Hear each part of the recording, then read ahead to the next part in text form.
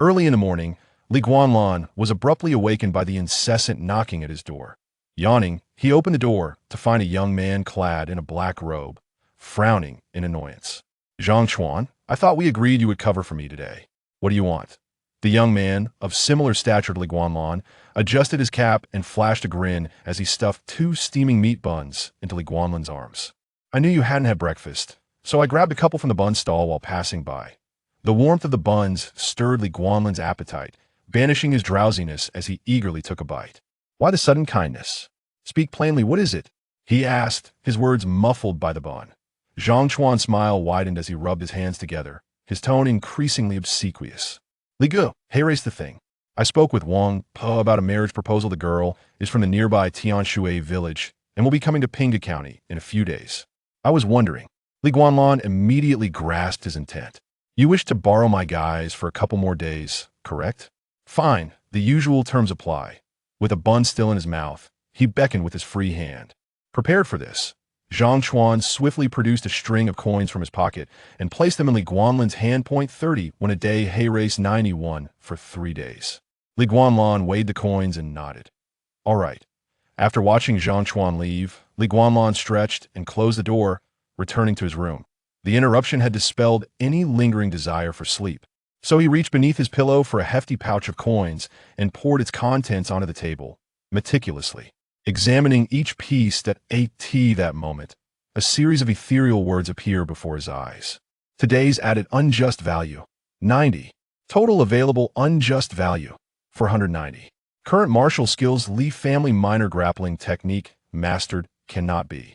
Enhanced. Lacking Moon, Qian Kuan Blade Novice, cannot be enhanced. Unjust value can enhance martial skills, improving their effectiveness. This 90 must be the rental fee for Zhang Chuan donning my black robe. Serving as a constable in Pinghu County, it is my duty to patrol the streets. That be while lending my clothing and identity to Zhang Chuan, I have profited unlawfully, acquiring unjust wealth. Thus, it seems the source of unjust value is indeed this ill-gotten gain. Having finally deciphered the meaning of the ethereal text, Guanlan let out a long sigh. "So the heavens bestowed this system upon me to cause chaos in the world? Please, I would be consumed by guilt." Since that fateful night 2 months prior, when Guanlan arrived in this world, he had been troubled by the apparition of these enigmatic words. The system provided no operational instructions, nor did it feature any artificial intelligence. All functions were left for him to explore and deduce. By today, he had finally grasped most of it. But why can't I enhance my skills? This was the sole mystery that remained. For those marked as non-enhanceable, please use justice value for enhancement. Current justice value, 0. Guanlan. Now he comprehended even this confusion. Rubbing his chin in contemplation, he decided it was time to venture out and test his newfound understanding. Isn't it merely about performing good deeds? How difficult can that be? Without delay, Guanlan rose, retrieving an old iron blade from the wall before stepping outside. He turned and knocked on the door of the neighboring house. Bang, bang, bang. "Grandma Chun, it's me, Guanlan."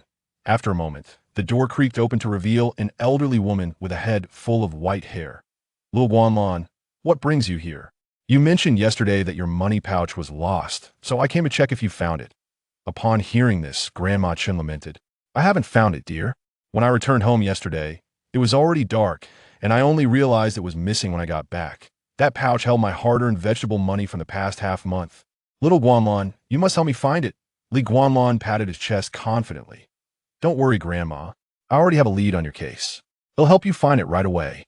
With that, he turned and made his way deeper into the alley. Grandma Chun watched his retreating figure, puzzled. This little rascal, what has gotten into him today? Alas, he's wasting his father's good reputation. As a minor constable in Pinghu County, Guanlan's reputation in Wuxing Alley was far from favorable. Relying on his position, he had often taken advantage of his neighbors, and anyone who sought his assistance knew that a little bribe was a prerequisite. He was known for being unscrupulous, demanding favors without hesitation. A reputation he had cultivated well. Recently, he had even introduced the rental of black robe scheme, brazenly profiting from his title, tarnishing the legacy of the late Constable Li Sangao. Yet, what could be done? Li Sangao was once the Iron Blade constable appointed by the late emperor, and as his son, Li Guanlan found that as long as the Iron Blade hung in his home, no one could touch his attire. Not even the county magistrate or the governor of Pinghu City would stir up trouble over trifles. Grandma Chen's murmurs reached Li Guanlan's ears, and he scoffed dismissively. While the Iron Blade served as a shield against death, it also shackled his identity, signifying that he would forever remain a constable. But what is the reward for being a constable?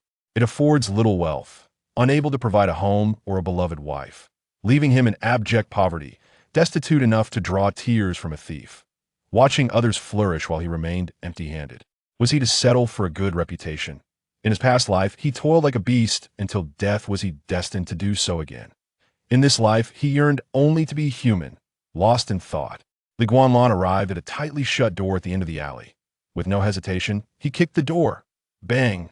The door swung open, and Li Guanlan strode in, calling out loudly, "Wang Er, come out here!" Soon, a bare-chested man emerged, yawning. "Who the hell, Li Gu? What brings you here?" Upon seeing Li Guanlan, Wang Er appeared somewhat uneasy. Li Guanlan approached, the iron blades sheath tapping against Wang Er's shoulder. "Hand over Grandma Chen's money pouch." Wang Er exclaimed in surprise, instinctively denying it.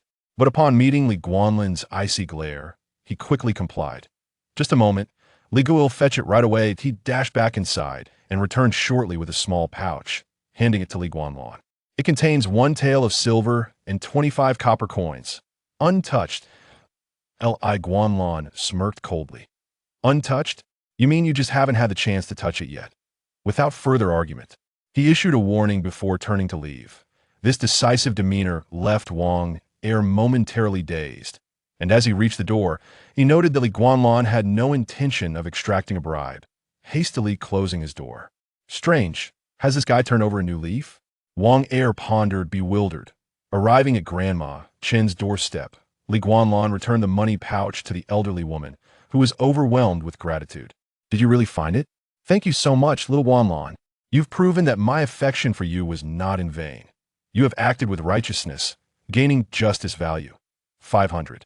Li Guanlan's eyes lit up, effective. Chapter 2. The peaceful place. After hastily accepting 2 bundles of vegetables from Granny Chen, Li Guanlan hurried back into his room. At that moment, he glanced at the ethereal text before him, which had indeed changed. Current martial arts, Li family minor grappling technique, mastered, can be enhanced. Lacking Moon and Universe Blade, novice, can be enhanced. You can enhance martial arts using justice points or unjust points. Obtaining corresponding improvements. Please select the martial art you wish to enhance. Confronted with the pop-up selection box, Li Guanlan fell into deep contemplation. According to the original memories of this body, both techniques were inherited from his father. The minor grappling technique was easy to learn and master, while the Lacking Moon and Universe Blade was considerably more challenging. The original owner had practiced martial arts since childhood, taking 20 years to master the minor grappling technique, while the Lacking Moon and Universe Blade was barely at the novice level. While his aptitude could not be deemed poor, it certainly did not approach that of a genius. Nevertheless, in the small town of Pinghu County, Li Guanlan ranked among the top 10, far superior to a few local ruffians. In street fights, the minor grappling technique was more suitable, while the Lacking Moon and Universe Blade required bloodshed upon drawing, making it impractical for ordinary neighborhood disputes. Yet, I still do not comprehend the true nature of this world. County scholar Liu claimed that the world was quite favorable, with the Wu-Tang dynasty ruling the 9 provinces and intimidating the realm, while surrounding small nations submitted in obedience. There had been no wars for many years, and the world was exceedingly peaceful. However, just the other day, I overheard a wandering storyteller recounting tales of impending chaos, mentioning frequent heinous and bizarre crimes, and how 3 celestial masters of the Wu-Tang's astronomical bureau died overnight. It remains unclear who speaks the truth and who does not. Nonetheless, the distinction between adept and master is subtle, while the transition from novice to mastery feels more intuitive and easier to gauge. I shall first attempt to enhance the blade technique. Having made up his mind, Li Guanlan gently closed his eyes, focusing his attention, ultimately choosing to enhance the Lacking Moon and Universe Blade. The storyteller's news unsettles you, making you acutely aware of the difficulty in maintaining peace. Thus you decide to devote yourself to practicing the blade. Accompanied by this voice, Li Guanlan uncontrollably seized the iron blade beside him, leaping into the courtyard to practice. The lacking moon and universe blade comprised 36 forms, requiring a single breath to complete the series. Guanlan, in a trance, executed the forms 5 times consecutively. First attempt. Your movements are clumsy, resembling a toddler taking its first steps, yet in your mind, you begin to grasp this blade technique. Justice points consumed, 100. Second attempt. Referencing your previous insights, you lower your speed, completing the forms slowly yet fluidly, gaining further understanding. Justice points consumed, 100. Fifth attempt. Your practice flows seamlessly, no longer awkward. You sense a subtle breakthrough within yourself. Justice points consumed, 100. Remaining justice points, 0. Lacking moon and universe blade, mastered. Sitting on the ground, drenched in sweat, Guanlan gazed at his slightly trembling arms. Recalling the different state of his body during practice, he could not help but smile broadly. Whether in familiarity with the iron blade or the newfound strength coursing through his arms after exertion, he felt a significant surge in power. He believed he could fell a cow with a single strike now. After washing his face and changing his clothes, he rehung the iron blade in its place, feeling refreshed.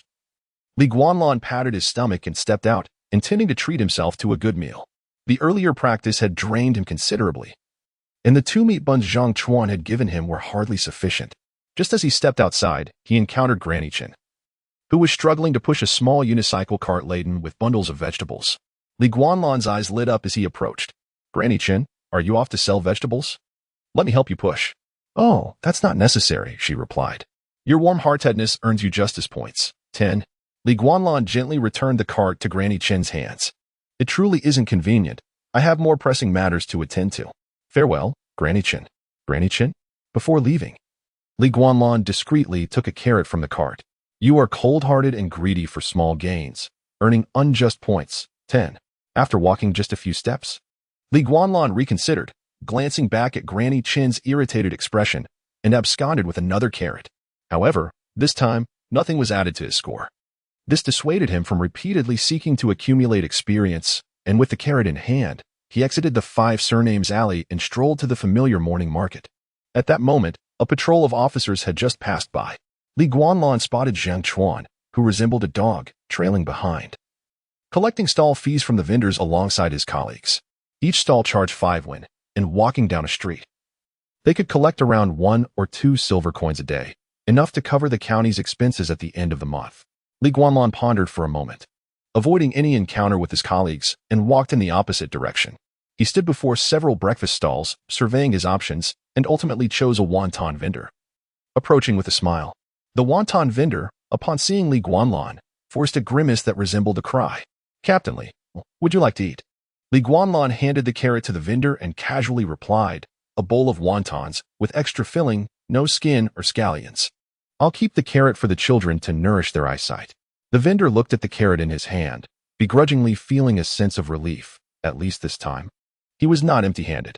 He set down a bowl of wontons with a dark expression, daring not to voice his displeasure. You engage in coercive practices and exploit the marketplace, earning unjust points, 50. Having yet to discover a use for unjust points, Guanlan found little interest in accumulating them. As he savored his wontons, he contemplated how to do something beneficial for the people of the county. Helping an elderly lady with her cart felt trivial. Guanlan believed it would merely squander his time. If he were to act, he must do something substantial. With this thought in mind, he casually inquired of the wonton vendor, Old Lu, I have a question. Are there any despicable scourges in Pinghu County that inspire hatred and resentment? Or perhaps someone who is unjustly treated? As the wonton vendor wrapped the wontons, he replied sarcastically, Does dining without paying count? Guanlan waved his hand dismissively. What kind of scourge is that? It would be fortunate if I didn't constantly nag you about your sanitation issues, or if someone didn't follow after eating wontons and come after you for medical expenses. The vendor, mid-rapping, suddenly trembled, realizing that there might indeed be some truth to Guanlan's words. Daring not to continue his previous jabs, he pondered seriously and said, Now that you mention it, I haven't noticed any significant scourges in our Pinghu County. However, I often hear tales from neighboring counties about bandits and serial killers causing chaos, making life unbearable. Truly, our county is well governed, Guanlan remarked, forcing a smile. The new county magistrate has yet to be in office for 10 days. And you're already praising him? The vendor replied hastily. I certainly was referring to the new magistrate, but rather the recently retired magistrate Ma. The vendor added with a sigh. Ah, he was a good official, recalling the magistrate's earlier threats to take him to the capital. Li Guanlan was about to tease a bit when a voice unexpectedly interrupted from a nearby table. Magistrate Ma was appointed to Beige City, cunningly imposing new taxes. Within days, he lost his head and was hung from the city wall. Such a man, and you dare call him a good official? Chapter 3. Is my family's iron blade a treasure? The unexpected remark startled both the wonton stall owner and Li Guanlan. In unison, they turned to the source of the voice, discovering a figure clad in rugged attire, a conical hat atop his head, and a feathered sword at his waist, exuding an air of travel-worn mystery. A stranger from afar. Li Guanlan promptly picked up his bowl and took a seat opposite him, adopting a friendly demeanor. Where do you hail from, my friend? I am Li Guanlan, a constable from Pinghu County. Shall we be friends? His curiosity about outsiders was piqued. Having spent over 2 months in this world, he had only encountered one itinerant storyteller a few days prior, making this the second foreigner he had met. In an era where transportation was arduous and information scarce, aside from government proclamations, the means for common people to acquire news were indeed limited. The broad-brimmed hat cast a shadow over much of the stranger's face, revealing only the upper half of his chin, obscuring his features. Friendship is unnecessary. If you seek information, payment will suffice. Li Guanlan chuckled. How can I trust your words? What if this is merely a deception? Wouldn't I be at a loss? The man laughed in return. Not disputing, but instead speaking slowly. Pinghu County has known peace for 45 years. During this time, there has been no murder or theft.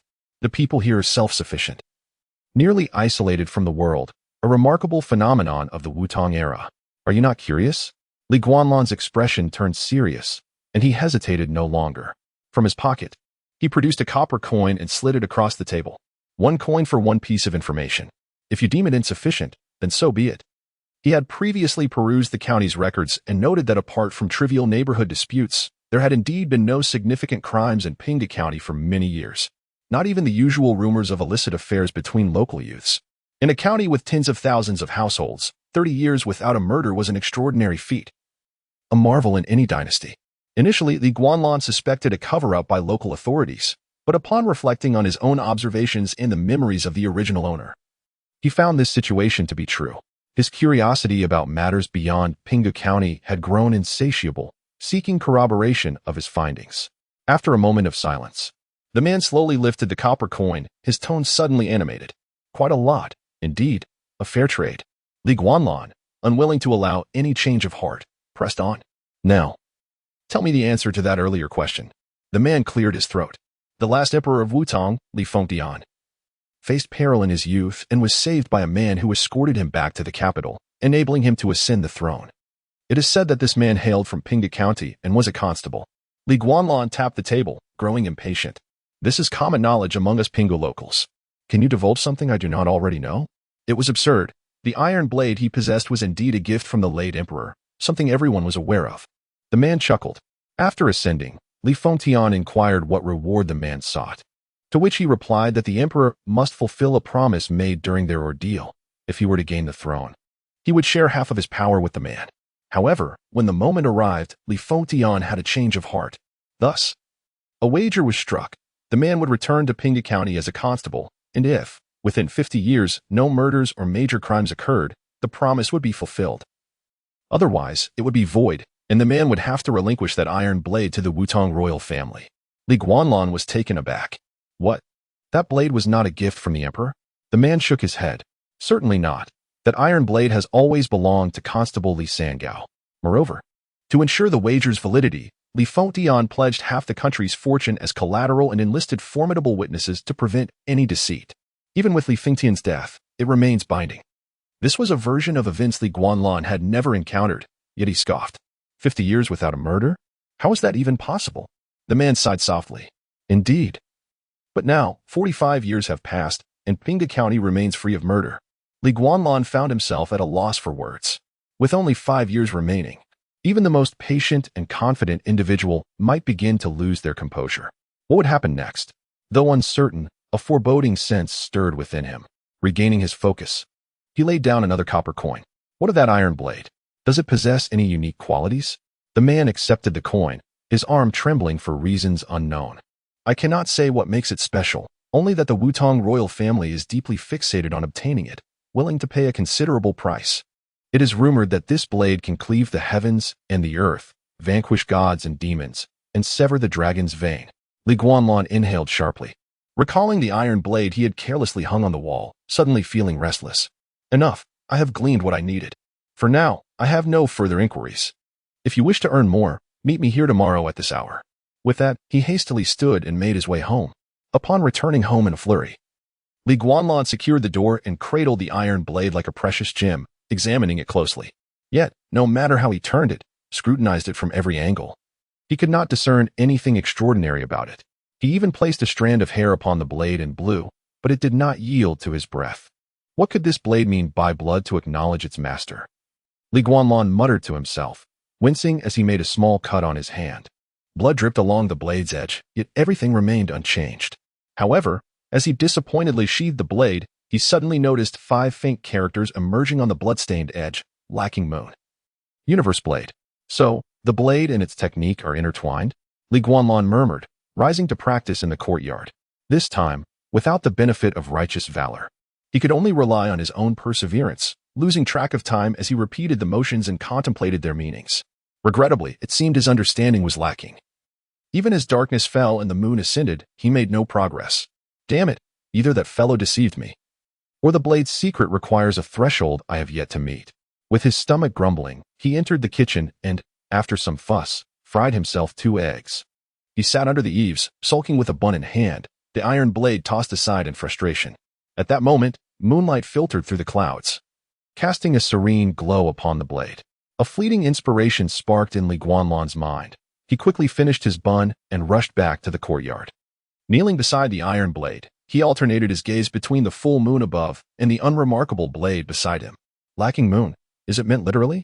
How can I restore the missing moon? After pondering, Li Guanlan devised a plan. He filled a basin with water and placed it in the courtyard, under the moonlight. The water reflected the moon's image. Carefully, he submerged the iron blade into the basin. In the next moment, his eyes widened in astonishment. The moon's reflection in the basin seemed to be drawn into a vortex, vanishing before his very eyes. Chapter 4. How many can you take on at once? The moon reflected in the water is not the moon in the sky, merely an echo of its brilliance. Even if shattered, it can be restored. Yet at this moment, Li Guanlan distinctly noticed that the moon's reflection in the basin had vanished, absorbed by the iron knife. He hastily drew the knife and peered into the water again, and the reflection reappeared. However, Li Guanlan had a subtle feeling that this reflection was different from the previous one. He placed the iron knife back into the water, and the same phenomenon occurred once more. The moon's reflection was absorbed by the knife. Frowning, Li Guanlan tirelessly repeated the process. He drew the iron knife, observed the reflection, then inserted the knife, watching it get absorbed. After an indeterminate number of repetitions, at a certain moment, Li Guanlan sensed a change in the iron knife he held. The entire blade began to emit a faint glow, and tiny luminescent characters appeared along its length. Moonlight induction technique. Without needing any reminder, Li Guanlan was certain that this was a foundational technique corresponding to the missing Moonqian Kuan knife. You have successfully mastered the moonlight induction technique. Moonlight induction technique. Current level. Basic understanding can be enhanced. Instinctively, Li Guanlan invested his only 10 points of justice value into it, but to his surprise, there was no reaction. He discovered, unexpectedly, that the moonlight induction technique had not become incapable of enhancement. Injustice value could also be applied to this technique. This was indeed a pleasant surprise. Tentatively, Li Guanlan decided to invest 100 points of injustice value into the moonlight induction technique. The next moment, a wave of dizziness enveloped him, and before he knew it, he collapsed onto the ground.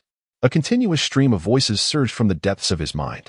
Upon learning of your father's gambling match with Li Fontian, you sense an impending storm and, an anxious unease, practice the moonlight induction technique.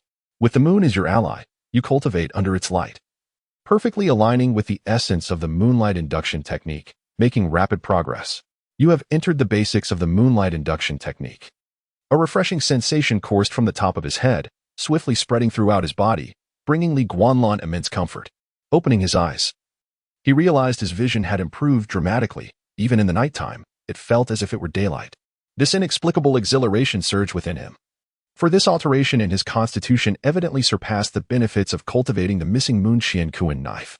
and this was merely the foundational stage of the technique. Rising. Li Guanlan silently assessed his body, finding that the moonlight induction technique, enhanced by injustice value, bore no adverse effects, allowing him to fully relax. It appeared that injustice value could serve a similar purpose as justice value beyond merely selecting martial arts techniques. Just as Li Guanlan intended to utilize his remaining injustice value to further enhance the moonlight induction technique, a voice suddenly echoed from the rooftop behind him. I never expected you to be the master of the iron knife. It seems your money will not be mine. Instinctively gripping the iron knife, Li Guanlan turned and looked up at his rooftop. Under the moonlight. Chapter 5, The Unknown Enemy. The air was thick with the scent of blood, yet Li Guanlan remained oblivious, gasping for breath as he gripped his blade tightly. Moments ago, he had faced a monumental trial of life and death and emerged victorious. The exhilaration of having survived ignited within him an overwhelming urge to laugh heartily. You have slain the fugitive illusion with the Yinling blade, earning justice points, 3,000. You have acquired a killing pill, which can restore vitality and replenish life force. A thumb-sized crimson pill materialized in the palm of Li Guanlan's hand as if by magic. Unable to contain his joy, he erupted into laughter. It was as if fate had delivered a pillow just as he was about to doze off, having squandered his unjust points. He was now rewarded with a substantial sum of justice points. This newfound assurance allowed him to relax, believing that there would be no unwelcome visitors that night. If there were, they should have appeared by now, with neither the energy nor the inclination to concern himself with the bodies in the courtyard. Li Guanlan returned to his room, collapsing onto his bed. Dead bodies, were they considered murder cases? Did they impact his father's wager with the Wu-Tang royal family? If they did, then he had lost. Yet, he reasoned, the individual was a fugitive, and as a constable, his actions were entirely justified under the laws of Wu-Tang. With these thoughts swirling in his fatigued mind, Li Guanlan stowed away the killing pill and succumbed to slumber. When he awoke, the sun was already high in the sky. After a habitual delay in bed, he suddenly recalled the bodies in the courtyard and hastily rose. However, upon stepping outside, he was rendered speechless. The courtyard was immaculate. Nothing remained. No bloodstains, no corpses, no signs of struggle. It was as if the events of the previous night had never transpired. Rubbing his eyes vigorously, Li Guanlan confirmed that he was not hallucinating. The body of the fugitive illusion had indeed vanished. A cold sweat instantly drenched his forehead. Clutching the iron blade, he stood frozen, devoid of relief, only a profound chill coursing through him.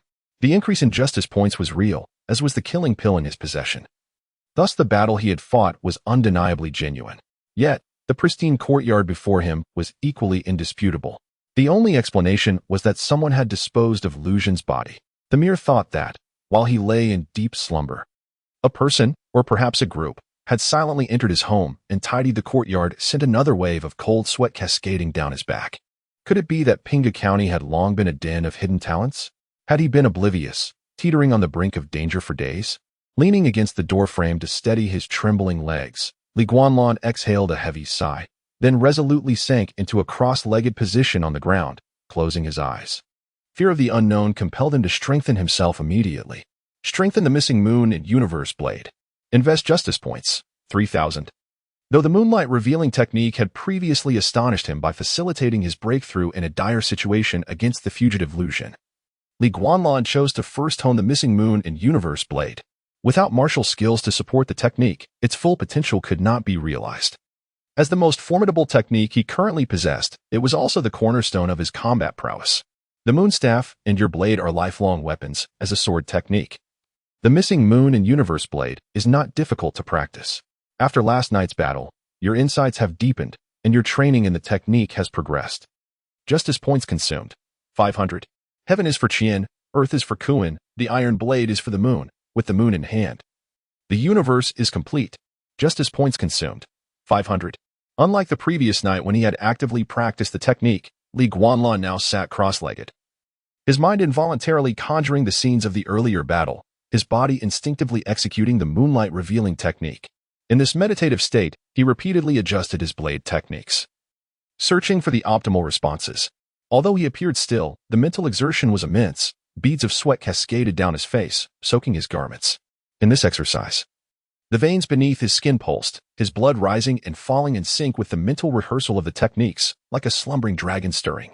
Prolonged practice has finally allowed your body to memorize all blade techniques. At this moment, you can execute moves without conscious thought. making the most accurate judgments in the blink of an eye. Justice points consumed, 1,000. The missing moon and universe blade has reached great accomplishment. You have hit a bottleneck. Justice points consumed, 100. You have hit a bottleneck.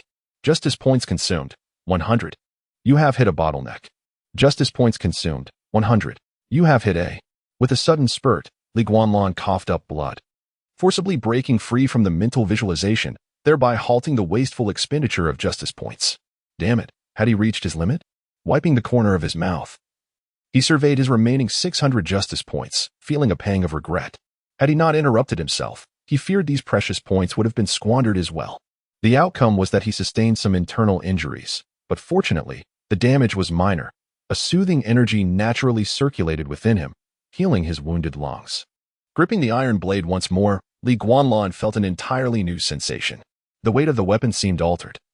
It no longer felt burdensome, but rather perfectly balanced in his grasp. It felt as if the blade was an extension of his arm, each movement fluid and unimpeded. This was the sensation brought forth by the mastery of the missing moon and universe blade, a testament to his enhanced synergy with the weapon. Without the need for validation, Guanlan knew he was stronger than the day before. Should he face Lucian again, he was confident he could determine the victor within 10 moves. The strength he had cultivated fostered a burgeoning confidence, significantly diminishing his trepidation of the unknown. Moreover, upon regaining his composure, Guanlan formed a new hypothesis. The individual who had tidied the battlefield must have been a friend, not a foe. Muttering softly to himself, he brandished his blade and stepped outside once more, making his way to the morning market. As he reached the alley's mouth, he encountered Grandma Chen. Returning from her vegetable shopping, Guanlan instantly brightened, greeting her with a smile. "Grandma Chen, business seems good today." Grandma Chen regarded him warily. "What do you want?" "I'm not afraid of you." "Come now, I'm no villain. Why would you fear me?" Guanlan replied, stepping closer with a feigned air of innocence. "I merely wanted to inquire about your coin purse. Is it well?" Grandma Chen paused, puzzled. "What do you mean? If you've lost your coin purse, I can help you look for it." Guanlan patted his chest, exuding warmth. "No need for that, Grandma. I assure you, it has been lost." With that, Grandma Chen shook her head. "It's not lost. It's safe today." After saying this, she hurriedly pushed her unicycle away. Watching her retreating figure, Guanlan scratched his nose and turned back, delving deeper into the alley. Chapter 6. The Enchantress once again. It was the same room at the end of the alley, and the same scene as yesterday. Guanlan stood at the doorway, clutching a knife, staring wide-eyed at Wang Er, who hurriedly emerged from the room, hastily dressing. Ultimately, it was Wang Er who faltered first. "Ligu, what trouble do you want from me today?" A bit awkwardly scratching his head, Guanlan replied, "Nothing much. Just wanted to ask if you've been up to any mischief again." "Wang Er?" Before Wang Er could deny it, Guanlan smiled and explained, "Don't be alarmed. I harbor no ill intentions. I simply wish to discuss something with you." "What is it?" Wang Er asked, his guard raised, as he noticed that Guanlan's gaze towards him was akin to the way he looked at the chives planted by Granny Chun. Guanlan continued, "From now on, if you engage in any deceitful acts, just let me know. I'll come to your aid and restore justice. Then I'll even pay you." Wang Er was momentarily bewildered, staring at Guanlan with confusion. "I don't understand." Guanlan clicked his tongue. "For instance, if you were to sneak into Granny Chin's yard this afternoon and steal her 2 hens, I would retrieve them for her tomorrow morning. And then I'd give you 5 copper coins. How does that sound?" Upon hearing this, Wang Er burst into laughter. "So you want to play the good guy while I commit the wrongdoings? Ligu, do you think I'm a fool?" Guanlan chuckled. "Or else, shall I catch you red-handed someday and throw you into the county jail for a taste of prison life?" Lazily bearing the iron knife, he sauntered up to Wang Er, grabbing the latter by the collar and slowly stating, "The laws of the Tang dynasty emphasize a system of escalating penalties. Given your character, you would likely find yourself at the market's chopping block within a year." Wang Er was notorious in 5 Surnames Alley for being a rogue and an ne'er-do-well, indulging in petty thefts and mischief. Whether it was picking someone's pocket today or flirting with a young woman at the market tomorrow, he consistently skirted the line of legality. While the citizens of Pinghu County might not express outright hatred for him, he was certainly a figure of disdain. However, due to Wang Er's uncle, Wang Jun, who served as the county scribe, he always managed to evade severe punishment. The only person who truly instilled fear in Wang Er was Guanlan, whose reputation as an imperial constable made him a figure to be reckoned with. Guanlan with his imperial knife, was known to strike down corrupt officials and unscrupulous citizens alike, leaving a trail of trepidation in his wake. Moreover, he was not exactly a paragon of virtue himself. His reputation was marred by a penchant for misconduct, such as dining and dashing, accepting bribes, and frequenting brothels. To an ordinary citizen, his actions might seem trivial, but as a government official, particularly one bestowed with the emperor's commission and a family legacy, his reputation could only be described as abominable in the eyes of the common folk of Pinghu County. He was unworthy of his official garb and the iron knife he wielded. Yet, despite his contempt for Guanlan, Wang Er found himself intimidated by his words and forced a smile. "Li Gu, please don't be angry. I was just joking before. I am more than willing to assist you in any way. Rest assured, while I may not boast many talents when it comes to petty thievery, I am second to none in Pinghu County." As he spoke, there was an unmistakable pride in his voice, as if he took honor in his misdeeds. Guanlan nodded in satisfaction. "Then it is settled. But let me make it clear that while I will overlook minor offenses, if you dare commit serious crimes, I shall not spare you. You must understand the boundaries of this arrangement." Wang Er felt overwhelmed. Why does Guanlan sound just like my uncle, full of official jargon? What does it mean to understand the boundaries?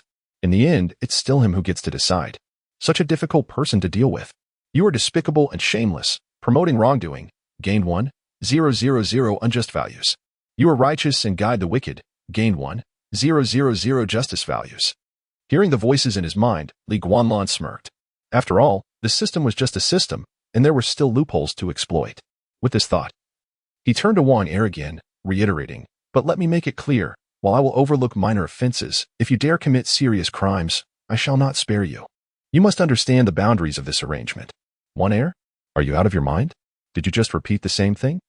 Seeing Guanlan's unwavering gaze, Wang Er could only nod along. "Understood, Li Gu, you can count on me. I know what I'm doing."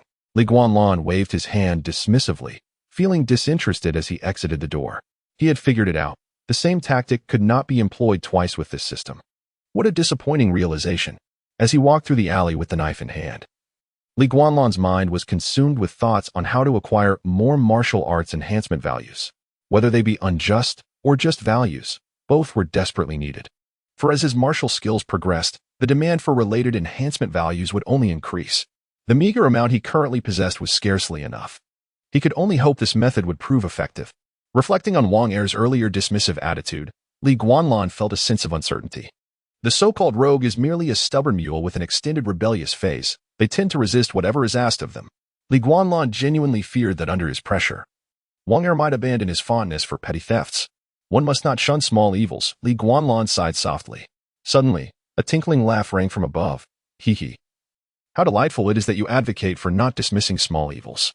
A young master like you, inciting others to mischief, is truly amusing." Guanlan looked up to see a figure draped in emerald descending gracefully before him.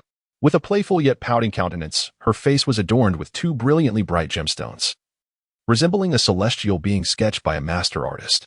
Yet, the red jade skull hairpin nestled within her flowing hair added a touch of sinister allure to her ethereal beauty. Just a glance at the skull pin made Guanlan feel dizzy, and he instinctively stepped back to regain his composure. Gripping the iron knife tightly, he cautiously regarded the suddenly appearing young woman and inquired, "Who are you, miss? Are you not aware that in Pinghu County, one cannot casually leap from rooftops?" Her gemstone-like eyes boldly met Guanlan's gaze as she pointed at her chin with delicate fingers, tilting her head slightly. "Oh? Is there such a peculiar rule here? Are you not speaking nonsense?" Guanlan grinned. "I am a constable of this county. My rules are indeed rules. Young lady, do you realize you have broken the law? Considering this is your first offense, a fine of 5 taels of silver shall suffice. You maliciously extort, engaging in improper conduct. Gained 1,000 unjust values." Chapter 7. Everyone comes for you unsurprisingly. Guanlan observed a hint of surprise on the woman's face. However, she soon covered her mouth and erupted into a fit of giggles, exclaiming, "So it is the esteemed constable in person. This humble girl, Yu Shaowan, has been rather rude, and I shall accept my punishment." As she spoke, her delicate, jade-like hand reached out toward Guanlan, and between her fingers, she had discreetly pinched 2 pieces of broken silver. "But I only have 2 taels of silver here. Might the esteemed constable show some leniency? If not, I shall have to seek other means." Guanlan, with no hesitation, accepted the silver and tucked it into her bosom without a shred of remorse, smiling as she declared, "Ignorance is no crime. It is understandable that Ms. Xiaowan, being new to this place, is unaware of some customs. Let this matter rest for now.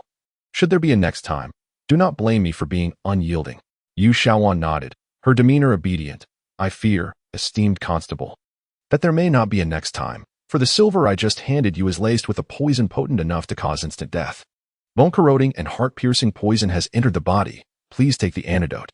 Damn it, it seems that beautiful women are not so easily taken advantage of. Li Guolan retreated several steps, hastily retrieving the antidote she had received the night prior and tossing it into her mouth while drawing her iron blade, charging at Yu Xiaowan. You wicked enchantress, daring to harm me. You seek death. You despicable constable, taking advantage of me. You deserve to die. The two figures abruptly clashed in the narrow alley. Having just mastered her skills with the moonlit sky blade, Li Guolan was eager to test her prowess, and now that she was ambushed, she struck without restraint. Each swing of her iron blade grazed the edges of Yu Xiaowan's garments, leaving her in peril, for one misstep could lead to her demise. Initially, Yu Xiaowan managed to evade with grace, but as the fight wore on, perspiration began to bead on her forehead, and the pressure mounted. At last, when Li Guolan aimed a decisive strike at Yu Xiaowan's head, she was compelled to draw a peculiar red jade skull hairpin to block the blow. In a fluster, Yu Xiaowan exclaimed, Enough, enough. I can give you the antidote. Is that not sufficient? How could you forget my kindness last night in helping you clean up the body? Li Guolan halted her attack abruptly, staring at Yu Xiaowan, her voice hoarse. You were the one who cleaned up Lu Xun's body? Yu Xiaowan replied hastily. Who else could it be? You cleaved him in two, leaving blood splattered everywhere. If I hadn't helped, the stench would have wafted 10 miles away. Now, sheath your weapon. Seeing Yu Xiaowan's earnestness, Li Guolan finally sheathed her blade, albeit still harboring doubts. You seem so delicate. How could you manage such a gruesome task? Yu Xiaowan, adjusting her attire, retorted with annoyance, Do you think I desired this? Had it not been for my master's command, I would never have come to this place. With that, she tossed a small porcelain vial to Li Guolan. You have received the antidote to the bone-corroding and heart-piercing poison. Consuming it will dispel the toxin. Though she had already taken the antidote, Li Guolan wasted no time in uncorking the vial and pouring its contents into her mouth. It was sweet, akin to a sugar pill. The bone-corroding and heart-piercing poison has been dispelled. The effects of the antidote have transformed, granting you 10 years of enhanced cultivation. Your cultivation of the Moonlight Dew technique has advanced, achieving a breakthrough. Your Moonlight Dew technique has made some progress. Licking her lips, Li Guolan's demeanor softened. May I inquire? Fair maiden, to which sect do you belong? What is its rank in the world?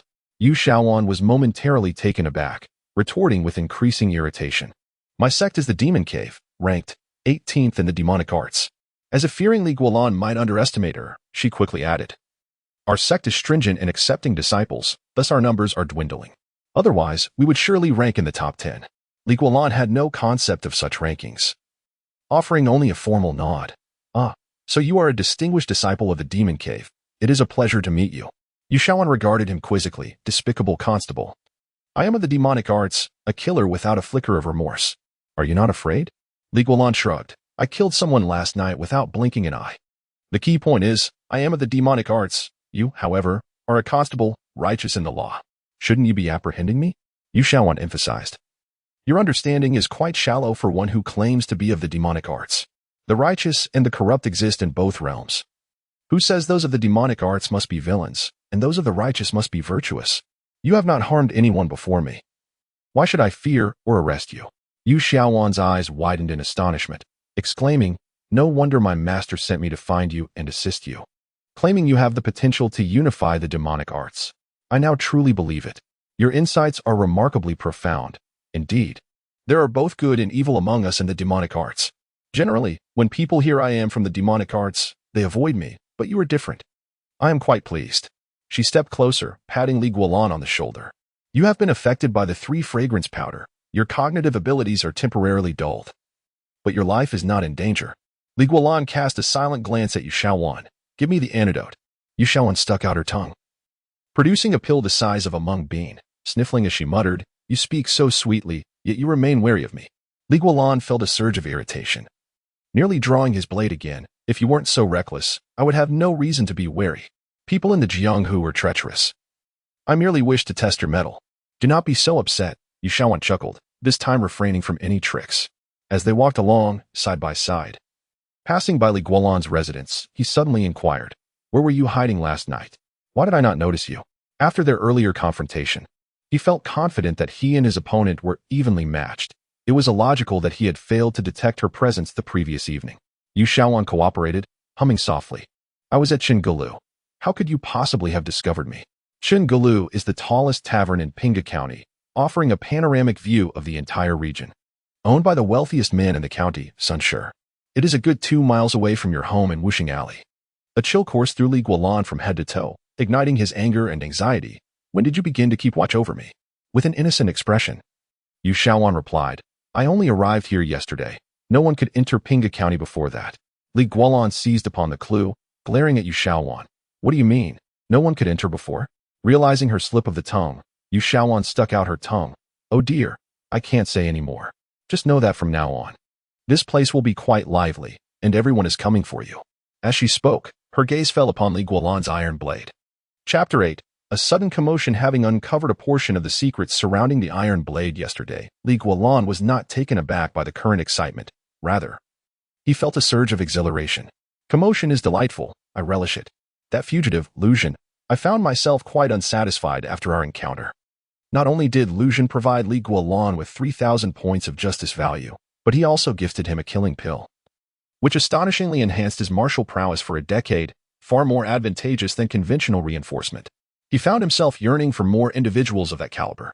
Li Guanlan was genuinely curious about how much reinforcement value he would require to elevate both the Missing Moon Universe Blade and the Leaf family's minor capture technique to their utmost limits. He pondered just how formidable he might become at that pinnacle. With these thoughts swirling in his mind, he could not restrain his curiosity and inquired of Yu Shaowan. Pray tell, how do those of your martial world categorize strength? Where do I stand among the masters? Second rate? Third rate? Yu Shaowan's expression soured at once. She had nearly lost to this insufferable fellow. What do you mean by that? Do you imply that I am not even as capable as a second or third-rate practitioner? Li Guanlan chuckled nervously. No need to be upset. I am merely seeking to ascertain my own level of prowess, sincerely. Yu Shaowan huffed dismissively. You are already counted among the formidable first-rate masters. In the vast landscape of the Wu-Tang martial world, only those renowned super first-rate masters and innate grandmasters could hope to best you. The key point is, they are all quite aged. And you are still so young. Your future holds immense potential. Li Guanlan could not help but marvel silently. The attainment of the Missing Moon Universe Blade alone already marked him as a first-rate master. If he were to advance further, would he not ascend to the super first-rate echelon? This blade technique seemed intricate, yet he found it surprisingly manageable, unlike the Leaf family's minor capture technique, which felt more cumbersome during reinforcement. Contemplating this, he casually asked, What do you think of my swordsmanship? Yu Shaowan rolled her eyes dramatically. The Missing Moon Universe Blade has dominated the Wu-Tang martial arts scene for half a century. Are you truly oblivious, or feigning ignorance? Is there any need to boast? Li Guanlan, twirling the blade, replied innocently, So, all of you have gathered here solely for this blade and its technique? Such a glitch in the world of martial arts. Yu Shaowan slightly slowed her pace, surveying Li Guanlan from behind with a pout. Do you not know? Recently, the entire martial world has been abuzz with rumors that whoever masters the Missing Moon Universe Blade will seize half of Wu-Tang. Who could resist such an allure? From what I gather, not only are we from the demonic path mobilizing, but the righteous factions are equally reluctant to be outdone. Additionally, numerous other mysterious forces have arrived.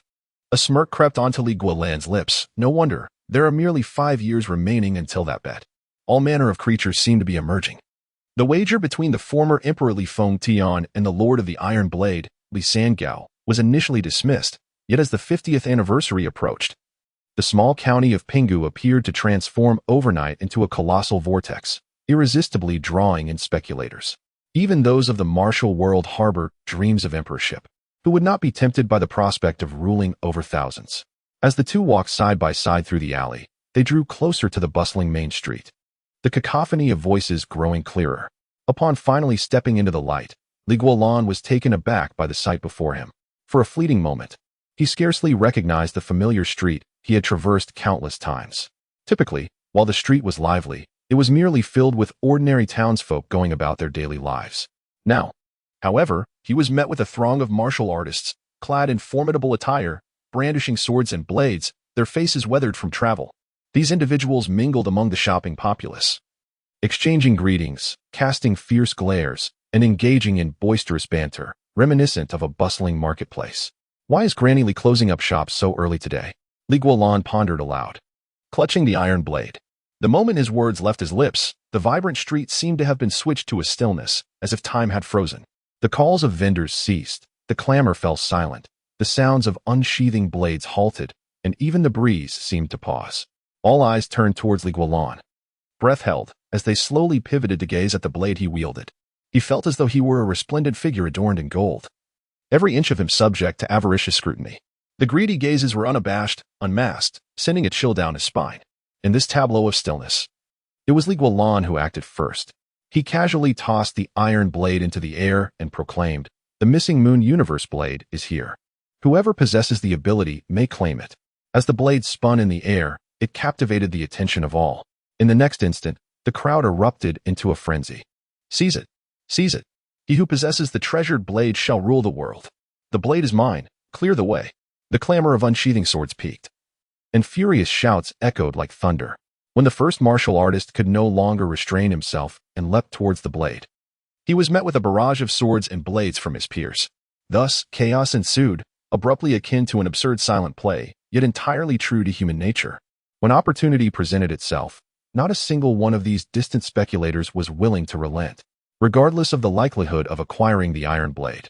They rushed to seize it without hesitation. To act was to embrace a chance. To remain passive was to guarantee failure. Kill Zhang Pa, who has taken the iron blade. Eliminate him. The Sword Mountain Manor. Heed my command. Form the sword formation. Members of the Hidden Tiger Hall, advance. Disciples of the Qing Song sect, gather and assist the sect leader in claiming the blade. Everyone, calm down. Do not fall prey to the schemes of the wicked. He wishes for us to turn on one another. Get lost. Stop obstructing my path. The street was filled with a cacophony of voices as limbs and blood flew, transforming what had been an atmosphere of lively excitement into one shrouded in death and brutality. Li Guanlan and Yu Shaowan stood at the mouth of the alley, observing the scene unfold. His calm demeanor and composed reaction sent a chill through Yu Shaowan's core. This was truly an instance of using a blade to orchestrate murder. Though Li Guanlan had not lifted a finger, nearly 30 individuals had perished in the scramble for the blade, and the toll continued to rise rapidly. Finally, Yu Shaowan snapped back to reality and could not restrain her question. "You just threw the blade away like that. Are you not afraid of losing it?" Li Guanlan chuckled. "If it is lost, then so be it. I shall simply reclaim it afterward. With so many insignificant players in the mix, let them battle it out while I tidy up the aftermath." You wicked heart, inciting chaos, gained Unjust V Chapter 9, The Martial World. Merely the underworld as a person steeped in various martial arts novels and cinematic interpretations, Li Guanlan harbored little fondness for the denizens of the martial world. They were a group existing beyond the laws of the dynasty, unproductive, illogical, and hypocritical in their actions, reveling in vengeance and personal grievances.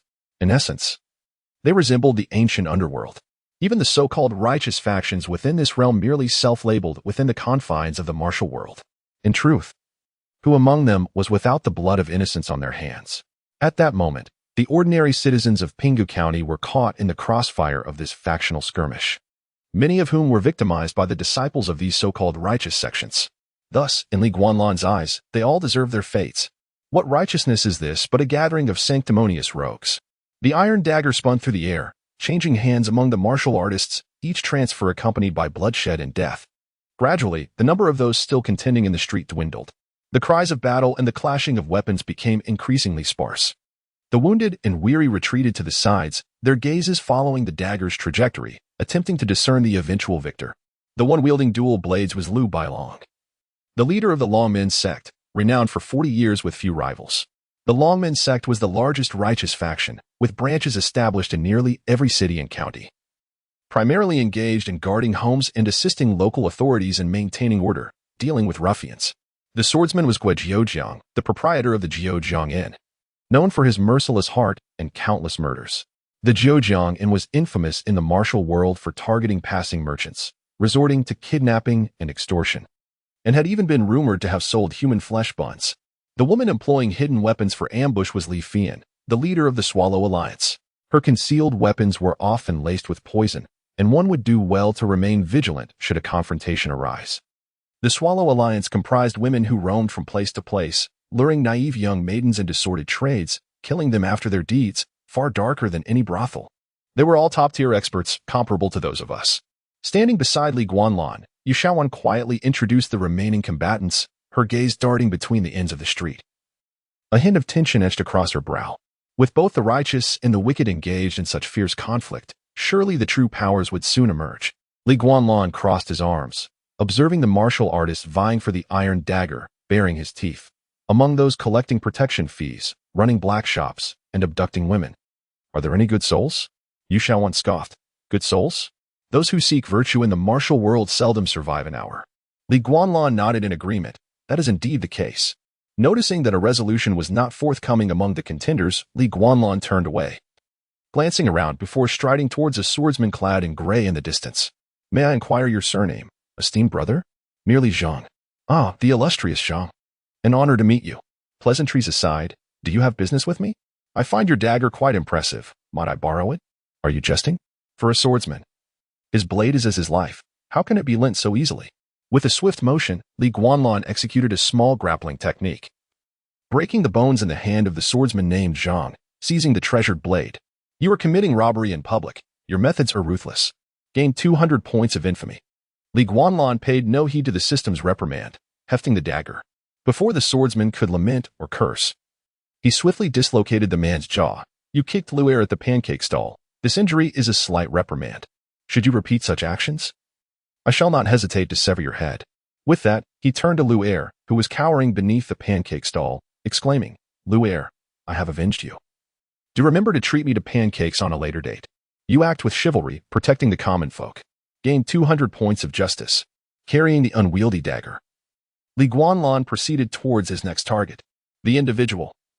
Having lost in Chapter 10, still lacking experience, this was Li Guanlan's first encounter with a martial arts manual that was divided into front and back volumes, hinting at the unusual nature of the Falling Blossoms sword manual. Moreover, the mere mastery of this sword technique cost him 1,000 unjust value points, nearly matching the expenditure for cultivating the Moonlight Dew drinking technique.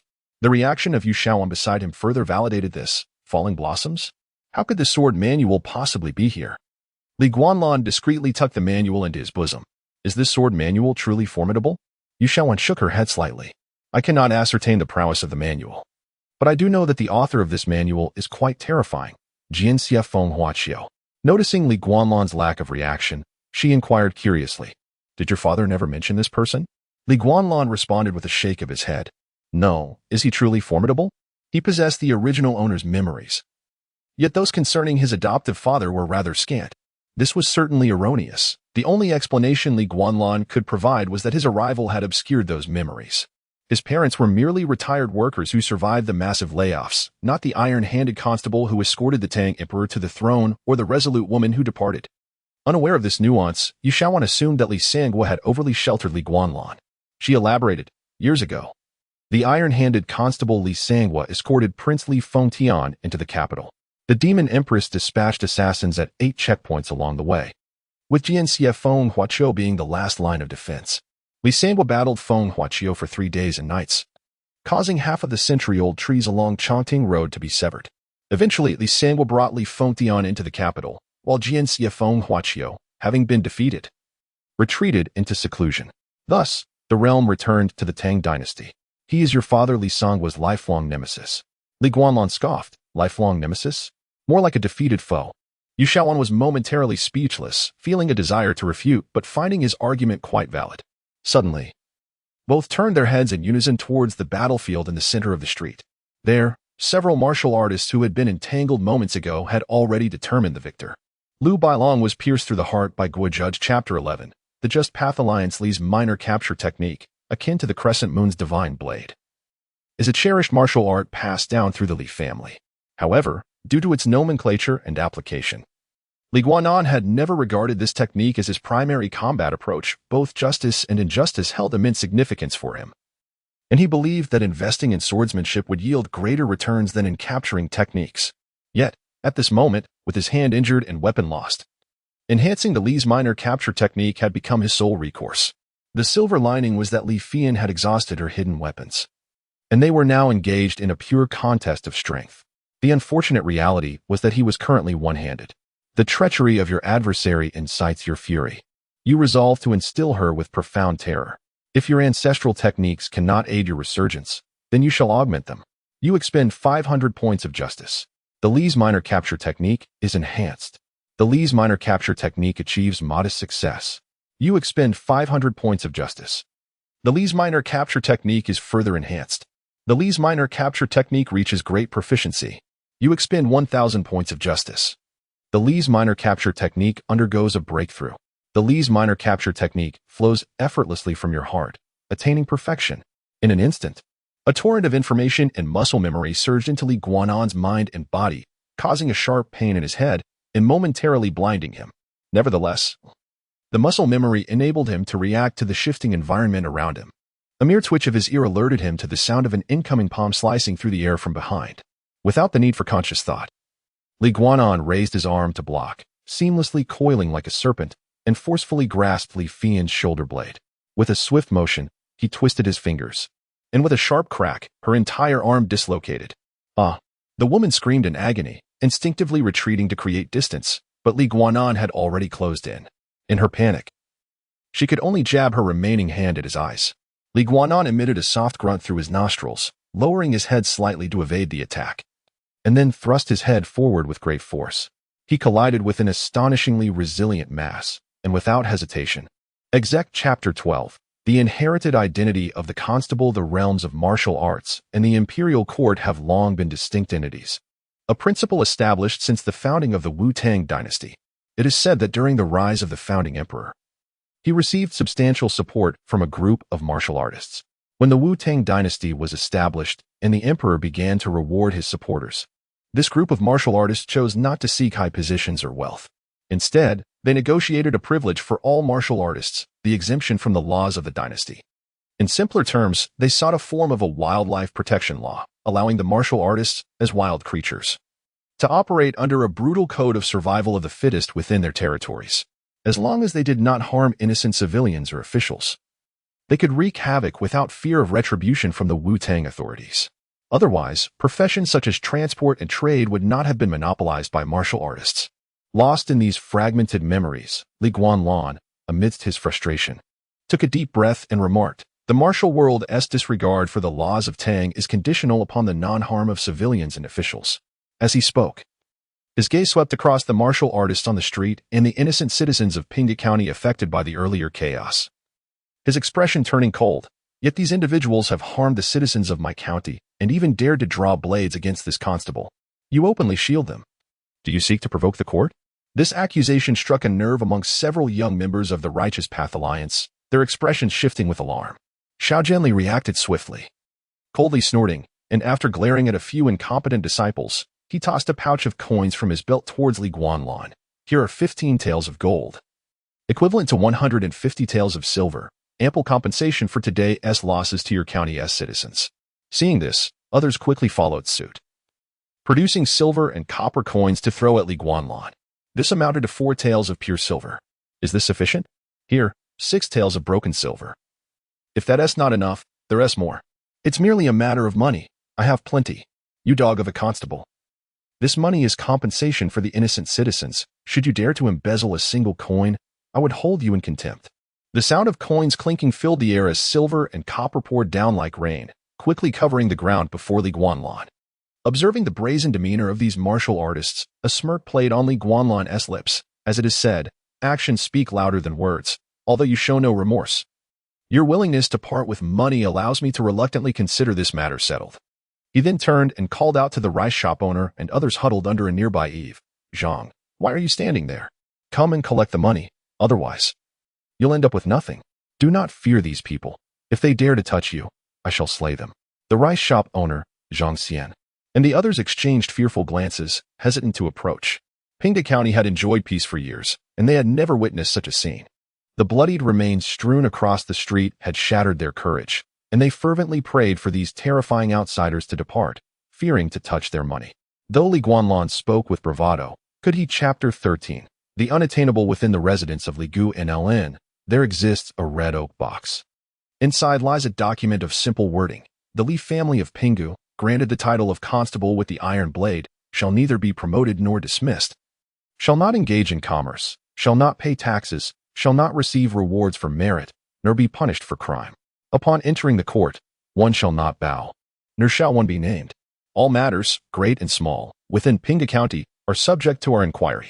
This right, this position, this title, is hereditary and irreplaceable. This document bears the emperor's own hand from the previous reign of the Martial Tang, where loyalty and filial piety governed the realm, bestowing upon it supreme authority. Although the Dragon Tiger Inspection Division is a special institution akin to the Astral Monitoring Agency, capable of curbing the martial world and maintaining official decorum, they find themselves powerless against a hereditary constable wielding an iron blade.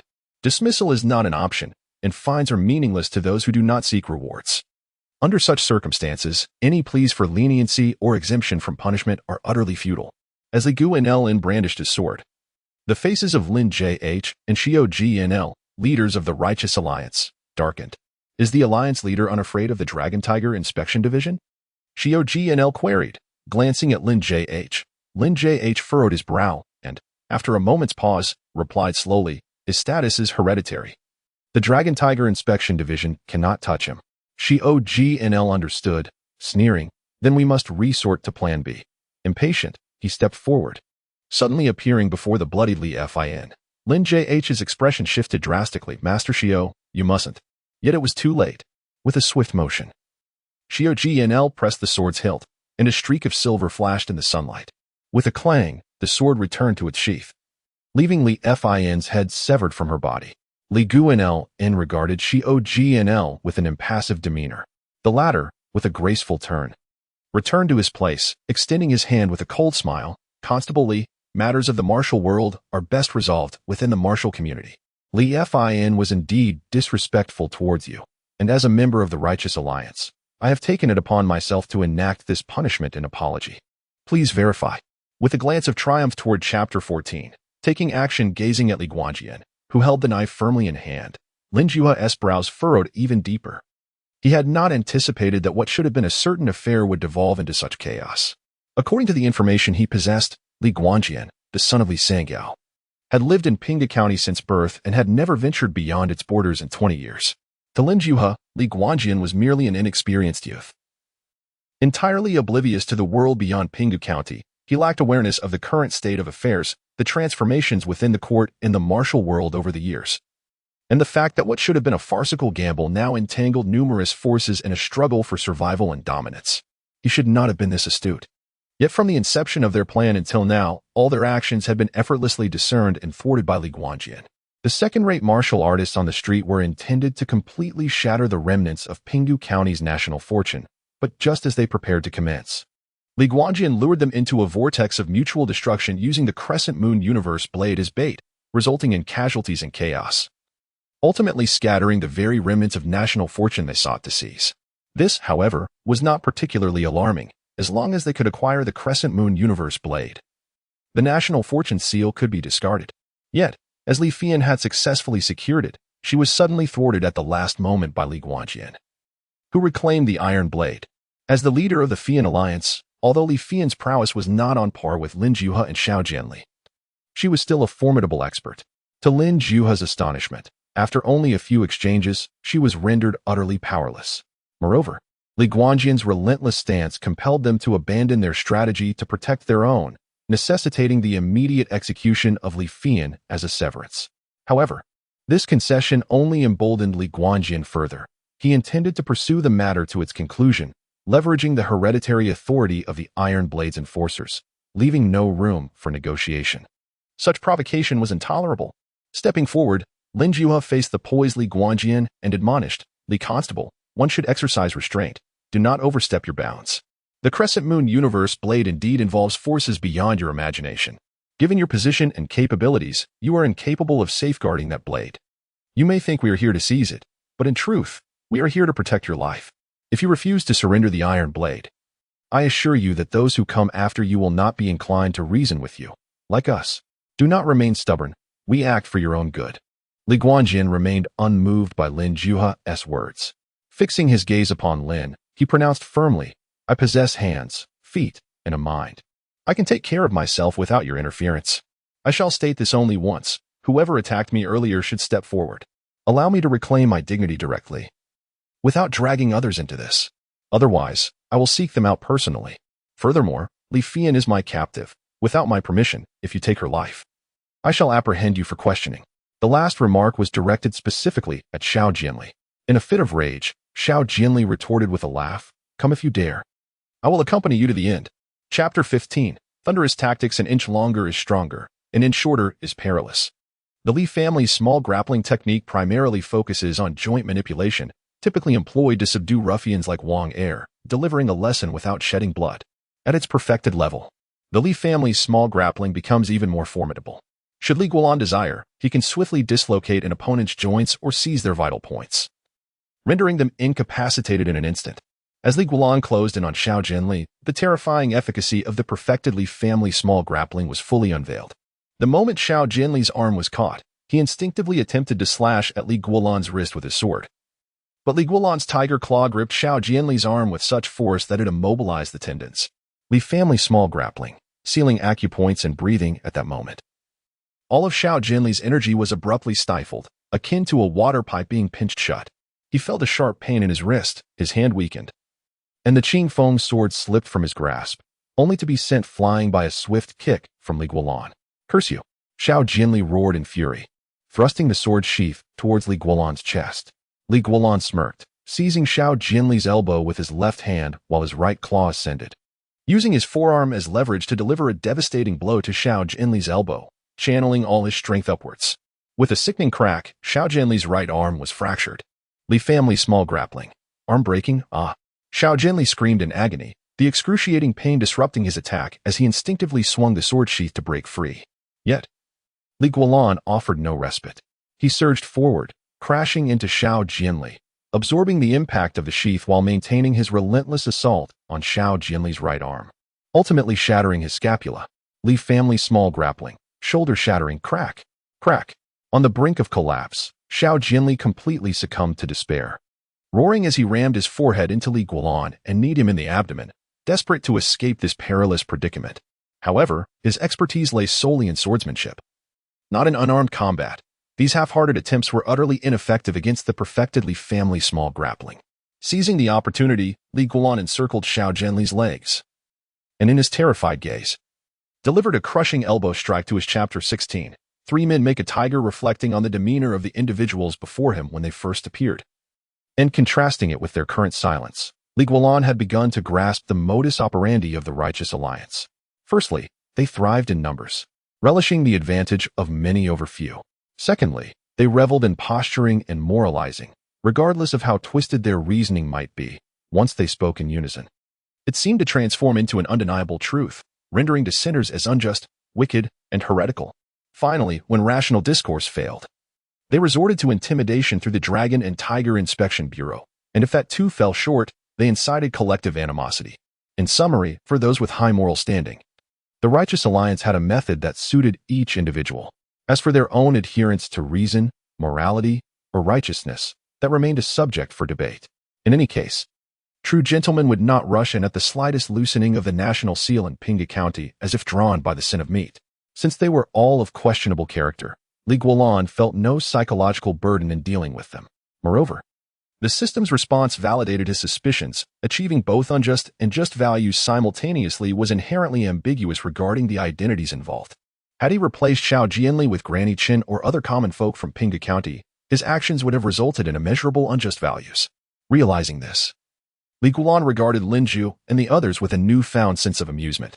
In the slightly anxious gaze of Linju, Li Guanlan grinned. "I've already stated that the Dragon and Tiger Inspection Bureau cannot govern me. If you doubt it, feel free to test it. Furthermore, what is Li Jian Hall but a collection of wretched individuals? The Hall Master exhibits such disgraceful behavior. What does it matter if I stand against them? As for your Righteous Alliance," he swept his gaze across the assembly, his tone dripping with unprecedented disdain. "If you are dissatisfied, feel free to confront me. I offer you this opportunity." Upon hearing these words, even before Lin Ju could respond, a member of the Righteous Alliance unsheathed his sword with a clang and shouted, "Everyone! This man has injured Hall Master Xiao and has spoken disrespectfully to our leader. He clearly disregards the Righteous Alliance. Let us unite and teach him a lesson." His proclamation ignited a chorus of agreement. Indeed, his arrogance must be addressed. How dare he belittle our Righteous Alliance? The crowd rallied. Let us avenge Hall Master Xiao. Since the Dragon and Tiger Inspection Bureau cannot contain him, we need not fear for his life. Let us eliminate him. This villain is ruthless and merciless. He is not representative of our righteous conduct. To let him live is to endanger the people. They declared, in the hands of such a man, the moon-cleaving blade becomes a calamity for the world. He must be slain to preserve the blade's integrity. In the fervor of the crowd, their words grew increasingly outrageous, painting Li Guanlan as a heinous criminal while portraying themselves as noble heroes. Yet, upon closer inspection, their arguments were utterly nonsensical. Nevertheless, as their collective mindset solidified, a palpable aura of malice enveloped them, directing an overwhelming hostility towards Li Guanlan. In that moment, he felt as though he were the target of 1,000 arrows. This sensation stirred within him a desire to retreat, fostering self-doubt and an inclination to flee. Not far away, Yu Shaoan witnessed the slander from the Righteous Alliance and observed Li Guanlan's pale visage. She instantly realized the gravity of the situation and shouted urgently, Li Guanlan, be cautious. They are gaining momentum. Stop them immediately. Otherwise, you will surely perish today. Simultaneously, an urgent voice echoed in Li Guanlan's mind. You have become the target of public scorn, branded as a heretic, deducting 4,000 justice points. Please rectify your attitude, calm your mind, and avoid self-doubt. Li Guanlan snapped back to reality. As he listened to the outcries around him, he felt a haunting familiarity, reminiscent of his past life when he was mercilessly attacked online for a misunderstanding. The deluge of slander would label him, a mark that could never be erased. Even in death, he would find no vindication. A surge of fury erupted from the depth. Chapter 17. The arrival of the county magistrate. You have slain an instigator, ensuring a decade of peace for the martial world, and have received 1,000 points of justice, along with a martial fortune pill. The increase in justice points did little to uplift Li Guanlan's spirits, for he had recently suffered an inexplicable loss of 4,000 points due to the slander of these individuals. Thus, this meager compensation felt like a bitter defeat. However, the emergence of the martial fortune pill did slightly divert Li Guanlan's attention. One such pill could elevate any martial skill to its pinnacle, an effect surpassing even that of the life-taking pill. Even a novice in the martial realm could, upon consuming the martial fortune pill, leap to the status of a first-rate master. In comparison, the North Sea divine skill paled in insignificance. An instigator is likely one who stirs discord in similar situations, inciting conflict and reveling in chaos.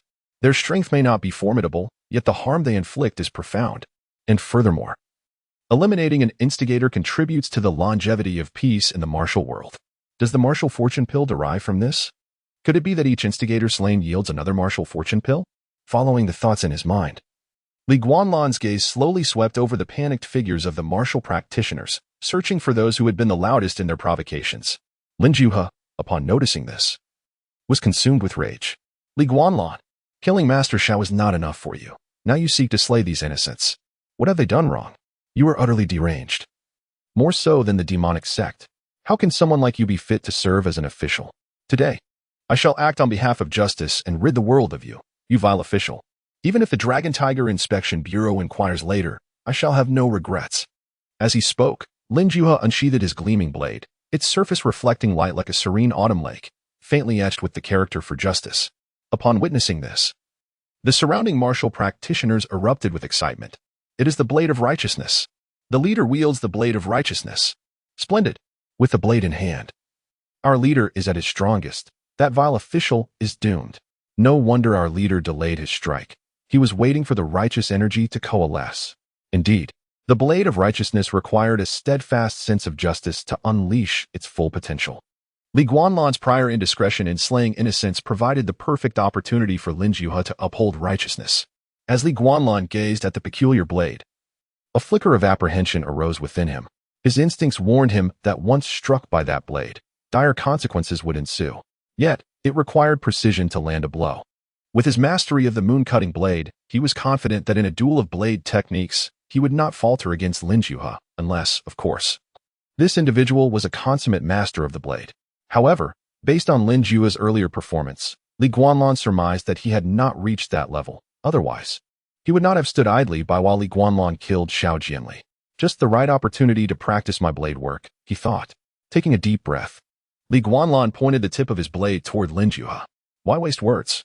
You martial practitioners value the strength of the fist, do you not? If you can defeat me today, you may dispose of me as you wish. But if you lack the confidence, take your people and leave Pinghu County at once. Do not linger here and be an eyesore. With a scoff, Lin Juha ceased his chatter, charging towards Li Guanlan. The distance between them closed rapidly.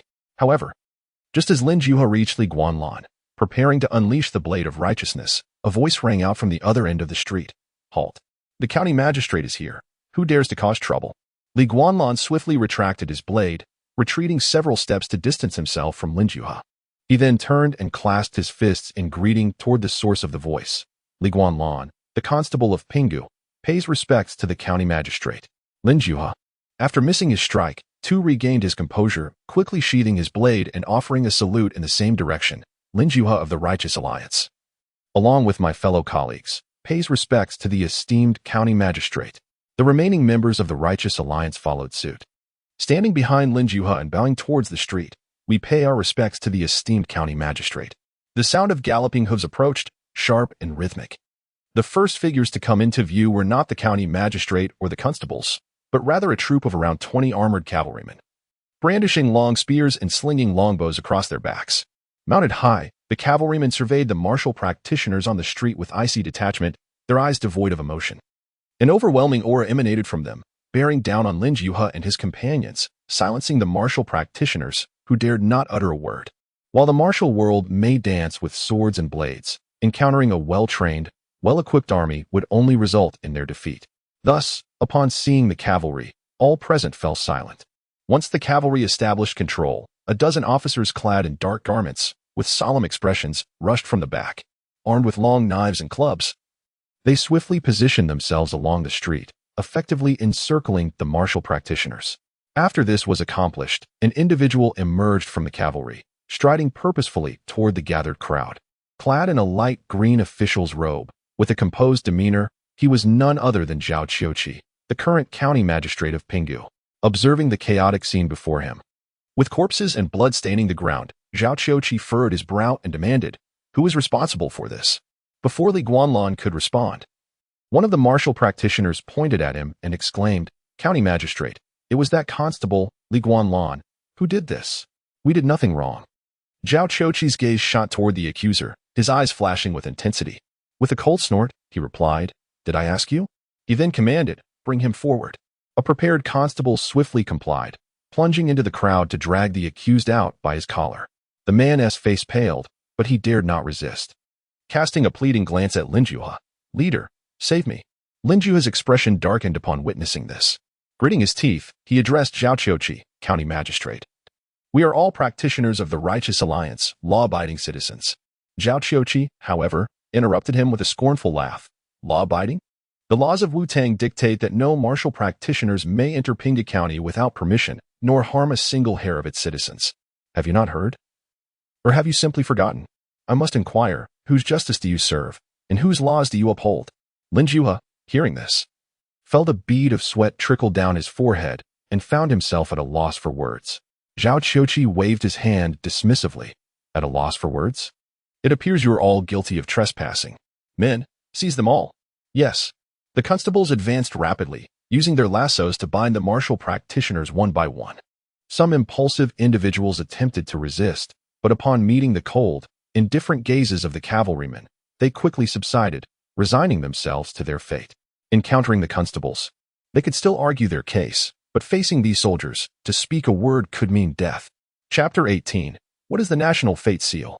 A group of 30 to 40 individuals, under the watchful eyes of several constables, were sequentially escorted to the county prison. Even Lin Ju and his companions were not spared from this fate. Despite his continuous claims of being the leader of the Righteous Alliance and deserving of special treatment, he ultimately gained nothing amidst the stern gaze of the Iron Cavalry. At this point, no martial artist dared to voice complaints about unfair treatment from corrupt officials. They all acquiesced, behaving as meekly as quails.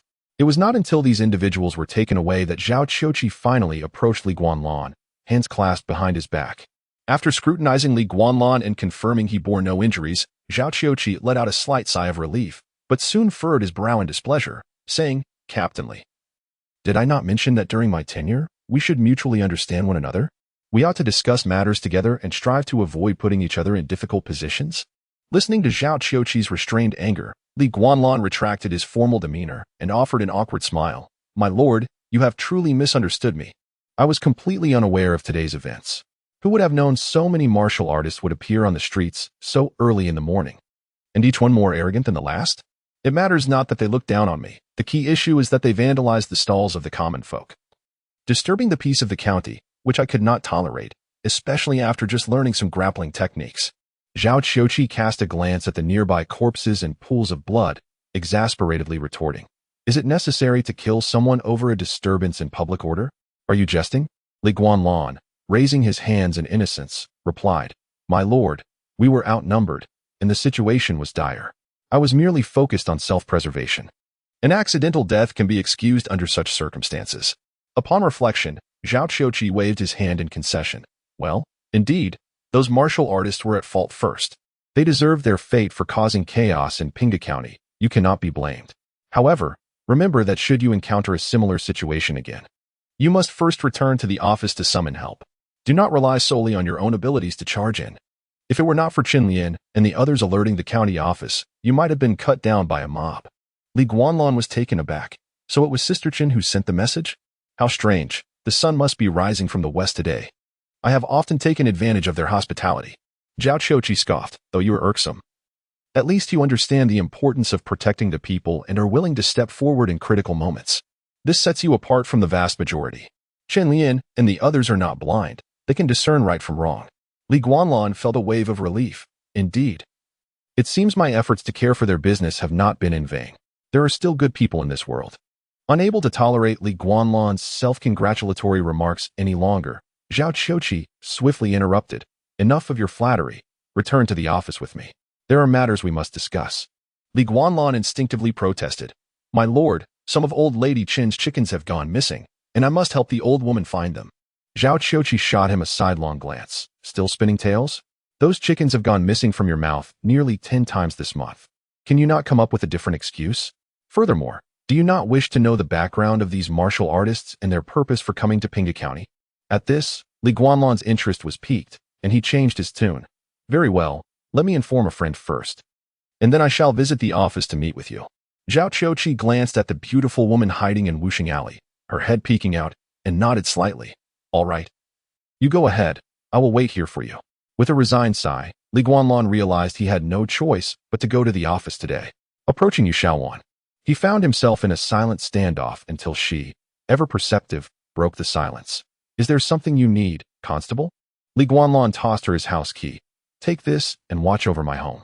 You are not to leave until I return, understood? Yu Shaowan looked at him with a pitiful expression. No need. I have somewhere to go. Li Guanlan retorted with annoyance.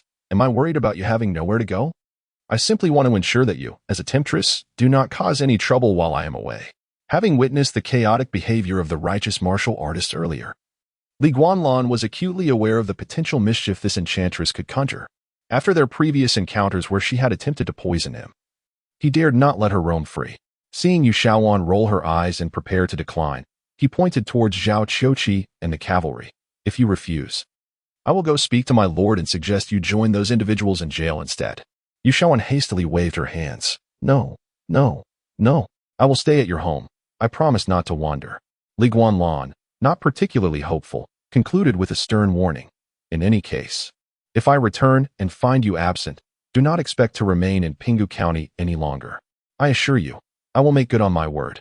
Yu Shaowan stuck out her tongue playfully and obediently dashed deeper into the alley. May the constable return swiftly. I shall be waiting at home, freshly washed and ready for your return. In the back hall of the county office, Li Guanlan expressed his gratitude to the charming maid who had brought him tea. After savoring a delightful sip, he turned to face the county magistrate, Zhao Qiuqi. My lord, I am all ears. Zhao Qiuqi replied with irritation. Listening attentively does not require you to be so clever with your words. After leisurely sipping half a cup of tea, he continued, Speak, but what is it you wish to know first? Having already formulated his thoughts, Li Guanlan promptly responded, Let us begin with the National Fate Seal. I find myself genuinely curious about it. Zhao Qiuqi nodded and, facing east, clasped his hands. The National Fate Seal, as the name suggests, is a seal created from the fortune of a nation. Its medium can be material, human, or even a location. For instance, it could be the iron dagger passed down in your family, Some individuals in Pinghu County, or even the county itself? Li Guanlan nodded in understanding. So, within Pinghu County, there are many items of national fortune concealed, which is the reason for attracting those martial artists. Zhao Qiuqi affirmed and negated. No. The only thing attracting them is the iron dagger you possess. Seeing Li Guanlan hesitating to speak, Zhao Qiuqi preemptively continued. The reason they did not appear before is that the national fate seal of Pinghu County was obstructing them. Coupled with the constraints of the martial laws of the Tang dynasty, their sudden appearance now indicates that the national fate seal has weakened, no longer able to restrain them. Li Guanlan interjected. Thus, we return to the original question. What exactly is national fate? My lord, you have spoken at length without truly addressing the crux of the matter. Chapter 19. Popular science. A gentle breeze wafted through the hall, lifting the skirt of a beautiful maid peering through the side door. Zhao Qiuqi, initially engrossed in conversation, looked at Li Guanlan with a hint of exasperation. How is it that you are unaware of what national fortune is? Was my previous explanation in vain? Li Guanlan, displaying a semblance of innocence, replied, Should I have known? Zhao Qiuqi sighed, exasperated. It seems your father truly has not informed you at all. Li Guanlan spread his hands. No, he has told me nothing. Even the extraordinary nature of our ancestral iron knife, I learned only from others. He felt fortunate that Zhao Qiuqi was a newly appointed county magistrate. Otherwise, the lies he spun might have been swiftly unraveled. The previous magistrate had worked alongside Li Guanlan's father for several years and had witnessed his growth, making it difficult for Li Guanlan to navigate this conversation had he been present. After gathering his thoughts, Zhao Qiuqi began to enlighten Li Guanlan regarding national fortune. National fortune, as the name implies, is the essence of a nation's fate. When national fortune flourishes, the country thrives. When it wanes, the nation falters. It is challenging to discern which sustains the other or if they elevate each other. In any case, we utilize national fortune as a metric for a nation's strength and decline. National fortune is intangible and elusive, often imperceptible to the average person. For a lengthy period, many dismissed the concept until a celestial master from the Astronomy Bureau encased national fortune within an ordinary sword, allowing people to perceive its manifestation for the first time. That sword was the Tian-Su sword, wielded by Emperor Taizong of the Tang dynasty. It was with this sword that he triumphed over his brothers, ascended to the throne, and achieved immortal accomplishments. Moreover, the Tian-Su sword was the first vessel of national fortune. Only by acquiring it could the Li royal family claim the throne. Curiosity piqued. Li Guanlan inquired, So, what is the significance of the Tian-Su sword after it has sealed national fortune? Zhao Qiuqi gestured towards the distant capital with a proud demeanor. Responding, the Tian-Su sword can cleave the heavens and split the earth, sever mountains and rivers. Li Guanlan blinked. Is that an exaggeration, or should it be taken literally? With a cold smile, Zhao Qiuqi replied, If you travel 120 miles east along the official road of Pinghu County, you will find Fulong Mountain. Once towering, it has lost its peak, leaving only Fulong Slope for visitors. Do you know who is responsible for that?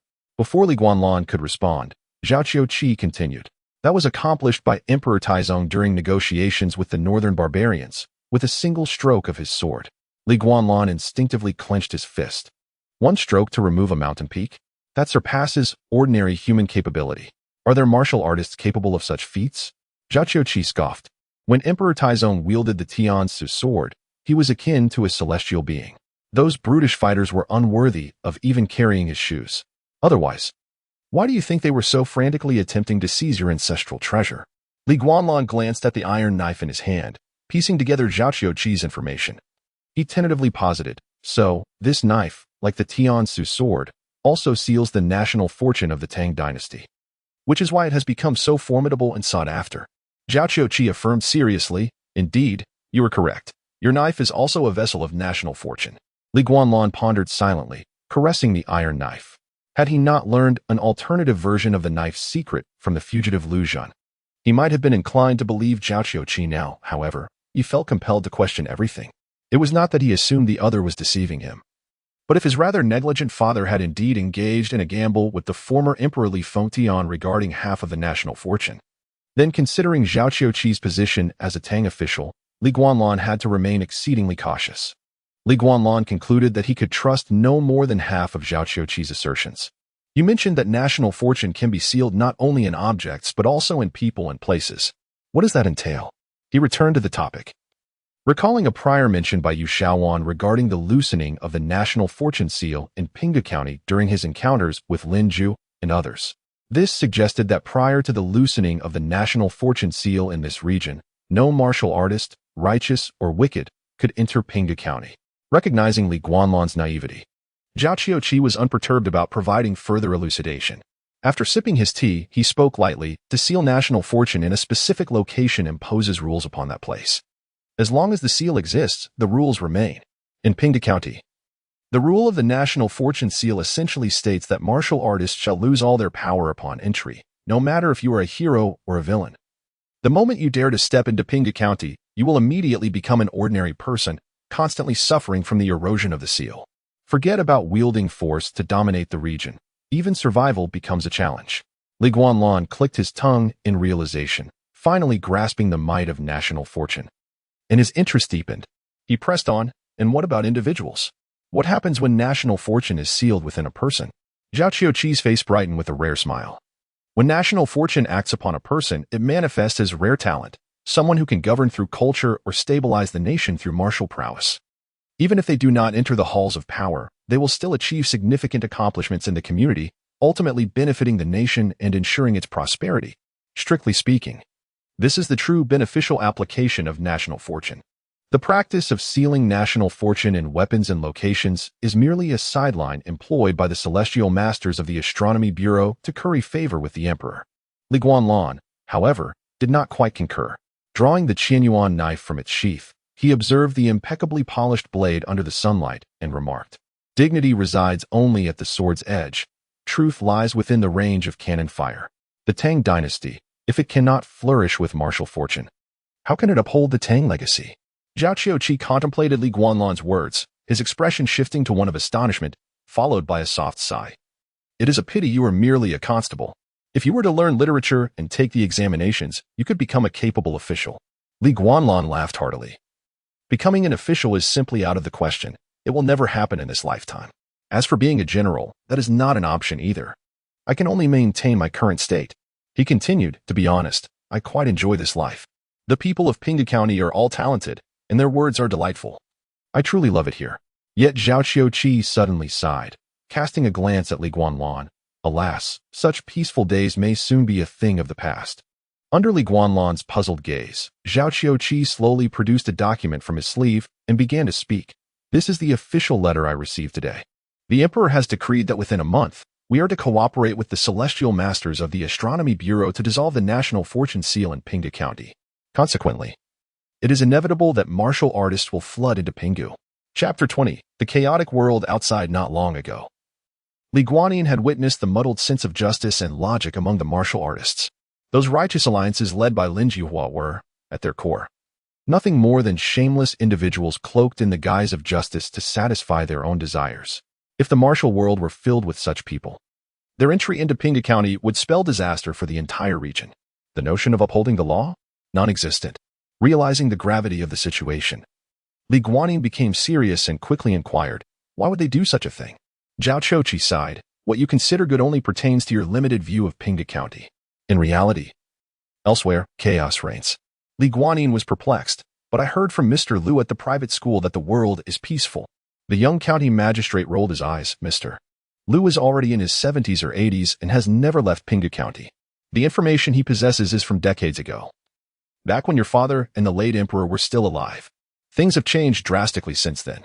Currently, the warlords are seizing power, each holding military authority, ignoring the imperial orders, leading to a situation where they govern independently, each with their own agendas, and the chaos under their rule is evident." Li Guanlan instinctively nodded. Throughout history, the rebellion of warlords has been an issue difficult to eradicate, particularly in the latter stages of a dynasty. And the current Wu-Tang clearly found itself at such a critical juncture, unless a strong and resolute leader emerged to steer the situation back on course. The onset of chaos was all but certain. Contemplating these matters, Li Guanlan felt a wave of gloom. What does their chaos have to do with us? Why remove the national fortune seal from Pinghu County? Does its removal promise peace throughout the land? Zhao Qiuqi replied blandly, "By lifting the national fortune seal, the fortune can be reclaimed. Rumor has it that the emperor intends to gather the national fortune to reforge the heavenly strategy sword, aiming to restore order and stabilize the court." The heavenly strategy sword? Has it been destroyed? Li Guanyin was taken aback. Wasn't it claimed to be the mightiest sword? How could it have been destroyed? Zhao Qiuqi shook his head. That remains unknown. In any case, the heavenly strategy sword was already broken when the Empress ascended the throne. Otherwise, the Li royal family would not have been suppressed by her for decades. Later, it was only with your father's assistance that the late emperor managed to defeat her. At this point, Li Guanyin had pieced together all the details in his mind and couldn't help but speak with a hint of sarcasm. So, it was the late emperor. Lacking the heavenly strategy sword, who desired my family's iron blade, while the current emperor, though not harboring the same intention, seeks a different path to reforge the heavenly strategy sword. As an official of the court, Zhao Qiuqi ought to reprimand Li Guanyin for his audacity. But given the latter's position as a victim, he felt too embarrassed to do so and could only awkwardly change the subject. In any case, the emperor is deeply concerned for the safety of Wu-Tang. This action is a last resort, and as officials of the court, we must exert our utmost effort to assist the celestial masters from the Bureau of Astronomy in executing this task. Li Guanyin had no grounds for complaint. Recognizing the weight of Zhao Qiuqi's status and the complexities he had to consider, being merely a lowly constable, he knew his opposition would be futile. He clasped his hands in respect to Zhao Qiuqi and stood up, preparing to leave. I understand the principle of serving the ruler and alleviating his burdens. If there is anything you require of me in the days to come, please do not hesitate to command. I will give my all. Giving your all to merely get by, Zhao Qiuqi seemed to have little expectation of hearing any serious commitment from Li Guanyin. He nodded slightly. Fine. As long as you refrain from causing chaos like today, other matters will be arranged on my end. However, do refrain from lending your official attire to others. If you truly lack funds, you can apply at the office. Li Guanyin waved his hand and departed with his blade in tow. Upon exiting the county office, he glanced at his two colleagues standing at the gate and couldn't help but let out a small sigh. The hereditary constables were a fine title, but the myriad struggles they faced were only understood by their own. In Wu-Tang, constables received no fixed salary, only a meager allowance for food, amounting to less than 20 taels a year, barely enough for sustenance. With such little income, it was impossible to consider marriage or even maintaining a household. For those already established, without resorting to underhanded means, they would inevitably face starvation. Li Guanyin couldn't help but question the malicious intentions behind the wager made between the former Emperor Li Fengtian and his father, patting his two colleagues on the shoulders. Li Guanyin smiled. Zhao Qiansunli, shall you come over for drinks after work? The two constables immediately wore expressions of helplessness. Headley, please don't jest. We're all broke. How could we afford any wine? Li Guanyin thumped his chest. I can. Today, it's on me. Hearing this, the two constables' eyes lit up. Really? Has the head become wealthy? Li Guanyin chuckled. Not quite yet, but soon. Upon hearing this, their expressions fell once more. What do you mean soon? A pot of wine costs nearly 30 coins. It's not something that just blows in on the wind. Are you just teasing us and making us run around for nothing? Li Guanyin snorted. Just remember to come by tonight. I promise you one tea leave empty-handed. As he turned and strode westward, the two looked on in confusion. At the intersection where the Pinghu County office was located, the county was divided into 4 districts. The vegetable market lay in the western district, a hub for numerous small vendors. Typically, after the morning market on the main street, most vendors would return to the vegetable market to continue their business until sunset. Consequently, the majority of vendors resided in the western area. For instance, there was Lu Er, who sold pancakes. There was Chun Lian, who sold cosmetics. There was the young girl from the Chu family, who sold flowers. Li Guanyin soon found Lu Er at his pancake stall. In an era where cultural literacy was low, names were often quite casual. Common names like Er or San were prevalent, and in Pinghu County alone, there were nearly 4 or 5 individuals named Lu Er. Thus, to accurately describe someone, one had to include their profession. At this moment, Li Guanyin stood before Lu Er's stall, observing the faint bruises on his face, and mischievously asked, Brother Lu, how much did those fellows compensate you earlier? Chapter 21. The autumn wind. On ordinary days, Lu Er would wear a sullen expression upon seeing Li Guanlan. But at this moment, his demeanor transformed entirely. With a beaming smile, he responded, Thanks to Captain Li, I just received 14 taels of silver. Would you like a pancake? Captain Li?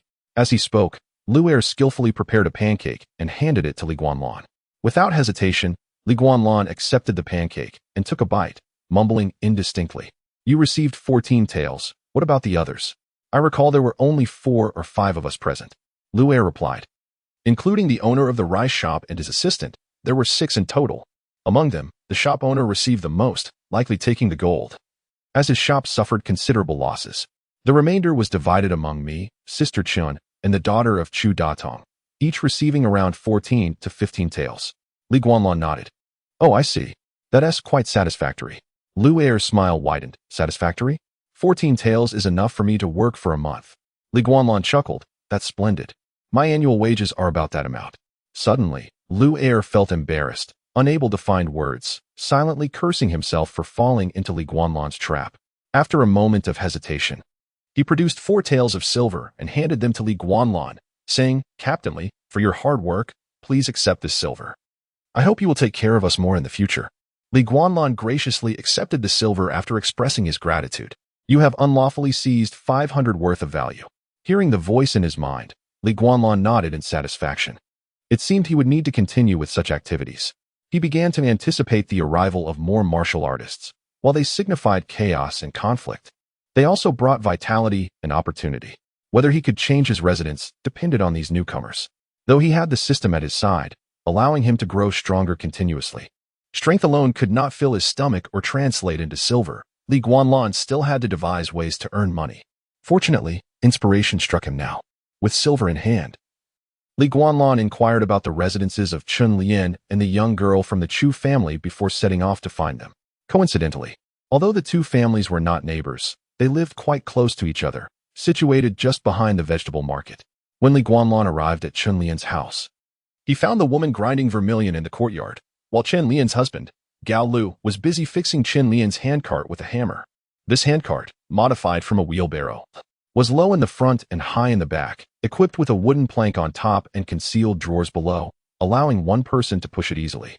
Gao Lu was deaf and mute, and the household included his elderly parents and 3 children, relying solely on Chen Lian's sales of cosmetics for livelihood. Li Guanlan approached the door and gently knocked. Chen Lian looked up, and upon seeing Li Guanlan, her face lit up with joy as she hastily stood up. Captain Li, what brings you here? Please come in. Li Guanlan shook his head. No need. I just came to check on you, Sister Chun. Is the cart all right? Chen Lian quickly replied, the cart is fine. Gao Lu can fix it up, and there is no significant damage. Is the silver sufficient? Li Guanlan inquired further. Chen Lian's smile deepened. Oh yes, I received 16 taels, nearly equivalent to 2 months of earnings. She then sighed. I've long heard that martial artists, relying on their strength, often act recklessly, drawing swords at the slightest provocation and damaging other stalls without a second thought, leaving the victims helpless. Today, I finally witnessed it firsthand. However, I must thank you, Captain Li. Had you not been there to stand up for us, we would have suffered greatly. Li Guanlan replied with a smile. Sister Chun, you flatter me. Maintaining order is my duty. It is only right. While contemplating how to encourage Chun Lian to be as proactive as Lu Er, he was interrupted as she spoke first. I initially wanted to express my gratitude to you, Captain Li, as today has brought us unexpected fortune. But unfortunately, all 3 of my children have caught a cold, and with Gao Doer reaching the age for schooling, I spent the money as soon as I received it. Li Guanlan's expression darkened instantly. It seemed he had been preempted. With his keen senses, he could hear the laughter of the 3 children inside, which contradicted any notion of them being ill. Resigned, Li Guanlan waved his hand. Sister Chun, you jest. I merely came to check on the situation.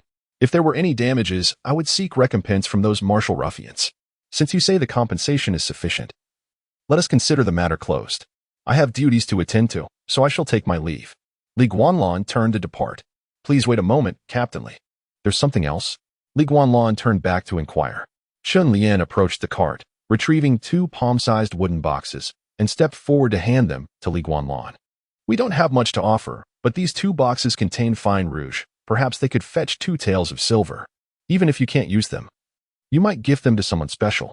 Looking at the rouge in his hands, Li Guanlan felt a mix of amusement and exasperation.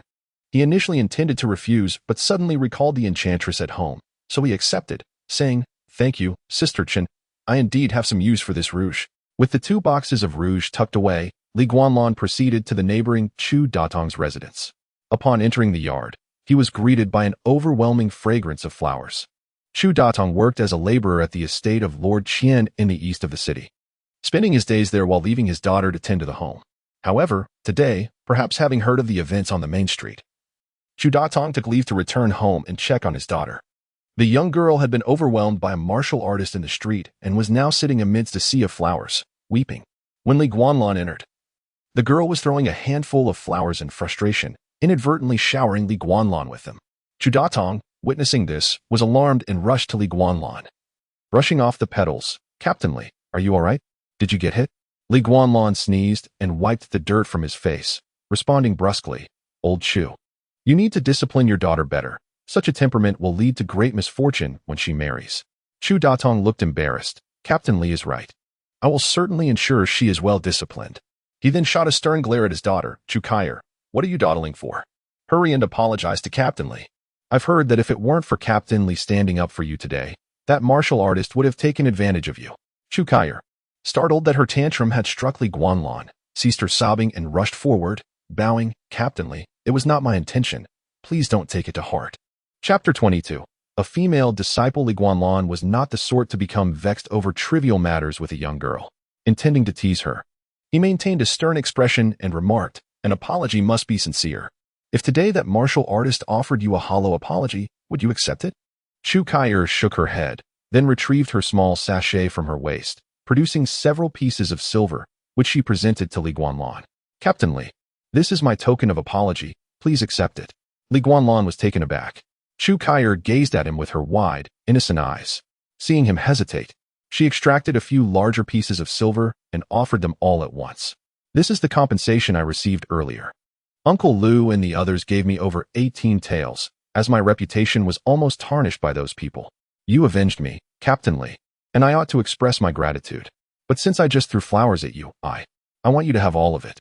The young girl's outstretched palm held a total of 18 taels of silver, her intent clear. She wished to give it all to Li Guanlan. This left him utterly bewildered. He scrutinized Chu Kaier, then turned to Chu Datong, asking, "Old Chu, aren't you going to discipline your daughter for being so wasteful?" 18 taels was no insignificant sum. Chu Datong glanced at the silver with reluctance in his heart. It represented over 3 months of his earnings. And seeing his daughter so willingly give it away was indeed painful. Yet, he ultimately smiled and shook his head, addressing Li Guanlan. "Captain Li, this money is fundamentally a result of your assistance.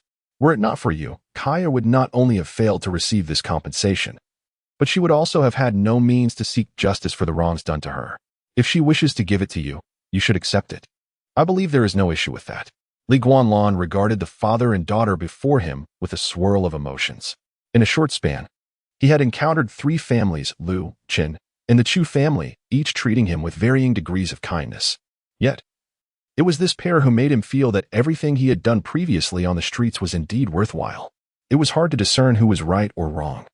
But Li Guanlan felt a deep sense of comfort within. Indeed, people are inherently different. He did not refuse nor shy away, but rather accepted the silver with grace.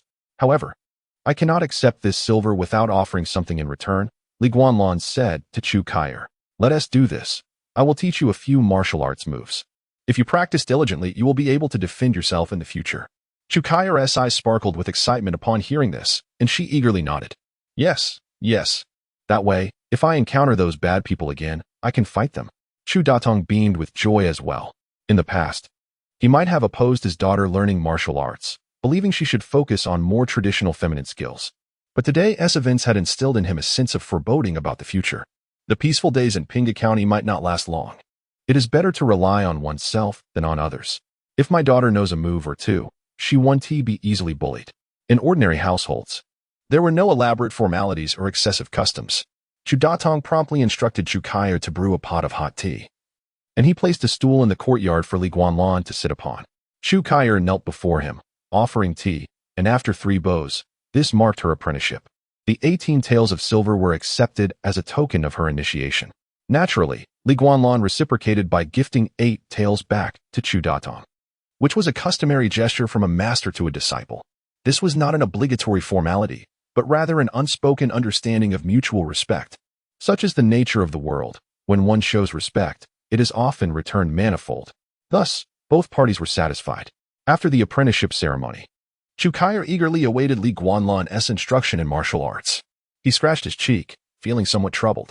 He suddenly realized that the martial arts he currently mastered were not easily transmitted. The Li family's small grappling technique and the Guanlan knife technique were clearly family secrets, meant only for the next generation. Likewise, the Moonlight Dew technique derived from the iron knife could not be shared. Consequently, the only technique he could impart to Chu Kaier was the half set of falling flower court swordplay he had recently mastered. However, he was still only a novice in this swordplay. Noticing Li Guanlan's silence, Chu Kaier's eyes darted, and she turned to Chu Datong. Father, didn't you say you were going to buy meat? Why haven't you left yet? Chu Datong suddenly realized. Oh right, I must go buy meat. I'll go now. He took the money and exited, closing the door behind him to shield the courtyard scene from prying eyes. At this juncture, Li Guanlan understood that if he did not leave behind something of significance today, it would be difficult to explain. Kaier, could you please brew another pot of tea for your master? I need to contemplate what to teach you, he said. Chu Kaier nodded and hurried inside to attend to the task. Li Guanlan surveyed the courtyard, ultimately grasping a branch used by Chu Kaier for flower arranging. He wielded the branch as a sword, practicing the preliminary forms of the falling flower court swordplay, feeling a sense of satisfaction. As a newly appointed master, your heart swells with excitement while bearing the heavy responsibility of not leading your disciple astray. Thus, you resolve to diligently practice the preliminary forms of falling flower court swordplay. One practice consumes 500 points of unrighteousness. 2 practices consume 500 points of unrighteousness. After 4 rounds, you have become proficient in the falling flower court, the first 16 forms. Falling flower court, first 16 forms, mastered. A peculiar sound echoed through the courtyard as Li Guanlan moved gracefully amidst the blooming flowers, the branch slicing through the air like a sword, causing petals to dance in a vibrant display, filling the air with a fragrant spectacle. Yet, within this enchanting scene, hidden dangers lurked. With a series of sharp sounds, circular holes appeared in the courtyard walls, punctured by invisible sword chi concealed among the falling petals. Merely mastering half of the swordplay and achieving such effects astonished Li Guanlan. It was worth noting that despite his mastery of the Guanlan knife technique, he had yet to produce any knife chi. Of course, sword chi and knife chi differed in their application. One was simpler while the other was more challenging.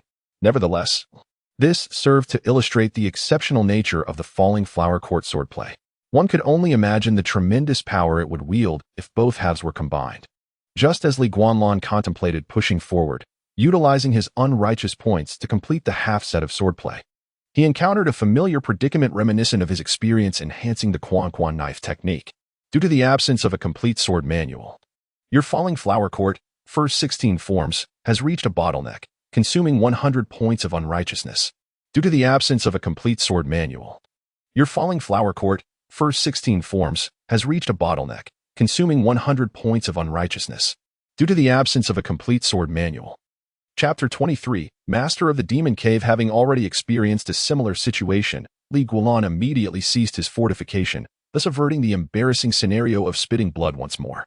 Nevertheless, he felt a surge of discomfort, as though a breath had been forcibly restrained within him, causing considerable pain in his chest. Ultimately, Li Guanlan could only elevate the Falling Blossom Sword technique to a proficient level, which paled in comparison to the lacking Moon and Universe Blade. This sword technique is evidently not of ordinary caliber. However, I am uncertain as to where the subsequent volume lies. Without its completion, reaching a higher realm would render it nothing more than a mere trinket. With this thought, Li Guanlan stowed away the branch he had been using, only to turn and find Chu Kaier standing at the door, holding a teapot and gazing at him with wide, innocent eyes. Snapping back to reality, Chu Kaier eagerly approached him, exclaiming, "Master, such a beautiful sword technique. Are you going to teach me this?" Li Guanlan nodded. "Indeed. Upon careful reflection, I believe it is more graceful for a girl to wield a sword rather than a knife. You should practice this instead." Chu Kaier nodded vigorously. "Kaier understands. I will diligently practice the sword and not disappoint Master." Li Guanlan chuckled. "I shall have your father seek out a carpenter to craft you a wooden sword. You can practice frequently in your spare time. Of course, do not take this too seriously. Neither of us are martial artists, nor do we intend to tread that path. A few techniques for self-defense will suffice. Do not treat this as a profession." He added, "Practicing excessively will lead to calluses on your hands, which are unsightly." Initially unconcerned, Chu Kaier became alarmed at this prospect and nodded repeatedly. Despite being a farmer's daughter, she had no desire for calloused hands. At that moment, Li Guanlan imparted the 16 forms of the Falling Blossom Sword technique to Chu Kaier. Due to the simplicity of its 16 forms, he guided her through it once, observed her practice, and corrected a few errors, bringing the session to a close. Well, as the saying goes, the master leads one to the door. But the cultivation is up to the individual. I have taught you this sword technique. The rest of your journey must be walked by you alone. After offering her a few encouraging words, Guanlan departed from the Chu household. He did not dwell on the matter too much. His decision to teach the sword technique was merely for his own peace of mind. Moreover, martial arts was not an easy endeavor, given Chu Kai's age and temperament. She would likely give up if she found it tedious after a few days. Chu Kai accompanied Guanlan to the door, and once he had left, she turned back into the courtyard and picked up the branch once more, diligently practicing the sword technique. Once, twice, thrice. Initially, her movements were clumsy, and she paused to contemplate several times, but eventually, she became thoroughly familiar with it. By the time Chu Datong returned with meat and entered the courtyard, Chu Kai had practiced more than 10 times. In that moment, the petals that had fallen during Guanlan's sword practice began to swirl around her, lifted by an unseen force, dancing gracefully in the air with each movement of her sword. To the untrained eye, Chu Kai appeared as if she were wielding a ribbon made of petals, ethereal and captivating. Yet beneath the beauty of her sword dance lay a latent lethality. With each flourish of her sword, invisible sword chi surged forth, leaving deep marks upon the courtyard walls, far more terrifying than the sword holes left by Guanlan. If he had been present, he would surely have recognized that Chu Kai had already cultivated the falling blossom sword technique to a level surpassing his own. She had achieved notable success. Chu Datong gazed in astonishment at the scene before him, and once Chu Kai concluded her performance, he could not help but exclaim, "Captain Li is indeed a master. I have only been gone for a short while, and it seems you have transformed into a martial arts expert." Chu Kai, gleefully examining the branch in her hands, nodded fervently. "Yes, Master is truly remarkable. He only pointed out a few things, and I felt I was progressing rapidly. Father, I have decided. I want to become a swordsman and will no longer sell flowers. You must find a way to get me a wooden sword." Chu Datong, ever indulgent of his precious daughter, smiled broadly and replied, "If you do not wish to sell, then do not sell. Whatever you want, I will support you. I shall go tomorrow and ask Zhang the carpenter to make you a peachwood sword.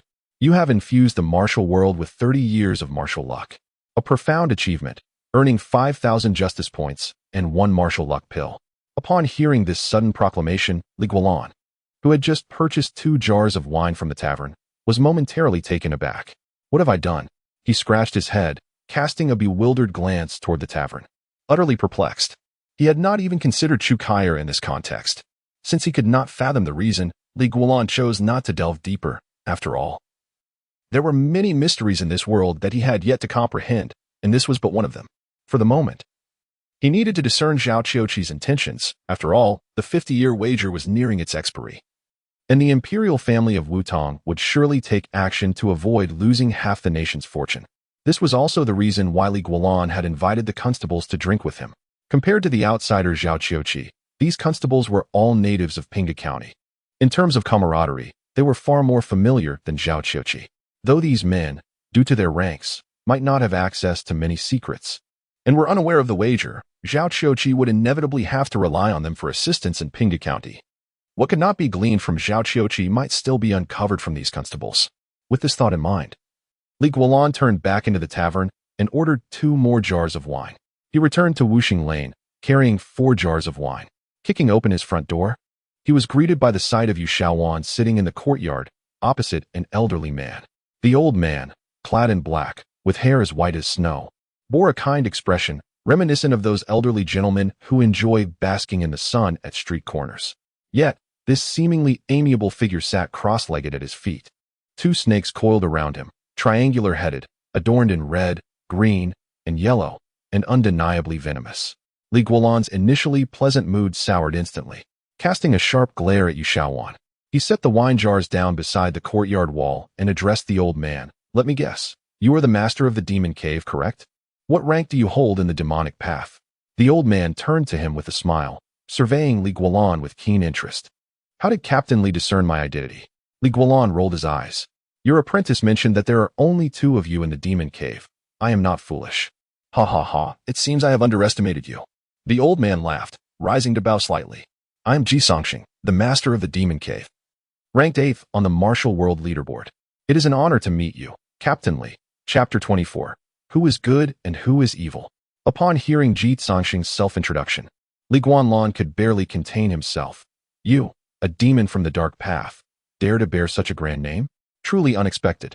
The elder chuckled heartily. Let me inform you, Captain Li, the reason my master took me as a disciple was precisely because of my illustrious name. To achieve this, he even went so far as to eliminate 6 of my senior brothers, paving my way to becoming the sect leader. His smile was genuine, brimming with pride. Li Guanlan felt a sense of unease. Ji Zongxing did not appear to be a typical individual. But then he realized, if he were a normal person, how could he have become a demon?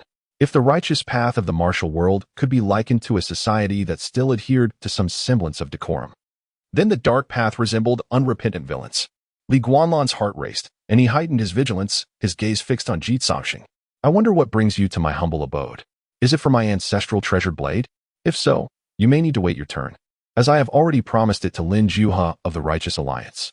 Ji Zongxing paused for a moment, then burst into laughter. Though Captain Li may be inexperienced, your skill in using a blade for ulterior motives is truly commendable. He nodded to himself, however, given your current predicament, this indeed is a clever tactic. Regardless of whether I eliminate Lin Juha or he eliminates me, it would be of great benefit to you with no detriment whatsoever. Unfortunately, I have no interest in taking what belongs to others. On the contrary, I come bearing gifts. Li Guanlan looked at Ji Zongxing in astonishment. Gifts? What gifts? Ji Zongxing turned to his disciple, Yu Shaowan. Ah, my dear student, it seems you have not relayed the matters I entrusted to you to Captain Li. Yu Shaowan, looking quite aggrieved, replied, Master, I just spoke with Captain Li this morning when those from the Righteous Alliance came to snatch the blade. I had no opportunity. Ji Zongxing sighed and said, Very well, allow me to elucidate things personally for Captain Li. He then produced a reddish-brown wooden token from his robes and tossed it lightly to Li Guanlan. As Li Guanlan regarded it with confusion, Ji Zongxing explained, This is a token for the Demon Lord Conference hosted by the Dark Path in 2 months.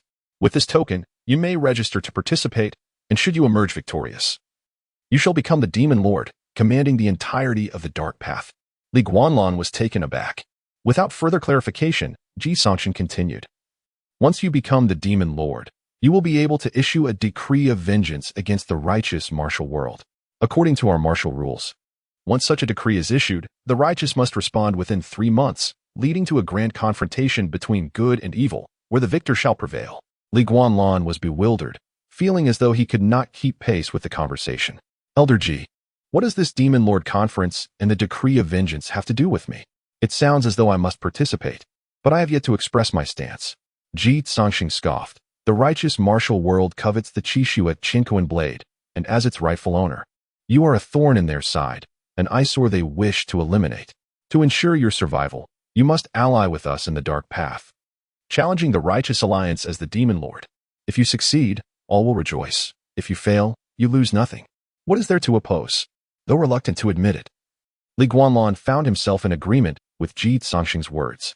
Both the conflict with Lin Juha and the information gleaned from Zhao Qiuqi confirmed that the righteous martial world was attempting to seize the Qishua Qinquan blade to gain control over half of the nation's fate.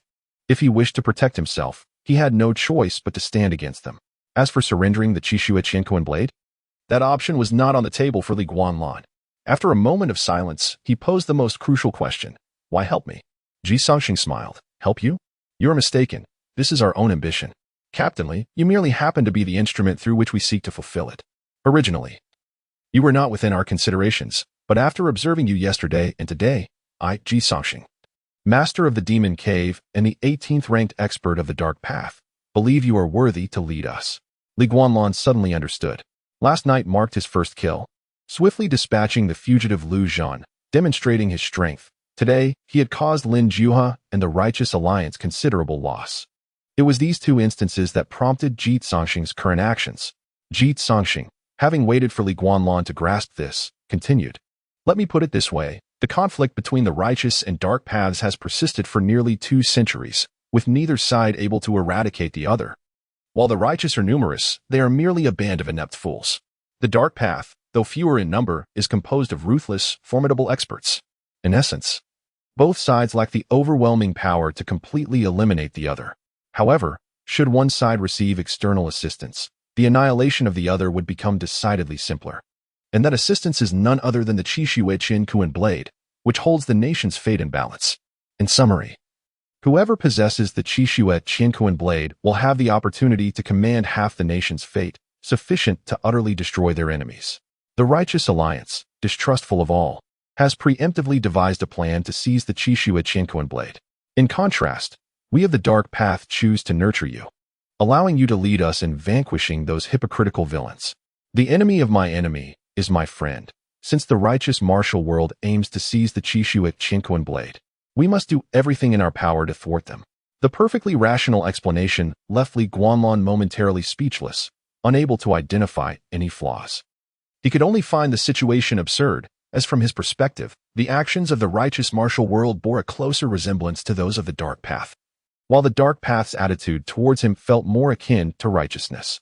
Who is truly good and who is truly evil? He gazed at Ji Songxing, instinctively voicing the question that lingered in his heart. Ji Songxing smiled, countering with a question. What do you think? Li Guanlan replied, whoever seeks to kill me is evil. Ji Songxing laughed heartily. A teachable youth. Chapter 25, Collaboration. There exists a saying, one's posterior dictates one's thoughts. Another asserts, I truly possess a formidable bull. When a matter touches upon one's personal interests, even life itself, few can maintain a stance of selflessness.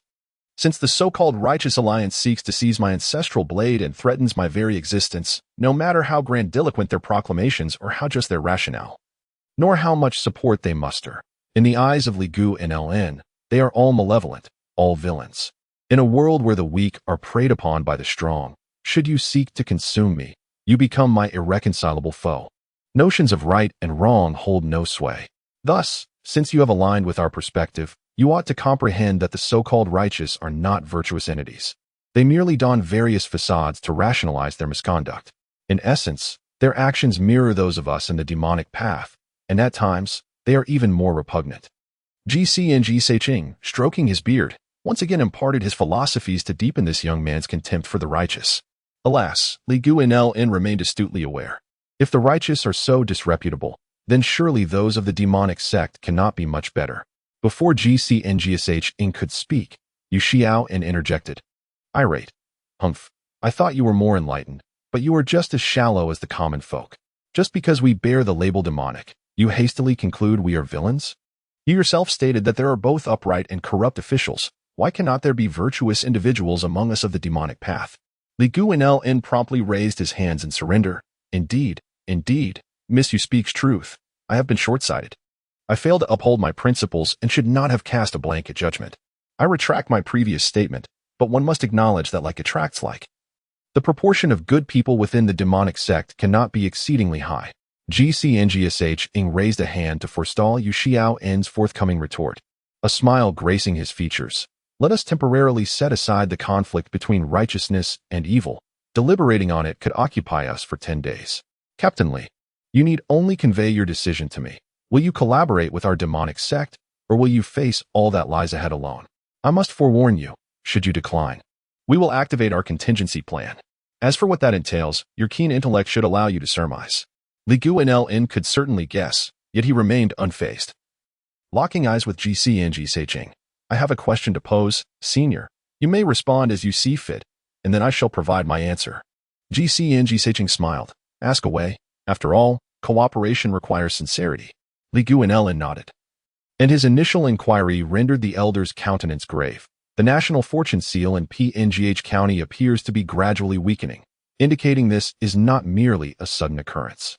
In other words, those of you in Pinghu County must still be influenced by a portion of the national fortune seal, such as diminished strength, or being eroded by the national fortune. It stands to reason that your demonic sect would be affected even more severely, hence your willingness to negotiate. Ji Songxing opened his mouth, seemingly poised to refute, but Li Guanlan interrupted. Senior, there is no need to elaborate. I have already discerned the answer. Ji Songxing sighed with resignation. You are remarkably astute. I have prided myself on leaving no flaws exposed. How did you uncover this? Indeed. The seal here poses numerous inconveniences for us martial artists. Even now, as the seal weakens, our entry incurs significant costs. The righteous martial artists fare somewhat better, while those of the demonic path suffer far more severely. Were it not for this, how could a mere constable like you possibly safeguard that blade? We sought collaboration only because we could not seize it outright. This truly reflects the demonic sect's genuine stance. Li Guanlan lowered his gaze, silently caressing the iron blade in his hand. Zhao Qi had mentioned that the National Fortune Seal in Pinghu County had imposed a martial prohibition, preventing martial artists from entering for decades. Now, with the seal loosening, these individuals swarm like flies drawn to a scent. An innocent man bears guilt merely for possessing treasure. To ensure one's safety, one must wield a sharp blade. Noticing Li Guanlan's prolonged silence, Ng's expression darkened, the muscles at the corners of his eyes twitching visibly, teetering on the brink of some emotional precipice. At that moment, Xiaoan softly spoke. Master, may I take a turn? Ng's turned to regard his beautiful disciple with her pearly teeth and rosy lips, and smiled broadly. Very well. Your eloquence surpasses this old man's. As he spoke, he stood, patting Li Guanlan on the shoulder before heading outside. Captainly, ponder well. I shall return in 3 days. With Ng's departure, the two serpents slithered behind, leaving dark trails in their wake. Xiaoan rose, carefully circumventing the serpentine marks, closing the door as she whispered, the three-colored red-spotted viper, one bite, and those below the Grandmaster level have no hope of salvation. Do not touch the traces on the ground for 3 days. To do so is to court death. Our demonic lair is adept with toxins, which is considered an external reliance among us. Though often scorned, we are paradoxically the least affected upon entering Pinghu County, hence this task. Other demonic sect members entering Pinghu would be fortunate to retain even a tenth of their strength, and even that comes at the cost of perpetual suffering.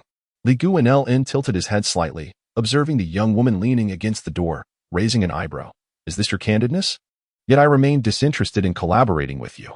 Xiaoan lowered her gaze, toying with her hair, the silken strands weaving through her fingers. Her voice soft. Were it not for the immense implications of your blade, which instills fear in us all. Do you think my master and his associates would lower themselves to seek you out? They are merely responding to the pressure exerted by the righteous martial artists. Li Guanlan scoffed. Your infighting bears no consequence to me. Xiaoan chuckled. Indeed, but my master speaks the truth. Collaborating with us may afford you a chance at survival, while refusing us guarantees your demise. You may not be aware, but your father once shed rivers of blood among the righteous martial sects, including the Li Jian Hall, slaying 7 or 8 factions. In recent years, Linju and others have been eager to settle old scores with you. Now that the seal weakens, do not naively believe that offering your iron blade will ensure your safety. Li Guanlan, upon hearing this, could no longer restrain his emotions. He pressed a hand to his forehead, exasperation boiling over. Damn it, how many things am I still unaware of? What deeds did my estranged father commit in those days? Chapter 26. The discourse on martial destiny. Perhaps it was the first time witnessing Li Guanlan lose his composure, abandoning his usual calm demeanor. That brought a delightful smile to Xiaoan's lips as she remarked, you are blissfully unaware of many matters. Although Pinghu County has enjoyed years of tranquility, it has, in reality, been isolated from the outside world for far too long. There are countless things you remain oblivious to. Would you like to know? I can enlighten you. But I have my conditions.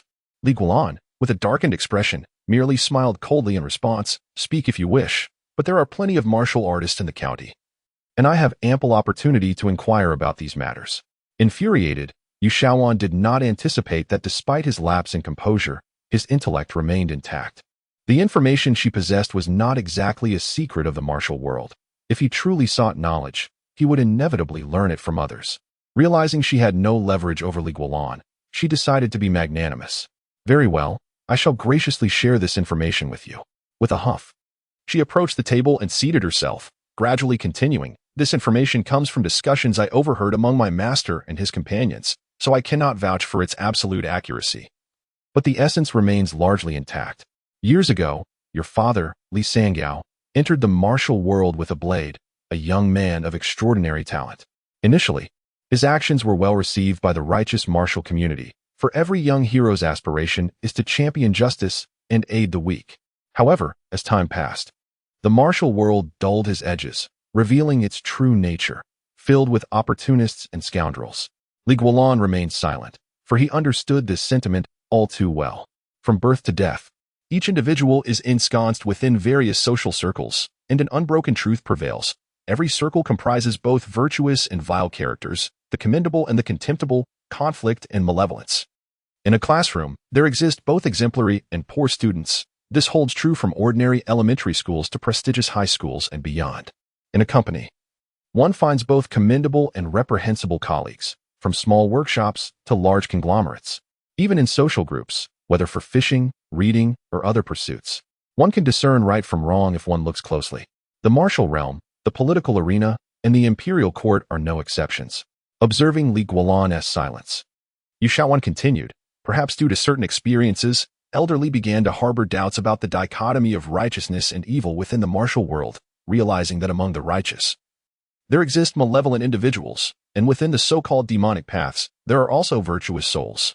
His approach became more mature and cautious, opting to investigate thoroughly before drawing conclusions. This culminated in the Eight Gates Massacre. The Eight Gates Massacre? Li Guanlan furrowed his brow, his focus sharpening. Yu Shaowan nodded, counting off on her fingers. The Li Jian Hall, the Righteous Sect, the Liuli Sect, the Lu Dao Sect, the Iron Fist Gang, the Red-Haired Gang, the Honghu Sect, and Tianyun Mountain. Within 10 days, these 8 sects suffered over 4,000 casualties. Except for the Li Jian Hall and the Righteous Sect, the remaining 6 sects faced complete annihilation. Leaving in Chapter 27, Becoming Stronger. The presence of the system imbued Yu Shaowan's words with a compelling credibility. If he bore a treasure weapon, why did he not take action against me during the day? Li Guanlan furrowed his brows in confusion. Yu Shaowan scoffed. The use of treasure weapons comes with numerous restrictions that cannot simply be wielded at will or their powers unleashed at leisure. For instance, the righteous blade can only be activated by one who embodies righteousness. In other words, the act of drawing the sword must be driven by a sense of justice, free from selfish motives. Otherwise, it merely functions as an ordinary blade. Li Guanlan began to comprehend. So, seeking revenge against me is a selfish motive. Hence he cannot activate its power. However, if I were to indiscriminately kill innocent people before him, his act of striking me would be seen as righteous, correct? Indeed. Yu Shaowan nodded. Li Guanlan gasped. This seemed to elucidate why, when he had slain Xiao Jianli and others, Lin Juhing refrained from intervening. The old man, by standing idly by, was effectively exploiting a loophole in the righteous blade's mechanism. No wonder Li Guanlan sensed an immense danger when Lin Juhing drew his sword. Had Xiao Choqi not arrived in time, he might have been slain on the spot. Reflecting on this, Li Guanlan felt a twinge of fear. His understanding of this world was still far too limited. He would need to exercise greater caution in the future. One could not afford to become complacent merely because the system was by his side. Yet, after this moment of trepidation, a vexing question loomed. If I cannot kill him now, will I be able to do so in the future? With the national fortune of Pinghu County waning, individuals like Lin Juheng would gradually regain their strength, leaving me in a precarious position. Yu Shaowan smiled triumphantly, finally addressing the crux of the matter. Thus, you must rapidly enhance your strength within a short time frame. It would be best to seek support from individuals like my master, ideally rallying the entire demonic faction to your side. By then, even if Lin Juheng and others regain their powers, you will have the backing of the 13 orthodox sects and will no longer need to fear them. Li Guanlan cast a glance at Yu Shaowan. So, the map of Yin Kingdom has finally reached its conclusion. Although our objectives align, I must concede that your argument has lessened my aversion to collaborating with the demonic faction compared to Jitsong Xing's earlier discourse.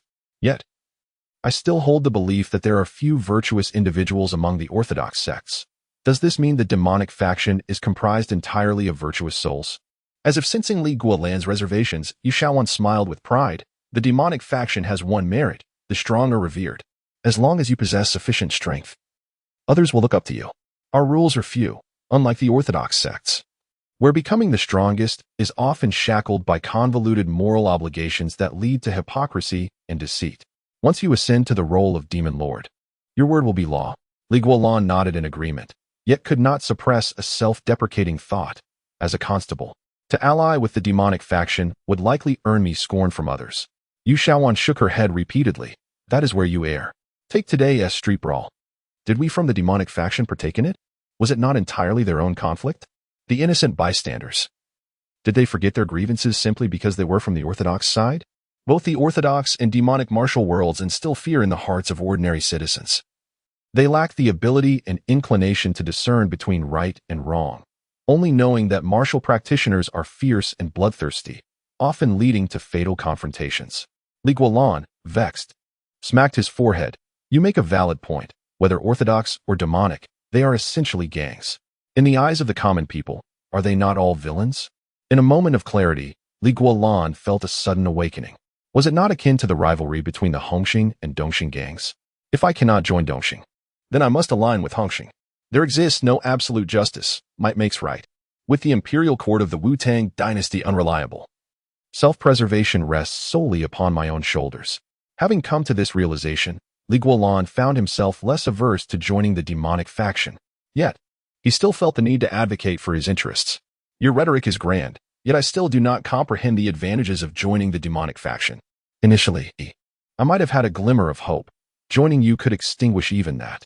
Returning to his small table, Li Guanlan glanced at Yu Shaowan and spoke. With a slight upward curve of his lips, Yu Shaowan had already returned with her hands clasped behind her back, a smile gracing her features. Our demonic faction boasts 18 major sects, with a total membership exceeding 10,000. While we may only be 1/8 the size of the orthodox faction, our members are formidable, far from being mere soft targets. Particularly at the pinnacle of strength, our demonic faction consistently outmatches the orthodox martial world. Had it not been for our disunity, few could hold sway over the martial community, and figures like Lin Zhuheng would be powerless. Li Guanlan frowned at Yu Shaowan's enticing words, perceiving that what she meant was that although the demonic faction had numerous experts, they were sparse in numbers and prone to fighting amongst themselves. A band of unruly rebels. With so many experts, why would your master entrust me with the pursuit of the title of Demon Lord? Li Guanlan mused. Yet his gaze remained fixed on Yu Shaowan, awaiting a significant revelation. As anticipated, Yu Shaowan promptly declared, "You are no mere novice. The righteous blade acknowledges you as its master. This alone is sufficient. While our demonic faction is populated with powerful individuals, they lack the favor of martial fortune. When faced with a treasure-wielding master from the orthodox sects, they would only flee in defeat. But you need not harbor such concerns." Li Guanlan felt a stir of astonishment. Though his expression remained impassive, the demonic faction lacks the favor of martial fortune? What could be the reason for that? Yu Shaowan shrugged. How would I know? Not just me, but even my master possesses only a vague understanding of this matter. Li Guanlan chose not to pursue the topic further and waved his hand dismissively. Very well, I have no further inquiries. Allow me to contemplate this matter, and I shall provide you with a response in a few days. Yu Shaowan discerned the implicit dismissal in his words and pouted. So, how many days? Li Guanlan replied curtly. 5 days. In 5 days, I will give you my answer. After a moment of contemplation, Yu Shaowan nodded. All right, 5 days it is. I shall return to seek you out then. I will speak to my master on your behalf. With that, Yu Shaowan leaped onto the wall and, with a few swift movements, vanished from sight. Drawing the righteous blade, Li Guanlan gazed at its gleaming blade, momentarily lost in thought. 5 days. Surely, that would be enough time for him to grow stronger. With that in mind, he focused his thoughts for the first time and earnestly examined his current status. Li Guanlan, righteous value, 5,600, unrighteous value, 15,700, martial arts mastery. Li's minor capture technique, perfect, righteous blade, major achievement, moonlight dew drinking technique, minor accomplishment.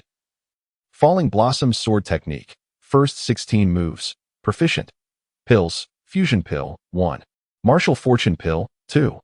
Chapter 28. The Northern Court Blade and Sword Technique. There exists a considerable amount of both righteous and unrighteous values. Yet the martial arts techniques at my disposal have reached an impasse. Unless I can discover new martial arts, further breakthroughs will be exceedingly difficult. Regrettably, in Pinghu County, where martial arts are prohibited, no practitioners have graced this place for years, nor have any techniques been passed down. Apart from my ancestral skills, I find myself devoid of any other martial arts. As I softly voiced my frustrations, I suddenly realized that this prohibition on martial arts may not be as advantageous as it seems. Much like a nation that isolates itself, enjoying tranquility for decades. The moment a cannon blasts down the door, the disparity between the two parties becomes glaringly apparent. Fortunately, I am not entirely without resources. In a moment of inspiration, my gaze fell upon the 3 elixirs before me. Perhaps it was time to take a chance. I consumed the soul fusion pill. Please select a martial art for fusion. After a brief moment of hesitation, I chose the Crescent Moon Qian Kuan Blade and the incomplete Falling Blossom Courtyard Sword Technique. The Leaf family's minor grappling technique had reached perfection, and in the world of martial combat, where weapons are often drawn, it was seldom employed. This technique sufficed for my needs. When it comes to lethality, weapons reign supreme. Having made my selection, I began to anxiously await the outcome. A few minutes later, the system's voice reverberated in my mind. Fusion, Crescent Moon Qian Kuan Blade, Falling Blossom Courtyard Sword Technique. Deducting 1,000 righteous value, 1,000 unrighteous value. Martial arts fusion successful. With this announcement, my spirit soared, and I focused intently on the void before me. In a space invisible to others, a scroll unfurled, revealing a martial arts manual adorned with illustrations and text. At the beginning, 5 ancient characters danced like the wind and snow. Northern Court Blade and Sword Technique. Northern Court Blade and Sword Technique, a fusion of the Crescent Moon Qian Kuan Blade as the primary focus, supplemented by the introductory sections of the Falling Blossom Courtyard Sword Technique. This dual weapon technique boasts a potent blade force and an ethereal sword force. It comprises 3 stages: blade or sword, left blade right sword, and dual mastery of both. Required for foundational enhancement, 1,000 righteous value or 1,000 unrighteous value. This is a martial art with stages? As I absorbed the contents of the scroll, I instinctively began to practice, my heart filled with elation. As a practitioner of blade techniques, I recognized at a glance that the Northern Court Blade and Sword Technique surpassed the Crescent Moon Qian Kuan Blade in sophistication, boasting distinct stages. Moreover, as it was a technique I had personally derived, my practice was unencumbered, unlike the incomplete Falling Blossom Courtyard Sword Technique, which had left me unable to advance. Most importantly, this martial art accommodates both righteous and unrighteous values, allowing for continuous enhancement as long as I possess adequate resources. The only drawback was that foundational enhancement required a sum in the thousands. In other words, my current meager enhancement values would scarcely allow for even a few practices. Yet, I could not dwell on such trivialities. There must be a reason for the cost. Moreover, I had no other options available. With 4,600 righteous value and 14,700 unrighteous value, I had enough for numerous enhancements. Muttering to myself, I steadied my resolve and commenced the enhancement of this martial art. The impending approach of martial practitioners heightens your sense of urgency, compelling you to diligently practice the newly conceived Northern Court Blade and Sword Technique, deducting 1,000 unrighteous value. The Northern Court Blade and Sword Technique is a dual weapon technique that allows for the execution of either blade or sword techniques. Even while wielding a prized blade, you can still employ sword techniques, and due to the distinct nature of the weapons, this yields remarkable results, deducting 1,000 unrighteous value. As the voices echoed in my mind, I unconsciously rose to my feet, drawing my blade and following the memories stored within. I wielded the Crescent Moon Qian Kuan Blade, executing the sword techniques with thrusts and slashes, which appeared rather unusual. Consequently, I found myself sweating profusely as I practiced. Being somewhat adept at blade techniques, I couldn't help but murmur in frustration. Wielding a blade while executing sword movements seems to negate the blade's true power. Can this truly inflict harm? Surely, I couldn't have fused a worthless martial art. Perhaps both blade and sword must be in hand? This thought quickly dissipated as I reminded myself that my struggles stemmed from my unfamiliarity with this new technique. Enduring the discomfort, I gritted my teeth and continued to invest unrighteous value into the practice. You have practiced the Northern Court Blade and Sword Technique 100 times, consuming 1,000 unrighteous value, yet gained nothing. You have practiced the Northern Court Blade and Sword Technique 200 times, consuming 1,000 unrighteous value. Frustration mounts. Finally, upon practicing the Northern Court Blade and Sword Technique for the 500th time, you have made a breakthrough when engaging in combat. One often discerns the opponent's patterns through their weaponry. However, if one can wield blade techniques with sword movements, or vice versa, it yields extraordinary results, consuming 3,000 unrighteous value. Success. In an instant, as I slowly maneuvered my blade in the courtyard, my eyes sparkled with realization, as if a divine insight illuminated my previously muddled thoughts. Gripping the iron blade tightly, I initiated with the sword movements of Falling Blossom, then transitioned into slashing with the blade, creating a seamless flow between the two. The blade contained sword techniques, and the sword contained blade methods, both peculiar and harmonious. Indeed, when facing an opponent, if they see a blade, their instinctual reaction will be to guard against slashes, as blades are typically wielded with such intent. Conversely, if they see a sword, their focus will shift to parries, as swords predominantly engage with thrusts. Should one wield blade techniques as though they were sword techniques? And vice versa, while interchanging between the two, the opponent would undoubtedly struggle to defend against such an unpredictable onslaught. Northern Court Blade and Sword Technique, Beginner. You have grasped the first stage of this martial art, capable of wielding both blade and sword. Capable of wielding both blade and sword, executing blade techniques. Blade techniques disguised as sword techniques, and sword techniques disguised as blade techniques, all exist within a single thought. Buzzing sounds filled the air as the iron blade sliced through it, resonating with each motion.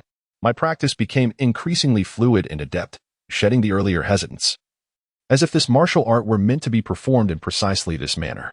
Again, feeling the marvel of the Northern Court Blade and Sword Technique, I was invigorated and prepared to push it to its limits. In the courtyard, I commenced another round of practice. Yet, within my mind, each repetition accounted for 100. Practicing the Northern Court Blade and Sword Technique for the 800th time, you gain a slight insight. Consuming 2,000 unrighteous value. Practicing the Northern Court Blade and Sword Technique for the 1,000th time, you have mastered the technique. Consuming 2,000 unrighteous value. Practicing the Northern Court Blade and Sword Technique for the 2,000th time, you gain further understanding. Consuming 3,000 unrighteous value. Gasping for breath, I sheathed the blade, utterly exhausted, my eyelids heavy. Although I had only practiced visibly 5 times, the sensation within me felt akin to having practiced innumerable times. I had completely drained my physical energy, and my mental faculties were fatigued as if I had been awake for countless days and nights. I yearned to collapse into sleep immediately. This enhancing value cannot be recklessly expended, else I might remain physically intact while my mind turns to mush. Yet, I could not deny my progress. Northern Court Blade and Sword Technique, Stage 1. Minor Accomplishment, Chapter 29. Master Lu as a discipline that intricately weaves martial arts. The Northern Court Sword and Saber Technique presented a rather awkward and challenging experience for Li Guanlan. To practice effectively, he needed to simulate the movements of a sword with the blade of a saber, deliberately avoiding the powerful slashing strikes he was most adept at, and instead focusing on thrusting techniques. Moreover, he had to alternate back to saber techniques midway, which resulted in a sense of delay and disjointedness in his movements. It was akin to walking with one foot shod and the other bare, stumbling clumsily, making the prospect of running seem nearly impossible. Fortunately, after investing a considerable amount of enhancement points, he managed to achieve a minor mastery of this martial art, finally alleviating that uncomfortable sensation. Not only that, but upon reaching this stage, Li Guanlan could distinctly feel a significant improvement in his proficiency with both saber and sword. He was now capable of executing the Falling Blossom Pavilion sword technique using an iron saber. It was fortunate that he had only recently begun his saber training. His body had yet to develop muscle memory, making the transition easier. Otherwise, it would have been far more arduous, as habits are notoriously difficult to alter. Reclining on a hard wooden bed, Li Guanlan used his left hand as a pillow while his right hand lightly grasped the air. Familiarizing himself with the intricacies of the Northern Court Sword and Saber Technique to deepen his memory, a prior conversation had left him feeling somewhat impatient. Yearning to master various extraordinary martial arts swiftly, transforming himself into an unparalleled master to intimidate those like Linju who sought to seize his cherished saber. However, after a session of cathartic practice, he regained his composure, and that impatience began to dissipate. With 2 months remaining until the national fortune seal of Pinghu County was lifted, he realized he had ample time to strengthen himself, rendering immediate urgency unnecessary. What he truly needed to do was to clarify the relationships between the Wu-Tang court, the righteous martial world, and the demonic sect, and their connections to himself. Li Sangao holds a vendetta against Lin Ju and his associates, making reconciliation with the righteous martial world impossible. Thus, collaborating with the demonic sect seems to be the most prudent choice. But who knows if there are those within the demonic sect seeking revenge against me? Li Sangao was evidently a person who detested evil, ruthlessly targeting the seemingly virtuous righteous sect, so it is unlikely he has never harmed practitioners of the demonic sect. Therefore, I cannot fully trust Ji Songxing's words. Similarly, I cannot entirely trust Zhao Qiuqi. As an official of Wu-Tang, he undoubtedly aligns himself with the emperor. He may very well be secretly devising ways for me to lose the wager, so I must remain vigilant. Thoughts swirled in his mind, and Li Guanlan let out a despondent sigh. Looking around, it seemed that everyone harbored ulterior motives towards him, their intentions far from benevolent. The sensation of being encircled by wolves pressed heavily upon him. The only entity he could rely on was the saber in his hand. No. There appeared to be another individual he could trust. As a certain image surfaced in his mind, Li Guanduan murmured softly to himself, "It seems I must pay a visit tomorrow." At the crowing of the rooster thrice, Li Guanduan opened his eyes. He stepped outside. Glancing at the overcast sky, donned a straw hat from the wall, and exited his home. He left Wuxing Alley and proceeded west along the street where the previous day's conflict had occurred. Along the way, he purchased 8 buns from a steamed bun shop and filled 2 jugs with the county's locally produced spring grass brew. After walking 3 more miles, he reached the outskirts of Pinghu County. Here, the once dense buildings began to thin out, with spaces emerging between the households. Beyond lay an expanse of mountains, forests, and fields. Li Guanduan stopped before a yard enclosed by bamboo fences. The spacious courtyard featured 2 vegetable patches, lush with greenery, and a narrow path wound through the garden, leading to a large grass hut at the heart of the estate. This was the residence of Master Lu Ming, the only scholar in Pinghu County, from whom Li Guanduan had gleaned much of his understanding about this world. He was one of the few who could inform Li Guanduan that the Wu-Tang realm comprised 7 states and 13 provinces. Knocking gently on the wooden gate, Li Guanduan called out from beyond the fence, "Is Master Lu in?" Li Guanduan seeks an audience. A moment later, accompanied by a cough, an elderly man with a head full of white hair emerged from the house. "Ah, it is you, Captain Li. Please, come in." Li Guanduan expressed his gratitude and gently pushed open the gate, making his way down the narrow path. He settled into the grass hut, which was open on 3 sides, and glanced back at the gate, reminding Lu Ming, "Master Lu, you ought to fortify the courtyard walls and secure the gate with a lock for safety." The old scholar chuckled. "Pinghu County is peaceful and secure. We leave our doors unlocked at night and do not fear theft." Li Guanduan, somewhat helpless, replied, "That may have been so in the past, but such days are likely numbered." "Oh, pray tell, Captain Li, what brings you to such a conclusion?" Li Guanduan explained, "Yesterday, a group of martial artists came to Pinghu County and fought openly in the streets, injuring many. Moreover, such individuals will likely increase in number in the future." Old Master Lu raised his eyebrows. "Martial artists? Have they finally arrived? It seems I indeed need to consider reinforcing my gates." As he spoke, his gaze fell upon the bamboo fence, and he smiled. "This bamboo fence can only deter gentlemen, but it cannot withstand martial warriors." Li Guanduan's heart stirred. It appeared that Master Lu was well informed. He fixed his gaze intently on the elder's face and swiftly inquired, "Master Lu, do you know why those martial artists have come?" As he spoke, he placed the 8 buns in the spring grass brew before Lu Ming, arranging the buns into an octagonal shape, with the 2 jugs of brew positioned within, resembling the eyes of the yin-yang fish. This was a memory he had retained from the stories of his late father, who had told the young Li Guanduan that when uncertain about what to do, he could visit Master Lu in this manner. Observing the arrangement of buns on the table, a knowing smile spread across Lu Ming's face as he remarked, "The martial artists have undoubtedly come for Captain Li's ancestral treasure, your family's saber. That blade of yours is indeed a prized possession, coveted by many, so you must guard it well." As he spoke, his gaze shifted to the saber hanging at Li Guanduan's waist. Instinctively, Li Guanduan tightened his grip on his hand beneath the table and took a deep breath. "But I see only enemies around me. My heart is willing, yet my strength is insufficient." Lu Ming chuckled, stroking his beard, "Though formidable foes surround you, they do not form an impenetrable fortress. Drive away the tiger and swallow the wolf, and you may yet find a glimmer of hope, even amidst universal opposition." Li Guanduan inhaled deeply, bowing solemnly before the elder. "Please, Master Lu, guide me through this maze." Chapter 30, If You Dare.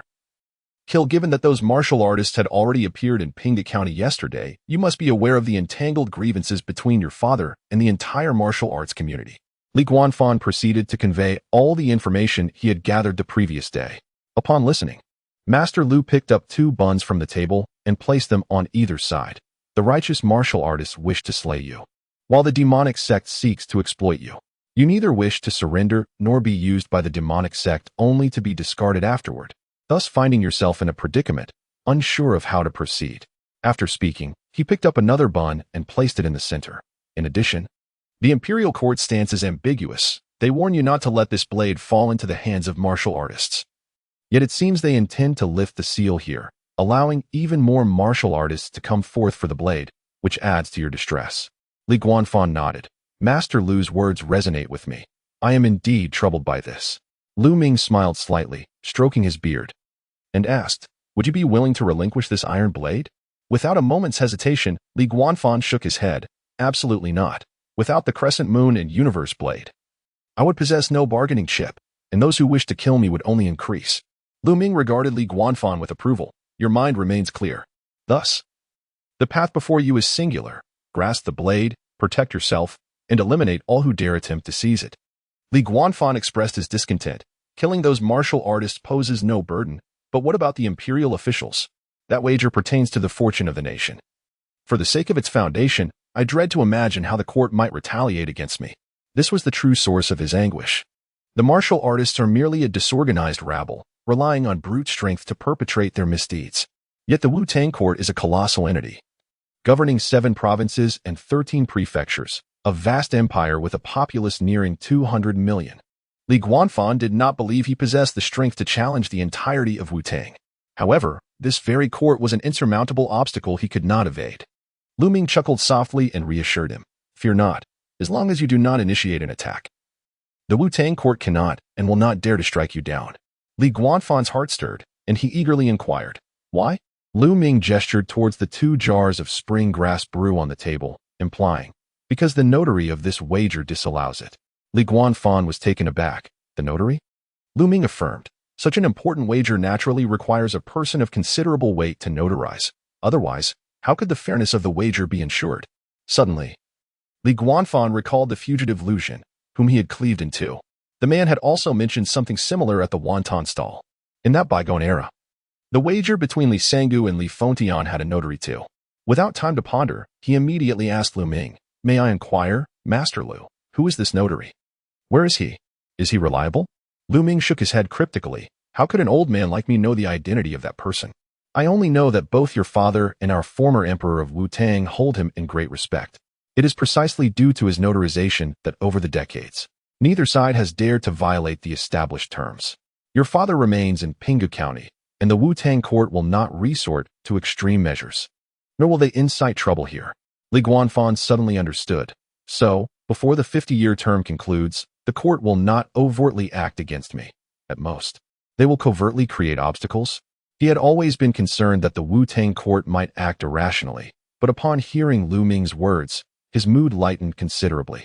Though he remained curious, what manner of person could this notary be to command such respect from a sovereign? Lu Ming seemed to perceive Li Guanfan's thoughts and remarked casually, with your current strength, do not concern yourself with discovering that person's identity. Focus instead on preserving your life in this blade. The loosening of the national fortune seal is not a ploy of the Wu-Tang court, but a result of the changing tides of the world. Thus it does not constitute a violation of the wager. The arrival of martial artists is also a natural development, so in the days to come, you must rely on yourself. Knowing that the court would not intervene, the gloom that had shrouded Li Guanfan's heart dissipated. In a buoyant mood, he twirled his blade and smiled at Lu Ming. The martial artists are merely a band of rogues who elevate themselves above morality through their might. What I have to fear? They may have come to Pinghu County, but they must abide by our rules. Those who dare to cause trouble will pay the price. At that moment, a hoarse voice suddenly rang out. Li Guanfan, hand over the crescent moon and universe blade. Li Guanfan turned to follow the voice and saw a towering man, over 2 meters tall, standing outside Lu Ming's fence, glaring fiercely at him. The man wielded a broad-bladed ghost-head knife in one hand and held a burlap sack in the other, exuding an aura of menace that could be felt from afar. Li Guanfan smiled, bowed slightly to Lu Ming, and then approached the man. If you wish to claim my family's blade, it is simple. Kill me, and the blade is yours. Come, take it. Having learned that the Wu-Tang court would not resort to violence against him, Li Guanfan's worries vanished entirely. Faced with this evidently malicious figure, he felt no fear, eager to test his skills against him. He had just learned the Northern Court sword arts last night and was keen to practice. However, as Li Guanfan drew the crescent moon and universe blade, a flicker of fear crossed the man's eyes. He slammed the burlap sack with the blade and shouted, "Do not come any closer. If you do, I will kill him." He had witnessed Li Guanfan severing Xiao Jinli the previous day and knew he was no match, now too fearful even to let Li Guanfan approach. Li Guanfan frowned, gazing at the burlap sack in the man's hand. Moments ago, he had heard screams emanating from it. There seemed to be a person inside. Seeing his intimidation had taken effect, a smirk crossed the man's face. I am not afraid to tell you. This sack contains a poor soul. Chapter 31. A sudden kill. Lu Ming's words caused Li Guolan's expression to shift dramatically. He turned to look at Lu Ming, wishing to articulate a response, but the old sage calmly whispered, "Do not worry, nothing will happen. If the people of Pinghu County were so easily slain, your father would have lost decades ago." Although Li Guolan did not fully comprehend the meaning, Lu Ming's statement quelled his agitation. He coldly fixed his gaze on the burly man, prepared to act at any moment. The burly man, taken aback by the ineffectiveness of his threat, glared fiercely at Lu Ming. "Old man, do not meddle in affairs that do not concern you. Believe me, if you do not hand over the lack of moon, universe blade soon, I shall kill this man as well." As he spoke, he used the tip of his knife to pry open a corner of the burlap sack, revealing a middle-aged man dressed like a wealthy gentleman. "Take a good look. Is this not one of your own from Pinghu County?" Li Guolan furrowed his brow.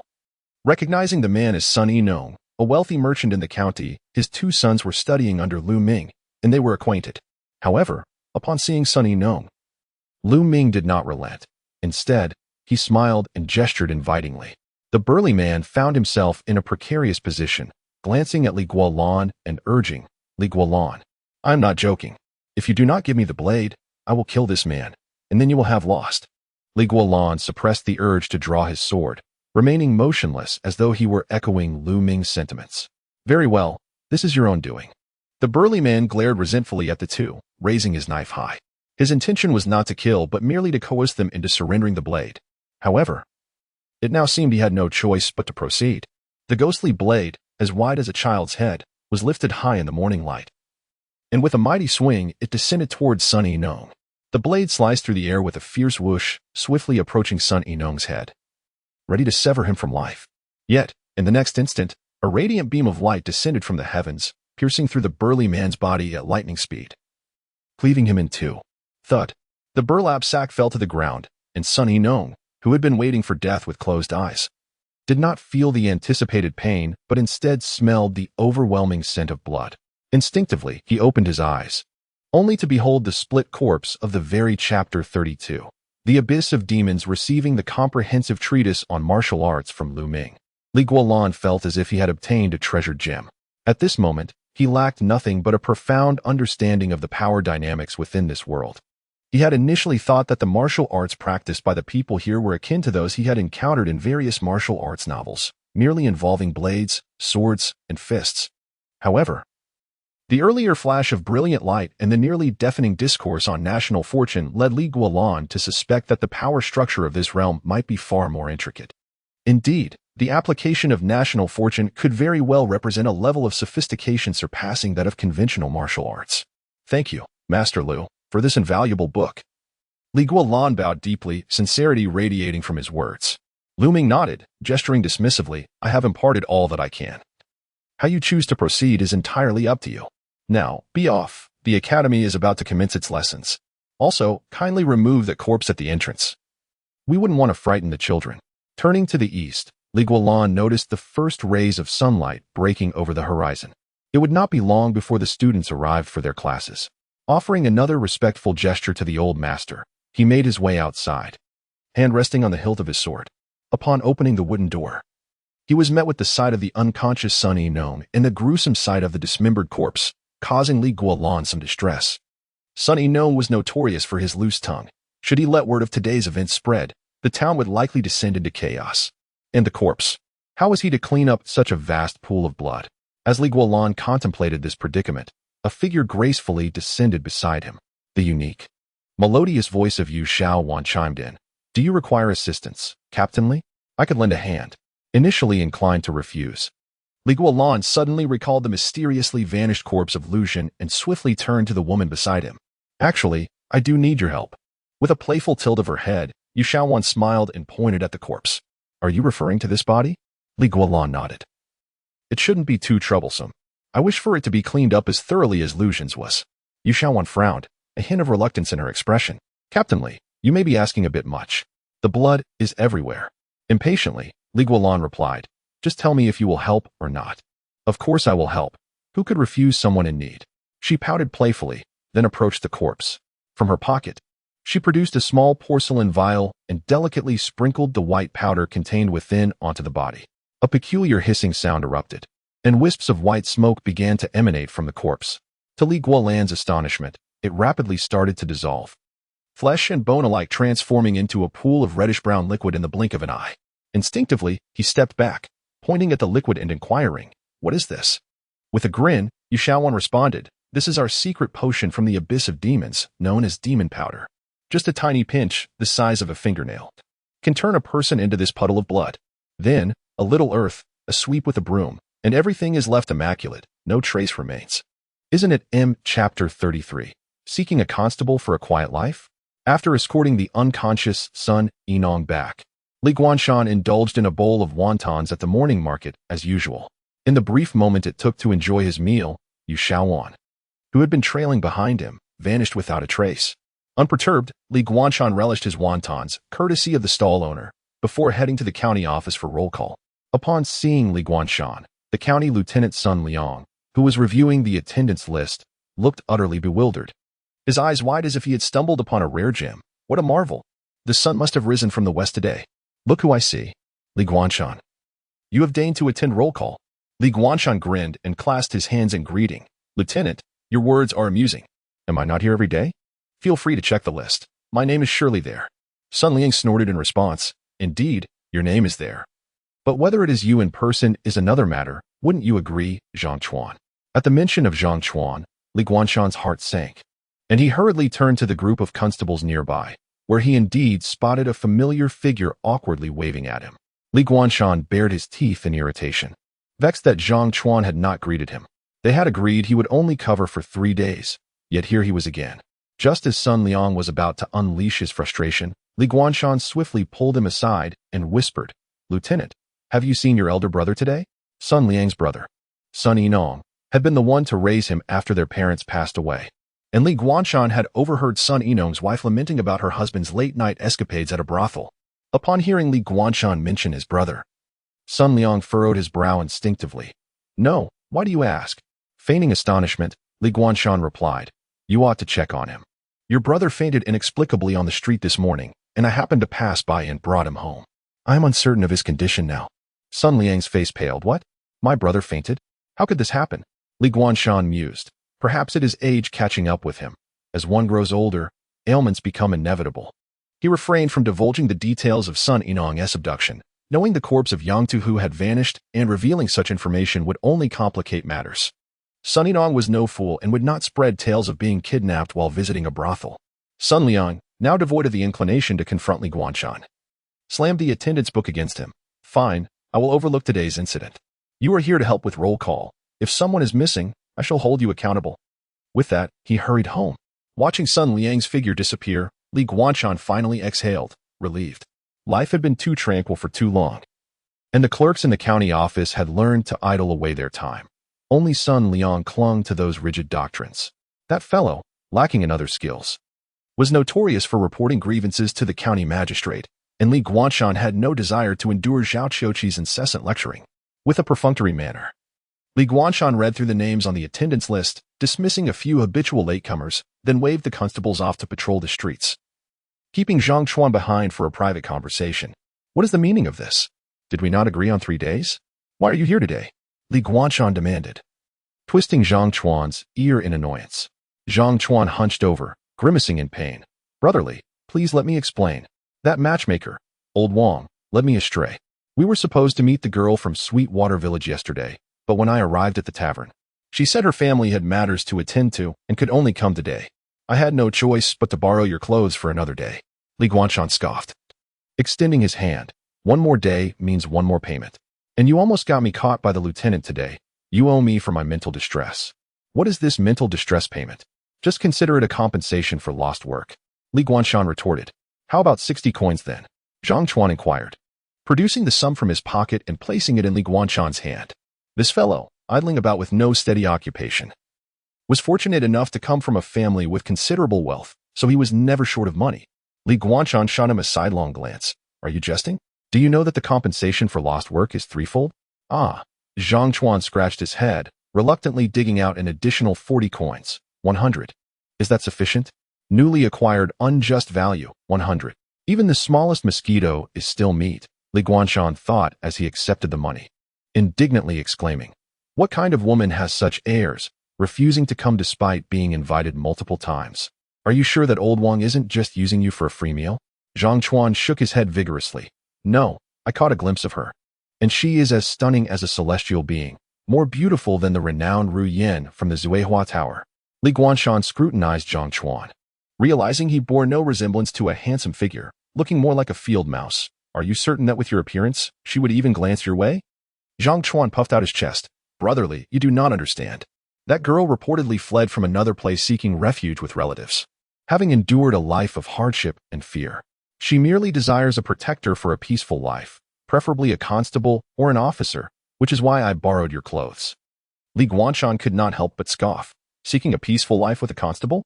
Surely she must be lacking in judgment. A paragon like myself in the constabulary barely scrapes by.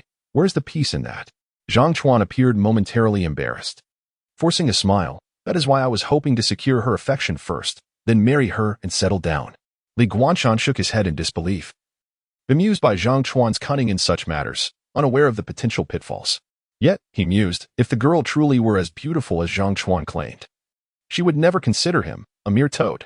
Disinterested in further debate, Li Guanshan adjusted Zhang Chuan's wrinkled garment. "Warning, today is your last chance. Before nightfall, regardless of your success, return my clothes to my home, or I shall have you locked up." Amidst the influx of martial artists, the tranquility of Pinghu County was visibly waning. Zhang Chuan, parading about in his own attire, might attract unwanted trouble. Zhang Chuan thumped his chest confidently. "Brotherly, rest assured. Regardless of the outcome, I shall return your clothes today." "Very well, off you go." Li Guanshan waved him away. He then returned to the county office's archives, preparing to peruse case files from the past several decades. Though everyone claimed that Pinghu County had enjoyed decades of peace without a single homicide, the events of the morning outside Master Lu's academy had sown seeds of doubt in Li Guanshan's mind. Perhaps there had indeed been homicides in Pinghu County, but every time such an incident occurred, it had been resolved by the illustrious Bai Guang, created by his father, Li Sangao. And this, it seemed, would not trigger the gambling agreement. With these thoughts swirling in his mind, Li Guanshan pushed open the door to the archives, navigating through the dusty shelves in search of answers. He opened and closed various case files, meticulously counting and skipping through records of judgments, ultimately uncovering several points of suspicion. Chapter 34. The dawn of mastering the breath of national fortune in the 4th year of Jinglong. In the village of Sweet Potatoes in the east of the county, Li, the wife of Zhang Doi, vanished without a trace. The local officials scoured the area for 30 miles, yet to no avail. The following midday, Zhang Doi reported that Li had been found, her clothing drenched in blood and her mind in disarray. When questioned, she spoke of beastly blood, but upon further inquiry, she fell into madness. The county magistrate closed the case, attributing it to an attack by a wild beast. By the 12th year of Jinglong, an 8-year-old child, Lu Han, from Luyang village in the east, went missing, only to return 3 days later, his body marked with bloodstains yet devoid of any wounds, resembling the blood of another. When asked about the incident, the child was oblivious, and the case was concluded as an attempted kidnapping. In the 30th year of Jinglong, a widow named Lu from the 23rd alley in the county town disappeared, only to reappear 3 days later at the county office, unconscious and with bloodied feet. When questioned, she claimed to have returned home to visit relatives. An investigation in Dayu village yielded consistent testimonies, revealing that the blood on her feet was not human, leading to the case's closure. Such peculiarities abound. In the 40th year of Jinglong, the sunlight streaming through the lattice window illuminated Li Guahuan as he scrutinized the 4 case files, his brow furrowed. Though these cases had been resolved and those involved were unharmed, he sensed an unusual thread connecting them. Each individual who had gone missing was found unscathed, yet all bore bloodstains that were not their own. Furthermore, no clues were found at the scenes of these events. Without a perpetrator, with the victims safe and no additional leads, these cases could only be closed, and they even garnered praise for maintaining peace in the county. If not for having recently encountered a similar incident, it would have been challenging for him to sift through the vast array of case files to unearth these particular cases. Thus, it could be inferred that someone had attempted to manipulate affairs in Pinghu County back in the 4th year of Jinglong, aiming to sway his father in a gambling match, only to fail miserably, with neither the target nor the assassin remaining. Gently tapping the table, Li Guawan's mind flashed with that brilliant white light. Although lacking concrete evidence, he was convinced that all these cases were linked to that very light, which represented a manifestation of national fortune, swift and decisive, eluding all defenses. In comparison, the martial artists wielding weapons seemed rather primitive. Alas, how wonderful it would be to grasp such power. I would no longer need to fret over the dichotomy of righteousness and malevolence. With his hands clasped behind his head, Li Guahuan mused. The moonlight dew technique is perfected, allowing contact with the breath of national fortune.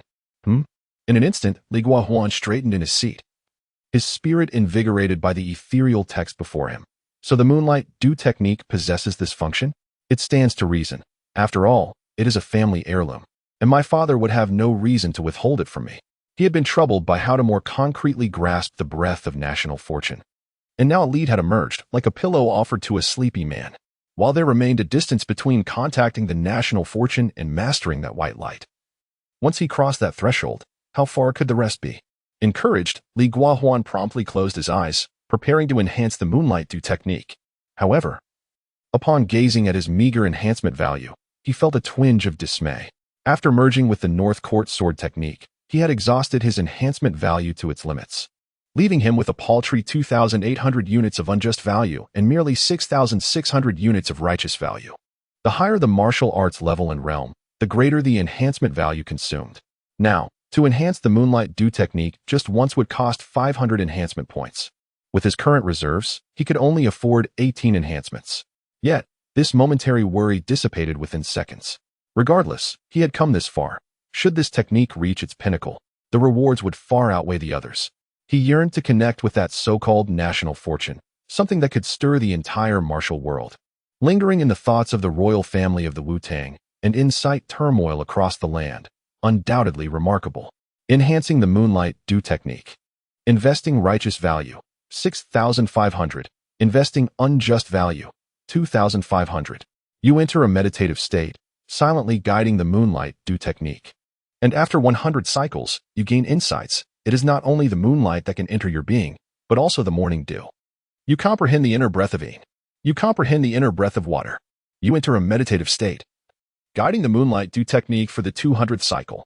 You enter a meditative state, guiding the moonlight dew technique for the 300th cycle.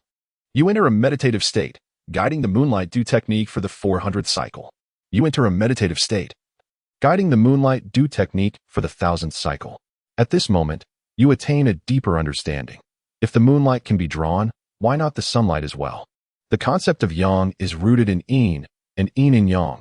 Harmony between the two is essential to avoid bias. The moonlight dew technique reaches great mastery.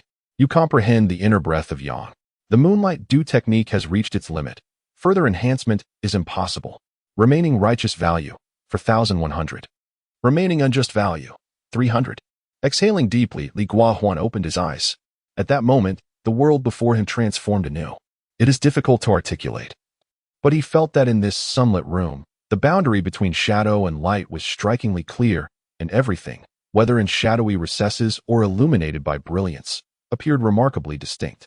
He could even see the dust dancing in the air and the small insects hiding in the dark corners of the walls. The transformation did not end there. With the mastery of the moonlight dew technique, many methods of application naturally emerged in his mind. This technique not only refined his body, but also infused 3 distinct attributes of inner breath within him. The yin attribute derived from the moonlight significantly enhanced his body's flexibility, expanded his night vision, and calmed his mind. The water attribute from the morning dew improved his recovery capabilities and bestowed an icy effect on his inner breath, allowing him to gradually frost his opponents during combat, particularly near sources of water. The yang attribute from the sunlight provided resistance to malevolent forces, invigorated his spirit, and allowed him to withstand the sun's glare while inflicting burn effects in battle. With both hands, Li Guahuan silently practiced the moonlight dew technique, directing the 2 differing inner breaths into each hand. Unsurprisingly, one palm turned a shade of blue while the other flushed red, one emanating cold, the other warmth. Merely bringing the hand that felt as if it were roasted closer to the table's documents, he watched as the cover of the files began to warp from the heat. Quickly dispersing his energy, he gazed with delight at his hands. Perhaps now, I can truly be considered a master of the martial world? Chapter 35. The Righteous Blade. County Jail. After exchanging pleasantries with the old jailer, Li Guanlan successfully entered the dimly lit and damp atmosphere of the county jail. The air was thick with an unpleasant odor, and the cramped quarters were filled with numerous martial artists, huddled closely together against the walls. Each person appeared to be devoid of spirit, starkly contrasting their previously vibrant demeanor outside. As Li Guanlan surveyed the inmates, he couldn't help but express his disbelief. Why must you all be here, when you could seek your destiny elsewhere? Why come to our Pinghu County to languish in confinement? Upon hearing his words, the martial artists suddenly regained their vigor, clamoring at Li Guanlan. You, corrupt official, if you have the courage, release us, and we shall fight to the death. What crime have we committed, you dog of a bureaucrat? We are righteous warriors of the martial world. Release us at once, or face the consequences. Lin, our leader, that scoundrel has arrived. Please, compel him to set us free. The cacophony was as irritating as a swarm of flies. Li Guanlan coldly scoffed. It seems you possess quite a bit of spirit. Would you like me to summon the head jailer to administer a few lashes to each of you? At the mention of punishment, the inmates fell silent, though they continued to glare at Li Guanlan with murderous intent. He marveled at the situation, realizing that this jail was no ordinary place. It had been sealed by the celestial masters of the Xintian Bureau. All prisoners within were rendered weak and powerless, regardless of their previous prowess. Moreover, the various instruments of torture within the jail bore similar enchantments, inflicting excruciating pain, rendering even the mightiest martial artist as helpless as an ordinary person. This, he understood, was a manifestation of national power, piquing his interest in the celestial masters of the Xintian Bureau, who seemed to be formidable figures indeed.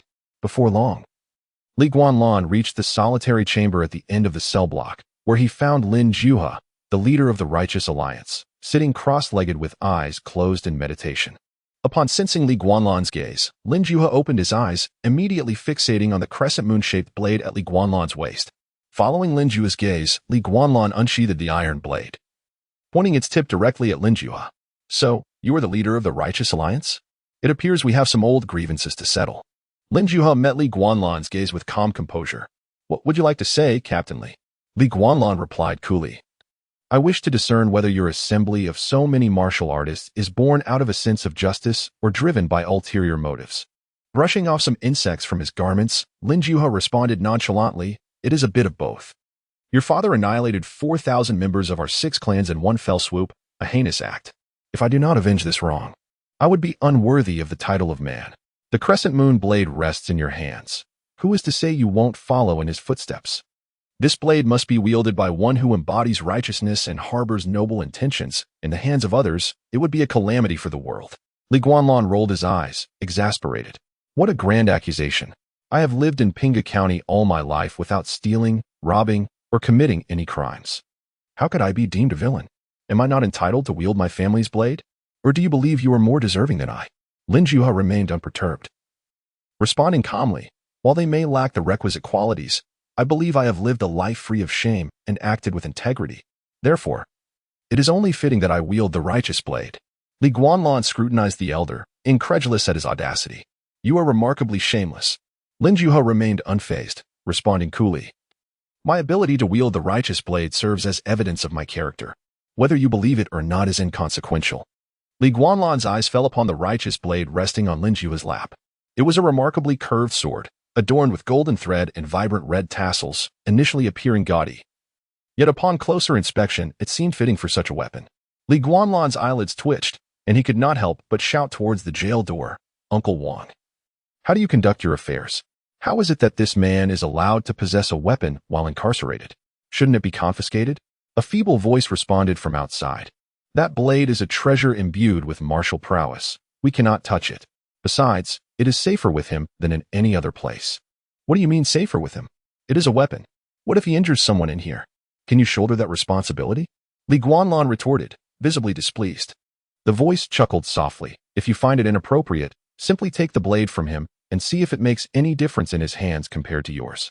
Upon hearing this, Li Guanlan felt the gravity of the situation shift. Typically, one would adopt such an attitude only when anticipating amusement. Before he could ponder further, Lin Juha had already risen, smiling as he extended the righteous blade towards Li Guanlan. The old man's voice now carried a hint of mischief. Captain Li, the blade is here. Take it, lest I wield this weapon and cause harm within these walls. At this moment, the inmates from other cells began to cheer excitedly.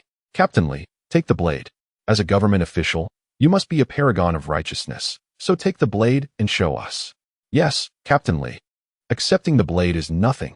If you dare draw it, I shall salute you as a true man. Draw the blade. Draw the blade. Captain Li, draw your blade. The sudden shift in the crowd's demeanor only heightened Li Guanlan's suspicion. However, having already spoken, retreating now would be a loss of face. I refuse to believe that a mere blade could pose such a threat. If I can wield the crescent moon blade, then what is the righteous blade to me? Stealing his resolve, Li Guanlan reached out, grasping the righteous blade amidst the expectant gazes of the onlookers. Yet, the moment the blade touched his hands, a warning blared urgently in the depths of his mind. Warning, you are experiencing an influx of righteousness. Please withdraw immediately. Otherwise, your mind will be swayed by righteousness. Warning, you are experiencing an influx of righteousness. Please withdraw immediately. Otherwise, your mind will be swayed by righteousness. Chapter 36. This child must not be allowed to live. What is the essence of righteous energy erosion? This thought had barely surfaced in Li Guanlan's mind when he suddenly froze, standing motionless in place. Then, as if under some irresistible compulsion, he slowly drew forth the peculiar blade. Upon witnessing this, the martial artists in the prison instantly erupted into cheers. Ha! He has drawn his sword. He has truly drawn his sword. The righteous blade could only be wielded by those who upheld justice. Anyone who grasped it must undergo a baptism of righteous energy. Only those genuinely devoted to the well-being of the people and committed to righteousness were deemed worthy of its use.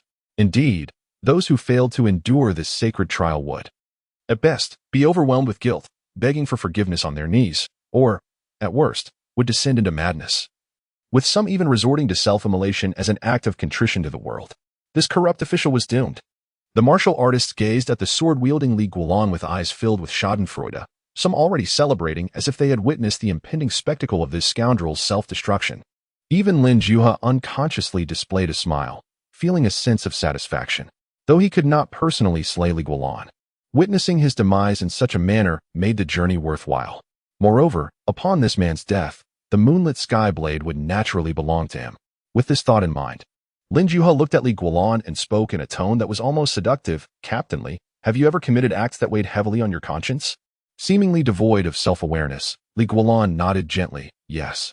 Lin Juha's heart leapt with joy, and he quickly pressed on, among those actions. Is there anything that has caused you such guilt that it keeps you awake at night? I have always taken wontons from old Lu's stall without paying, eating for an entire year without compensating him. Lin Juha frowned. While despicable, this hardly warranted a death sentence. Reluctantly, he continued to inquire, anything else? I watch videos without liking them. I read pirated novels, and I browse domestic sites. When I was 18, I wasted a considerable amount of toilet paper. Each time I reflect on it, I regret my actions. Lin Juha was even more perplexed as he realized he could not comprehend Li Guanlan's words. Videos? Novels? What were those? And what of domestic sites? Wasting paper hardly merited a death sentence. Refusing to give up, Lin Juha decided to further provoke Li Guanlan. In your years as a captain, have you never forcibly taken women, colluded with tyrants, or framed the innocent? I have a clear conscience. Lin Juha raised an eyebrow. A clear conscience? The subtext of that response suggested wrongdoing, yet he felt justified in his actions. The righteous blade was meant to compel a reckoning with one's conscience, leading to madness or death for those who could not pass that threshold. It seemed he needed to apply more pressure. Thus, Lin Juha pressed further. Have you ever trespassed upon widows, extorted the innocent elderly? I have a clear conscience. Have you ever committed murder in the streets, capturing righteous martial artists indiscriminately? I have a clear conscience. After a series of relentless inquiries, Lin Juha fell silent. At this moment, his eyes were fixed intently on Li Guanlan, desperate to discern the nature of his heart. How could one commit so many heinous acts yet maintain a clear conscience? Are you even human? Does your conscience not ache? Such a heart, so cruel and unyielding. This child must not be allowed to live. Taking a deep breath, Lin Juha prepared to launch a soul-searching inquiry to elicit Li Guanlan's inner guilt, in conjunction with the righteous blade's purifying trial, to drive him to madness. Yet just then, Li Guanlan, still frozen in place, suddenly regained his composure, grinning at Lin Juha. So this is the righteous blade, utilizing martial destiny to imbue its spirit, sculpted from gold. Cursed with righteous energy, such a shoddy thing, and it dares to call itself a treasure? How many lives have you harmed with this blade, Alliance leader Lin? In an instant, Lin Juha was left speechless, pointing at Li Guanlan with a look of disbelief. You. How can it be that you are unharmed? Li Guanlan gazed at the righteous blade in his hand, tilting his head slightly. Perhaps. I am the true embodiment of justice. You resist the erosion of righteous energy. Righteousness value decreases slightly. Effect lasts for 12 hours. Casting a glance at the astonished Lin Juha and the equally stunned martial artists, Li Guanlan sheathed the righteous blade, leaning nonchalantly against the wall, and spoke coolly. Now that the blade is gone and the people are trapped, Alliance Leader Lin, will you now be more forthcoming? Reluctantly gazing at the righteous blade in Li Guanlan's possession, Lin Juha hesitated, but ultimately resigned himself to reality. He sighed. Captain Li, would you like to inquire about today? Whatever I can tell you, I shall disclose. I hope, after this, Captain Li, you might return the righteous blade to me. Li Guanlan's gaze flickered, a smirk playing on his lips. You were the one who willingly handed the blade over to me, so why the sudden change of heart, Alliance Leader Lin? I said, this is the county jail. Weapons such as swords and guns must be surrendered. Lin Juha repeatedly clasped his hands. I assure you, I will cause no trouble and will ensure my companions behave. I only ask Captain Li to return the blade to me. As the leader of the Righteous Alliance, Lin Juha's prowess in swordsmanship was formidable, but more importantly, he had claimed the righteous blade as his own, a symbol of the righteous martial arts community. Should the righteous blade fall into the hands of another, and that person remain unscathed, Lin Juha's status among the righteous martial artists would plummet. Many would undoubtedly rise to contest his position. He was indeed a top-tier martial artist. But above him were those of even greater skill, including masters. Without the righteous blade, he would be rendered insignificant. Spending 100 unjust points can dismantle the structure of this blade, releasing the martial destiny sealed within it. Upon receiving this new prompt, Li Guanlan was struck with inspiration. He leisurely dragged a stool into place, sitting before Lin Juha and the gathered martial artists, toying with the righteous blade and casually stating, since Alliance Leader Lin is so cooperative, I cannot fail to show you some courtesy. Very well, if you answer my questions honestly and to my satisfaction, I shall return the blade to you.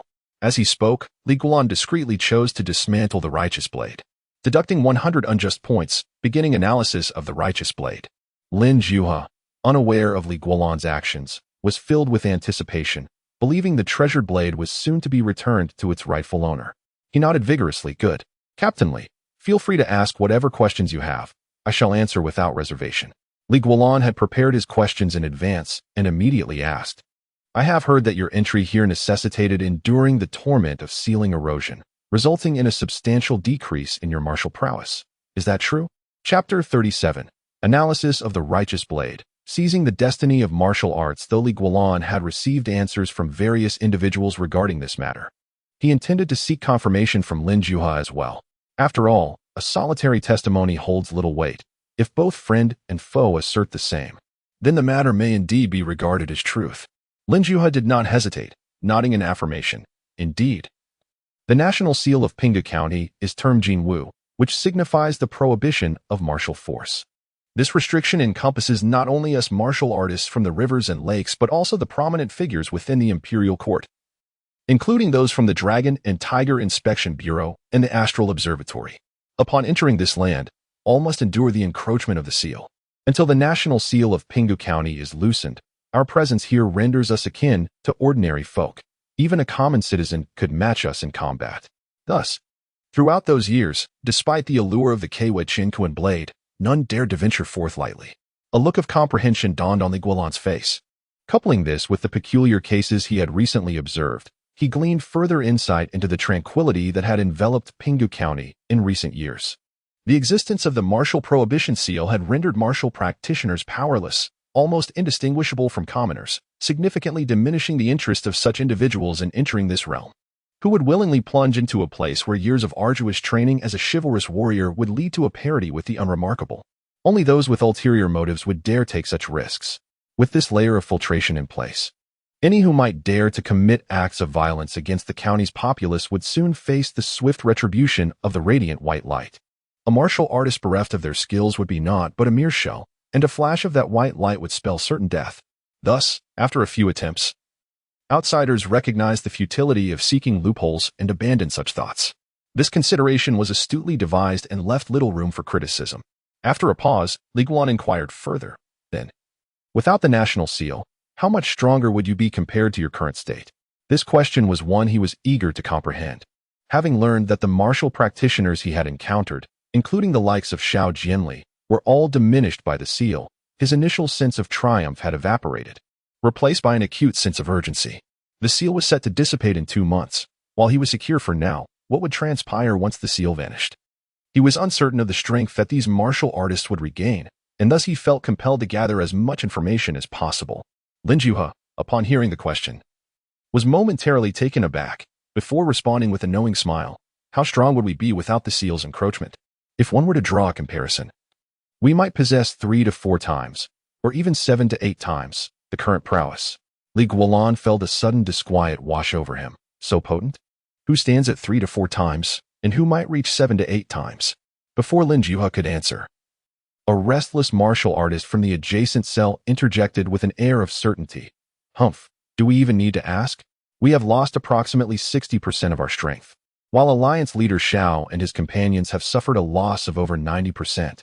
At this, Li Guanlan smirked. Such a pity that the formidable Alliance leader Xiao is deceased. The martial artist nodded repeatedly, instinctively adding, indeed, what a loss. Had he been outside, 10 of you would not suffice against him. His swordplay was as unpredictable as it was varied, reputed to sever heads from 1,000 miles away. He seemed poised to continue, but was abruptly silenced by a nudge from a companion, realizing the futility in speaking of the deceased. Lin Juhe, wary of further folly, cleared his throat and humbly remarked, I have merely aged and been fortunate to receive the support of my peers in the martial world, which has allowed me to assume the position of leader. I am not a figure of great prowess. Without the righteous blade, I would not be significantly stronger than those present. No one understood better than he the formidable enhancement provided by the righteous blade. Analysis complete. The sealed martial fortune can be released at any time. Note, upon release, this blade will be no different from an ordinary one. Gazing at the righteous blade, Li Guanlan gently tapped its back with his finger, deep in thought. After a moment, he raised his head, respectfully clasping his hands towards Lin Juhe. To wield the righteous blade is an extraordinary feat, and your ascension to the leadership of the Righteous Alliance can only be deemed an act of destiny. Lin Juhe managed a faint smile, sensing an underlying implication in the young man's flattery. Release martial fortune. Martial fortune release successful, consuming 10,000 points of righteousness. It can absorb martial fortune. Consuming 10,000 points of unrighteousness allows for the sealing of martial fortune. Consuming 100 points of righteousness permits the temporary preservation of martial fortune for 1 month. At that moment, martial fortune resided within Li Guanlan's mind, manifesting as a luminous point no larger than a broad bean. Though invisible to the naked eye, one could sense its presence upon closing their eyes. Faintly, Li Guanlan could even feel the tremendous power it contained. His intuition warned him that absorbing this essence would bring about a transformative change. However, viewing his meager enhancement points, he sighed inwardly and opted to preserve the martial fortune he had acquired. Already burdened by financial concerns, he now faced yet another source of anxiety. With that thought, Li Guanlan suddenly grasped the righteous blade and approached the cell housing numerous martial practitioners, his gaze intense as he inquired, Among you, is there anyone guilty of crimes? The crowd, realizing his intention, hastily shook their heads. No. We are all righteous individuals, having never committed any wrongdoing. Li Captain, please discern our virtue. We are all good people. Li Guanlan chuckled. Good people? Then catch this blade. With that, he hurled the righteous blade, a symbol of the righteous martial world, into the throng. He threw the blade. Everyone stepped back. Li Guanlan, you scoundrel. How dare you employ such despicable tactics against us? Get away. If you wish to live, do not touch that blade. Damn it, who pushed me? The golden blade radiated brilliance, even in the dim confines of the cell. Yet, in the face of such a priceless weapon, the occupants of the cell erupted into chaos, instinctively avoiding it, with not a single soul willing to reach out and grasp it. What folly! To touch it would subject them to the cleansing force of righteousness. In a world rife with vendettas, who among them bore no blood on their hands? Should the blade come into their possession, they might well find themselves compelled to take their own lives. Observing this from the adjacent cell, Lin Juhe felt a surge of anxiety. He pressed against the bars, calling out in desperation, Give me the blade. You must hand it over to me. Only I can wield it. No one else is permitted to touch it. Yet, he failed to consider that if no one dared to touch it, how could they possibly pass the blade to him? Chapter 38. Do not underestimate the Xinjiang Bureau listening to the tumultuous shouts and curses of the martial artists behind him. Li Guanlan could not help but let out a long sigh. What righteous martial arts world is this? It is nothing more than a chaotic scramble for survival in times of distress. Beside him, the jailer Wang Quan chuckled. The so-called Jianghu martial arts are merely a quagmire. What prospects can those who linger here hope to achieve?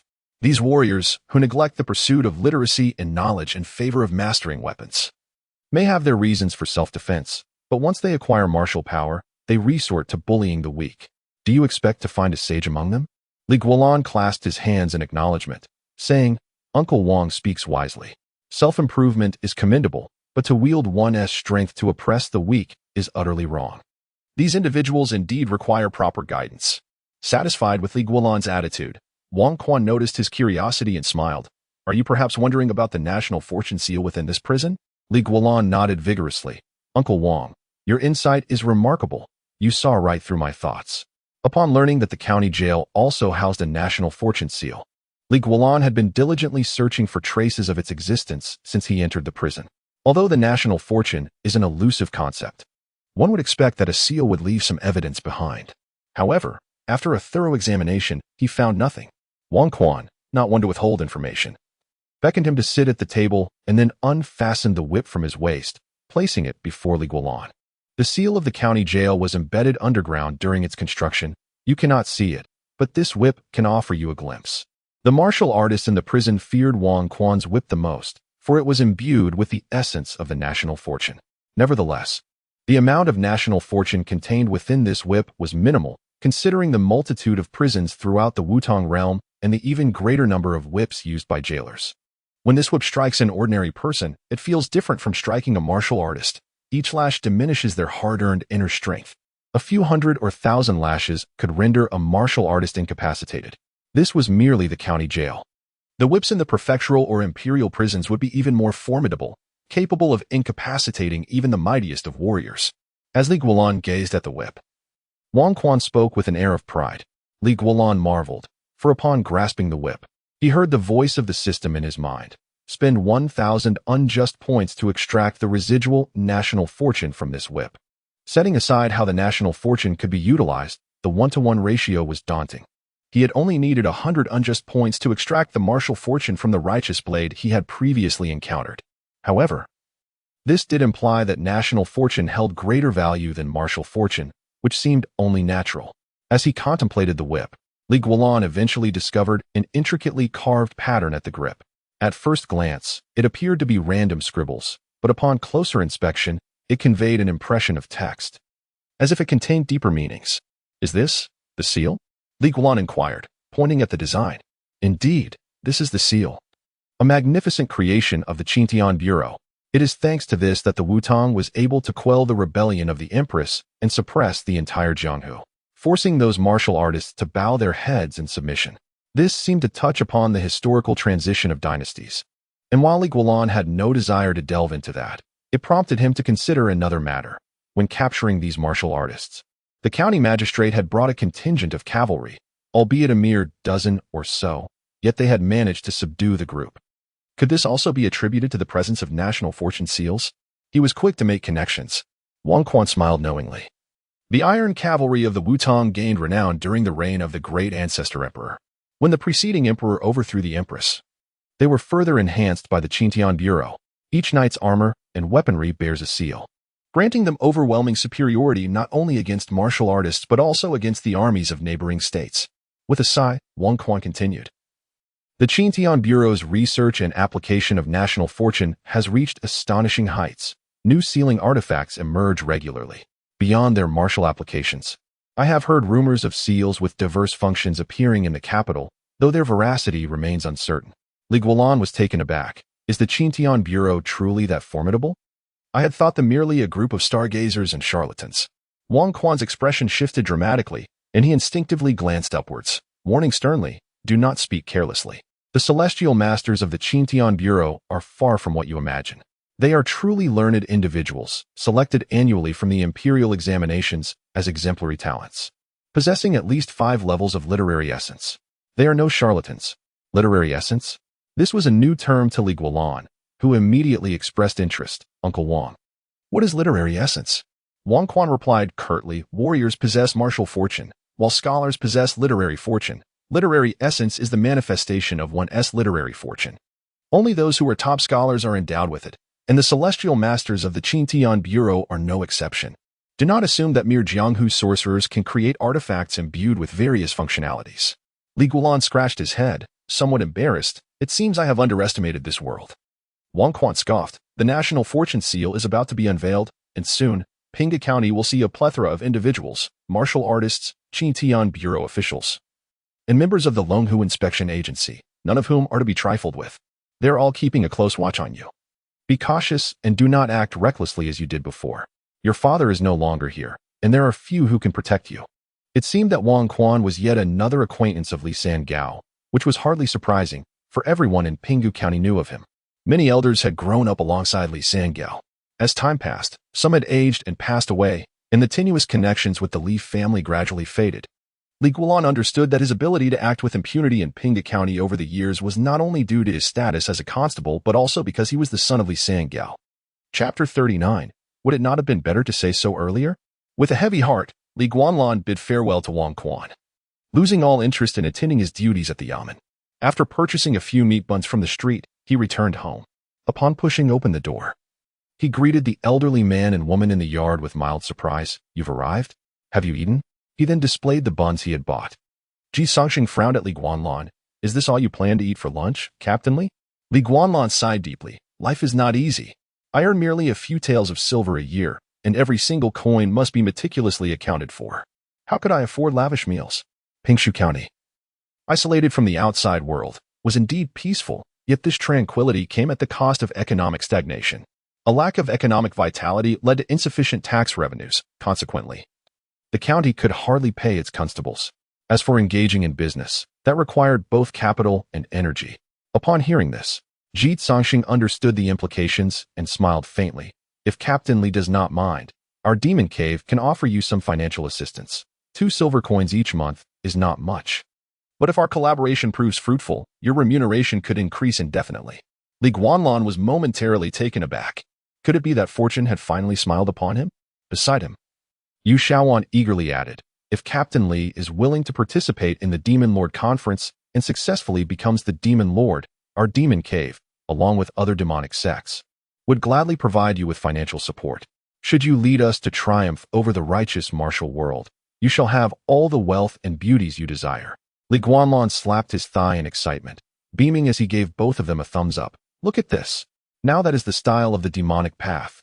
If you had used this approach earlier, I would have capitulated without hesitation. Threats are far less effective than enticing offers. As for the Demon Lord Conference, I shall participate, and I shall certainly become the Demon Lord. As for vanquishing the righteous martial world, we can discuss that later. Ji Songxing and Yu Shaoan exchanged bewildered glances, both astonished by the sudden and dramatic shift in Li Guanlan's attitude. They had never expected such a transformation. The heir to the missing moon and universe blade turned out to be a man of greed and lust? Yu Shaoan instinctively remarked. Li Guanlan shot her a glare. Nonsense. I am a diligent youth, striving wholeheartedly for love and career. Yu Shaoan fell silent for a moment before muttering in frustration, Isn't that the same thing? Li Guanlan chuckled. How is that the same? Greedy and lustful applies to you demonic sects, while career and love pertains to the art. Chapter 40. Body technique. Wind blowing grass at last. The new trousers were in hand, and not only that, the errand runner, Yu Shaoan, had thoughtfully returned with a meal from Chengulu. The three resumed their seats at the table, eating and discussing. As you may know, our demonic lair sounds fearsome, yet in truth, it is not. It is merely the peculiar nature of the creatures we command that instills fear in others. In comparison to humans, they are as benevolent as saints. Gently caressing 2 patterned snakes, Ji Songxin spoke with a warm demeanor. Li Guanlan carefully divided a plate of roasted chicken into 3 portions, distributing them to the others before taking a portion for himself. He was genuinely concerned that one of those snakes might whip its tail and turn the entire chicken into a toxic meal. After all, it had taken 2.5 years to rear this black chicken. Sipping some soup to moisten his throat, Li Guanlan expressed his views. I do not oppose your endeavors in animal cultivation. On the contrary, I wholeheartedly agree. However, isn't the direction of your breeding somewhat misguided? All these poisonous insects, snakes, and bacteria, anyone who learns of this would surely think ill of it. Before Ji Songxing could respond, Yu Shaoan interjected with a cold huff. The world is treacherous. We must learn to protect ourselves. Do you think everyone lives in Pinghu County like you? Li Guanlan shrugged. Then you could come here. Settle down. I would welcome you with open arms. Ji Songxing sighed. Unfortunately, by the time my apprentice and I reached this understanding, news of the seals loosening in Pinghu County arrived. This place is no longer tranquil. Li Guanlan continued eating, merely smirking at the comment. If it is not peaceful, then we must fight to restore peace. Ji Songxing nodded in agreement. Indeed, if it is not peaceful, we must strive for peace. Our demonic lair has suffered due to our constant concessions. Had our founder fought for every inch, we would not have lost our territory to the Beast Mountain. Upon hearing the mention of the Beast Mountain, Li Guanlan hastily consulted the demonic directory nearby, noting that this sect had been specifically marked by Ji Songxing with a large red cross. Upon reviewing the description, he was taken aback. You both hail from different branches of the same sect? You engage in animal hybridization, while the Beast Mountain focuses on human modification? Ji Songxing sighed deeply. Diverging philosophies have led us and the Beast Mountain down entirely different paths. We emphasize the use of animals, while they are obsessed with merging humans and animals, resulting in beastmen who are either of low intelligence or possess eccentric quirks. Thus, their reputation is even worse than ours, though they are not inherently malevolent. Remarkably, Ji Songxing's moral compass seemed questionable. Li Guanlan stole a glance at Yu Shaoan, who appeared unfazed, continuing to eat with a demeanor that suggested she shared Ji Songxing's views. Feeling Li Guanlan's gaze, Yu Shaoan returned the look, blinking in confusion. Li Guanlan pondered for a moment and decided to voice his thoughts. In my opinion, the actions of the Beast Mountain have crossed a line. They are treading a path of evil that must be eradicated. Ji Songxing paused, then comprehended, sighing again before nodding. Very well, concerning humanity, they have indeed overstepped. Nearby, Yu Shaoan took up a red pen and inscribed the name Beast Mountain on a piece of paper. Alongside it were the names of other demonic sects such as Bloodhand Sect and Evil Sword Hall, all marked for exclusion and designated as high-priority targets for elimination. Should Li Guanlan ascend to become the demon lord and govern the demonic realm, he would need to systematically cleanse these entities according to that list. Consequently, Li Guanlan contemplated the issue of strength. Glancing at the two snakes, he asked Ji Songxing, I am curious, beyond breeding poisonous insects and toxins, do you practice any other techniques?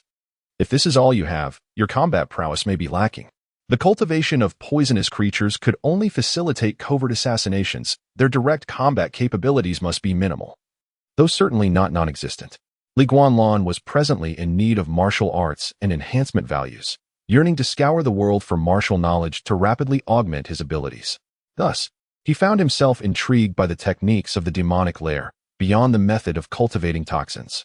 Ji Songxing discerned Li Guanlan's intentions and, without reservation, replied, Our lair possesses a lightness technique and a sonic technique. The former is our life-saving skill, somewhat renowned in the martial world. The latter is employed to communicate with toxic creatures. You would find it of no use.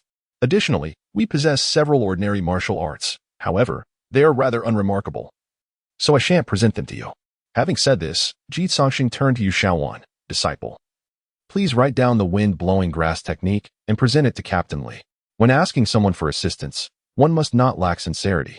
Yu Shaoan responded eagerly, Master, you underestimate me. I can write the technique right now. With that, she produced paper and pen, her writing flowing effortlessly.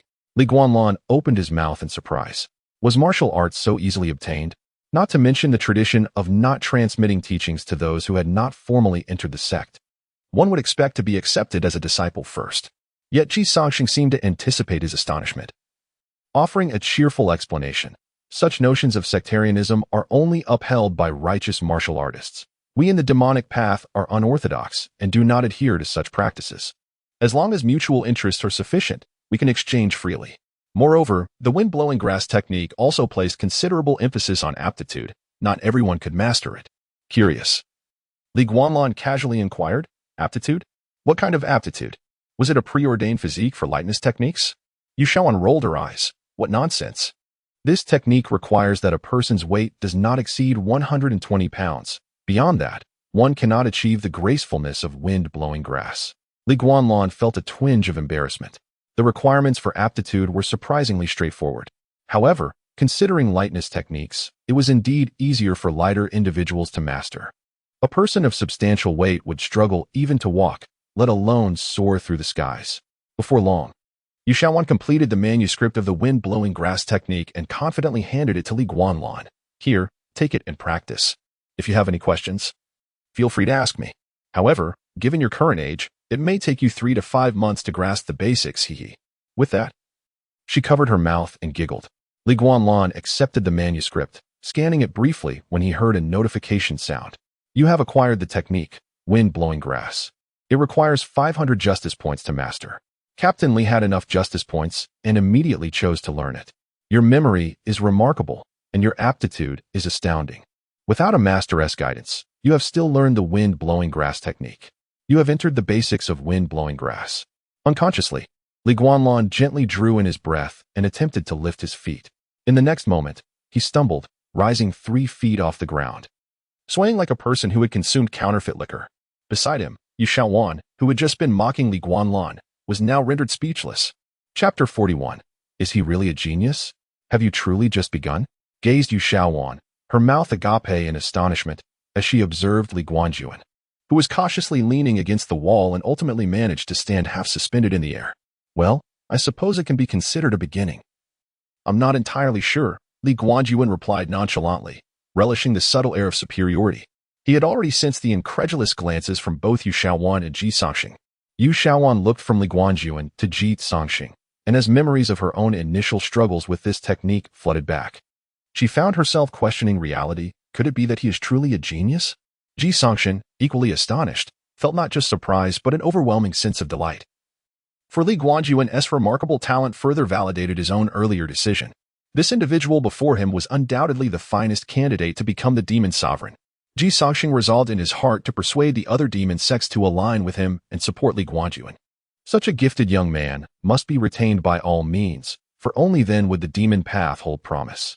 After basking in the exceptional attention for a moment, Li Guanjuan descended gracefully to the ground and sincerely remarked, "This lightness technique is truly impressive. Having only just begun, I already feel much more agile. I can hardly imagine what mastery would feel like." Compared to swordplay and inner martial arts, this technique was the most immediate in its effects. The martial arts of killing required actual combat to validate one's level and progress. The same held true for inner martial arts. Only with the lightness technique could one discern their own advancement simply by leaping and flying through the air.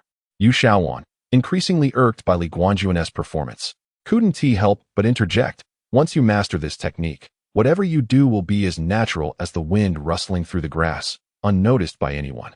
I've only reached the minor accomplishment stage, yet I can move freely in Pinghu County. My master has achieved great success. In the evil sword hall's lethal sword strikes cannot catch him. As for reaching perfection or even the ultimate peak, it seems only our founder has managed that." Li Guanjuan's curiosity was piqued, and he deftly shifted the topic, patiently inquiring of Ji Songxing, "Senior Ji, may I ask why it seems that for certain martial arts, once I reach a certain level, I find it increasingly difficult to progress? No matter what methods I employ, breakthroughs elude me. Do you know the reason?" Though he possessed enhancement values, Li Guanjuan felt he had exhausted all avenues for advancement in the martial arts he mastered. He truly did not know how to make further progress. Ji Songxing, taking on a serious demeanor, replied, "The breakthrough in martial arts usually relies on 2 avenues, enlightenment or opportunity.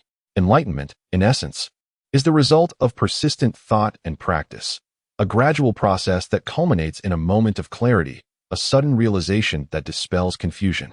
This method requires both comprehension and time. Most martial artists achieve breakthroughs through this approach, overcoming their inherent limitations." Li Guanjuan nodded in agreement. Practice makes perfect. This was a universal truth applicable to nearly all endeavors. Yet time was precisely what he lacked, rendering such a method ineffective for him.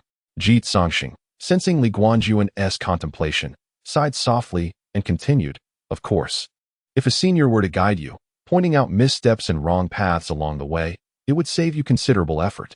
I can assist you with this lightness technique. But when it comes to your other martial arts, I am at a loss."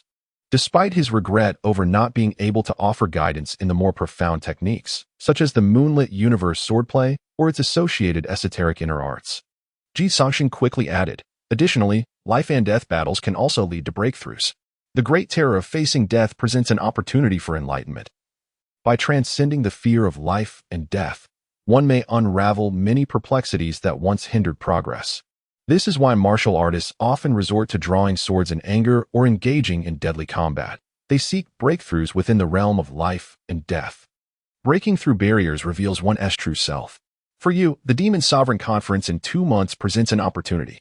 2 months until the Demon Sovereign Conference, Li Guanjuan thought to himself, realizing he lacked the patience to wait until then.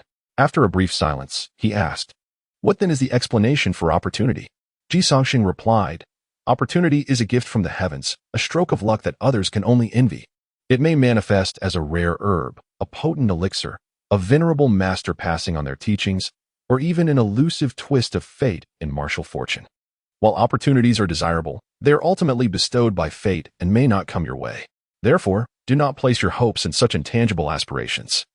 In the realm of martial arts, one must remain grounded." However, what was intended as a cautionary note resonated profoundly with Li Guanjuan, filling him with elation. He realized he possessed an opportunity. Recalling the martial fortune in his mind, he composed himself and confidently stated, "I understand rare herbs and potent elixirs. For I have consumed a pill that granted me a breakthrough. But passing on teaching seems rather abstract, doesn't it?" Ji Songxin was not taken aback by this. After all, as the son of Li Sangao, it was hard to believe he hadn't encountered any miraculous elixirs.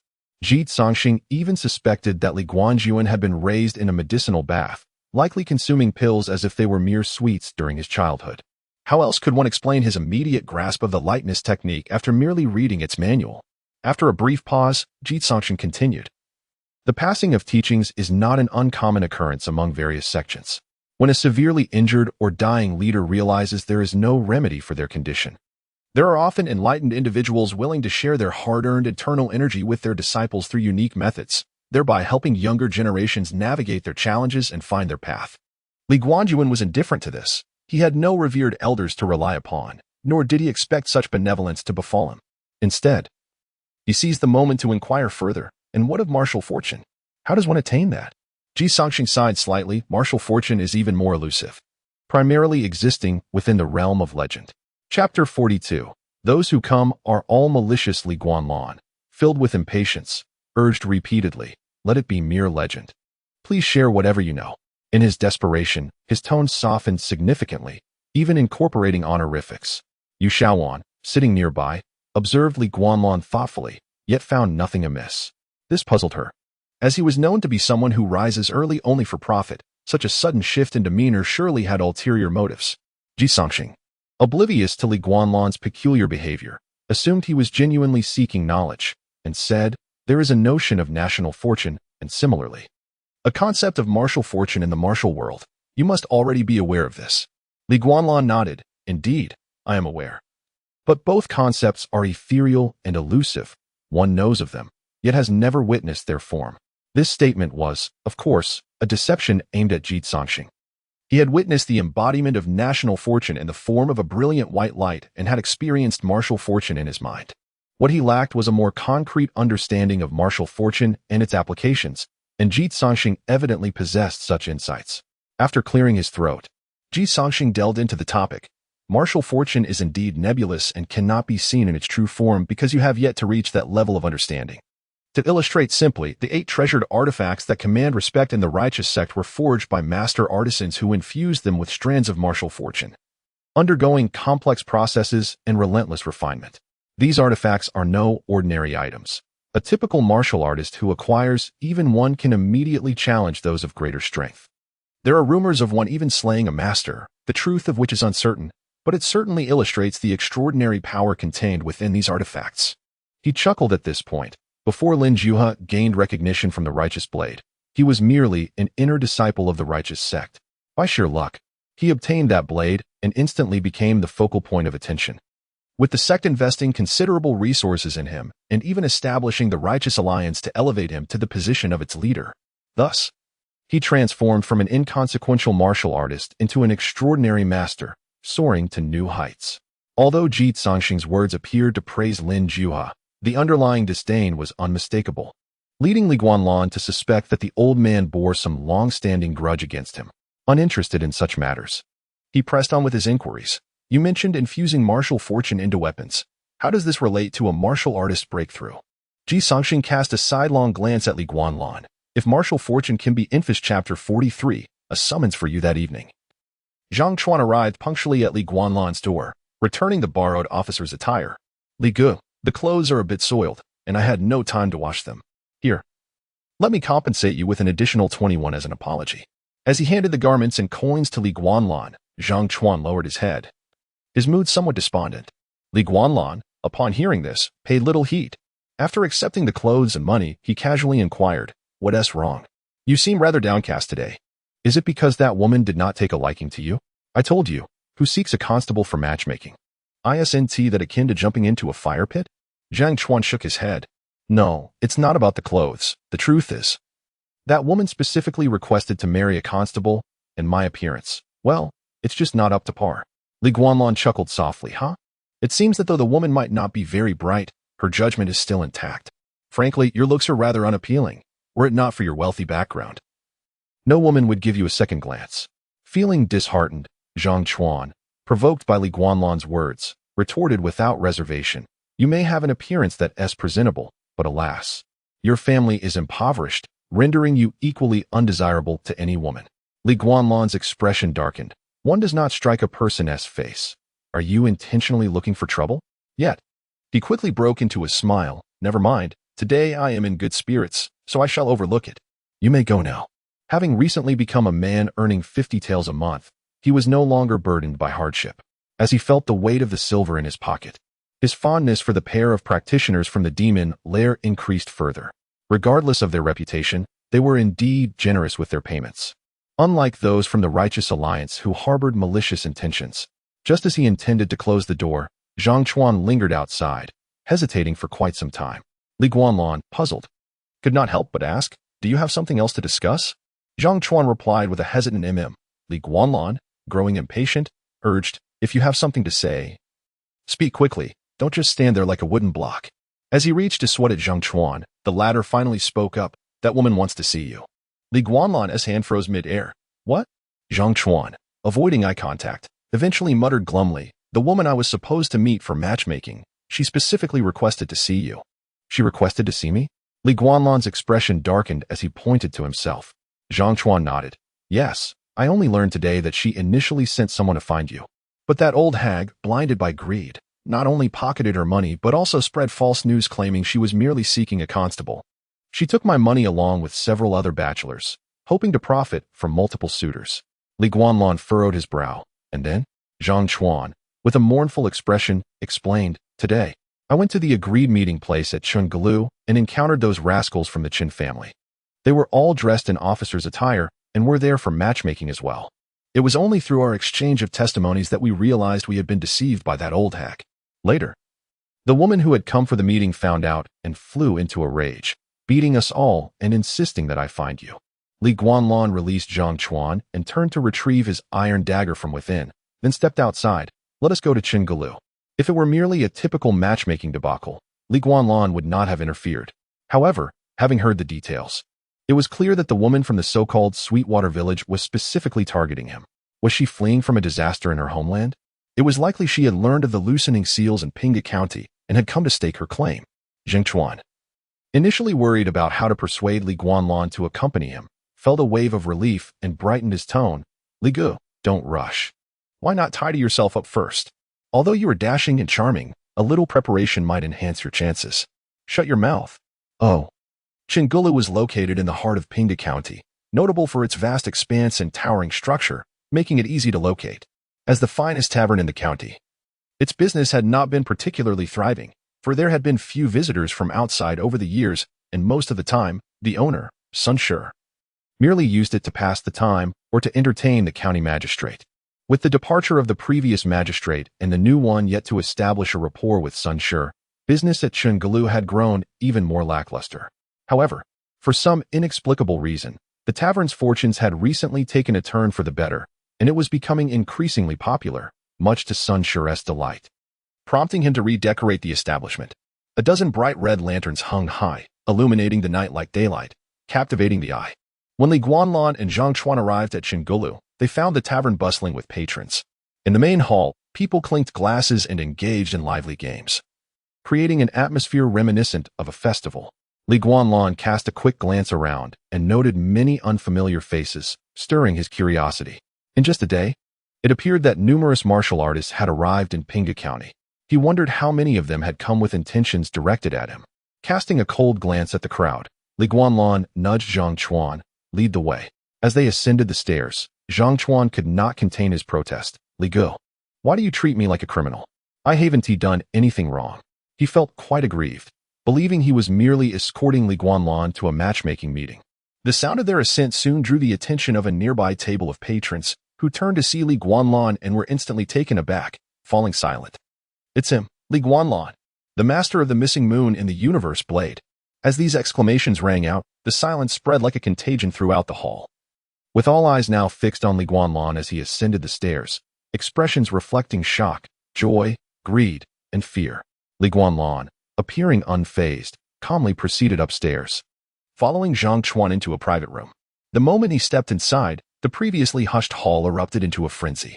Everyone began to whisper frantically among themselves. That is Li Guanlan, the hereditary constable of Pinghu County, son of Li Sangao. He's the one who apprehended Lord Lin and others. And it was he who killed the leader of the leaving sword hall, Xiao Jianli. Moreover, this individual consorts with the practitioners of the demon lair, known for his ruthlessness. He is undoubtedly a future menace.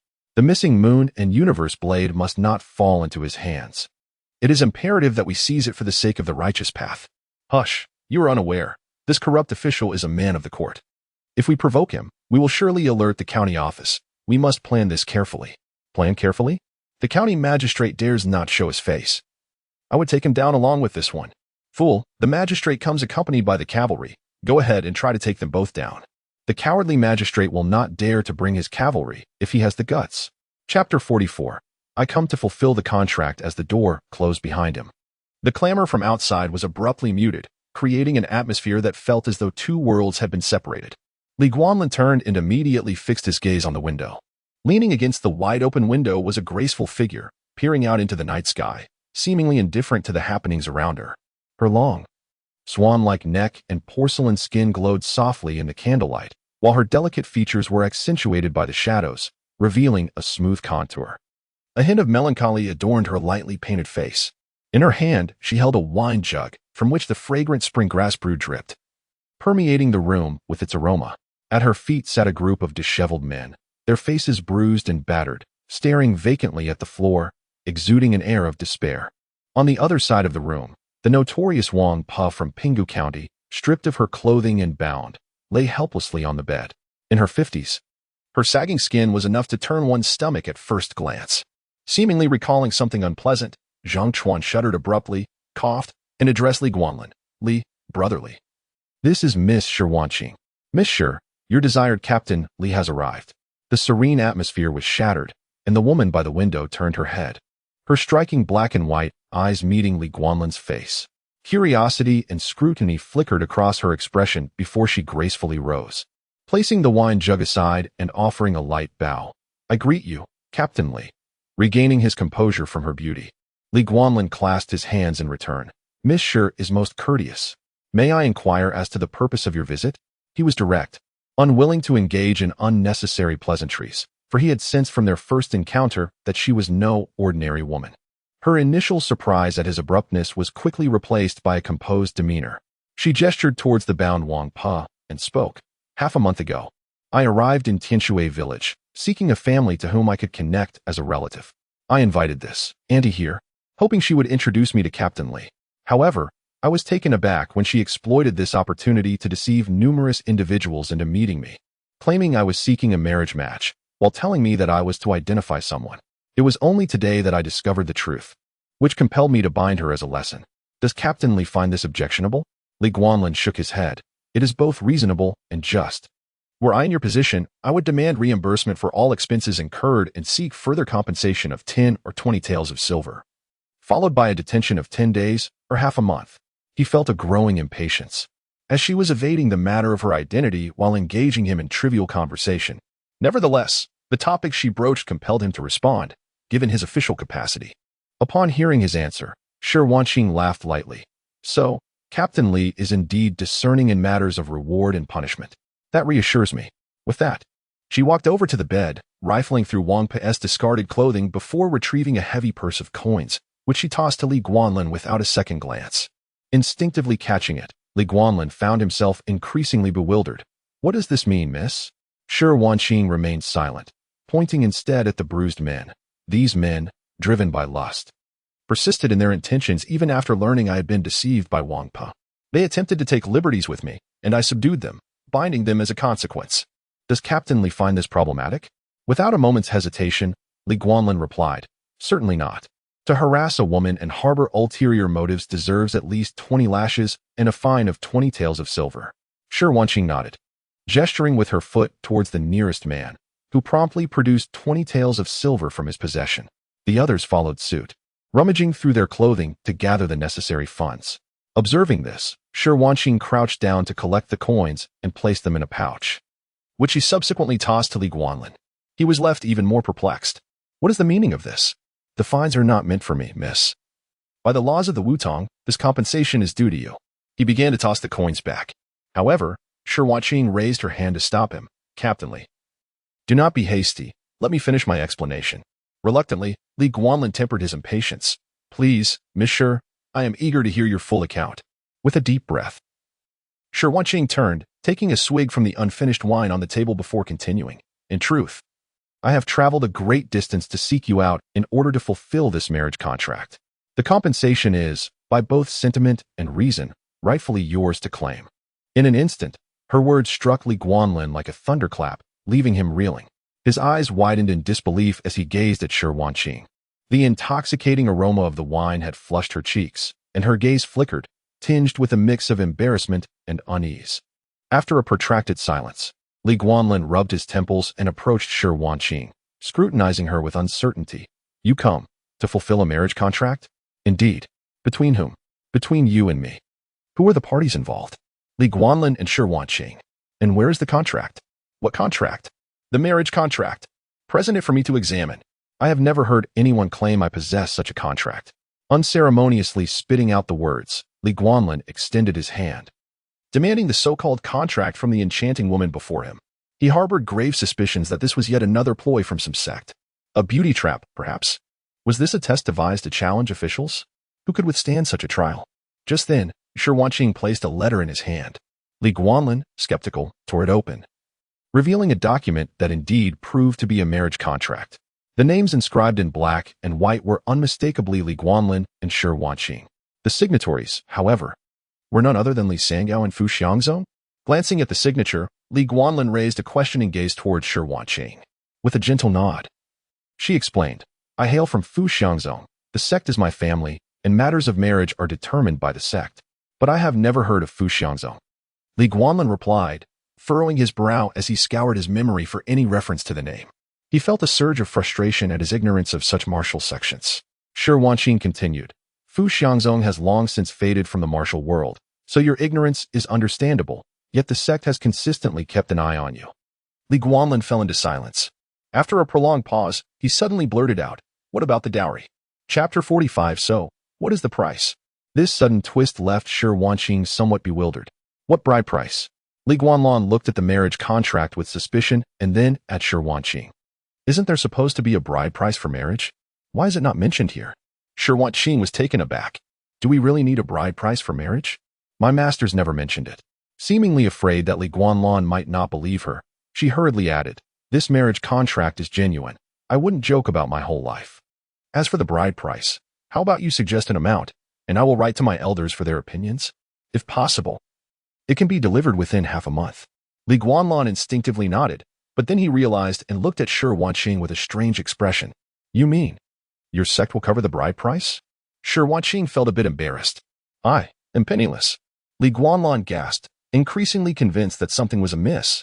It is well known that what is offered for free is often the most valuable, and those who claim to subsidize are likely involved in something far more sinister. Glancing at Shi Wanqing, who was waiting for his response, Li Guanlan waved his hand. Forget the bride price. It is not important. My main concern is this marriage contract. Shi Wanqing sighed in exasperation. The contract is clearly written in black and white. What is there to doubt? Li Guanlan scratched his head. It's just that most people use marriage contracts to annul marriages. I have never seen someone come to fulfill one. Shi Wanqing's expression changed, as if she thought of something unpleasant. She quickly assured him, "Rest assured, we have no ulterior motives this time. We simply wish to honor the contract. If you still don't believe me, I will give you this." Saying this, she took something from around her neck and placed it in Li Guanlan's palm. It was a jade pendant carved with remarkable craftsmanship, and upon closer inspection, one could see a resemblance to Shi Wanqing herself. The pendant still radiated warmth, and just holding it made Shi Wanqing's face flush. "What is this?" Li Guanlan was taken aback. At the same time, a voice echoed in his mind. "Soul pendant. A jade pendant carved with the essence of a woman's soul. Using soul jade as the core and blood essence as the carving medium. Consuming 1,000 justice points can warm the soul's essence. Consuming 5,000 justice points can extract the soul's essence, but the pendant will lose its effect afterward. This is my soul pendant. It is crucial to my life. If it shatters, my soul will be damaged, and I will become a fool. Is this acceptable?" Reluctantly gazing at the pendant, Shi Wanqing's tone carried a hint of grievance, and her eyes glistened with unshed tears. "How could I accept this? Miss Shi, you are being too formal." Nevertheless, Li Guanlan joyfully donned the pendant around his neck. Regardless of its authenticity, one should never refuse such an opportunity. Seeing this, Shi Wanqing visibly relaxed. "Li Lang, your vigilance is too strong. If you still don't believe me, I wouldn't know what to do." Her words were warm and flowed effortlessly. Her demeanor transformed so rapidly that everyone present was left speechless, especially the old woman tied to the bed, who stared at Shi Wanqing in shock. Li Guanlan felt a chill run down his spine, eyeing Shi Wanqing warily. "Wait, who are you calling Li Lang and Qinger? We aren't that familiar yet." The stark contrast in her behavior left him astonished. If she had initially seemed like an ethereal fairy, now it was more than just a fall from grace. It was akin to a princess from a kingdom becoming a performer in a nightclub. Shi Wanqing pouted with a hint of melancholy in her eyes. "What constitutes being familiar? Do we need to consummate the marriage? We could send them away. How about tonight?" The men on the ground eagerly nodded in agreement. Yes, let us go. We know our mistakes. We won't dare again."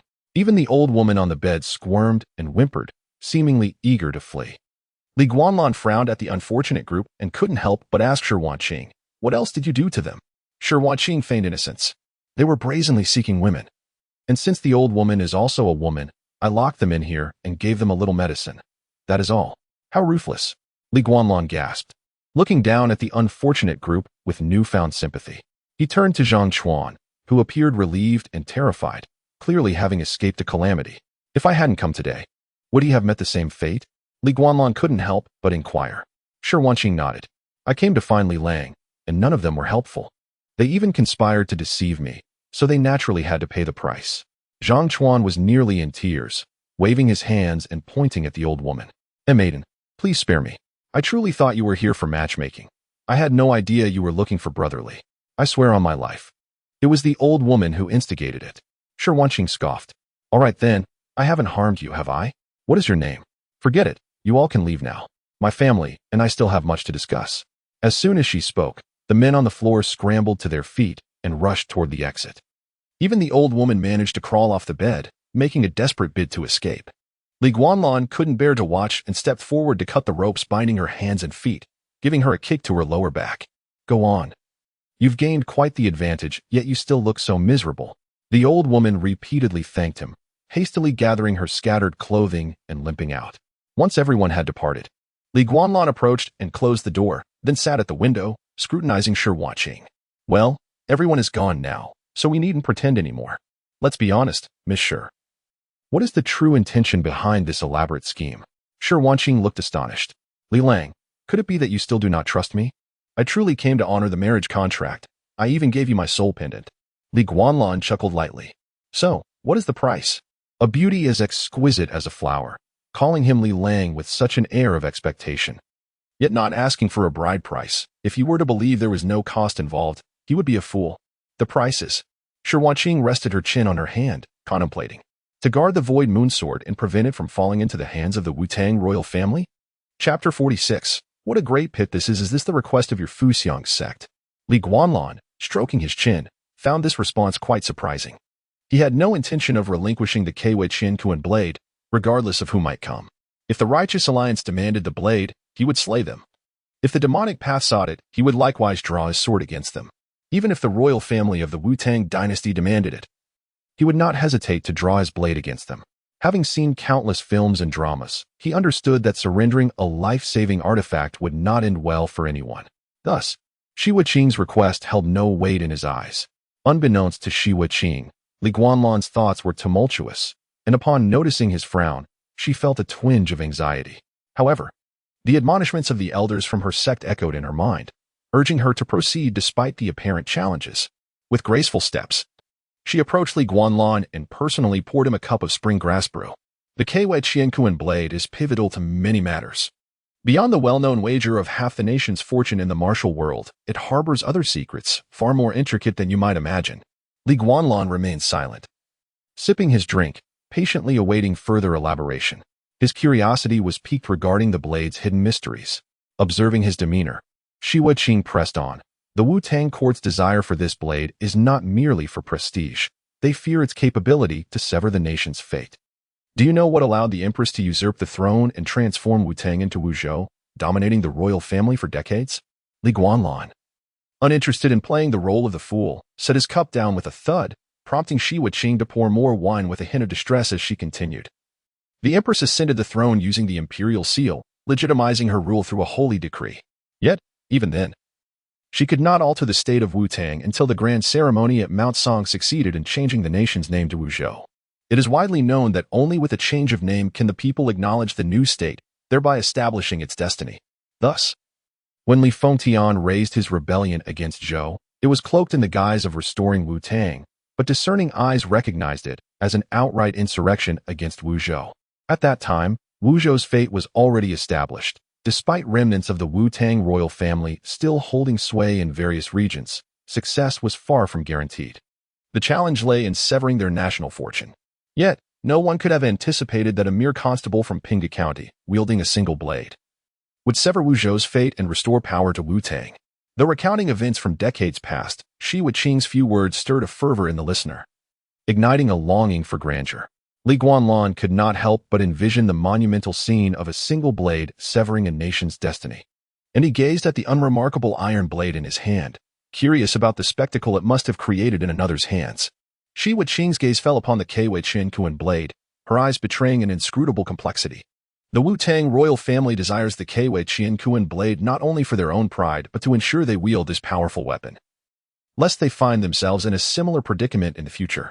As the son of Li Sangyao, inheriting his bloodline, you are perceived as a potential threat, one capable of severing their national fortune. Once you relinquish the Kwei Qiankuan blade, the consequences, whether favors or wrath, remain uncertain. Li Guanlan let out a cold laugh, then posed his question. What relevance does this hold for you and your Fuxiang sect? Why are you meddling in this affair? Shi Wuqing pouted in frustration. Are you not aware that the previous sect master of Fuxiang was the empress? In an instant, Li Guanlan's drinking came to an abrupt halt. He struggled to suppress his irritation, realizing that indeed, good fortune seldom accompanies the cheap. Ah, what a fine pit Fuxiang sect has dug for me. With a cold smile, he shrugged off his sleeve and prepared to leave. I shall not serve any longer. Anticipating his departure, Shi Wuqing swiftly seized his arm. Li Lang, you are intricately tied to the Fuxiang sect, even without the empress's involvement. You cannot sever ties with us. Did your father not impart this knowledge to you before he departed? Li Guanlan whirled around. What did he tell me? His recollections of Li Sangyao were growing increasingly vague, and he could not recall anything pertaining to the Fuxiang sect. Yet it was evident that this sect bore a significant connection to him. Shi Wuqing was momentarily taken aback. He truly said nothing? With a dawning realization, she murmured. No wonder you harbor doubts about the engagement. It seems Li Xianpei has kept you in the dark. Li Guanlan, now irate, grasped Shi Wuqing's arm and demanded. Clarify your words. What connection does the Fuxiang sect have to me? Your mother was a member of our Fuxiang sect, Shi Wuqing replied. In that instant, a thunderclap seemed to shatter Li Guanlan's mind. The memory struck him, illuminating a dark corner where a gentle woman, as refined as jade, lingered. However, this illumination was fleeting. When Li Guanlan regained his composure, he found himself unable to recall her visage, retaining only a vague notion that she was his mother. The weight of overlapping memories had forced him to erase anything that did not belong to him. Is her name Zhouning? He inquired, resting his forehead in thought. Shi Wuqing's expression brightened as she nodded vigorously. Indeed, she was the previous sect master of Fuxiang. Li Guanlan furrowed his brow. scrutinizing Shi Wuqing for a long moment before uttering a single phrase. Where's the proof? Shi Wuqing, disheartened, replied, Why must you demand proof? The very fact that I can share this information is evidence enough of its truth. How could someone unaware of the inner workings convey such hidden secrets? Li Guanlan felt agitation swell within him. If he could not recall the memories of the original owner, he would have no need for suspicion. Yet, he found himself compelled to maintain his persona of doubt. You have remained absent for decades. Who knows what transpired during that time? If you concoct some fantastical tale to take advantage of my naivety, I must tread cautiously. Shi Wuqing's anger flared.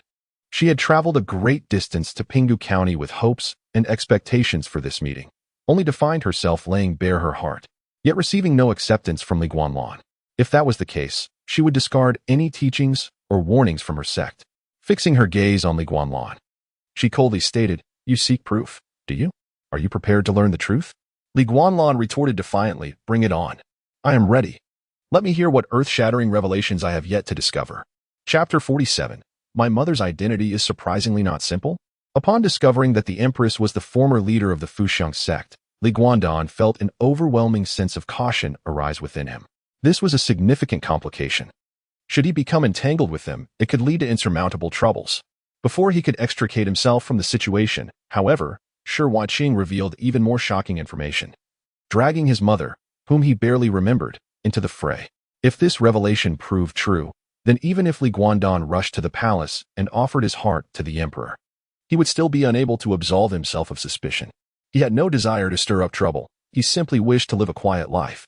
Yet, unbeknownst to him, he had already become the eye of the storm, the very center of chaos. Gripping the knife, Li Guanlan resumed his seat and urged Shi Wuqing, Please. I am all ears.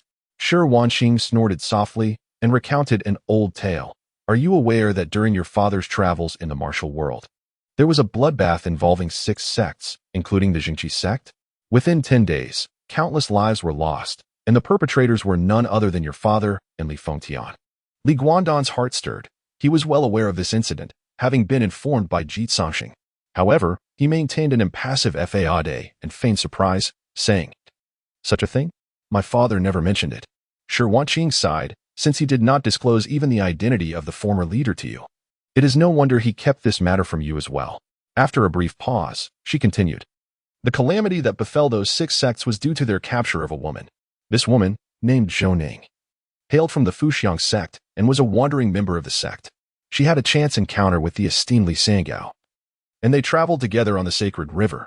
For reasons unknown, they crossed paths with the young disciples of those sects, leading to a conflict.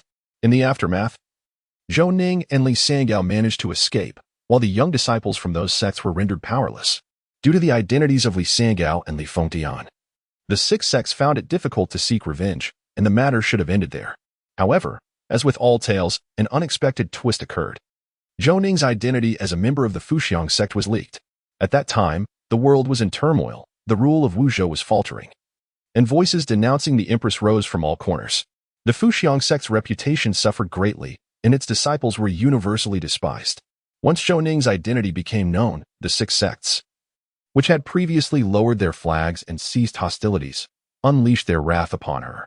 Listening intently, Li Guanlan found himself unconsciously clenching his fists.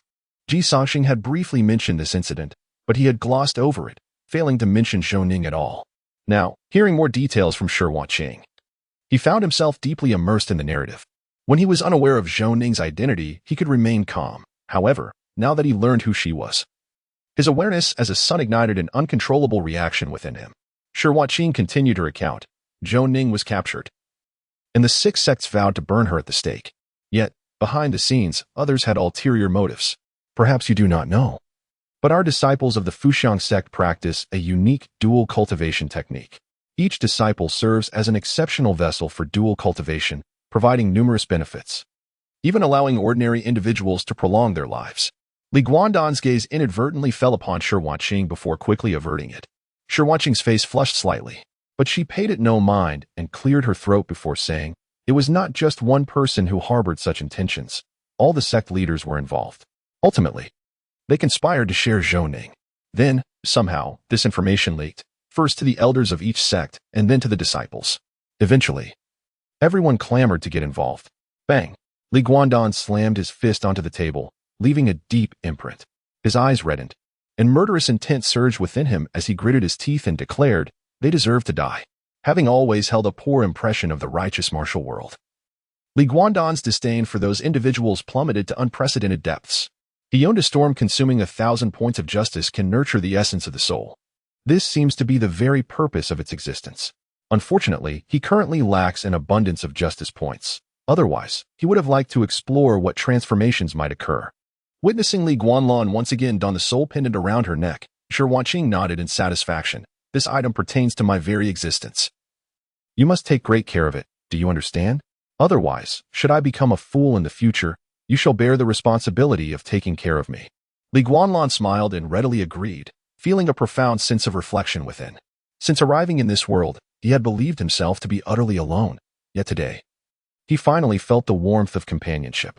Much like a drifting vessel, having a companion to rely on amidst the vast ocean brings solace. Chapter 48. Draw the blade and slay them. Perhaps recalling his loved ones, Li Guanlan instinctively inquired of Shi Wanqing, "Senior sister, do you know the whereabouts of my mother?" In the fragmented remnants of his memory, that woman had resolutely departed. Shi Wanqing shook her head. "I do not know. I was only just beginning to form memories when Master appeared. All I know is that she vanished after leaving behind a marriage contract. Her specific whereabouts remain a mystery to all." After a brief pause, she countered Li Guanlan's question, "What about you? Did Senior Li say anything before he passed?" Li Guanlan naturally shook his head. He left no instructions. "My knowledge of the world beyond Pinghu County is nearly non-existent." He then offered a wry smile. "Not just me. The entire populace of Pinghu County is unfamiliar with the outside world.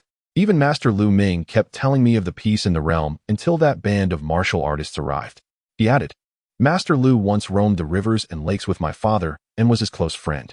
Shi Wanqing remarked, "Senior Li, your travels in the martial world indeed led to a wide circle of friends, yet it is surprising to discover that someone would choose to remain here with him."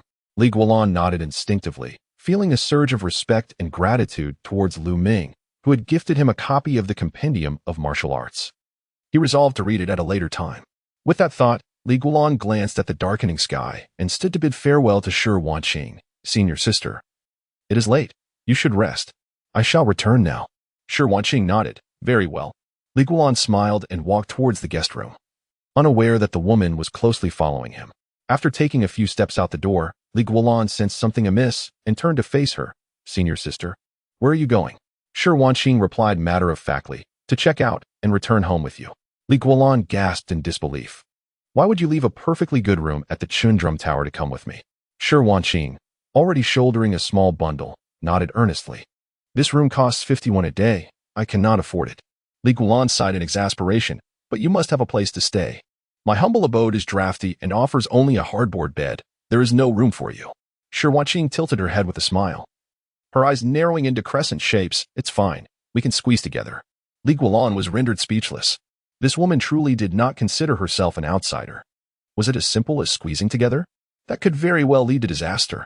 As Li Guanlan pondered how to persuade Shi Wanqing to remain behind, the raucous martial artists in the hall below turned their attention back to him. After a brief silence, one individual inappropriately leaped onto a table, pointing at Li Guanlan and declaring loudly, "I am Shui Dainyu of the Immortal Sect, and I share a deep bond with Master Shao of the Leaving Sword Hall. Today, I seek justice for the late Master Shao."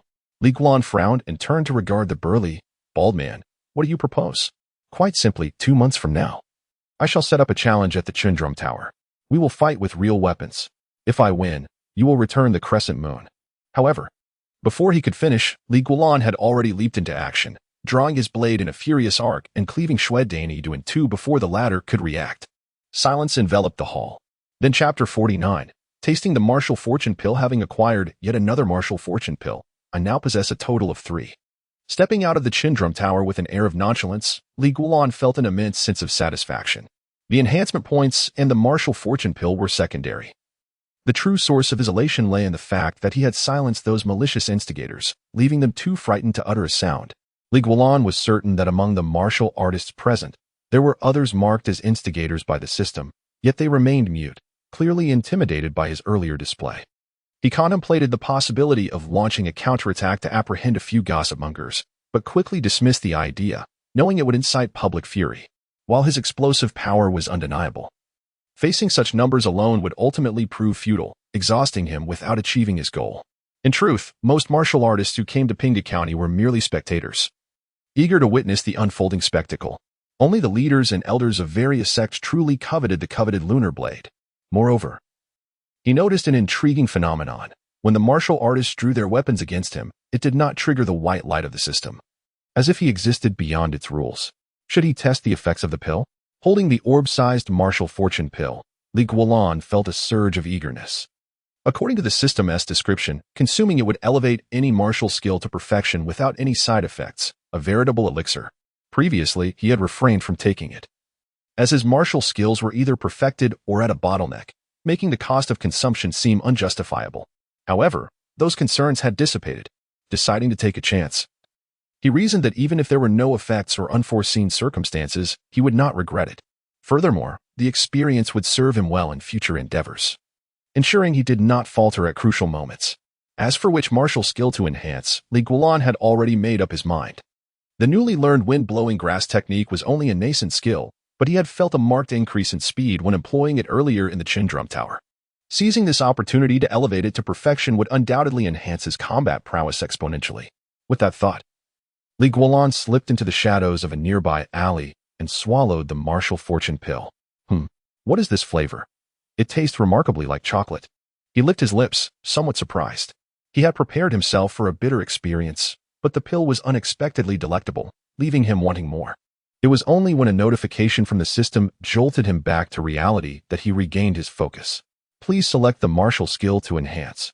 Regaining his composure, Guanlan promptly chose body technique, wine-blowing grass. In the next moment, he was involuntarily plunged into a state of visualization. In this introspective state, he beheld a soft white light rising from his dantian, swiftly coursing through his body and ultimately merging into his legs. You have been favored by martial fortune. It traverses your body and discovers a suitable channel in your legs to settle down. Martial fortune has bestowed upon you a profound enlightenment, allowing you to grasp the essence of the wind-blowing grass technique. One must be like the wind and like the grass. When the wind blows, you are the grass, moving with it. This wind may be the wind of the world or the wind of blades. When the wind comes, you may choose to rise with it or evade it, whether in attack, defense, or retreat, all lies within a single thought.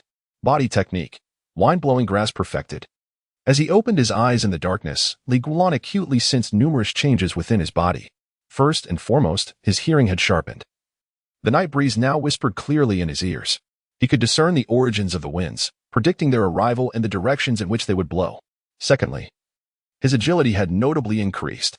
He instinctively leapt into the air and found himself soaring nearly 2 meters high, nearly landing in a neighboring yard. Upon landing, joy surged within him. If he were to unleash his full potential, might he not leap 3 or 4 stories high? Should he descend from such heights? The force of his strike would far surpass that of his earlier attack in the tavern, especially when combined with the sharpness of the lunar blade. No one would be able to withstand it. Having acquired some proficiency in martial arts and having dispatched several martial artists, Guanlan had developed his own understanding of combat. Speed, strength, and precision were key to overcoming any opponent, regardless of one's sect or formidable skills. If they could not withstand his strike, the outcome was inevitable. From this foundation, Guanlan formulated his own combat philosophy, an unexpected strike, forcing the enemy to react before he unleashed his overwhelming strength and sharp blade, ensuring swift victory. Jikangsheng and Shi Wanqing had warned him that martial artists entering Pinghu County would face suppression and corrosion from the martial arts seal, rendering them unable to utilize even half of their abilities, akin to a state of weakness in a game. Yet Guanlan remained unaffected by this seal, showcasing his full strength. Given this disparity, no one had yet proven to be his equal. Of course, such successes would eventually wane as the national seal weakened. So Guanlan cherished this opportunity to accumulate experience. Combat was indeed the fastest path to growth. He resolved to seek out new martial arts techniques and consult his senior sister the next day. Having tasted success, he felt it a waste to leave the 2 remaining martial fortune pills unused. Contemplating the prospect of inquiring with Shi Wanqing, he exited the alley and began his journey home. Just as he emerged, he spotted County Officer Sun Liang hastily approaching with a dozen colleagues, making their way toward the Chindrum Tower. What on earth? Has news spread so swiftly? Guanlan was taken aback, but remained composed as he approached them. Sun Liang, In a flurry, caught sight of Li Guanlan from a distance, and his expression shifted immediately. Pointing at him, he exclaimed angrily, "Li Guanlan, you are audacious. County officer. You arrived just in time. A group of martial artists caused a ruckus at the Chindrum Tower, and I happened to be present. So I stepped in to resolve the situation," Li Guanlan interjected, cutting off Sun Liang before he could finish. Sun Liang was left speechless, his anger boiling as he struggled to regain his composure. "Li Guanlan, you are utterly outrageous. Who gave you the right to kill?" Chapter 50. Letting go while the two conversed, a group of constables hurriedly approached. Upon witnessing their superiors in a standoff, they prudently refrained from intervening and proceeded to the tavern to secure the scene. Soon, one constable emerged hastily, approaching Sun Liang and cupping his hands in respect. "County Lieutenant, 2 martial artists from distant lands have perished. There are no other casualties, but those 2 were." Upon hearing they were martial artists, Sun Liang's expression softened slightly, but he still furrowed his brow and reprimanded, "What about them? Are you unable or unwilling to articulate?" The constable, glancing furtively at Li Guanlan, finally replied, "Both met a gruesome fate, dispatched with a single stroke, and their bodies were severed in 2. The assailant possesses formidable skill." Sun Liang was taken aback, glancing incredulously at Li Guanlan. "Was it you?" Li Guanlan shrugged. "Didn't you already know? Why then do you ask me?" Fury surged in Sun Liang. "What do I know? I merely went to the apothecary to procure medicine for my elder brother when I was suddenly struck on the head by a stone. Upon picking it up, I found a note stating you committed murder at Chindrum Tower. Do you think I could have arrived here so swiftly without it?" With that, Sun Liang opened his palm, revealing a crumpled paper. Li Guanlan frowned, retrieving the note. Unfolding it, he read the succinct words, "A shocking incident at Chindrum Tower. Li Guanlan kills." The message was direct and unmistakably aimed at him. "May I inquire, when did you receive this missive, my lord?" Li Guanlan asked. Sun Liang, while commanding his men to collect the bodies, replied, "About the time of a single incense stick. A single incense stick ago." He had just exited the Chindrum Tower after committing murder, yet the other party managed to inform Sun Liang so promptly? Li Guanlan instinctively glanced toward the apothecary. It was roughly 100 meters from the Chindrum Tower, neither too close nor too far. Generally, it would take considerable time for someone to deliver a message. But for a martial artist skilled in stealth, it would be considerably simpler. In extreme cases, one could even relay information without leaving the premises of the Chindrum Tower. However, this raised another concern. How was the other party consistently aware of Sun Liang's movements? Stealing a glance at Sun Liang, Li Guanlan noted the deepening pallor on his face, indicating he too had realized this possibility. Li Guanlan then formed a plan. "My lord, the situation is as follows.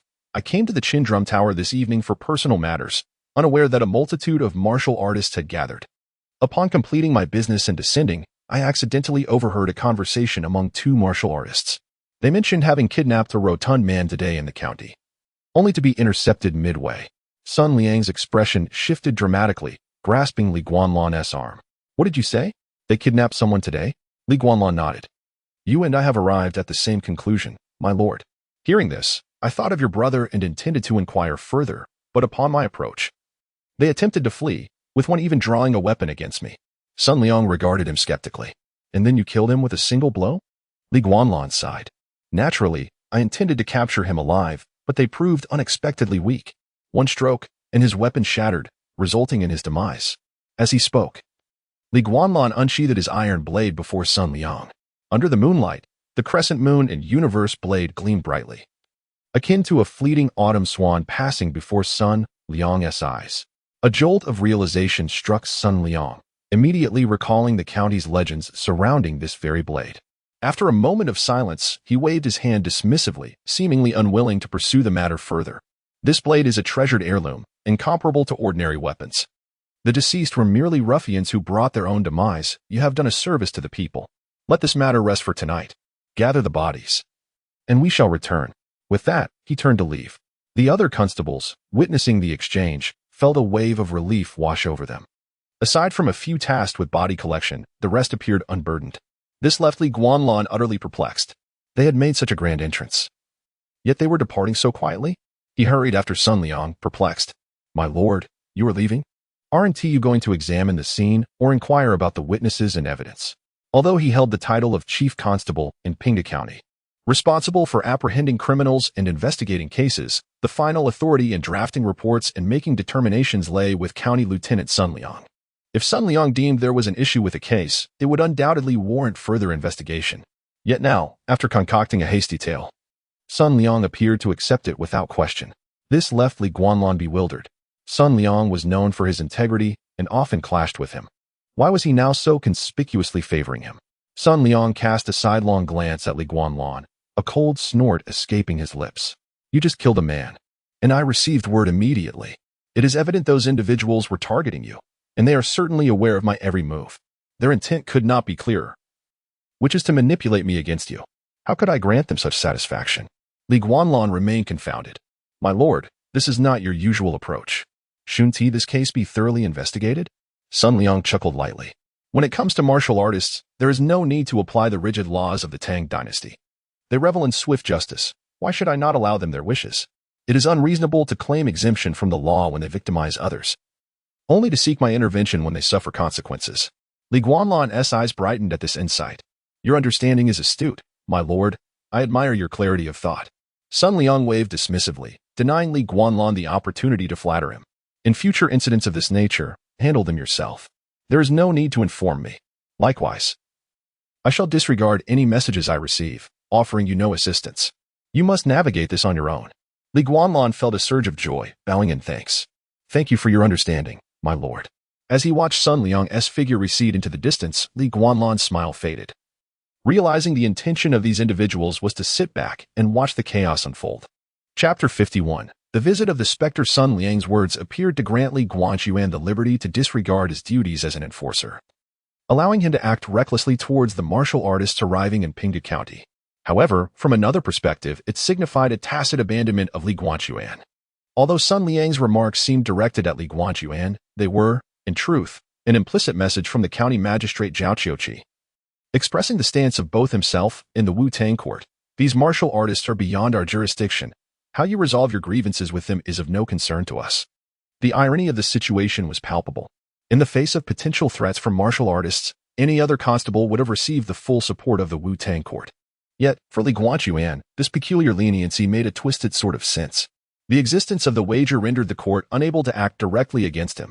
Thus, taking advantage of the loosening of the national seal in Pinghu County, they allowed the influx of martial artists to run rampant, perhaps even plotting to eliminate Li Guanchuan and seize the Qianhui Qiankuan blade.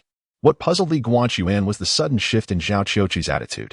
Just 2 days prior, the magistrate had personally led a team to apprehend Lin Ju and the members of the Martial Alliance.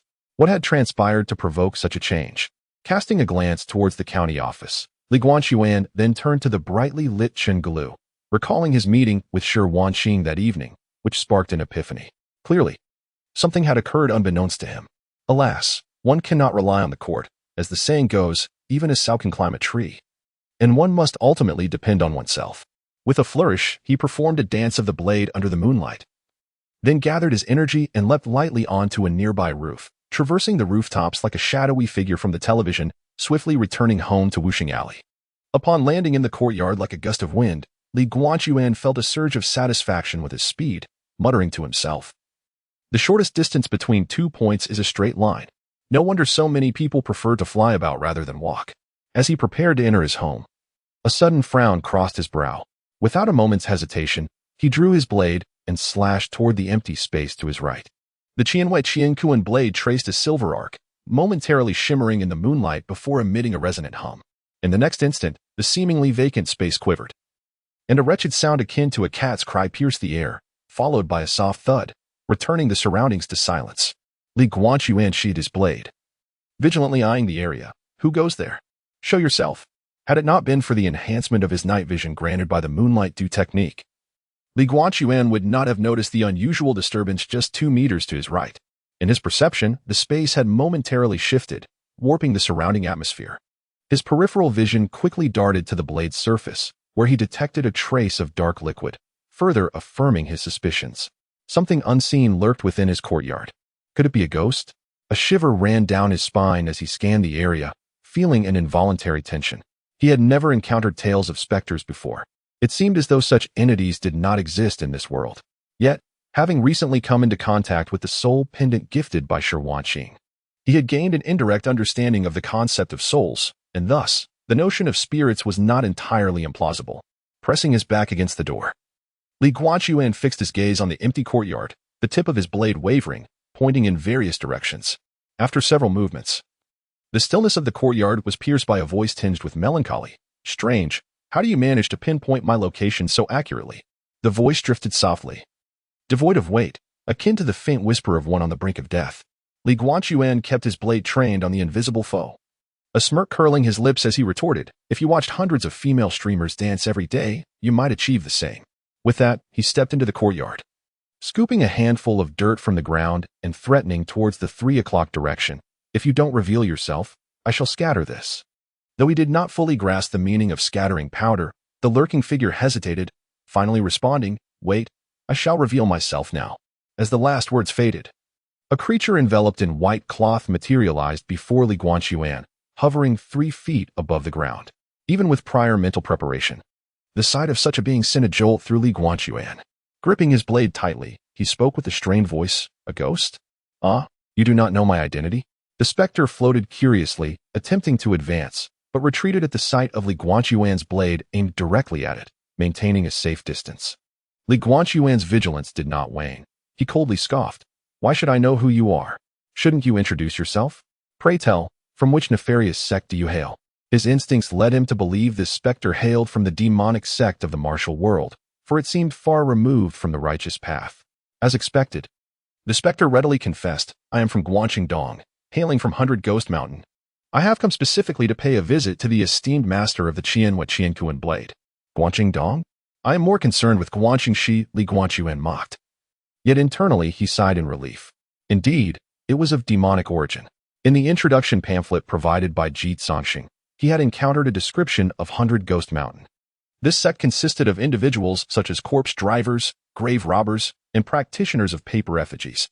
Their expertise lay not in martial prowess but in various eerie arts, including the manipulation of corpses and paper figures, which were highly terrifying yet not particularly harmful. Due to their frightening nature, they were ostracized by the righteous martial world, relegated to the demonic path. However, because of their significance in funerary customs, most martial artists would not trouble them. After all, no one wished to be unearthed and forced into servitude after death. It was said that once a great hero, having incurred the wrath of those from 100 Ghost Mountain, was exhumed after death and made to serve the sect for 3 years, enduring a harrowing fate until his remains could endure no more. Thus, in the face of this unexpected visitor from 100 Ghost Mountain, Li Guanchuan maintained his composure. What business do you have with me? Do you seek my ancestral blade as well? The flickering specter, exuding an ominous aura, replied, You misunderstand. I have come to deliver the inheritance your father left for you. Chapter 52. Listening to ghosts tell ghost stories. Li Songwa's legacy? Gripping the knife, Li Guanlan warily scrutinized the ghostly figure, his vigilance unwavering. How absurd. What kind of wretched place is 100 Ghosts Mountain to be entrusted with my father's inheritance? Unexpectedly, Guanqingdong, upon hearing this, was equally incensed. The ghostly figure suddenly darted about the courtyard, emitting mournful wails. Do you think we wish to wade through this murky water? If it weren't for being coerced, who would venture into this land of chaos? Sensing an underlying truth in the words, Li Guanlan was slightly taken aback. Who is he? Who else could it be? Naturally, it's your father. Ah, the renowned hero, Li Sangwa. Guanqingdong replied in rage, but midway through, he seemed struck by lightning, letting out a pained cry, his tone shifting to one of deference. Despite this, his spectral form trembled as if suffering a grievous blow. Then, the ghostly entity floated, bowing repeatedly to Li Guanlan, its tone ingratiating. Li, young Master Li, may I borrow a moment to converse? I bear no ill intent. I am merely tasked with delivering something to you. The abrupt change from arrogance to humility deepened Li Guanlan's suspicion, weighing the iron knife in his hand. He felt he was not without the means to confront this entity and nodded. Very well, if you possess the courage. Reveal your true form and enter the house with me. Guanqingdong chuckled helplessly. Young Master Li, that would be most unreasonable. My true form is far away. Over 100 miles hence. This wandering spirit is all I can muster. Do not be deceived by its terrifying appearance. It is but a mere messenger, entirely devoid of combat capability. Your strike shattered my barrier. It has little time left to exist. Its disappearance is trivial, but delaying your matters is significant. Even if you do not trust me, You should trust the moon-cutting Qiankuan knife in your hand. Seeing the sincerity in the entity's words, and noting its trembling form indeed appeared feeble, Li Guanlan ceased his inquiries and opened the door to let it in. Come inside. Thank you, young Master Li. The man and the ghost entered the room, and after Li Guanlan closed the door, he lit an oil lamp and turned to the ghost from 100 Ghost Mountain, who had seated itself at the far corner on the bench, seemingly more alert than Li Guanlan himself. Li Guanlan tapped the table, furrowing his brow as he broke the silence. Speak. What is the matter with my father's relics? Guan Qingdong sighed heavily. This matter is unfortunate, but we can only blame our own recklessness for meddling with someone else's grave, or else we would not have been caught by your father. Li Guanlan quickly interjected. Wait. Can you clarify? Aren't we talking about my father's relics? How did he catch you? Guan Qingdong replied, vexed. We were apprehended by your father's spirit. Guan Qingdong continued. Our 100 Ghost Mountain comprises coffin bearers, corpse fetchers, and grave robbers. Year-round, we either study the dead or seek the paths of the deceased. Naturally, when we occasionally stumble upon fresh graves, we attempt to sneak in, hoping for a stroke of luck to find some treasures. One day, while I was guiding corpses past a dilapidated temple in a desolate area, I chanced upon an unnamed grave. In a moment of impatience, I decided to rob it, only to encounter the ghost of the renowned hero, Li Sangua. His spirit captured me on the spot, and 3 obedient corpse spirits were turned to ashes. With an odd expression, Li Guanlan could no longer contain himself and interrupted. Hold on. Are you saying that you were robbing a grave in a remote area? And that grave happened to be my father's? And then you were caught and tortured by my father's spirit? After a brief silence, the ghostly Guan Qingdong awkwardly nodded. That is more or less the case, but I had no idea that grave belonged to the great hero. Had I known, even 100 of my bravado would not have compelled me to act. Li Guanlan raised his hand to interrupt again. Where was that grave? It is gone. Gone? Yes, gone. After I emerged from the grave, it vanished without a trace. I was so frightened that I nearly dug 3 feet into the ground. Yet there was not a single remnant left. I swear to the heavens, if I utter a single falsehood, may lightning strike me. The agitated ghost raised its hand to the sky, creating a rather comical scene. Li Guanlan, uninterested in debating the veracity of the claim, impatiently urged, All right, continue. Guan Qingdong nodded and resumed his tale. Robbing graves is a disgraceful act, and for those involved, it is indeed a heinous crime. Thus, it was only right for the great hero to punish me, and I must bear the consequences of my actions. To atone, he instructed me to journey to Pinghu County and deliver some inheritance he was unable to pass on to you. However, Pinghu County is no benign place. It is shrouded in martial prohibitions. Upon entering, martial artists become powerless. Naturally, I dared not enter recklessly. Fortunately, I encountered a group of martial artists arriving at that moment, which led me to realize that the seals here had weakened. After careful consideration, I decided to explore further. Yet, I never anticipated that I would be discovered by you upon my arrival. Upon finishing, Guan Qingdong gave Li Guanlan a thumbs up. Truly, you are the heir of the great hero, able to see through my stealth at a glance. Few martial artists possess such keen perception. Listening to Guan Qingdong's account, Li Guanlan deduced the trajectory of the entity's actions. This individual was likely among the first martial artists to reach Pinghu County. Fearing the national seal, he hesitated to enter until he encountered Linju and the righteous martial artist who breached the county, thereby learning of the weakened seal. After 2 days of observation, he mustered the courage to enter the county, though the term mustered courage might be a generous interpretation. This fellow was manipulating the ghostly entity as a messenger, while his true form was likely hidden away. As for the authenticity of this peculiar tale, it remained to be debated. Of course, discerning truth from falsehood was quite feasible. With this in mind, Li Guanlan addressed Guan Qingdong. Since you claim to be delivering my father's inheritance, where is it? Now that you have met me, shouldn't you present it? Guan Qingdong appeared more anxious than Li Guanlan. Upon hearing this, he immediately stood up, floating around the room. Of course. I am here to deliver the inheritance.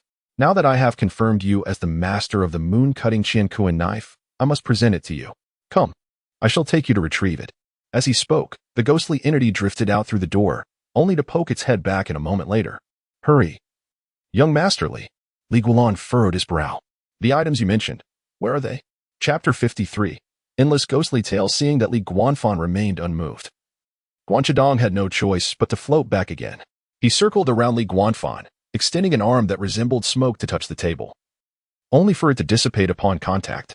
Looking at Li Guanlan, Guan Qingdong said, Young Masterly, as you can see, my current state is that of a soul, unable to interact with physical objects. Thus, I cannot bring your father's legacy. You must accompany me to retrieve it. Li Guanfan reiterated. Where is it? Naturally. It lies outside Pinghu County, Guan Qingdong replied. After speaking, he noticed that Li Guanfan, who had already risen, sat back down. What's wrong? Guan Qingdong hurriedly inquired. Li Guanfan glanced at the dark mist before him. Outside Pinghu County, there is no national fate seal. That is only natural, Guan Qingdong responded. It is precisely because there is no national fate seal that I dare to linger here. Were I within a sealed area, I would not dare to remain. With arms crossed and a slight smile playing on his lips, Li Guanfan remarked, ironically, I am quite the opposite. I only dare to stay within the protective confines of Pinghu County, safeguarded by the national fate seal, and I would not venture into unsealed territories. For Li Guanfan, the martial arts prohibition seal of Pinghu County created a safe haven akin to a novice village. Within this realm, he was protected, and despite the influx of martial artists, they posed no threat to him due to the seal's influence. Conversely, the areas beyond Pinghu County brimmed with peril. The reason was simple. Martial artists under the prohibition seal could only exert about 30% of their true power, but once the seal was removed, they could unleash their full strength. While his father Li Sangeo's inheritance was undoubtedly enticing, it paled in comparison to the potential dangers that loomed, rendering it not a necessity, at least not at this moment. Until he possessed absolute certainty, Li Guanfan had no intention of leaving Pinghu County. Upon hearing Li Guanfan's words, the ghostly form of Guan Qingdong became somewhat agitated. He emitted a weak yet piercing howl, exclaiming in frustration, You coward! You are Li Sangeo's son, the master of the Crescent Moon and Universe Blade. How can you be so timid? Do you think I would harm you? I have gone through great lengths to come here, only to harm you? Li Guanfan remained unfazed, offering a warm smile to reassure him. Brother Guan, do not be so anxious. I simply choose not to go out right now. It does not mean I will never go. Please be patient. When the time is right, I will venture out. Guan Qingdong shouted again. By the time it's right, the opportunity will have passed. I abandoned numerous matters at 100 Ghost Mountain to specifically bring Y Chapter 54. Countenance in response to Guan Qingdong's remarks, Li Guanlan chose to remain noncommittal. He had his own calculations brewing within, yet the multitude of pressing matters at hand rendered it unnecessary to complicate things further. Perhaps, when he had grown stronger, he might venture to explore the subject. With such thoughts, Li Guanlan deftly shifted the topic. All right, I was merely speaking in jest. Do not take it too seriously. In any case, I shall not be leaving Pinghu County for the time being. No matter what you say, I will not step out. The relics left by my father shall remain with you for now, and your disagreement holds no weight. Guan Qingdong appeared resigned, letting out a long sigh before responding. If that is the case, I shall await your decision. Regardless, the seal will be lifted in no more than 2 months, and I will inevitably enter. At that point, you shall have no choice. Li Guanlan nodded in acknowledgement. It seemed that everyone was anticipating this 2-month juncture, when the seal over Pinghu County would dissipate, and he, the seemingly innocuous little rabbit, would have to confront the ruthless martial artist of the realm. Until then, he must strive to strengthen himself as much as possible. Disregarding Guan Qingdong further, Li Guanlan retrieved the tome left by Jit Songxing, a roster of demonic sects, and began to peruse it under the dim moonlight. His potent night vision allowed him to discern the text clearly even in the dark, thus saving on lamp oil. Presently, Li Guanlan's martial arts knowledge had reached an impasse. To grow stronger, he needed to seek additional martial techniques. In this regard, he could hardly rely on the righteous Patholiates, leaving him with no option but to turn to these demonic sections. Moreover, Jit Songxing had mentioned that the demonic sects bore no prejudices. As long as the benefits were substantial, there was little that could not be negotiated. Could it be that Guan Qingdong's reluctance to share was due to a lack of incentives on his part? With such speculation, Li Guanlan glanced at the ghostly figure preparing to depart. Brother Guan, are the secrets of Baiguay Mountain truly so well guarded? Are there no external martial arts that one can learn simply by offering payment? Guan Qingdong scoffed disdainfully, though Baiguay Mountain may be a small sect. We are not driven by monetary gain. Do not think to buy me with your wealth. Li Guanlan, undeterred, persisted with a grin. Oh, come now. It's not just about money. I can offer something else in return. If there is something you desire, feel free to let me know. I genuinely admire the martial arts of your sect. Alternatively, I could exchange a martial arts manual. I possess a half-complete, yet exceptionally high-tier sword technique. What do you think? Li Guanlan intended to test the waters with that half of the Luo Pavilion sword technique. However, Guan Qingdong showed no interest, dismissing it with a sneer at Baigui Mountain. We are inundated with worthless martial arts manuals, swords, sabers, spears, axes, and various techniques. Whatever you seek, we have it in abundance. Li Guanlan was taken aback. Is that for real? I haven't read much. Please don't deceive me. Guan Qingdong chuckled. Have you forgotten what we specialize in? We are tomb raiders. Those skilled individuals leave behind an abundance of martial arts within their graves. It is no exaggeration. We can find copies of renowned martial arts techniques from the Jianghu. He spoke with a tone of pride, casually sitting cross-legged in the air, floating with an air of self-satisfaction. Li Guanlan, intrigued, felt increasingly determined to cultivate a cordial relationship with him, quickly stating. Then surely Chapter 55. The coin of national fortune. Li Guanlan was utterly astonished by the rapid change in Guan Qingdong's demeanor. Just a moment ago, he appeared impervious to wealth, yet in the blink of an eye, he seemed ready to plunge into a sea of gold. Amused, Li Guanlan toyed with the silver coins on the table and remarked, Brother Guan, I have a mere 8 taels of silver and 65 copper coins here. What kind of secret manual do you think I could procure with such a trifling sum? With fingers as ethereal as mist, Guan Qingdong pointed to a single copper coin among the many on the table, his gaze steady. I desire nothing but this particular coin. Hand it over, and I shall bestow upon you the Sutra of the Unwavering Diamond. Li Guanlan's smile faded as he scrutinized the unremarkable copper coin, glancing back at Guan Qingdong in disbelief. A single copper coin in exchange for the Sutra of the Unwavering Diamond? What kind of manual is so inexpensive? Guan Qingdong retorted with indignation, you truly lack discernment. The Sutra of the Unwavering Diamond is one of the 3 supreme arts of the Buddha Temple, a transcendent practice that harmonizes external training and internal strength. Once mastered, it renders one impervious to blades and flames, and capable of resisting hallucinogenic poisons. It is not some common trinket. Li Guanlan could hardly contain his laughter, utterly skeptical. Such a divine art, and you ask for merely a copper coin? By that logic, my worth must equate to the ability to acquire hundreds of manuals. Guan Qingdong snorted derisively, reiterating his demand for that specific copper coin. Understand this. I want this coin alone, not any of those worthless baubles. Even if you offered me 1,000 taels of gold, I would not part with it. This time, Li Guanlan grasped the implication. He picked up the copper coin. Examining it closely, yet he could discern no distinction between this coin and others. However, Guan Qingdong's fervent attitude indicated its unique significance. Suddenly, a flash of insight struck Li Guanlan, reminding him of his conversation with the fugitive Lu Zhen before the wonton stall. He looked at Guan Qingdong and blurted out, The coin of national fortune? Guan Qingdong regarded Li Guanlan with surprise. Since you were aware of its existence, how could you not recognize its value? Mixing it with ordinary coins? Are you playing a game of deception? Li Guanlan shrugged, exasperated. I know nothing of its worth. I merely overheard someone mention it and had no idea of its significance. Had I known, I would have hidden it away. Although he lacked knowledge of the coin of national fortune's true value, he had heard the term so often in recent days that he could surmise its considerable worth. Guan Qingdong nodded in agreement. Indeed, had you known, you would never have shown it to me. In any case, the point remains, if you give me this coin of national fortune, I will provide you with the Sutra of the Unwavering Diamond. A mutually beneficial exchange, wouldn't you agree? Lacking sufficient information, Li Guanlan could not assess whether this transaction would be advantageous or detrimental for him. Nevertheless, as Guan Qingdong indicated, it was indeed a satisfactory trade given his need for martial arts manuals. Pushing the copper coin toward Guan Qingdong, he added a stipulation. I will relinquish this coin, but I wish to understand its true value and your purpose in acquiring it. Guan Qingdong, eager to share knowledge, promptly replied, No problem. You will inevitably learn this from others. I am merely doing you a favor. The coin of national fortune, as its name implies, contains a fragment of national fortune.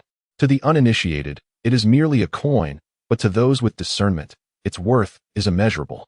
Under Li Guanlan's gaze, Guan Qingdong unveiled a series of significant insights. It can extract national fortune, which can be utilized for various purposes, as a sealing object, as a locus of sealing, or directly presented to the Wu-Tang court in exchange for rewards. It is even possible to gain an official position within the court. Furthermore, national fortune can be transformed into martial fortune, with one part of national fortune yielding 7 parts of martial fortune. For martial artists like us, martial fortune represents the most direct means of enhancing one's skills, whether through the concoction of martial fortune elixirs or the forging of martial fortune artifacts. both of which can substantially elevate one's abilities. For instance, with this coin of national fortune, I could attempt to breach the 6th level of the corpse soul technique and practice the art of soul reanimation. If successful, I would be qualified to compete for the position of leader of the 100 Ghosts Mountain, or at the very least, attain the status of an elder. No longer would I need to toil in the graveyards. The corpse soul technique was naturally a practice reserved for the disciples of 100 Ghosts Mountain, primarily concerning the manipulation of corpses and spirits. Although Guanlan was acquainted with various manuals, he had no intention of compromising his values, and thus paid little heed to this revelation. Instead, he lamented, "If I had known this item was so valuable, I would never have carelessly given it away just to gather information." The thought of having exchanged a precious coin of national fortune for a few words from Lucian left Guanlan feeling as if he had been thoroughly cheated. Upon hearing this, Guan Qingdong exploded with indignation, exclaiming, "What? You used a coin of national fortune just to Chapter 56. Truly lost in the eye of money." Guandan's mood was, in fact, even more dismal than that of Guan Qingdong. He felt akin to a lottery player who, upon discovering that the ticket he had carelessly torn up had won the grand prize, was left regretting his actions deeply. Yet, what could be done? In the face of such a significant information gap, he was powerless to avert this outcome, even in the absence of Lu Jinyue's subtle machinations. The likes of Wang Jin and Li Jinyue would have surely surfaced to seize the auspicious copper coin of national fortune. He tried to console himself, waving his hand dismissively. Let it be. Consider it a lesson bought with money. After all, what can one expect from a naive and impoverished youth like myself? He continued, on another note, if it weren't for your enlightening explanation today, I'd still be in the dark. Brother Guan, you are far more sincere than others. As he spoke, he flicked the copper coin towards Guan Qingdong. To his astonishment, the latter let out a strange cry, transforming into a wisp of smoke that swiftly darted into the coin before Li Guandan could comprehend what was happening. Li Guandan was taken aback, watching as the coin sailed through the air, collided with the door, fell to the ground, bounced back onto the table, and spun several times before finally settling down. In that instant, Guan Qingdong had vanished completely from the room. Peering down at the coin, Li Guandan noticed a swirling mist within the coin's aperture, its hue resembling that of Guan Qingdong's spectral form. Brother Guan? He tentatively called out. I'm here, within this copper coin of national fortune. Guan Qingdong's voice resonated, brimming with uncontainable excitement, as though he were in a state of exquisite bliss. This coin is highly beneficial for us wandering spirits concealed within. I shall no longer fear the oppression of the seals of Pinghu County or the sunlight. Until you leave Pinghu County, I will temporarily reside here. Li Guandan was speechless. You've truly lost yourself in the eye of money, haven't you? Guan Qingdong chuckled heartily. Do you realize that 99% of people in this world live their lives in pursuit of wealth? They merely shy away from admitting it, unlike me, who is forthright and candid. Were anyone else present, even if they recognized this copper coin, they would discreetly pocket it, believing they were gaining an advantage while you suffered loss. Only I, Guan, disdain such petty trickery, conducting business with transparency. Li Guandan responded with a smile, thus, I am willing to bestow this copper coin of national fortune upon you, for you possess a commendable character. Guan Qingdong beamed with delight. You truly have an eye for character. I am renowned as a good person in our 100 Ghost Mountain. Many of my junior sisters have praised me thus. Perhaps due to his concealment within the coin, Guan Qingdong's voice had regained a degree of vitality. This piqued Li Guandan's curiosity about the origins of this extraordinary coin, prompting him to inquire, Brother Guan, do you know how this copper coin of national fortune is made? If I wished to seek it, how would I go about it? Having encountered 2 copper coins of national fortune consecutively, Li Guandan felt as though he had stumbled upon a path to wealth. However, before he could fully formulate his thoughts, Guan Qingdong unceremoniously interrupted. If you think you can get rich this way, forget it. The copper coin of national fortune is a treasure that forms spontaneously after the frequent circulation of human vitality. It is said that a single coin must undergo countless transactions before even a hint of national fortune aura may manifest. This Chapter 57. A disturbing encounter 30 miles east of Pinghu County lies a desolate graveyard, seldom frequented by human souls. This place is overrun with locust trees and wild grasses, left untended for years, casting an eerie and sinister atmosphere even on the sunniest of days. Ordinary individuals, even if unaware of its nature, would feel an instinctive dread at merely catching a glimpse from afar. Yet it is amidst this forsaken locale that a solitary figure hides. The moon hung high in the sky, its silvery light cascading like water. Beneath this gentle glow, A gaunt man leaned against an ancient locust tree, perusing an ancient tome. With one hand turning the pages, he held a white jade pendant in the other, bringing it to his lips as he murmured softly. His whispers were interspersed with peculiar syllables and sacred chants, reminiscent of a Buddha-esque decree or some arcane spiritual practice. At a certain moment, the murmuring ceased as the man set down the pendant, exhaling a deep sigh. However, he did not linger long in repose. He quickly seized the pendant once more and addressed it. "Do you remember?" There was no reply. The man pouted, swiftly retrieving a black cloth to blindfold himself. Leaning heavily against the locust tree, he slipped into a meditative state akin to the tranquility of hibernation. Yet soon, he tore off the blindfold and, in a fit of exasperation, exclaimed, "A monster. Truly a monster.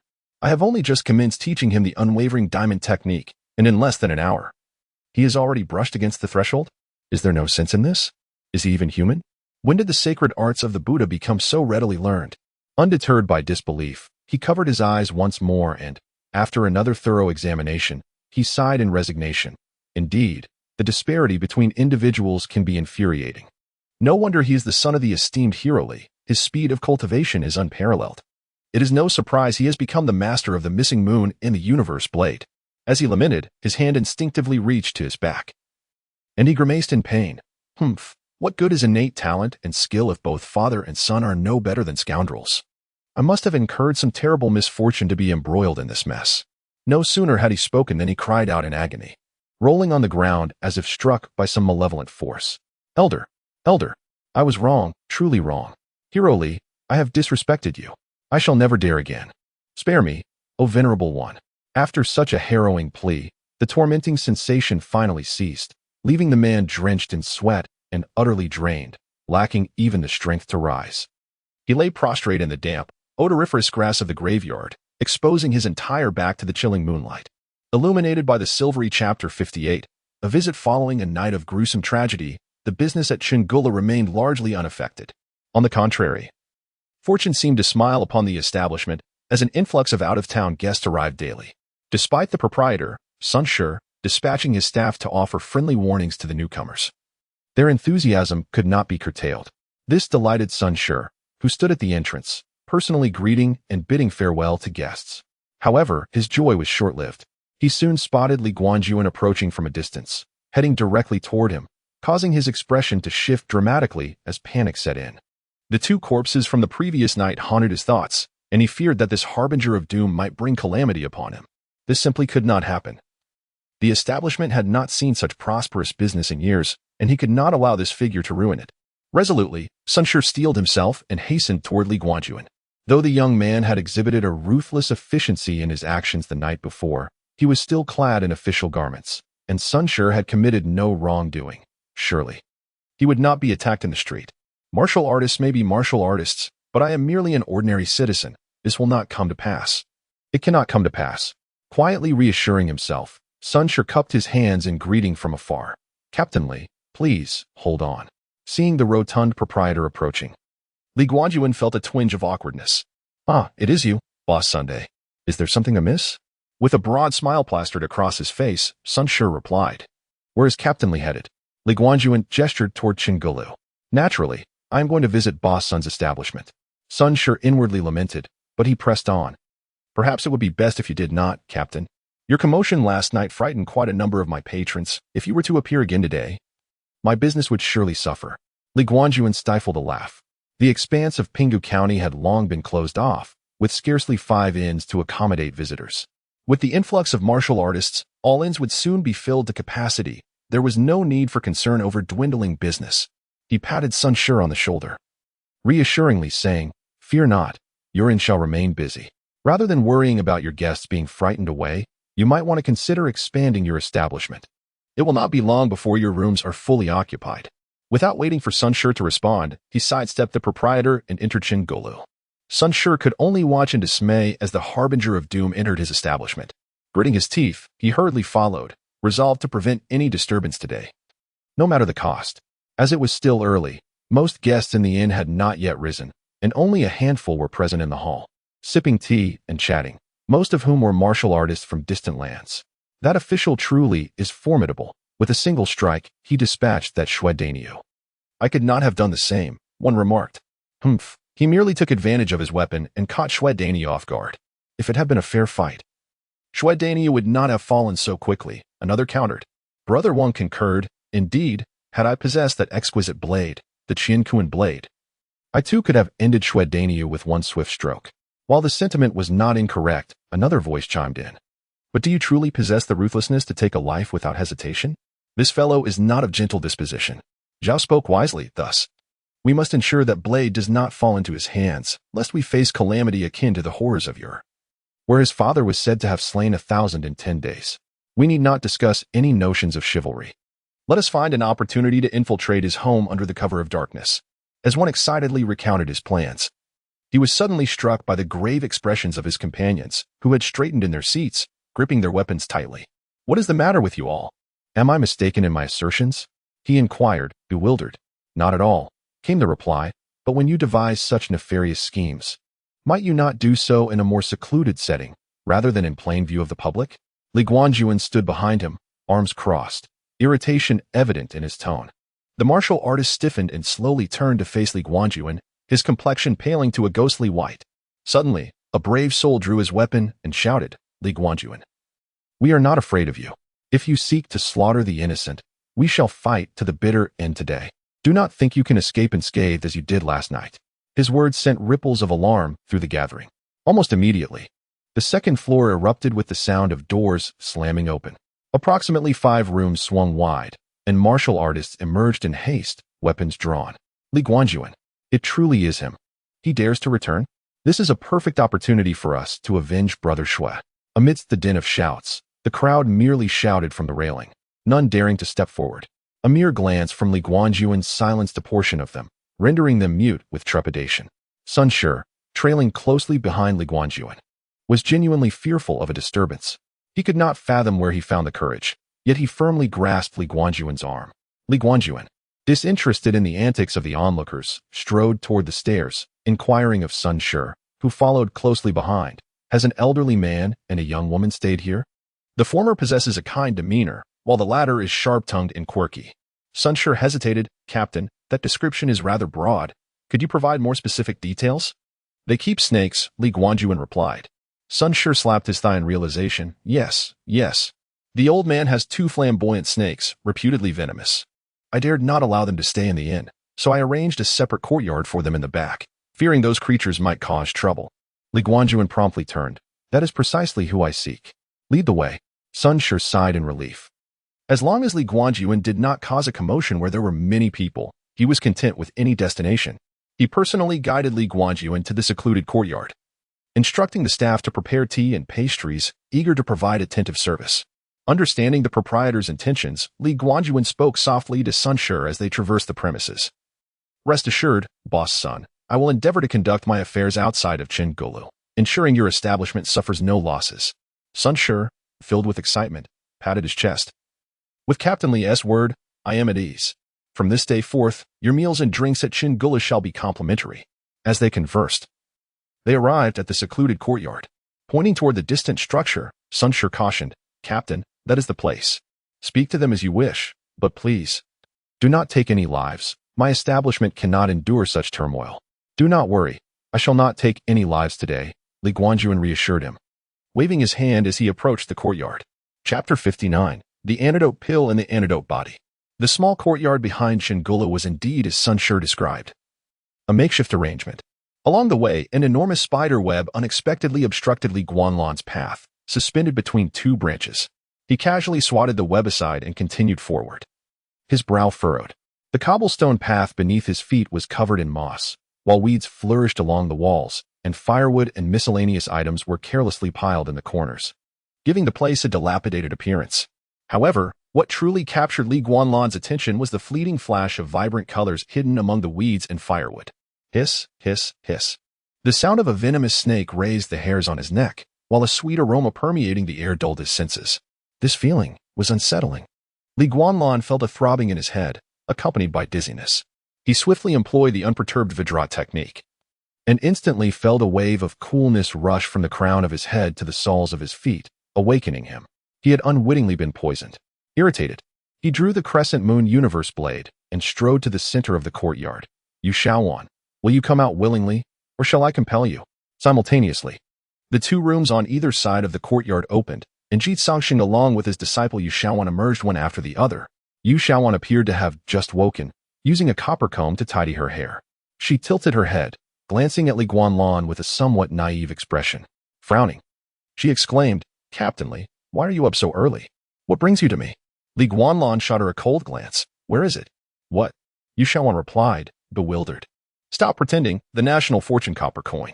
Before Yu Xiaowan could respond, Ji Songxing, who had come out to watch, quickly interjected, "National fortune copper coin?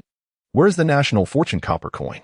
Li Guanlan snorted disdainfully. "Ji Songxing, you both have spoken repeatedly about collaborating with me and involving me in some demon lord conference. Why are you reluctant to admit to having taken my belongings?" Ji Songxing furrowed his brow, suddenly regarding his precious disciple with alarm. "Xiaowan, what is going on? Did you truly take Captain Li's belongings?" Yu Xiaowan pouted. "I found that national fortune copper coin on a corpse. How can it possibly belong to him?" Ji Songxing sighed in relief.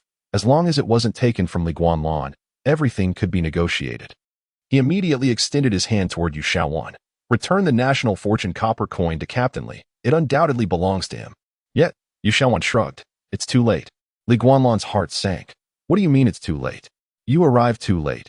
Yu Xiaowan replied nonchalantly. "I already fed it to Xiao Hui." "Who is Xiao Hui?" Before she could answer, Yu Xiaowan flipped her wrist and presented a spider, roughly the size of a child's fist, to Li Guanlan. "This is Xiao Hui." Gazing at the large spider covered in gray fur, Li Guanlan felt a chill run down his spine. "You carry a spider with you?" As he spoke, he caught a whiff of that familiar sweet aroma, which heightened his alertness, and he quickly covered his nose. It was that very scent that had nearly caused him to faint. Yu Xiaowan nodded matter-of-factly. "Of course, Xiao Hui is my 5-poison spider that I've raised since childhood. It is my trusted companion, always by my side." Seeing this, Ji Songxing quickly explained, "Captain Li, please understand, our demon cave practices the law of man and nature. From the moment one enters, they must personally rear an animal, living and cultivating together, to achieve a state of unity between man and beast, fostering a shared understanding." Li Guanlan felt a wave of revulsion. "What kind of nonsense is this? I prefer the path of science." This marked his first deep understanding of the demon cave, and he somewhat grasped why Ji Songxing and his ilk had been cast into the demonic path. Should their ideology spread, humanity would regress to mere primates. However, being well-educated, Li Guanlan quickly regained his composure and, forcing himself to remain calm, declared, "I don't care about your Xiao Hui or whatever. My national fortune copper coin is gone. And you two disciples must compensate me." Yu Xiaowan pouted. "Then how about I give you Xiao Hui? It has been nurtured in the 5 poisons jar since it was little, and its venom is exceptionally potent, capable of killing a top-tier master with a single bite." Li Guanlan naturally refused. "I have no desire to nurture such a creature. You can keep it for yourself." "What about the 2 colorful snakes my master raised? They are also valuable." Before Li Guanlan could respond, Ji Songxing interjected, "You little brat, why should I bear the consequences of your misdeeds? You figure it out yourself." Yu Xiaowan, feeling helpless, could only shrug at Li Guanlan. "Captain Li, do as you please, even if you kill me. I still can't produce a single national fortune copper coin to compensate you." Li Guanlan had arrived with a plan, and this commotion was merely to extract more benefits. He chose not to engage with Yu Xiaowan, instead turning to Ji Songxing. "A disciple's wrongdoing inevitably implicates the master. Ji, you can't claim to bear no responsibility at all." Ji Songxing sighed. "Captain Li, I also lack a national fortune copper coin to compensate you. Although it is not as precious as the righteousness blade, it is still a rare treasure that our martial world covets. Regardless of who possesses it, it is typically consumed immediately rather than being saved. What can you offer instead?" Li Guanlan raised an eyebrow. Ji Songxing hesitated, then gritted his teeth and produced a small square box, the size of a peach pit, from his pocket, reluctantly handing it to Li Guanlan. "This is an antidote pill made from the gallbladder of the colorful snake. While it may not render one immune to all poisons, it will provide immunity to the vast majority. It is a highly treasured item in our demon cave. If you do not mind, please accept it." Having witnessed the terrifying nature of the 5-poison spider, Li Guanlan felt a certain trepidation towards venomous creatures and, upon hearing Ji Songxing's words, accepted the box without hesitation. "You have obtained the antidote pill from the demon cave. After consumption, you will acquire the antidote body, granting immunity to the majority of poisons." With the system verifying its authenticity, Li Guanlan swallowed the pill whole without a shred of doubt. In the next moment, Darkness enveloped him, his head grew heavy, and he collapsed to the ground with a thud, so swiftly that even Ji Songxing and Yu Shaowan were caught off guard. Yu Shaowan was the first to react, gasping, "Master, what should we do?" This fool swallowed the antidote pill in one go. Ji Songxing, tugging at his beard, found the situation both absurd and amusing. How strange. He was so cautious before. How could he be so reckless today, not even allowing me to finish speaking before consuming the antidote pill? This is something we would divide into 7 portions, to be taken over 7 days. While pondering how to address the situation, he noticed Yu Shaowan had already turned and walked toward the entrance of the courtyard. Ji Songxing hurriedly asked, "Where are you going?" "To the toilet. I'm going to make him some golden soup to drink." Chapter 60. Can martial arts ascend? Jin Tang, of course, did not get to drink. It was not long after Yu Shaowan left that Li Guanlan woke up with a gasp. Successfully dissolved the toxin from the detoxifying pill, consuming justice points, 500. Crouched on the ground, Li Guanlan clutched his abdomen and reached out to Ji Songxing. "Water." Initially stunned, Ji Songxing quickly responded, pouring a bowl of water for Li Guanlan while casting a suspicious glance at him. "Are you pretending?"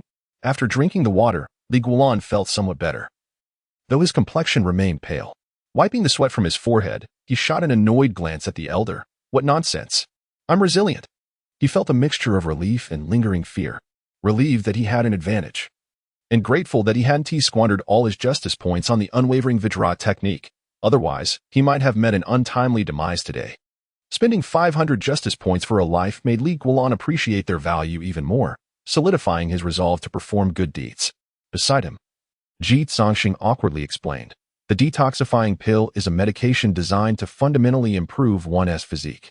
It operates on the principle of using poison to counter poison. Thus, it is inherently a type of toxin. If not administered properly, the consequences can be dire." "You were far too hasty, Captain Li, and took the medicine before I could finish explaining. Fortunately, your unique constitution prevented a major disaster. Otherwise, I would bear a heavy responsibility." Li Guanlan waved his hand dismissively. "No need to worry, Senior Ji. I'm not unreasonable. I was just too eager."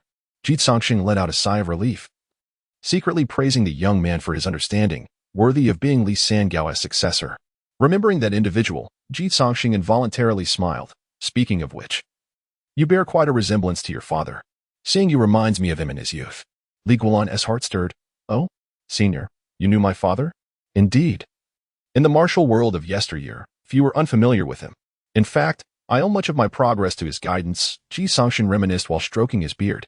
Noticing Li Guanlan's lack of strong reaction, Ji Songxing continued, "Do you know why your father was called Li Sangao?" Li Guanlan shook his head. "High blood pressure. High cholesterol, high blood sugar." Ji Songxing coughed, taken aback. What nonsense. He was known for his high intellect, exceptional martial skills, and refined taste. Any technique he encountered, he would master almost instantly and often innovate upon it, leaving others in awe. Take the detoxifying pill, for instance. He merely suggested I dilute the venom of a colorful snake, conduct repeated experiments on animals, and then extract and purify their blood to create the pill. Li Guanlan stroked his chin, feeling indifferent. After all, antivenom had long been established in his world, and the principle of the detoxifying pill was similar, albeit crude and perilous. However, Ji Songxing's eloquence piqued Li Guanlan's curiosity, prompting him to inquire, "So what exactly does your demon lair do? I mean, what is your livelihood based on?" The martial world is a circle, but it is not the entirety of martial artists' lives. This circle does not generate any value, and humans must eat, drink, and fulfill their basic needs. Thus, they must find ways to make a living. From Li Guanlan's perspective, those in the martial realm often ventured into dubious trades, akin to the underworld of his former life, engaging in anything but legitimate business. For instance, Longman was a bodyguard service, Jiaojiang was a front for kidnappings, and the Fian Alliance coerced individuals into prostitution. Meanwhile, the Baigui Mountain, where Guqing East was located, dealt with corpse retrieval, corpse guiding, and tomb raiding.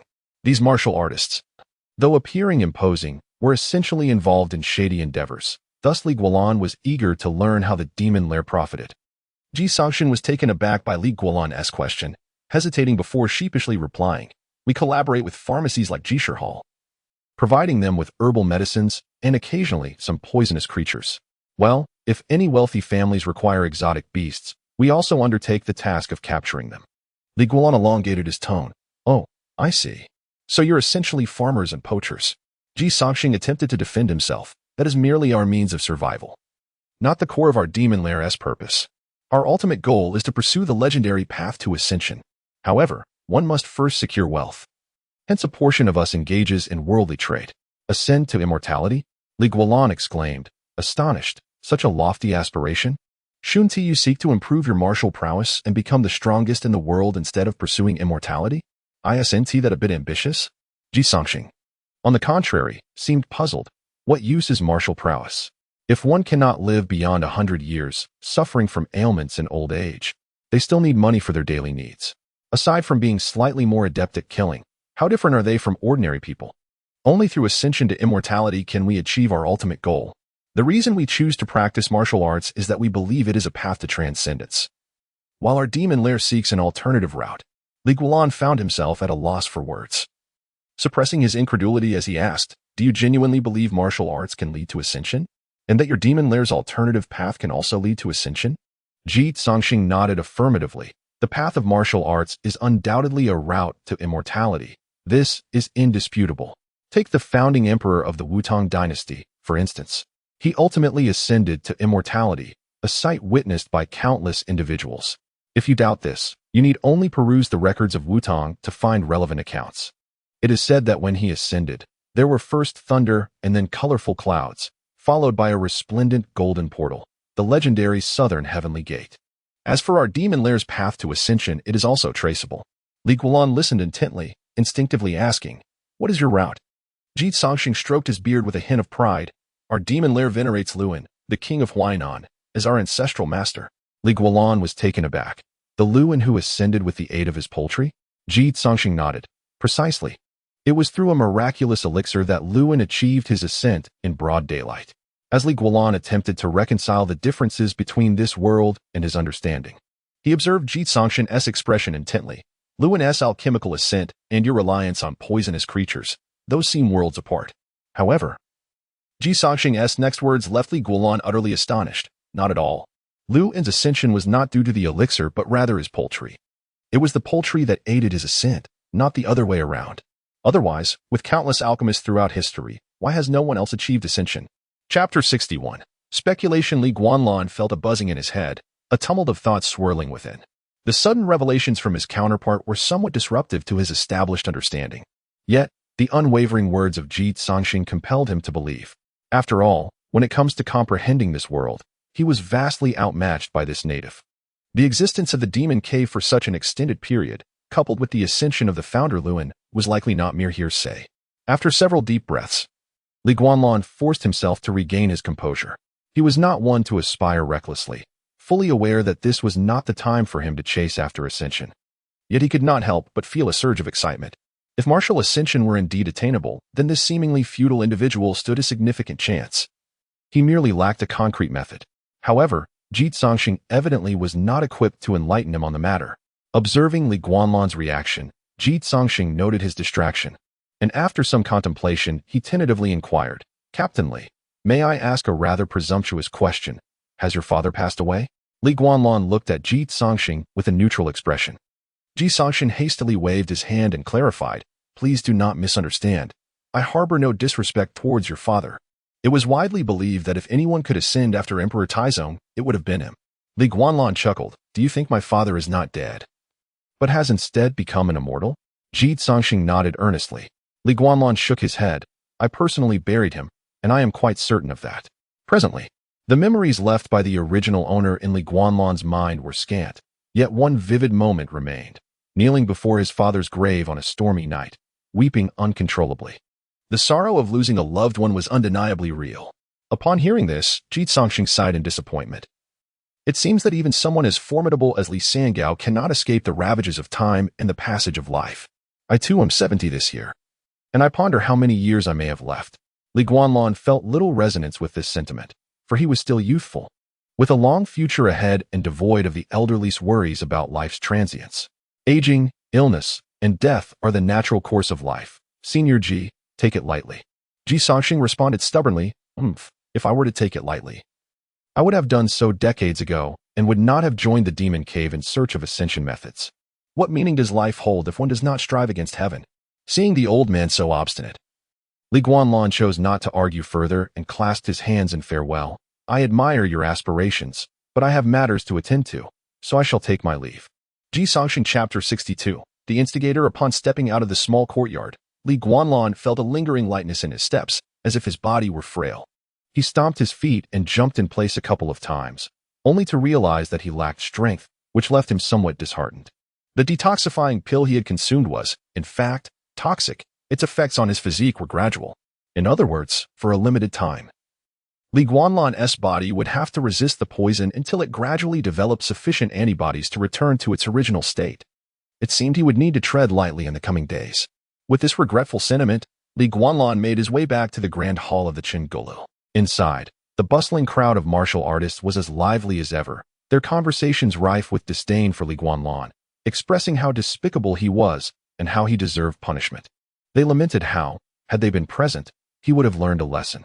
However, as Li Guanlan's figure appeared, their chatter abruptly ceased, plunging the room into silence. What's wrong? Have they all suddenly become mute? Li Guanlan, holding his blade, ascended the stairs to the second floor with an air of composure. Though his pale complexion and unsteady gait betrayed a hint of vulnerability, the crowd, once fearful of him, now seemed to brighten with a sudden realization. This dog official appears to be injured? Exercise caution, there might be a trick involved. Trick? Do you know whom he went to meet? Those two from the demon lair in the backyard. Ah, so that's it. This lad must have sought the Poison King. Ji Songxing was riddled with toxins. And his female disciple was no less formidable. Engaging with them posed a constant risk of poisoning. I suspect this fellow attempted to consort with the demonic path and met with failure. Serves him right for straying from the righteous path. Whispers began to circulate. And those who had previously regarded Li Guanlan with trepidation began to grow emboldened, especially as their gazes fell upon the treasured blade in Li Guanlan's grasp. Their greed became increasingly difficult to contain. Suddenly, a martial artist leapt to his feet, brandishing his weapon and loudly proclaiming, "Friends, let us take advantage of his weakness. This dog official is currently vulnerable. Now is our moment to rid the world of this scourge. What are you waiting for? Let us strike together and seize the moonlight heaven-opening blade." The crowd, already restless, was instantly stirred by his words. Several impulsive individuals slammed their hands on tables and sprang to their feet, charging toward Li Guanlan. The dog official is poisoned. This is a divine opportunity. On the staircase, Li Guanlan turned sharply, his gaze piercing through the three fools charging at him, landing directly on the instigator of the commotion. This man, though vociferously inciting the crowd, stood rooted in place, entirely lacking the righteous fervor he pretended to embody. There are villains among the masses. With a forceful slap on the handrail, Li Guanlan kicked the three fools away and, like a bird taking flight, lunged at the instigator with astonishing speed, catching him off guard. Yet, the martial artist seemed to have anticipated Li Guanlan's approach. He crouched and darted back into the throng, continuing to shout, "Do not hesitate. He is but one.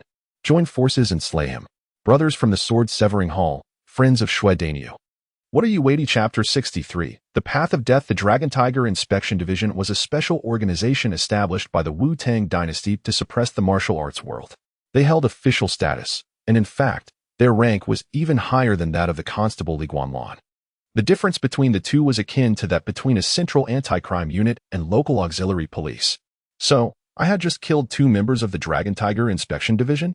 Li Guanlan blinked, taking a moment to digest this information. He promptly pulled the individual aside to a secluded area, his expression one of suspicion. "Are you serious, Ajin?" "Of course, I am," the other replied. "Not just anyone dares to impersonate a member of the Dragon Tiger Inspection Division." Li Guanlan chuckled nervously and began to straighten the man's clothing. "So, you're one of us. You should have said so earlier. It would have saved us a lot of trouble. But does this mean you were an undercover officer sent by the Dragon Tiger Inspection Division to carry out a mission in Pinghu County?" Upon sensing the shift in Li Guanlan's demeanor, the man felt reassured and reluctantly replied, "Naturally, I am here on a mission. The seal on Pinghu County is about to be lifted, and chaos is imminent. The officials are deeply concerned and have instructed us to lie low and wait for an opportunity. You nearly jeopardized my plans just now." Though revealing his identity would lead to severe consequences, witnessing Li Guanlan's sudden deference provided the man with a sense of satisfaction. Li Guanlan maintained his smile. "May I ask, brother, is your task to incite those unruly martial artists flooding into Pinghu County to kill me? That seems rather unbrotherly." The man's heart raced, and he stared back incredulously. "Of course not. The division has great confidence in your abilities. These ruffians are merely stepping stones, far from being capable of killing you. If they truly intended to kill you, an executioner would come personally with the Emperor's edict. There would be no need to rely on others. Guanlan was unconvinced. The Dragon Tiger Inspection Division was directly under the Emperor's command. He could surmise that the Wu-Tang Emperor was likely preoccupied with thoughts of how to eliminate him. Surely, the Dragon Tiger Inspection Division, as his minions, would not harbor any goodwill towards him. He glanced at the undercover officer, distressed. But I accidentally killed 2 of our colleagues. What shall we do about that? The division will adjudicate this matter. It is beyond my authority, the undercover agent replied with a sidelong glance, suppressing a smirk. To kill a colleague was a capital offense in the Dragon Tiger Inspection Division, even if Guanlan was unaware. The report was written by the agent himself. He could portray it however he wished. He had heard that the Emperor had long sought an opportunity to revoke the privileges granted to the Li family. If he could provide incriminating evidence, it would surely please the Emperor. Was it you who transmitted the message to the county magistrate last night? Guanlan inquired. Naturally, the man affirmed. Thus, it became clear that all these events were orchestrated by the officials of the Dragon Tiger Inspection Division. Guanlan marveled at the intricacies of it all. Oblivious to the whereabouts of the orchestrators, wishing he could pay his respects to express his admiration. The officials are preoccupied with their duties. They have no time for such trivial matters. As elite agents, we must possess the ability to act with discernment and leverage our strengths. Otherwise, we would be unworthy of our status. At this point, Guanlan had already formulated a plan. He feigned casualness as he asked, "May I inquire how often you report back?" The officials are so busy, they cannot possibly audit reports every few days. A hint of suspicion crossed the undercover agent's face as he scrutinized Guanlan. "What position do you hold to inquire about such secrets? Just cooperate with me." Guanlan laughed heartily. "Brother, how can I ensure you have submitted your report if I do not clarify whether you have been secretly reporting against me?" The man's expression shifted in an instant. Before he could finish, Guanlan struck swiftly, snapping the man's neck with a precise maneuver. Such a flawless execution, delivered with no warning at such close range, was far beyond the capabilities of in Chapter 64. How can they have their way? Upon entering the guest room, Guanlan once again encountered Shi Wanqing. She was seated gracefully by the window, illuminated by the bright daylight as she immersed herself in a book. With her delicate hand supporting her chin, she appeared utterly engrossed, a faint smile playing at the corners of her lips, seemingly captivated by the narrative within the pages. Her beauty exuded a tender charm, distinct from the slightly tipsy demeanor she had displayed the previous night. A subtle fragrance lingered in the air, soothing Guanlan's previously tense spirit, causing him to relax unwittingly. He approached the circular table at the center and sat down, casually picking up a delicacy prepared on the table and savoring it with delight. "What book are you reading, senior sister? You seem so focused. Is it a tale?" Hearing his words, she lifted her gaze and smiled knowingly. "Indeed, it is a tale about an audacious young rogue who, in a tavern, kills a man over a trivial dispute, thereby offending all the righteous heroes of the martial world, ultimately meeting a tragic end." Guanlan chuckled in response. "Then what do you suggest I do? Hand over my blade? If I did, I might find myself minced into paste by tomorrow." "The martial world thrives on the strong preying upon the weak," Shi Wanqing sighed, her mood shifting as she stood with her hands on her hips. "I never intended that. But I believe you shouldn't escalate matters to such a deadlock. A softer approach might prevent you from making enemies of everyone present. Do you realize how many people were cursing you after you left last night? They nearly painted you as a villain, and soon there will be no place for you in the righteous martial realm." Guanlan shrugged.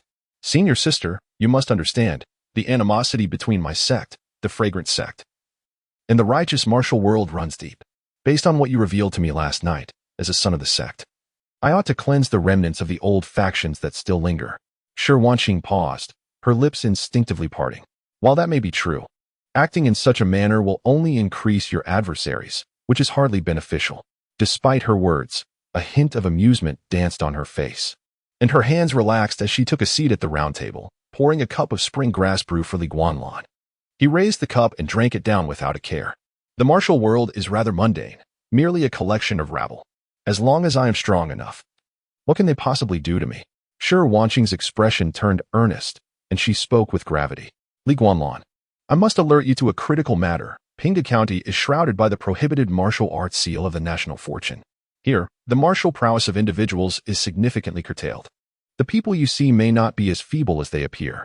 As the seal gradually weakens and eventually dissipates, their strength will progressively return. If you are unprepared for this, you may face dire consequences. Guanlan had heard this caution more than once and was mentally prepared. He had already felt some pressure during the earlier confrontation in the lobby. Otherwise, the death toll would not have been limited to one. The martial practitioners he had sent flying with brute force had not suffered severe injuries, partly due to his recent consumption of an antidote pill that lessened his own strength, but also because those practitioners were stronger than they had been the day before. Moreover, he had not yet mastered the unfettered Vajra technique last night. The enemies were regaining strength, and he too was growing stronger. It was merely a matter of whether his progress would outpace theirs.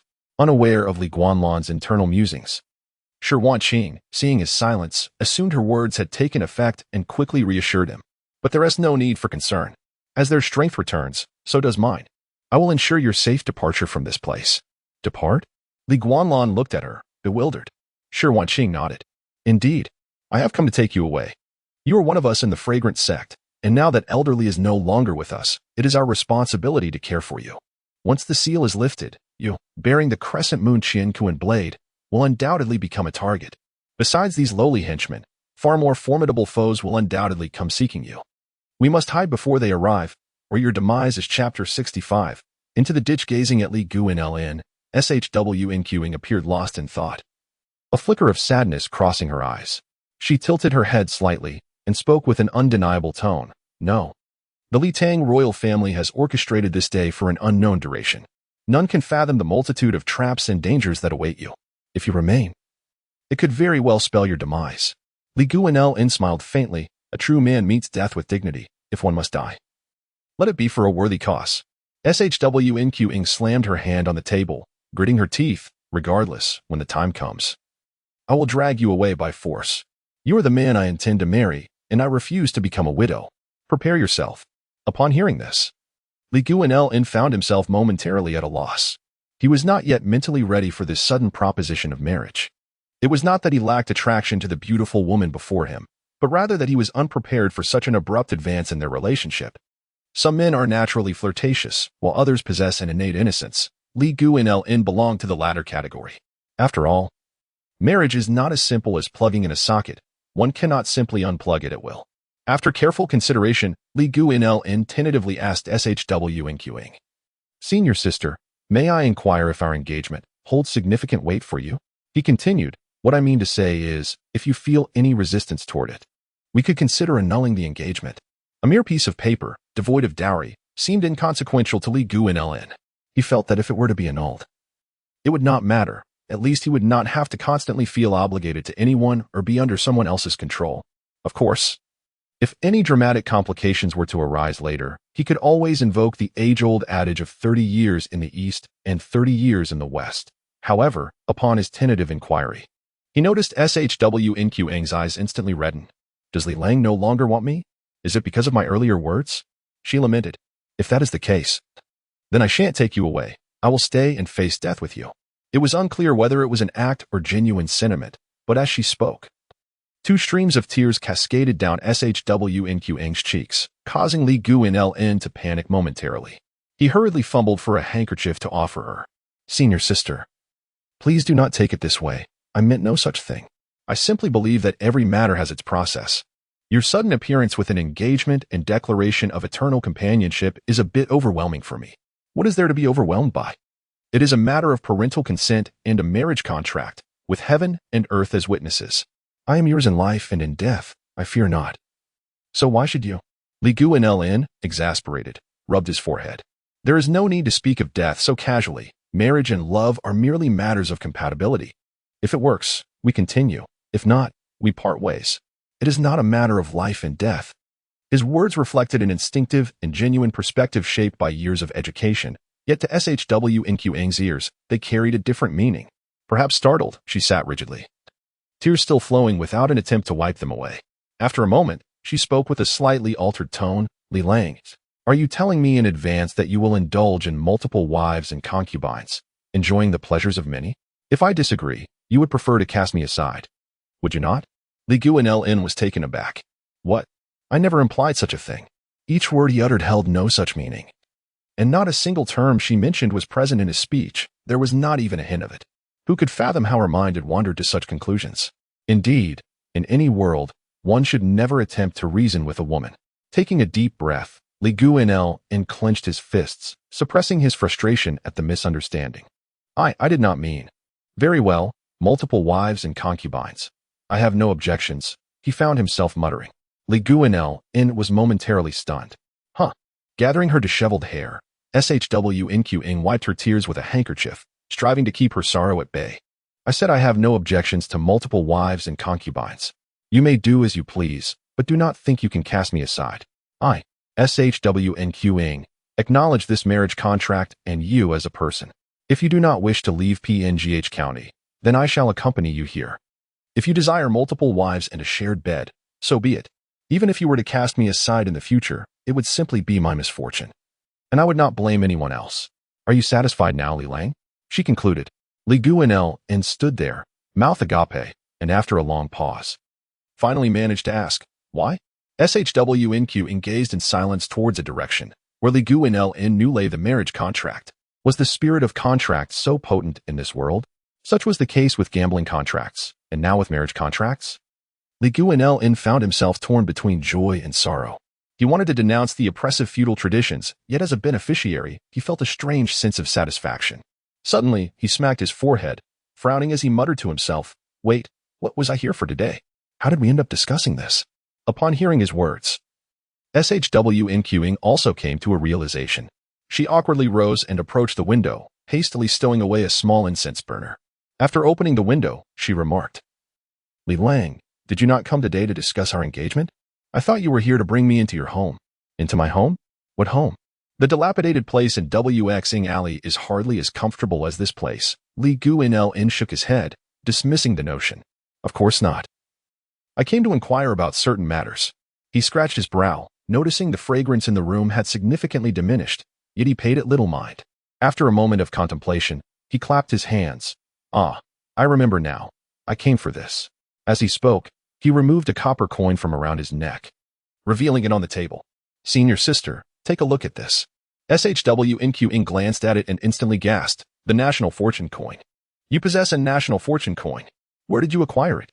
Chapter 66. The Three Talents Observation Method. After briefly recounting the process of discovering the national luck copper coin, Li Guanlan fiddled with the coins on the table, a look of confusion on his face. To be honest, before your arrival, I had no idea that coins in this world could be categorized by rank and value. This coin is merely one among my personal belongings. Another has already been taken by someone else.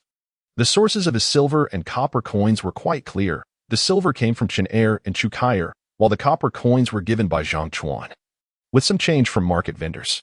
Shi Wanqing resumed her seat beside the table, furrowing her brow as she shared her thoughts. Thus, the national luck copper coin may currently originate from two sources, Zhang Chuan and the small vendors at the market. Among these, I believe the latter is the more probable source.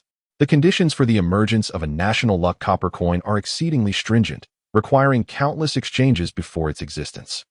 The small vendors at the market handle vast quantities of copper coins daily, making the circulation of these coins far more frequent than that of Zhang Chuan.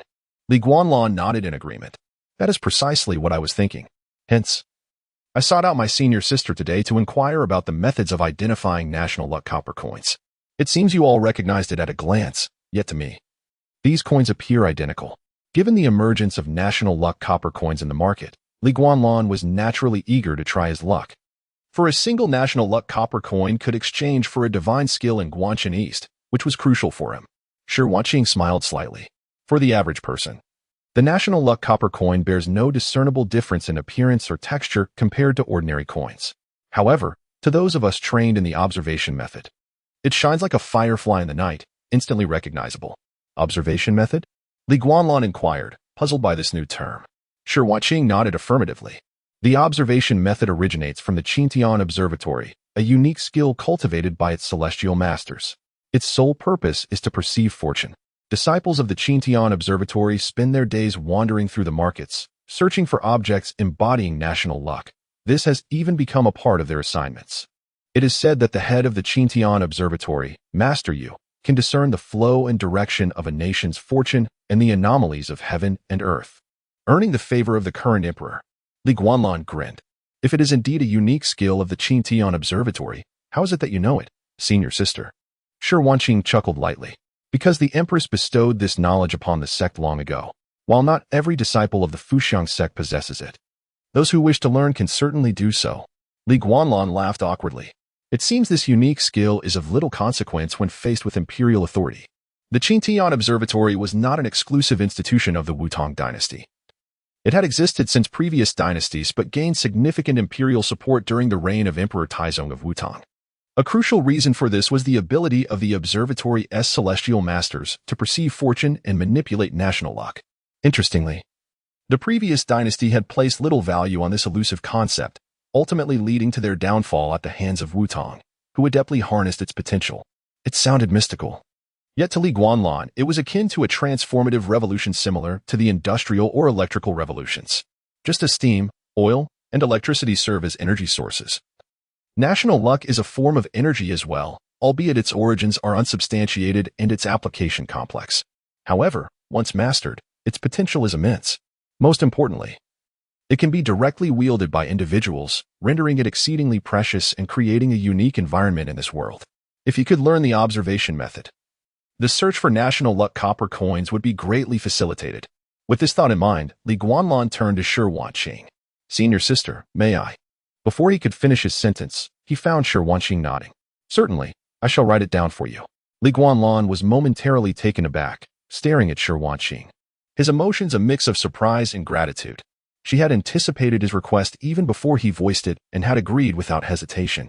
This level of trust and unreserved generosity stirred something within Li Guanlan.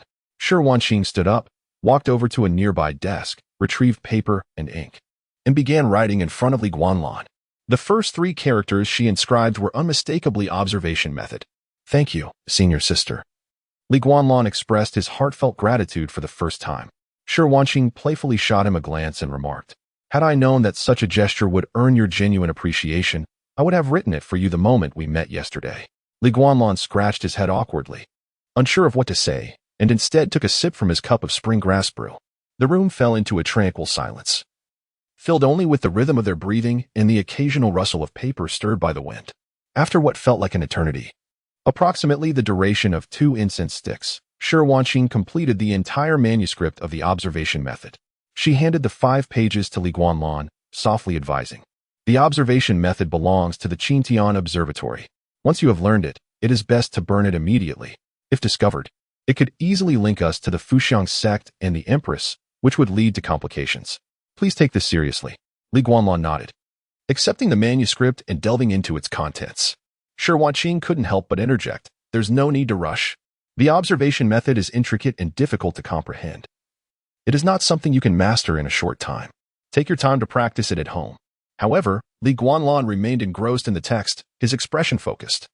Observing this, Shi Wanqing ceased her encouragement, resting her chin on her hand as she attentively regarded the man before her. He was the one she was bound to marry, the person whom her master and the elders had urged her to watch over closely. He was to be her lifelong companion. Given this, she resolved to truly observe him, to uncover his merits, and to allow herself to fall in love with him. That way, she would not feel that her marriage was a loss. Qi is the formless essence of heaven and earth.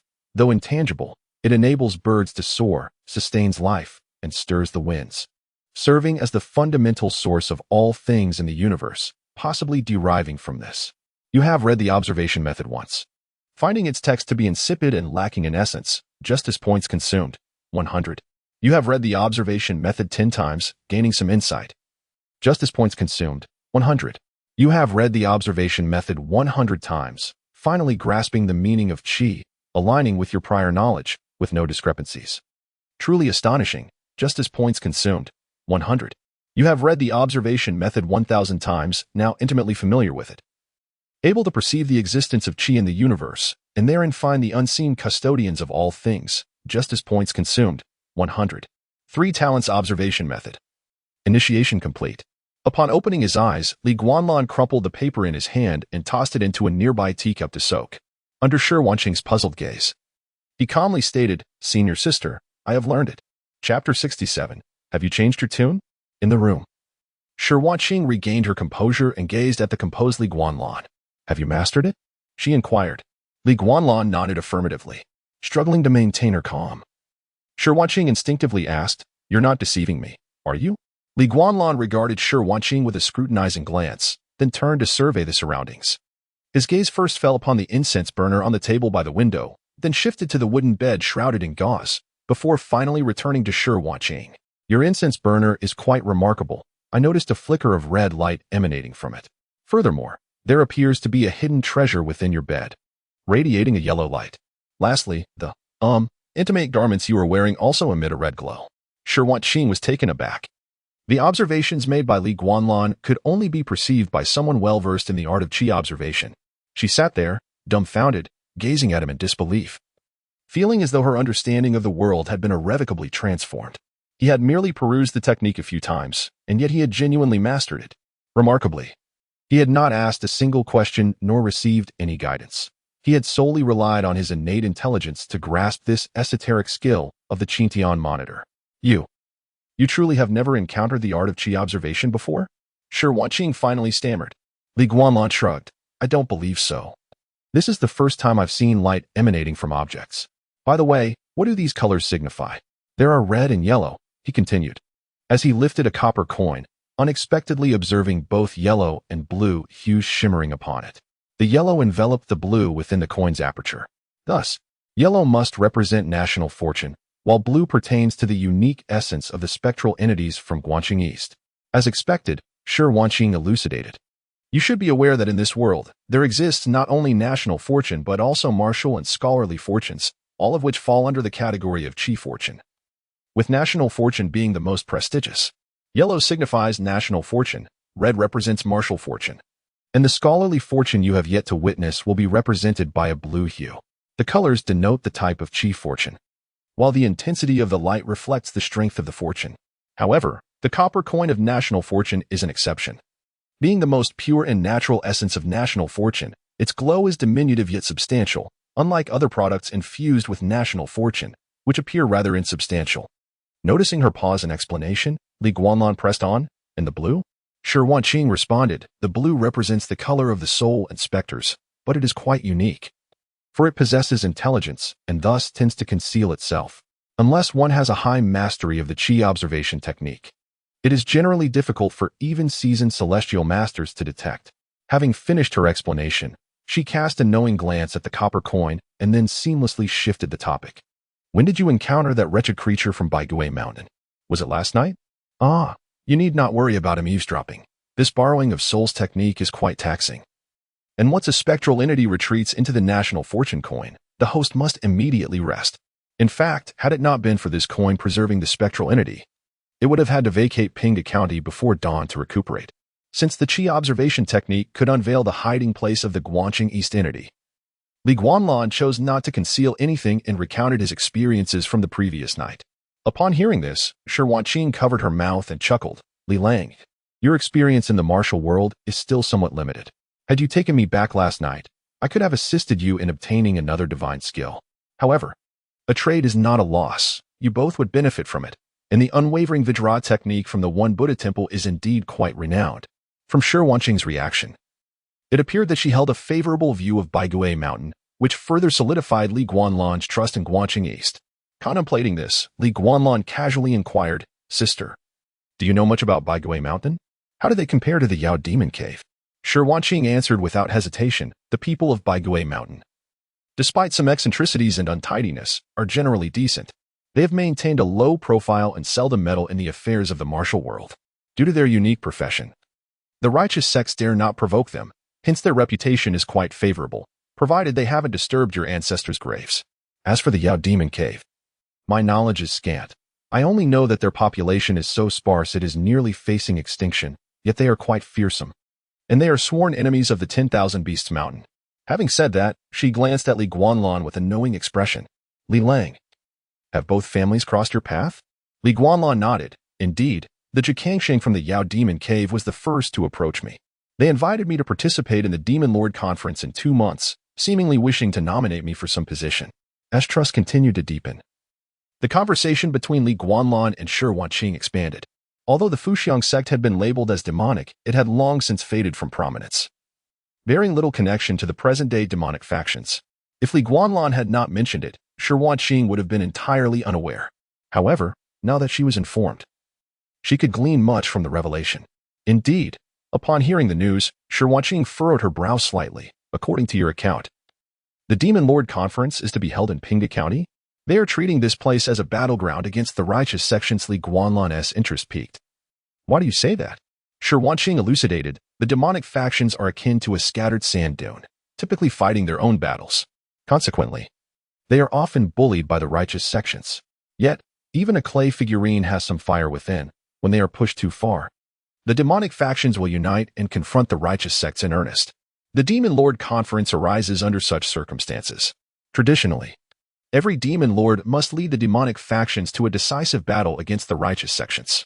If they triumph, there will be years of peace. If they lose, they retreat to live like mice. Therefore, if you were to become a Demon Lord, it would mean a complete severance of ties with the righteous sections. Li Guanlan shrugged indifferently. He had never intended to reconcile with the righteous sections. The labels of righteousness and demonic are merely tags affixed by the victors. The strongest and most capable fighter defines righteousness. Observing Li Guanlan's reaction, Shi Wanqing grasped his mindset and sighed before earnestly presenting her perspective. Since you have no intention of reconciling with the righteous sects, I believe the Demon Lord Conference presents an opportunity for you. By consolidating the powers of all demonic factions, you can not only contend with the righteous sects, but also have a chance to resist the royal family of the Wu-Tang dynasty. Li Guanlan found her assertion both amusing and exasperating. Surely you jest, sister. Will becoming a Demon Lord merely allow me to struggle? Can you not have a bit more faith in me? Shi Wanqing retorted, it is not a matter of lacking faith in you. It is simply the truth. Despite the martial world's bravado, we are nothing but trifles in the face of the Wu-Tang court. Unless you can become a peerless powerhouse like the Grandmaster. However, time is of the essence. The Grandmaster took decades to ascend, and you, Li Lang, at most of 5 years. Li Guanlan listened, feeling somewhat speechless. What on earth? Have you not even crossed the threshold, and yet you have changed your stance? Chapter 68. The spirit of the marketplace. 5 years was the most optimistic estimate. In truth, Li Guanlan felt that the impatient Li Tang royal family would likely take action against him within 2 months. This suspicion arose from the 3 undercover agents from the Longhu Inspection Bureau, who had deliberately incited martial artists into a frenzy. These agents could incite fervent attacks on Li Guanlan with merely a few provocative words, leaving one to wonder what further schemes they might employ. This realization rekindled Li Guanlan's sense of urgency, extinguishing his desire to continue conversing with Shi Wanqing. He stood to take his leave. Shi Wanqing understood that further persuading Li Guanlan to abandon his quest would be futile. With a deep sigh, she bid him farewell, cautioning him. The matter of the national fortune coin is one that cannot be sought. Do not become too obsessed, or you may end up losing more than you gain. In a few days, there will be a shipment arriving at the sect. Do remember to visit me. The techniques of the Fuxiang sect are not suitable for you, but I will find some martial arts manuals from other sects for you. After witnessing Li Guanlan's astonishing comprehension, Shi Wanqing understood what he currently lacked. While it is true that one cannot overindulge, having more skills is never a burden. In times of urgency, the more means one has for survival, the better. Li Guanlan nodded. Thank you, senior sister. Just as he was about to depart, Shi Wanqing spoke again. In truth, if you could unify the martial world, commanding both righteous and demonic factions alike, perhaps your chances would increase.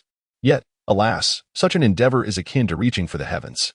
With a creaking sound, the door closed, and Li Guanlan dismissed her words from his mind. Descending the stairs, he found the martial artists in the hall behaving unusually well, refraining from their previous mocking demeanor, instead engaging in hushed discussions that avoided mentioning him. There was little choice. This unpredictable official was known for his violent tendencies, capable of executing anyone without a second thought, rendering him even more fearsome than the most notorious villains of the demonic path. The critical fact was that the Longhu Inspection Bureau could do nothing against him. As long as the seal in Pinghu County remained unbroken, they were powerless. They understood that those who recognize the times are the true wise. Once Li Guanlan's figure vanished from sight, the tense atmosphere in the hall finally lifted. Let this arrogant official enjoy his days of bravado. Once the seal is lifted, I shall make him pay. With that, a burly man with a thick beard spoke out, and the chatter resumed. Indeed, according to the news released by the Astrological Bureau, the seal would dissipate in 2 months. By then, when our strength is restored, dealing with this brat will be a simple task. But don't compete with me. My old acquaintance is Shui, and I must avenge him personally. Save your breath. From what I know, the people from the Lee-Sword Hall have already returned to their sect for help. Within a month, the 300 swordsmen from the Lee-Sword Hall will likely mobilize to avenge their leader, and there will be no chance for you. Upon mentioning the Lee-Sword Hall, the others unanimously agreed. Yes, the Lee-Sword Hall will seek revenge for their hall master. That brat is doomed. 300 swordsmen venturing forth would surely compel even the cavalry stationed in the county to retreat. Naturally, 300 against 30, the cavalry has little chance of winning. Nor would they act on behalf of this official. That may not be the case. After all, he is a court official. If the Lee-Sword Hall were to Chapter 69, a new method for enhancing strength clearing his throat, Li Guanlan leaped onto a nearby vendor's unicycle. After acquiring 50 unjust values from the other party, he placed his hands on his hips and proclaimed loudly to everyone present, "Surely you are all aware that in recent days, our county has seen an influx of outsiders, bringing considerable economic prosperity. Many of your businesses have thrived as a result, have they not?" However, no one responded. The crowd regarded Li Guanlan with suspicion, believing he had ulterior motives. Unfazed, Li Guanlan, with a thick skin, continued to ponder his plan, speaking again. "While it is indeed a good thing that business is booming, allowing us to earn more and improve our lives, I am equally pleased. Yet, with more people comes disorder, and we, the constables, find it increasingly challenging to maintain order. Therefore, starting today, the stall fees will be increased." As soon as Li Guanlan finished speaking, the previously quiet market erupted in chaos. Increase the stall fees? Absolutely not. 5 won a day is already excessive. How can you justify a hike? Do you not have a conscience? Li Guanlan, you are a scoundrel. When business is good, you raise the fees. When it falters, do you lower them for us? On what grounds do you raise them? 5 won has remained unchanged for years. Why now? We demand an explanation from the county magistrate. Yes, we want an explanation. You are despicable and shameless, inciting public anger, gaining unjust values. 300. You falsely conveyed orders, disturbing the public and disrupting the market, gaining unjust values. 1,000. Effective. Li Guanlan felt a surge of excitement. If that was the case, he could turn the situation to his advantage. As the agitated crowd appeared ready to storm the county office, Li Guanlan quickly shouted, "Hold on. No need to panic. I haven't finished speaking. If anyone keeps shouting, I will have them arrested and thrown in jail. Allow me to finish." Through a mix of coaxing, intimidation, and shouting, he managed to stabilize the imminent upheaval. Under the furious gazes of the populace, Li Guanlan maintained his composure, stating, "Originally, the magistrate intended to implement this plan, but considering the hardships many of you face, I, as your captain, pleaded earnestly. Ultimately, the magistrate has decided that the stall fees will remain unchanged at 5 won a day." In an instant, the crowd's anger morphed into astonishment. They stared at Li Guanlan in disbelief, as if struggling to comprehend his words. Maintaining his expression, he reiterated his statement. Finally, the people began to react, looking at him with a mix of skepticism and hope, asking, "Captain Li, is that true? Our stall fees will not increase." Li Guanlan nodded. "Of course it is true. If you do not believe me, you may seek verification from the magistrate yourself." Naturally, verification was impossible. Who among the common folk would dare approach the magistrate with such a request, even if someone had the courage? The magistrate was far too busy with official duties to entertain a commoner. In essence, the truth of the matter hinged solely on Li Guanlan's words. Indeed. Following his reassuring confirmation, the previously furious vendors found their anger dissipating entirely. Their gazes towards him now brimmed with respect and gratitude. Some even raised their thumbs in praise, exclaiming, "Captain Li has truly done a good deed for us. Well done, Captain Li. I never expected Captain Li to be such a person. I misjudged you before." In matters of great importance, Captain Li can discern right from wrong, displaying the virtues of his father. It seems the new magistrate is not a commendable individual. We are fortunate to have Captain Li. Amidst the chorus of admiration from the vendors, Li Guanlan's smile grew brighter, his mood lifted.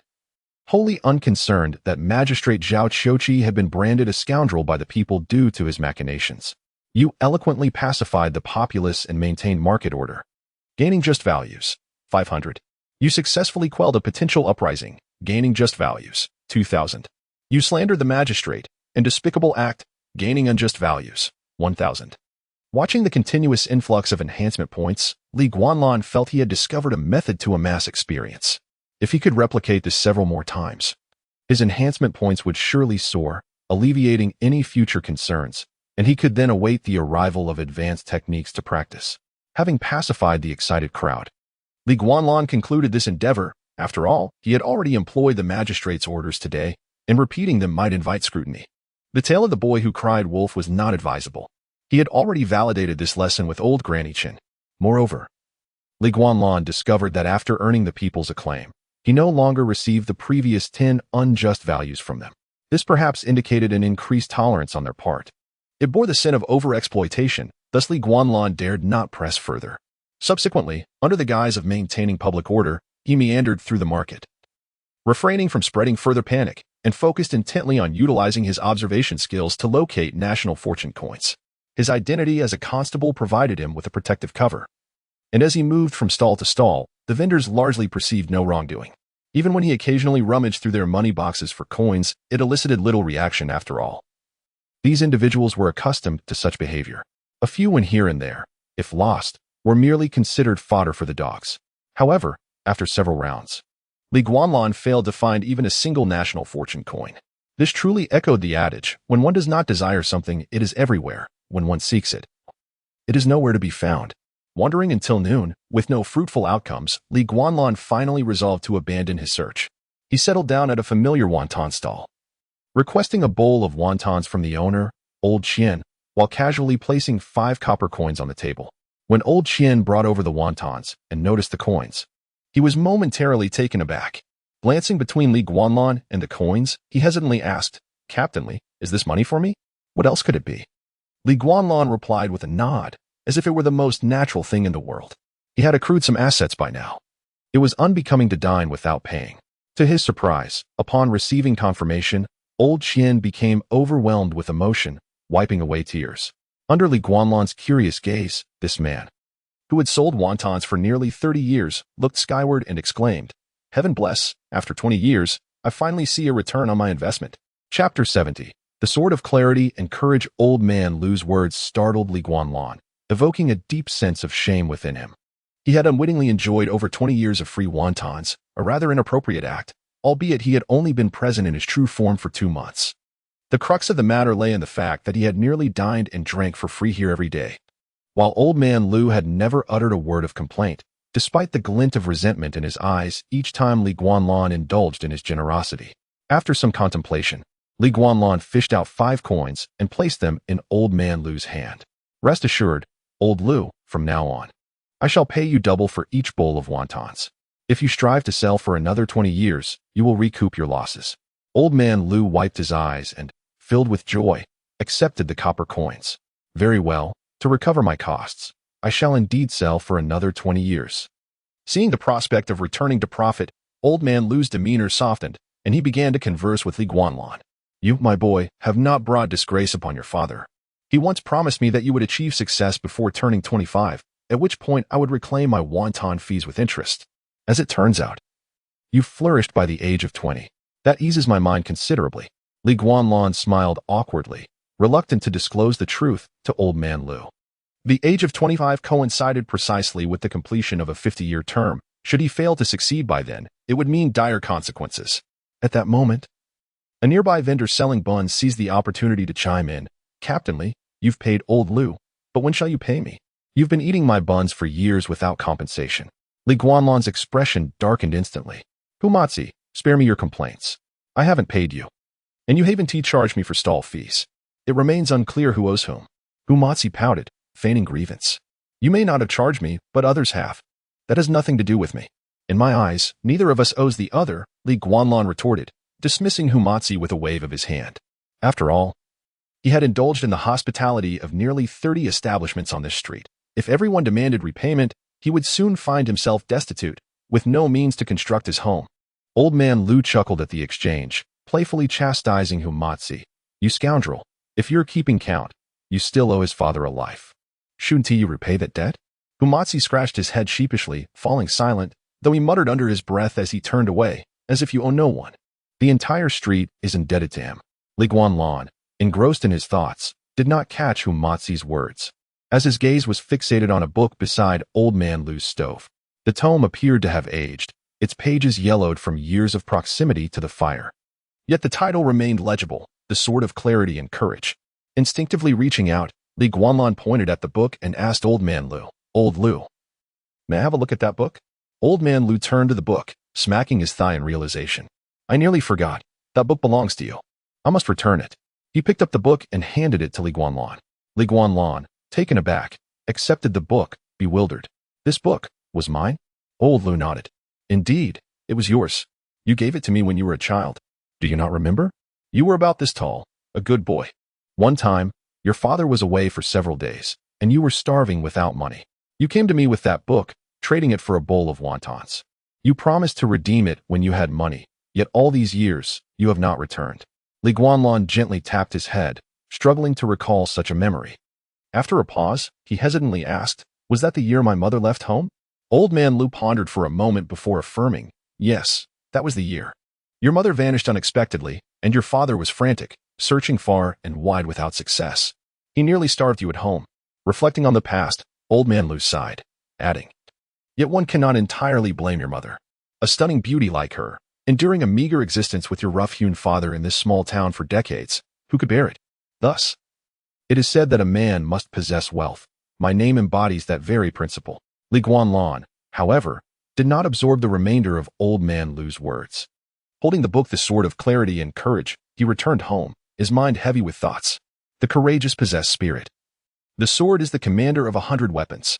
Cultivating the sword of courage, nurturing the spirit of battle, clarifying the heart to discern one's nature, one may attain true mastery. In his room, Li Guanlan slowly perused The Sword of Clarity and Courage, studying it word by word. Concurrently, his righteous energy gradually diminished, harmonizing with his practice of this newly acquired martial art. This was neither an external skill manual nor an internal cultivation technique akin to the Moonlight Dew method. It resembled a nebulous concept straddling both realms. According to this book, the internal energy cultivated within the human body could serve purposes beyond mere martial techniques. It could refine and temper the practitioner's internal organs through a specific process. By eliminating the dross and refining the essence, akin to forging iron, one could rejuvenate the internal organs. This not only enhanced the practitioner's health, but also transformed the organs into reservoirs for inner energy, concealing greater reserves. Li Guanlan possessed considerable insight. At least while studying this book, he encountered far less difficulty than with the unwavering diamond method or the Qi observation method. He grasped the text's meaning with relative ease. Thus, he expended merely 300 points of righteous energy to reach the entry level of the Sword of Clarity and Courage. You have consumed 300 points of righteous energy. The Sword of Clarity and Courage is now at the entry level. You have acquired the sword spirit. As the notification resonated in his mind, Li Guanlan distinctly felt something forming within his abdomen. He touched his right side, sensing a firmness beneath his clothing, gently pinching it. He winced in pain, his expression shifting to one of concern. This sword spirit, surely at ISNTA Gallstone? Should I break this thing apart? Drawing from his extensive reading chapter 71, effortlessly acquired the rudimentary mindful sword and courage had not wrought any changes in Li Guanlan, at least not in his own perception.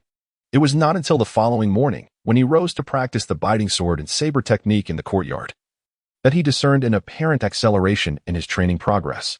Lacking a sword, he wielded a branch as a substitute in his right hand, while his left hand gripped an iron saber.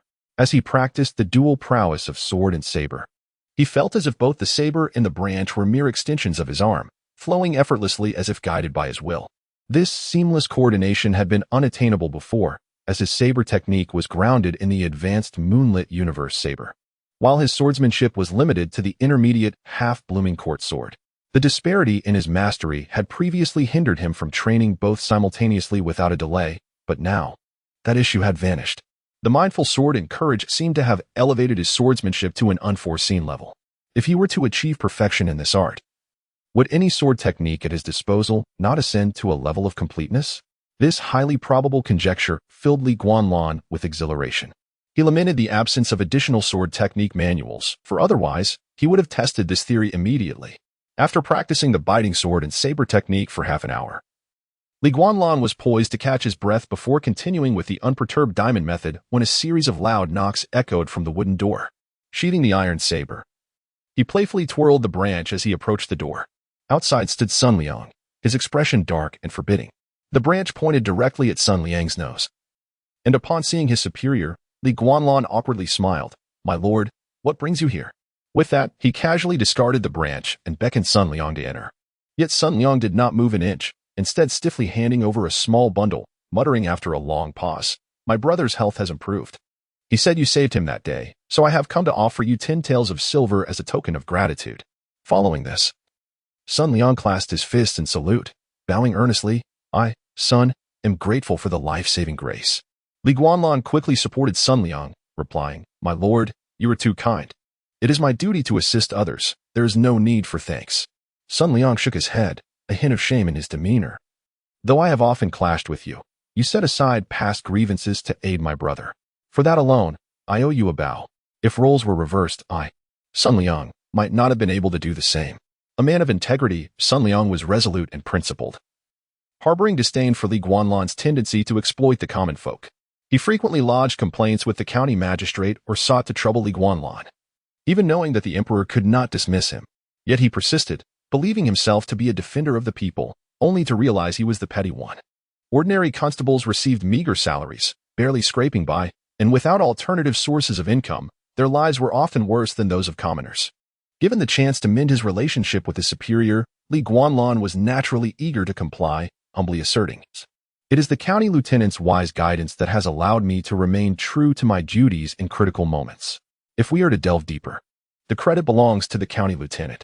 Though Sun Liang despised flattery, he nonetheless found it gratifying when it was directed at him. He patted Li Guanlan's shoulder, pushing the 10 taels of silver into Li Guanlan's embrace. 10 taels may not be much, but it is the utmost my family can offer right now. Please accept it and perhaps purchase some furnishings for your home. You are not a child anymore. It is time to start a family. Li Guanlan, naturally, did not refuse the silver, feeling no guilt in accepting it. However, as he casually glanced at Sun Liang's waist, he unexpectedly caught a glimpse of a yellow glimmer. This was the shine of a national fortune coin? With a sense of curiosity, Li Guanlan pointed at Sun Liang's waist and inquired, My lord, is there a treasure concealed within your belt? Sun Liang, puzzled, replied, Treasure? What treasure could I possibly have? It is merely a few pieces of broken silver and copper coins. As he opened his belt, revealing a pouch made with compartments, indeed, there lay a few pieces of silver and copper coins. The yellow glimmer emanated from one of the coins. Li Guanlan's eyes sparkled with excitement upon seeing that coin. It was indeed a stroke of fortune to find the coveted national fortune coin in the possession of County Lieutenant Sun Liang. Although Sun Liang held the position of lieutenant, he was not a martial artist and did not practice the art of divination. Thus, he could not distinguish between the national fortune coin and ordinary currency. This coin must have been acquired by chance. With this thought in mind, Li Guanlan rubbed his hands together and returned the 10 taels of silver to Sun Liang, saying, County Lieutenant, I have given it some thought, and I truly feel undeserving of this 10 taels of silver. If you must insist, perhaps just a few copper coins will suffice. Sun Liang immediately shook his head in refusal. That will not do. My brother specifically instructed me before I came here that you saved his life, a debt that cannot be repaid with mere 10 taels. If our family could offer more, we would not limit it to just this amount. If you find it excessive, I find it insufficient. Li Guanlan was at a loss for words. No, I genuinely do not require this much. Perhaps you could simply give me the small amount of broken silver and copper coins you have? Sun Liang remained obstinate, still shaking his head. That simply cannot happen. If you truly wish for it, then take all of it. With that, he pulled out all the broken silver and copper coins from the pouch at his waist, combining them with the 10 taels before stuffing everything into Li Guanlan's hands. Li Guanlan sighed. It seems you insist on giving this to me. He clasped his hands in gratitude and accepted the pouch, since you were so generous. I shall not be rude, Sun Liang. He felt he had been outmaneuvered.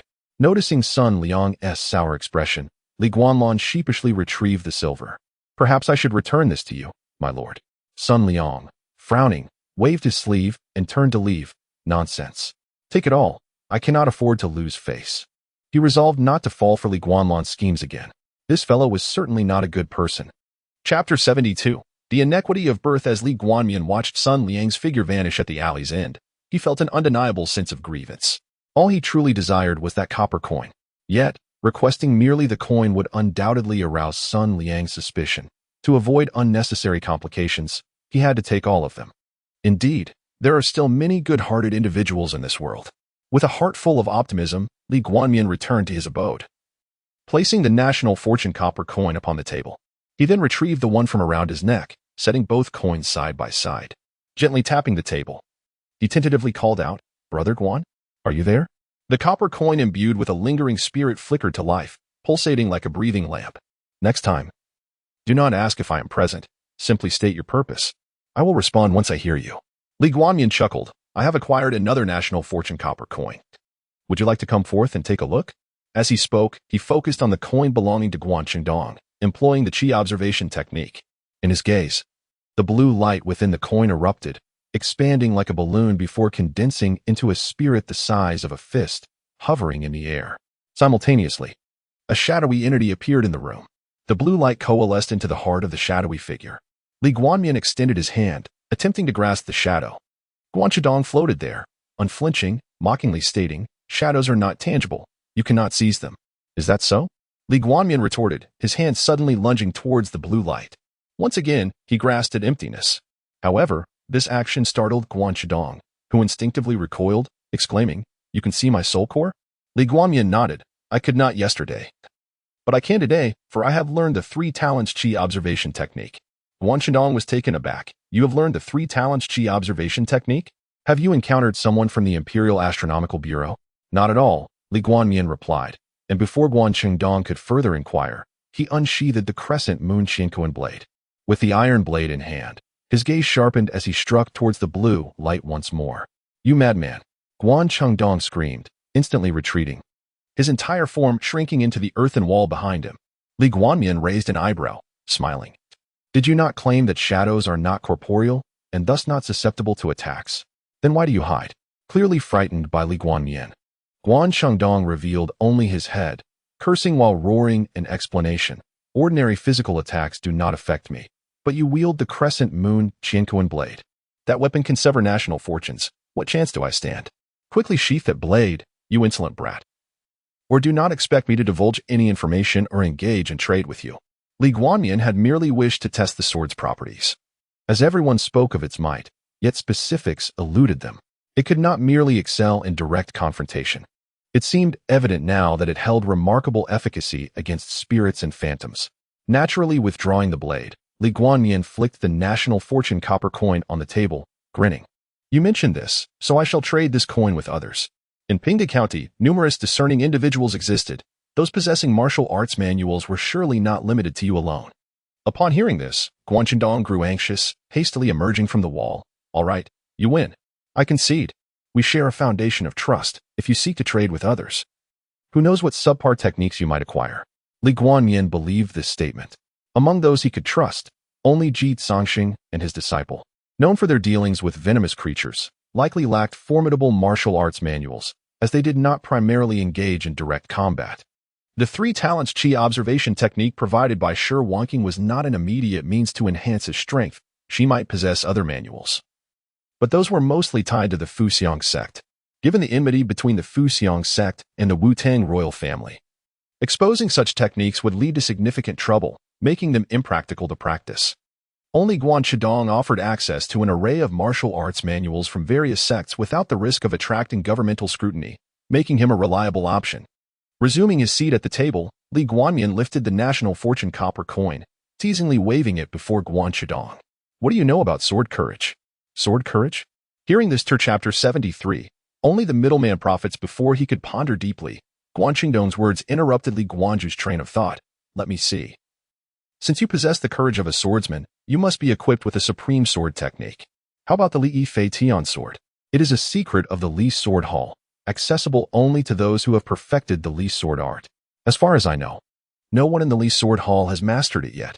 Li Guanju shook his head and instead posed a question to Guan Qingdong that he was reluctant to answer. If swords have the courage of a swordsman, what about knives? What about other weapons? Surely swords can't be the only ones that are special. Guan Qingdong naturally shook his head. Of course not. Swords possess the courage of a swordsman, while knives have their own courage, and the same principle applies to other weapons. However, swords and knives are more commonly used, whereas other weapons tend to be quite obscure and thus less frequently seen. Li Guanju couldn't help but chuckle. Why does it all revolve around courage? Do you look down upon the other organs? Guan Qingdong, feeling somewhat vexed, replied, "I cannot say. I am not an all-knowing sage." This type of discussion, which yielded no conclusions, was ultimately futile, so Li Guanzhu decided not to waste further effort on it, instead countering with a question for Guan Qingdong. You mentioned being outside Pinghu County. Surely you do not carry many martial arts manuals with you. How can you provide me with exactly what I desire? This remark struck a chord with Guan Qingdong, who replied proudly, I have no qualms in telling you that I grew up in the Baigui Mountain Library, where I have perused nearly 1,000 martial arts manuals, if not 800, until they are etched into my memory. Whatever you seek, I can provide. Ah, I did not realize you were a scholar. Li Guanzhu replied with a grin. Let us make a deal. I shall trade you 1 national fortune copper coin for 5 martial arts manuals. How does that sound? Guan Qingdong was furious. You must be dreaming. It remains 1 for 1, just as before. Li Guanzhu shook his head. Previously, I was unaware of the value of national fortune copper coins, and I was willing to incur a loss to befriend you. Now that I understand this item is a rare treasure, I cannot afford to make a losing deal. Guan Qingdong's tone faltered, but you cannot be so greedy. Do you realize that any one of those manuals could incite a bloody storm if carelessly cast aside? Li Guanzhu replied with a smile. And what of that bloody storm? Such chaos will not benefit you. I offer you an authentic national fortune copper coin. His words held truth, no matter how precious a manual may be. If one is incapable of cultivating it, trading it for something else is the most prudent choice. A tumultuous storm in the martial world would only result in needless deaths and provide no advantage to someone like Guan Qingdong, despite Baigui Mountain possessing numerous martial arts manuals. Finding a reliable outlet to exchange them was exceedingly difficult for Guan Qingdong. Li Guanzhu represented the most dependable option. He had enmity with a large segment of the righteous martial arts world and was bound to be unwelcome. Most importantly, he was in dire need of these items. Guan Qingdong, feeling the pressure, could only fume quietly. I will give you at most 2 manuals. I cannot part with any more. Li Guanzhu exhibited patience, continuing to probe Guan Qingdong's limits. Those manuals reside in your mind, once given to me. You still retain them for repeated use. This national fortune copper coin is indeed a rarity. If you do not value it, I shall offer it to someone else, who will ultimately suffer more. Guan Qingdong exploded with rage. 3 manuals, no more. Indeed, Li Guanzhu was correct, yet the allure of manuals lay in their intrigue. If they were priced too cheaply, they would lose their worth. Guan Qingdong could not allow the value of these manuals to diminish. 3 was truly the utmost he could concede. Any more would only render them less valuable. Li Guanzhu found this outcome to be within his expectations. While possessing more manuals was certainly preferable, his current resources were limited and could not support the learning of additional techniques. 3 would suffice. Provided they were superior to the bullied Jingang method, anything inferior would not be acceptable. Guan Qingdong, exasperated, retorted, the bullied Jingang method is already the best I can offer. Do not be so ungrateful. Oh, it seems Baigui Mountain is not as impressive as I thought. You ought to unearth some ancient tomb. Chapter 74, Exploiting Opportunities. The county magistrate takes the blame. At the same time, west of Pinghu County, a straight official road stretched into the depths of the night, disrupted only by the rhythmic clattering of hoofs. Beneath the moonlight, 3 spirited steeds raced forward, their destination unmistakably Pinghu County. The riders, 2 men and 1 woman, donned azure robes and carried uniform square wooden boxes approximately a meter in length on their backs, indicating their affiliation with a singular organization. In a synchronized motion, the trio pulled on their reins, halting their galloping horses, which left deep imprints as they pressed into the earth. Perched atop their mounts, they gazed silently into the night, their eyes illuminating with a faint golden glow. Under this ethereal light, they perceived a wave-like blue ripple swiftly approaching from a distance before passing through their forms and continuing onward. After a few breaths, they collectively raised their gazes to the night sky. A thread-thin luminescence emerged from the southern expanse, tracing an arc before descending somewhere in the eastern horizon. The glow flickered gently, akin to a breath, for a brief moment before dissipating silently. Once the radiance faded, the golden glimmer in their eyes receded, and they turned to one another. It must be the 1,000-mile transmission from 100 Ghost Mountain, the only woman among them mused, her brow furrowed as she regarded her companions. What do you think? The other 2 nodded in agreement. Given the speed of that spiritual fluctuation and the connecting spiritual thread, it can only be the work of 100 Ghosts Mountain. With a disdainful snort, the woman remarked, who would have thought even 100 Ghosts Mountain would come here to join the fray? It seems we have underestimated the allure of that knife. Upon hearing this, another man chuckled. The Xianwei Qiankuan knife is lauded by enthusiasts as rivaling the Tiansong sword, which certainly makes it immensely appealing to those within the martial world. Rongjia, I trust you now understand why our superior urged us to hasten here. Rongjia, the woman, remained in a foul mood. Spare me your platitudes. Just because of this. Our originally 2-month journey has been compressed to 5 days. Are you two in such a rush to reincarnate? I had hoped to enjoy the journey. But from the capital to here, I scarcely dismounted from my horse. You two are lunatics. As she spoke, Rongjia adjusted her position in the saddle, grimacing as she rubbed her thigh, which had developed calluses despite the thick padding. Such discomfort was intolerable for a woman who cherished beauty. The earlier man chuckled at her plight, teasing, "Fear not, Rongjia. Once we arrive, I shall personally attend to your injuries, ensuring you are sprightly by the next day." "Guo Yuxiang, are you courting death?" she retorted, her irritation momentarily lifted. "Haha, if Rongjia doesn't want my help, perhaps Lu can lend a hand instead?" At this, the previously agitated woman found her mood lightening, and she coyly replied, "If you can make that blockhead understand, I might just reward you with a red envelope when we return." The leader, who had been intently observing the night sky, found himself caught off guard by the banter. He shook his head in exasperation. "Enough of your antics. We have urgent matters at hand." With a serious tone, he pointed toward Pinghu County, illuminated by the moonlight. "Observe closely. The national fortune of Pinghu County has disrupted its original flow. We must act swiftly to contain it." His reminder sparked concern in the other two, who gasped in astonishment. How could this be? The national fortune appears to be circulating on its own. How is that possible? Lu, the man, sighed. This is undoubtedly the handiwork of Li Sangao, who once engaged in profound discussions with our master regarding the national fortune. His understanding is no less than ours. Having managed Pinghu County for so many years, we cannot fathom the changes that have transpired. This revelation sobered Guo Yuxiang and the other two, who gazed at Pinghu County with a mix of skepticism and apprehension. What new developments could there be in the circulation of the national fortune? We at the Qintian Bureau have nearly unraveled its mysteries over the years. Could Li Sangao possibly take a different approach? Lu replied, "I do not know. Nevertheless, we must remain vigilant and not underestimate this task as trivial. We must avoid mishaps." A moment of silence enveloped them until Guo Yuxiang suddenly laughed heartily, patting the wooden box on his back. "Lu Ji, do not let the prowess of others undermine our own. Do not forget that we at the Qintian Bureau have the most profound comprehension of the national fortune. While Li Sangao is formidable, can he truly withstand the collective strength of hundreds or thousands of us?" The woman nodded in agreement. "Indeed, Lu Ji, you are exceptional, but your pessimism is unwarranted. A deceased person should not be given undue consideration. Moreover, our purpose here is merely to lift the seal, not to harm his descendants. If he has any contingency plans, they are likely to protect his heirs." Her words seemed to offer Lu Ji some solace. He shook off the lingering gloom and forced a smile. "You both have valid points. Perhaps I am overthinking this. For now, let us meet with County Magistrate Zhao, as many matters require his cooperation." With that, the three pulled on their reins once more, guiding their steeds toward Pinghu County. As dawn broke, Li Guanlan yawned, stepping through the thin mist to the market's entrance.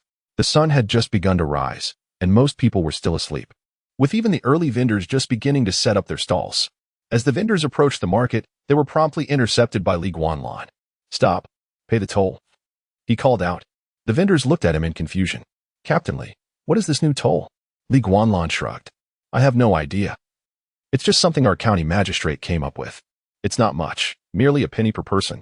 Having discovered that he could extract considerable resources from the market vendors, Li Guanlan decided to exploit this opportunity. As for the backlash, the unsuspecting county magistrate Zhao Qiuqi would bear the blame, with the county office indifferent to his actions. Li Guanlan felt no moral qualms about his endeavor. Though it was only a penny, the vendors were understandably irate, vociferously protesting. "A penny is still money. That can buy 2 buns. Why should we pay?" "Exactly. What does this toll even mean? Do you think we're bandits? It's outrageous to collect money before we even open for business. You have falsely claimed authority and extorted the vendors, gaining 500 unjust points." Upon receiving the system's notification, Li Guanlan realized his objective had been achieved. He cleared his throat and declared, "Please remain calm, everyone. This penny will be refunded at the end of the day, and those who pay promptly will be rewarded with an additional 10 pennies. At this, the previously raucous vendors fell silent, eyeing Li Guanlan with skepticism. Will it really be refunded when we close? And there are rewards for the first 3? What does the county magistrate stand to gain from this? Li Guanlan, ever quick-witted, responded, "This is to encourage everyone to be proactive in paying. In the future, The stall fees will be collected this way. Those who pay promptly may receive rewards, meaning not only will you recoup the stall fee, but you might also earn a profit. Chapter 75. Could she truly be a genius? Even the smallest profit holds value. For the common folk, the prospect of possibly reclaiming some funds from the authorities, despite the mandatory stall fees, is undeniably alluring. Thus, with a mix of skepticism and hope, everyone began to produce copper coins from their pockets and handed them over to Guanlan in a seemingly official manner. Guanlan noted down the names of the first 3 contributors on a piece of paper. After completing this task, he employed the technique of observing energy, fixating his gaze intently on the coins in his hand. However, until the last vendor entered the market street, he could not identify a single copper coin of state fortune. Sighing, Guanlan expressed his regret, realizing that this item was indeed rare and could not be forced. Just as he was preparing to depart, an unexpected figure caught his eye. Chukaier, with a flower basket on her arm and a golden chrysanthemum atop her head, approached briskly from a distance. Master. Upon spotting Guanlan, Chukaier's eyes lit up as she waved and ran towards him. Guanlan, momentarily puzzled, recalled their master-disciple bond and stood still to wait. Breathless from her run, Chukaier arrived before him, her charming face flushed. Master, I have mastered the sword technique you taught me. When will you teach me the new one? She inquired eagerly. Guanlan was taken aback at first, then chuckled softly. You've mastered the falling blossom court technique? How did you manage that? Stumbling through it does not equate to mastery. The initial 16 forms of the falling blossom court were notoriously difficult, and Guanlan himself had relied on reinforcement values to achieve proficiency.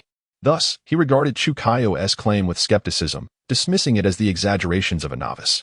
Chukaier quickly shook her head. Master, I assure you, I truly have mastered it, not in a stumbling manner.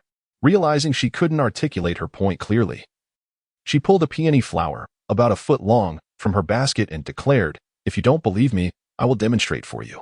Without waiting for Guanlan's approval, she began to perform her sword dance right in front of him on the street.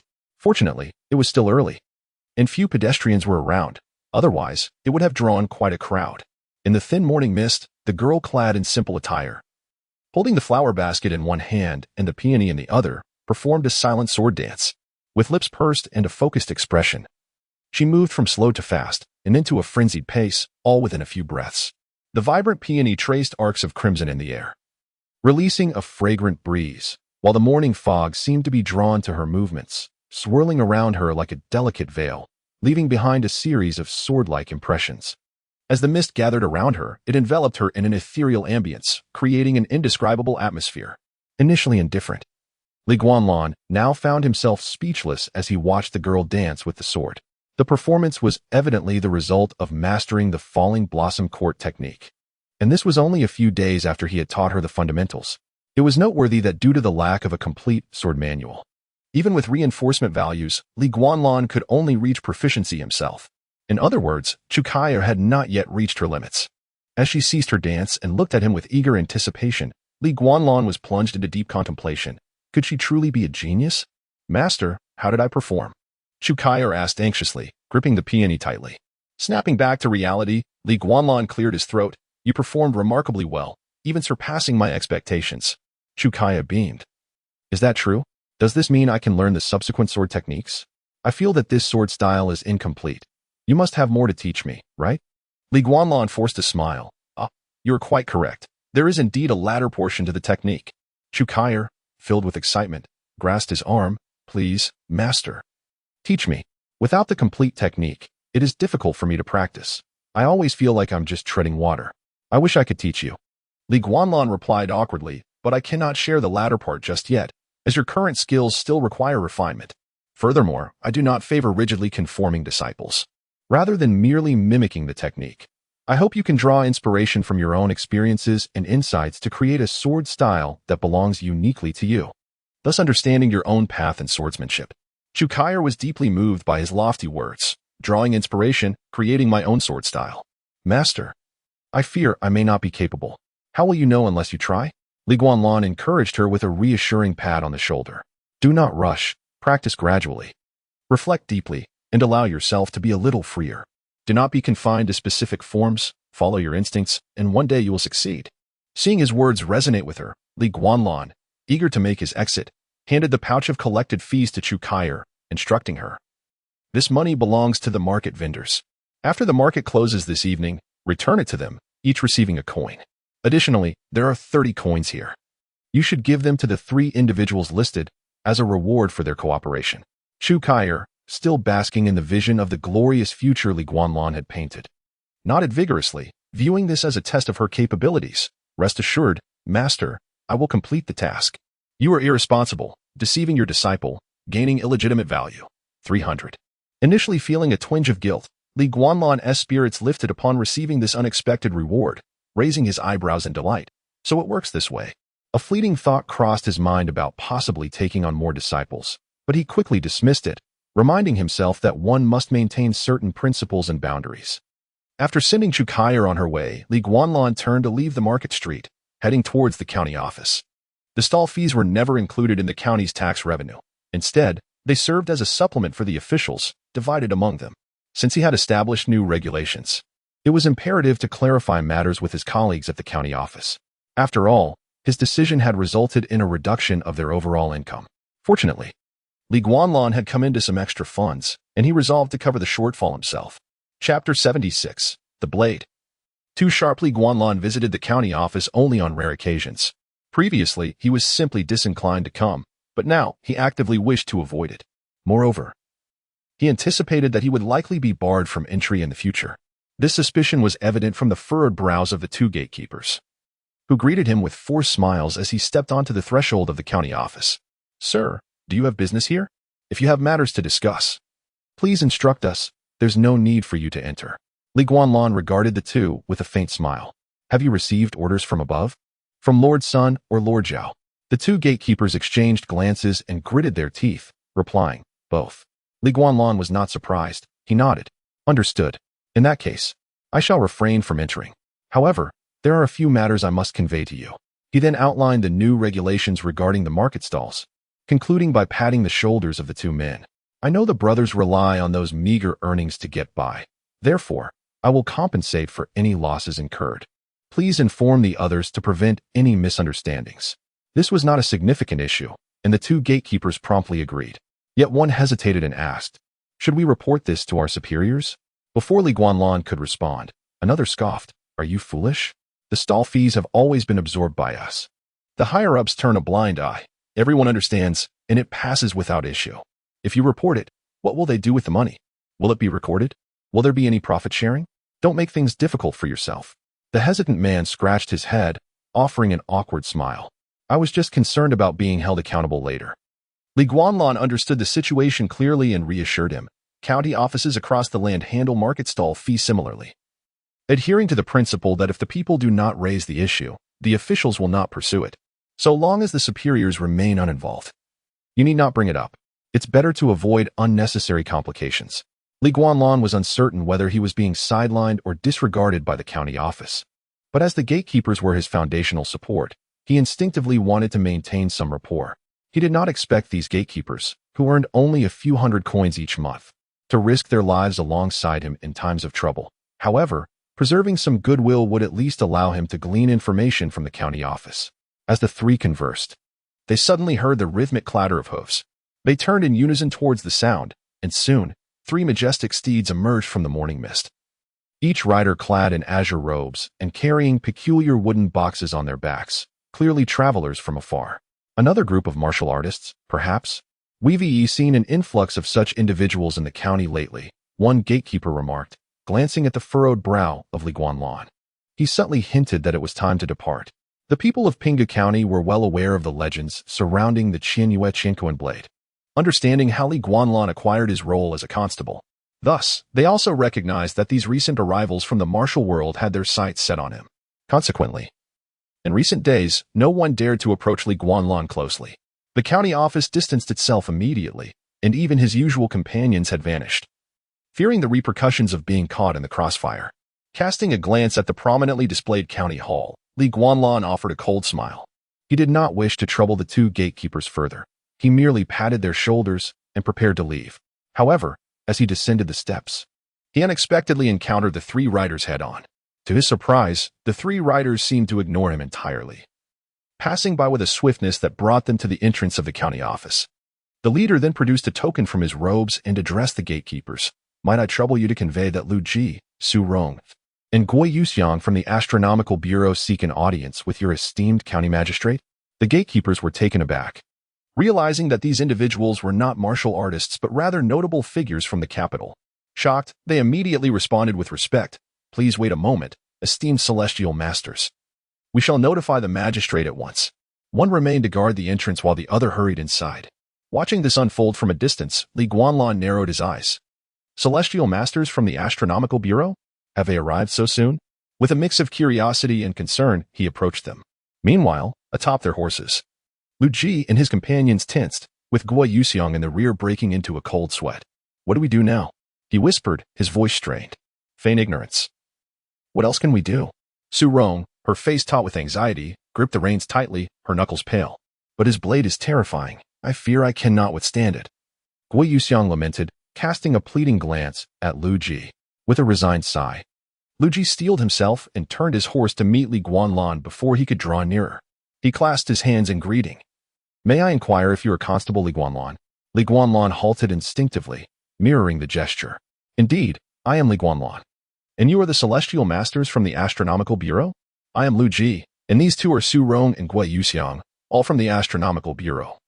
Lu Ji replied, quickly assessing Li Guanlan before averting his gaze, though the intensity of Li Guanlan's presence left him momentarily blinded. The blade was indeed too sharp.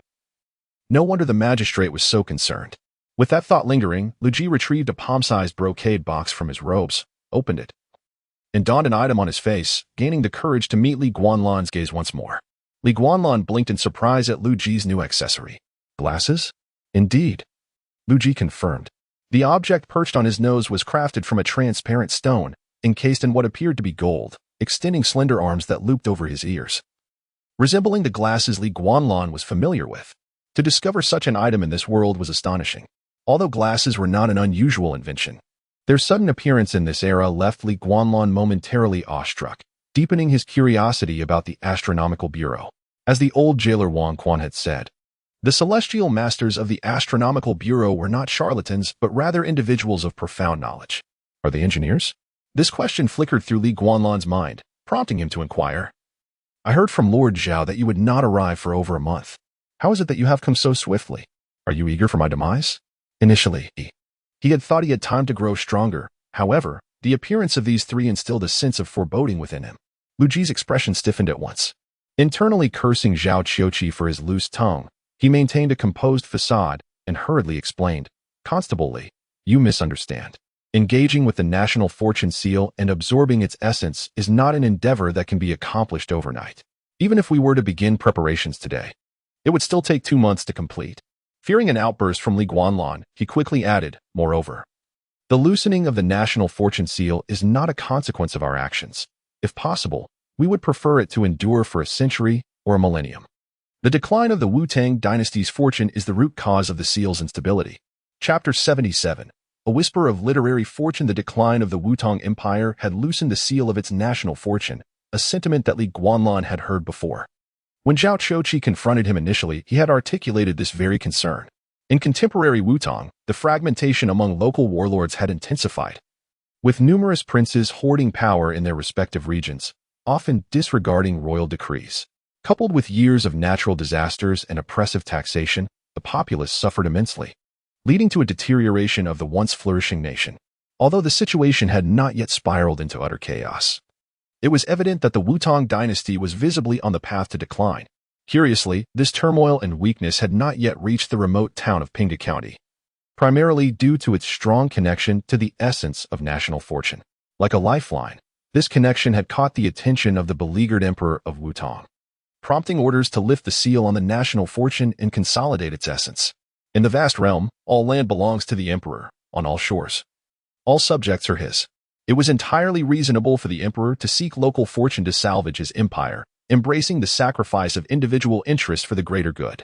However, the predicament lay in Li Guanlan's proximity to this lifeline. If the emperor were to sever it, it would obliterate his livelihood and potentially endanger his life, a notion that left him rather displeased. The nation's downfall was not a result of a single event, nor could it be remedied by the fortunes of a solitary locale. Had the emperor ever reflected upon his own role in these years? After all, has the national fortune truly flourished? Has the strength of the empire increased? Or has the well-being of the common folk improved? Could it not be a consequence of his own governance? With his hand resting on the iron dagger at his waist, Guanlan unabashedly criticized the unseen emperor. This incited considerable ire among Lu Ji and his companions, who viewed the emperor as a divine figure. Lu Ji, with a disdainful snort, retorted to Su Rong without turning, "Your Majesty's heart is as vast as the ocean, and his might unfathomable. How could a mere constable presume to understand?" He continued, "The calamities befalling Wutong stem from your late father's disregard for the welfare of the realm. In his relentless pursuit of half the nation's fortune, had he prioritized the greater good, our empire would have long been esteemed throughout the land." Guanlan chuckled derisively, gazing at the back of the woman's head. "Had it not been for my father, we would still be under the reign of a female emperor. What concern would the Li family have in this matter?" Su Rong, enraged, whirled around to glare at Guanlan. Chapter 78. Hoping for his demise. A fool's delusion. In a room at the back of the county office, Su Rong lay in agony on the bed, tears of blood streaming from her eyes uncontrollably. Nearby, Guo Yuxiang and Lu Ji paced anxiously. On a table not far off rested a pair of heavy yet opulent glasses. At that moment, Lu Ji wore a look of deep remorse. "It's all my fault. If I had requested 2 more pairs of glasses before coming here, we wouldn't be in this predicament." Guo Yuxiang, feeling despondent, replied, "You cannot blame yourself, after all. Who could have anticipated such a fierce reaction from the knife against us of the Qin Tian monitor? Just moments ago, I thought I might meet my end." Lu Ji sighed heavily. "In the future, I shall handle all dealings with Li Guolan alone. At least I possess the means to protect myself." Guo Yuxiang nodded, glancing at the ailing Su Rong with concern. "I wonder if that county magistrate Zhao can be relied upon. Without the treatment from Wen Qi, Sister Rong's eyesight may be irretrievably lost." As they spoke, the door creaked open, and Zhao Qiuqi entered with a solemn expression. Lu Ji and Guo Yuxiang immediately approached him, filled with anticipation. Zhao Qiuqi clasped his hands in greeting. "I have fulfilled my duty." The 2 men exhaled in relief and ushered Zhao Qiuqi to Su Rong's bedside. "We implore you, Sir Zhao, to aid my companion. I am deeply grateful and shall repay you handsomely in the future." Zhao Qiuqi smiled faintly, subtly suggesting, "I merely hope the 3 of you can remain composed. Attend to your own affairs and depart swiftly without causing me any trouble." Guo Yuxiang's expression shifted, and just as he was about to respond, Lu Ji silenced him with a glance. "Rest assured, Sir Zhao, we shall only focus on our responsibilities, avoiding any unnecessary complications." Regarding earlier, Lu Ji said awkwardly, "It was merely a misunderstanding. My companion tends to be somewhat impulsive." Zhao Qiuqi cast a worried glance at the unconscious figure of the young female celestial master. His voice laced with concern. "Impulsiveness can be perilous. Should she fail to amend this flaw, I suggest she return whence she came. Many have perished at the hands of that lad due to such recklessness." In the meantime, Zhao Qiuqi did not neglect the matter at hand. He opened his palm, gently placing a sphere of azure light upon Su Rong's forehead, murmuring softly, "Heavenly officials grant blessings." In an instant, the azure light flowed into Su Rong's body, and the incessant blood tears ceased. In her slumber, her furrowed brow relaxed, and she let out a soft, contented sigh, her entire being finally at ease. Guo Yuxiang witnessed this miraculous event and immediately beamed with joy. "She's better now. Thank you, Sir Zhao." He then bowed deeply in gratitude. Zhao Qiuqi accepted the gesture with composure, for in saving the reckless woman, he had sacrificed a portion of his hard-earned literary fortune. To serve in an official capacity is to benefit the people, yet the accumulation of literary fortune is not achieved overnight. Each depletion requires a long time to restore. Lu Ji also bowed respectfully to Zhao Qiuqi and, unable to contain his curiosity, inquired, "From your words, Sir Zhao, does it imply that Li Guolan has fully mastered the deficient moon universe knife? Has he slain anyone from the martial world?" Zhao Qiuqi nodded. "Indeed. He has become the master of the deficient moon universe knife and has recently slain 7 or 8 martial artists, including the head of the Li Jin Hall. His decisiveness and ruthlessness are chilling." He then fixed Lu Ji with a penetrating gaze. "Surely, Lu Tianshi does not believe he has targeted ordinary citizens of the county? Such a notion is utterly naive." Lu Ji awkwardly smiled but could not suppress his hopeful sigh. "I recognize the improbability, yet I cannot help but wish. If it were true, it would be a great fortune for our Marshal Tang and for His Majesty." Zhao Qiuqi inwardly chuckled at Lu Ji's naivety but maintained a day of shared outrage. Throughout history, few have willingly sacrificed themselves for the benefit of the people. There are many who act out of selfishness. Li Guanlan, having grown up in Pinghu County, has always been notoriously selfish and morally deficient. Far inferior in conduct to his father, Li Sangyao. To expect him to self-sacrifice is nothing short of delusional. At this moment, Guo Yuxiang seized the opportunity to speak up. Sir Zhao is absolutely correct. We three have thoroughly reviewed Li Guolan's dossier before our arrival.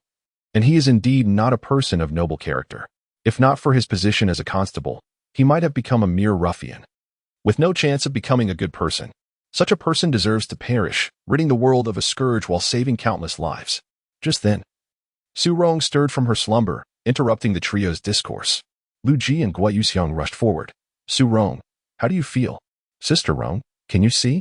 Is your sight restored? Su Rong opened her eyes, surveying the three figures in the room, her voice weak. I feel all right, just a bit dizzy, and my eyes can. Before she could finish, her expression suddenly changed, and disregarding everything, she bolted upright, panic-stricken.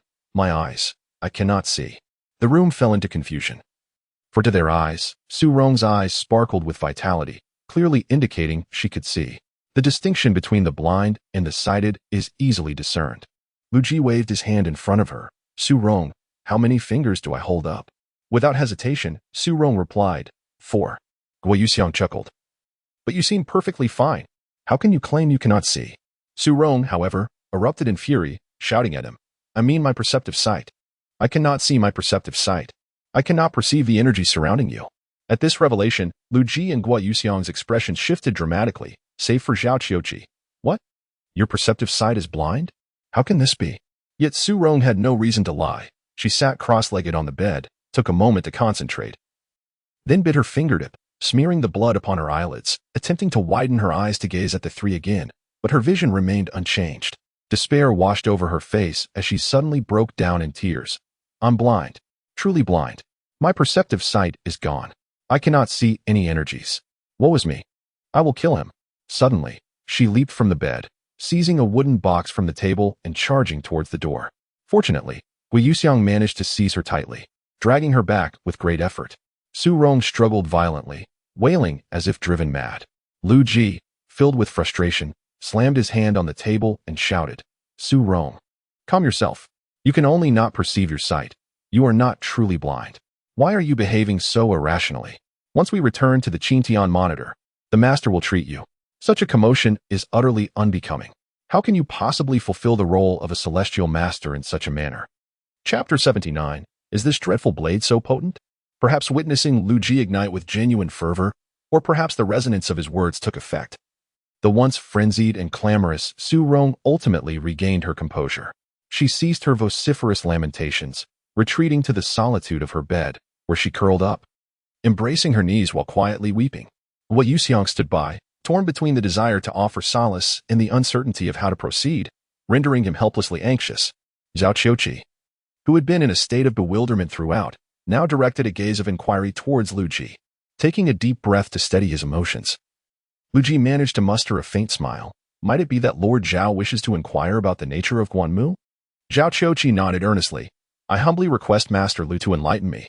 I am aware that it is a unique ability possessed solely by the celestial masters of your esteemed Qintian Observatory. Lu Ji, unreserved, replied, as is commonly known. Our Qintian Observatory has secured its position in the court through the study of the nation's auspicious energies. When it comes to the study of national fortunes, we are undoubtedly preeminent. To study national fortunes, one must first be able to perceive them.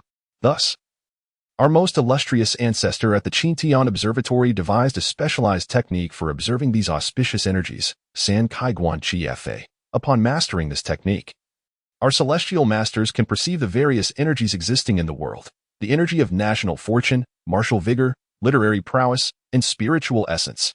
However, with the ascension of the Empress, the Tang dynasty was plunged into tumultuous times, which led to divisions within our ranks. Some chose to become minions of the Empress, while others aligned with the exiled princes, biding their time. Fortunately, we ultimately prevailed, assisting the late emperor in reclaiming the throne and returning to the capital's Qintian Observatory. Yet, at that moment, The head of the observatory discovered an issue with the Sankai Guanchi Fa. One of the 3 stone tablets recording the technique was missing. Zhao Qiuqi gasped in disbelief. Is the Sankai Guanchi Fa incomplete? Lu Ji nodded solemnly. The 3 talents refer to heaven, earth, and humanity. Only when all 3 are present can the observing technique be deemed complete. With 1 tablet missing, our practice is limited to the techniques of heaven and earth, devoid of the human aspect.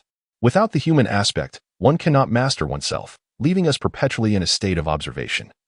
Which is what you heard referred to as Guanmu. This is not a grave matter, as the energies in the cosmos typically remain dormant, akin to lifeless entities, posing no immediate threat to us. Zhao Qiuqi, possessing keen intellect, grasped the situation and added, except for that blade? Lu Ji offered a rueful nod. Indeed. Except for that blade. In fact, prior to our arrival, the head of the observatory had forewarned us about this matter and provided me with protective eyewear. Yet this item is exceedingly precious. We possess but a single pair among the 3 of us. Unfortunately, Su Rong inadvertently gazed directly at that blade. The implications of Lu Ji's unfinished thought were clear to all present. Merely catching a glimpse of that blade had rendered the female celestial master from Qintian Observatory blind to her observational ability. Just contemplating this outcome sent shivers down one's spine. Zhao Qiuqi instinctively wiped the cold sweat from his forehead, muttering in vexation. Had I known this place would be so troublesome, I would not have accepted the transfer here. A gentleman does not stand before a perilous wall. How could I have forgotten? Suddenly recalling something, he turned to Lu Ji with a puzzled expression. But wait. As far as I know, the former head of the observatory had mastered the complete Sankai Guanchi Fa, even if 1 tablet is missing. Surely he would not be unable to recall the content inscribed upon it. The former head of the Qintian Observatory had been a loyal follower of the late Emperor Li Fengtian and played a crucial role in overthrowing the empress's reign, subsequently assuming leadership of the observatory, where he has remained to this day. Presently, the celestial masters of the Qintian Observatory no longer endure the factional strife of yore, having been nurtured solely by the former head, eliminating the possibility of internal discord. Thus, Zhao Qiuqi was perplexed as to why the former head had not restored the Sankai Guanchi Fa. Yet, Lu Ji sighed deeply, as if to remind Zhao Qiuqi. His voice tinged with sorrow. The head has been half absent since that fateful battle. Aside from his remaining cultivation and insight, he is often lost in confusion, rarely lucid enough to recall the intricacies of that monumental inscription. Zhao Qiuqi, struck with realization, slapped his forehead in apology. I beg your pardon. It seems I have been forgetful. This led him to contemplate numerous matters, his brow furrowing as he posed a challenging question. If your celestial masters at Qintian Observatory are indeed thus deficient from the outset, then encountering Li Guanlan might only result in abject surrender. How shall we fulfill the tasks entrusted by Her Majesty? At this moment, Gui Yuxiang chuckled, his eyes fixed intently on Zhao Qiuqi. This is where you, County Magistrate Zhao, must lend us your assistance. As the magistrate of Pinghu County, you are Li Guanlan's superior, and it is your duty to help us fulfill Her Majesty's orders. You serve at the behest of the crown, and therefore, you cannot refuse, can you? Zhao Qiuqi forced a smile that was more painful than tears. Well, it ought to be as such. Meanwhile, Li Guanlan had arrived at the chamber of Shi Wanqing at Chengulu, where he recounted his earlier encounter in its entirety. The morning mist had only recently dissipated, and the young woman, having just awoken, was unreservedly washing up in her shirt. Eventually, she sat by the window, grooming herself before a bronze mirror. Her exquisite features, fair skin, and rounded shoulders exuded an irresistible allure, further enhanced by the subtle fragrance wafting through the room, instilling a sense of tranquility that was hard to resist. Yet, Li Guanlan remained impervious to these charms, his clear gaze fixed on Shi Wanqing as she radiated allure, while he voiced his bewilderment. It was truly peculiar. After that woman hurled an insult at me, she turned as if to teach me a lesson. Yet, before we could even take our stances, she suddenly shrieked and fell from her horse, wailing as if her life were in peril, which startled me immensely. Sister, do you think that woman was deliberately seeking to provoke me? Shi Wanqing laughed heartily, unable to contain her amusement. With a graceful twist of her waist, she faced Li Guanlan, adjusting her hairdo while inquiring, Do I look beautiful? Li Guanlan, exasperated, replied, You look lovely. But it would be even more delightful if you discussed serious matters with me. Shi Wanqing rolled her eyes, somewhat defeated by her inability to enchant this rival, and retorted, The current Sankai Guanchi Fa of Qintian Observatory is incomplete. which means that the celestial masters there either cannot perceive energies or if they can, they're unable to halt the observation, leading to sudden blindness. They must have been harmed by the energies attached to the lunar blade. Guanlan, gazing at the iron blade in his hand, was taken aback. Is this wretched blade truly so formidable? I see no ill effects upon myself. Chapter 80. What are you afraid of? Guanlan's relentless curiosity left SHWing both amused and exasperated. As she turned slightly, flaunting her porcelain white skin to tease Guanlan, she inquired, "You are the master of the Qu-Chi-NK blade. Have you ever seen a dog bite its owner?" "Indeed, I have. I once had a dog named Li. It was particularly possessive of its food and would bite anyone who approached during mealtime," replied Guanlan, nostalgia evident in his expression. "And then?" SHWing prompted. "Then I trained it, rewarding it with dragon fruit and performing CPR several times," he continued. "Did it work?" she asked. "Not at all. One night, while I was asleep, it escaped," he reminisced, a wistful look in his eyes. SHWing thought it unfortunate, but quickly realized that Guanlan had diverged from the topic. With a hint of irritation, she stated, "I merely used a dog as a metaphor. You should understand that a blade that recognizes its master will naturally exhibit restraint in its sharpness. The way you perceive it through the observation technique differs greatly from how others perceive it." Guanlan grasped this point. Increasingly aware of the significance of the Qu-Chi-NK blade, worry crept into his thoughts as he remarked, "The people from the QNTI-NJIN have arrived in PNGH far earlier than expected. It seems they will soon commence the unsealing process. My time is running short." SHWing pursed her lips. "You chose to remain here stubbornly instead of leaving with me, having taken the most arduous path. You must prepare yourself mentally." She still hoped for him to leave this place with her. Guanlan ignored her hint, resting his chin on one hand while the other lightly tapped the table, contemplating his next move. He had discovered a method to enhance his strength and would soon acquire 3 secret manuals from the eastern part of Guan City, promising further improvement in his capabilities. Presently, in Pinghu County, he felt he could navigate with confidence. Yet, the question loomed, what would happen after the unsealing? The enemies would undoubtedly be formidable, and he wondered if he would still manage as effortlessly as he did now. Should he eliminate them while they remained weak, thereby eradicating the problem once and for all? The thought of forsaking his principles in favor of pragmatism was unsettling. While it might yield immediate benefits, it could also lead to an abundance of unjust outcomes. Once this notion took root in his mind, it became difficult to dispel, manifesting as a palpable intent to kill in his gaze. However, he swiftly dismissed this idea. Setting aside the psychological barriers, it was simply impractical for one person to take down so many in a short time. Moreover, the martial artists present were merely a SMA Chapter 81. The Beast Mountain, the rampant bull on the move, the land of beauties is the tomb of heroes. Guanlan possessed a profound self-awareness regarding his own self-control. Thus, he consistently restrained himself, refraining from responding to the repeated insinuations of Shi Wanqing. Some matters, once embarked upon, offer no return. His situation was fraught with peril, with both overt and covert adversaries and schemes converging upon him, one layer entangling another. He could neither afford to relax nor dare indulge in romantic entanglements. Therefore, despite the numerous advantages of uniting with Shi Wanqing, Guanlan had to compel himself to avert his thoughts in that direction. Fortunately, although this path was obstructed, he had an alternative route to pursue. By accumulating 10,000 points of righteousness, he could transform the martial fortune derived from the righteous blade into his own power. Guanlan had witnessed the peculiarities of the righteous blade, so if he could harness that martial fortune, his strength would undoubtedly ascend to a new echelon.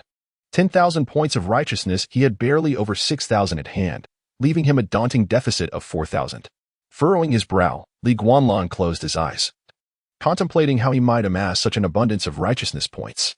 Compared to the ease of acquiring points of wickedness through misdeeds, the acquisition of righteousness points proved significantly more challenging, particularly in a tranquil place like Pinghu County, where opportunities for punishing evil and eliminating treachery were scarce. He needed to undertake some grand and laudable deeds to garner considerable righteousness points. Beside him, Shi Wanqing grasped the implications behind Guanlan's words and, after a brief moment of surprise, broke into a smile. She had almost doubted her own allure and whether she could pique the interest of the man before her.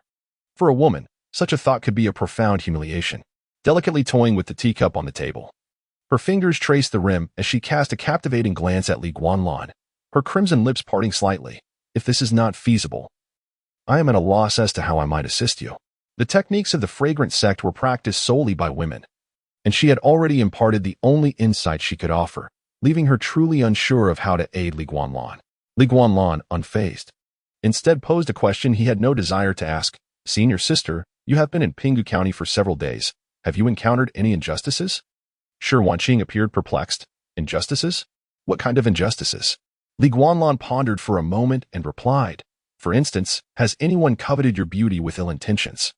Or have you been bullied simply for being a woman? Shi Wanqing burst into laughter. Are you not referring to those individuals you encountered that night? Li Guanlan waved his hand dismissively. Those do not count. I mean, among the outsiders in the martial world, have any stronger individuals bullied you? The matchmaker Wang Pu and the ruffian Zhang Chuan had already been dealt with by Shi Wanqing. It would bear little fruit for him to confront them now, especially since Shi Wanqing herself bore no grievances.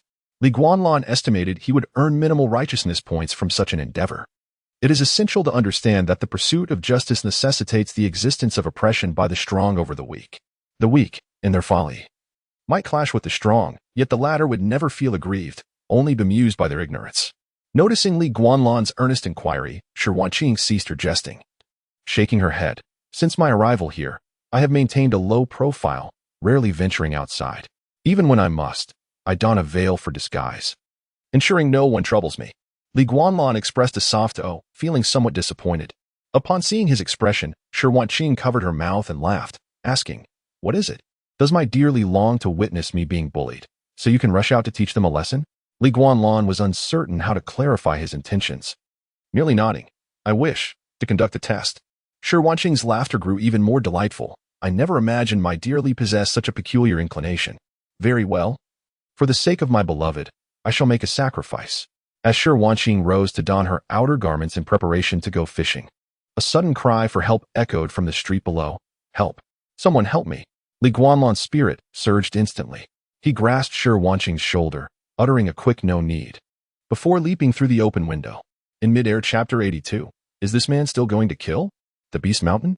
Curiously regarding the red-haired man in the carriage, Li Guanlan gestured for the three individuals to enter the Chundrum Tower. Rest assured, I am a constable from Pinghu County, and it is my duty to maintain law and order. With me here, no one can harm you. Your righteous demeanor in thwarting the villain's brazen act has earned you 500 points of justice. Upon hearing this, Li Guanlan's eyes gleamed with delight. Today, he was determined to be a good Samaritan. No one could stand in his way.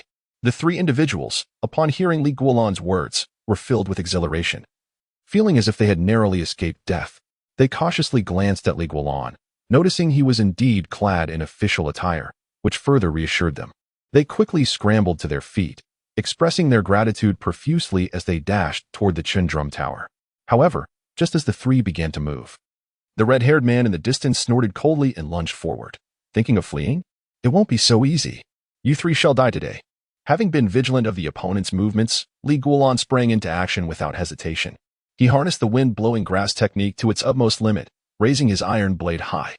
His form fluttered like the wind, and after 7 rapid transformations in midair, he instantly closed the distance to Yuxinglia, striking down ferociously, seeking death. With a thunderous roar, the red-haired man executed a classic stance, raising one hand skyward. The previously unseen invisible force re-emerged, distorting the space and manifesting as an intangible handprint that collided fiercely with Li Guanlan's descending blade. Boom! The invisible force was cleaved in two, and the shockwave sent Li Guanlan tumbling back into his original position, while the red-haired man shattered the blue stone beneath his feet. Once again, the two had reached a stalemate. In the meantime, the three young men successfully burst into the Chundrum Tower. Is the Beast Mountain truly this formidable? Standing at the eaves, with his sword in hand, Li Guanlan shrugged, his expression growing grave. He reconsidered his earlier assessment. This Yuxinglia from the Beast Mountain was far stronger than Xiao Jianli from the previous encounter. At that moment, on the second-floor windowsill, Shi Wanqing lightly knocked on the window frame, smiling at Li Guanlan as he turned. Li Lang.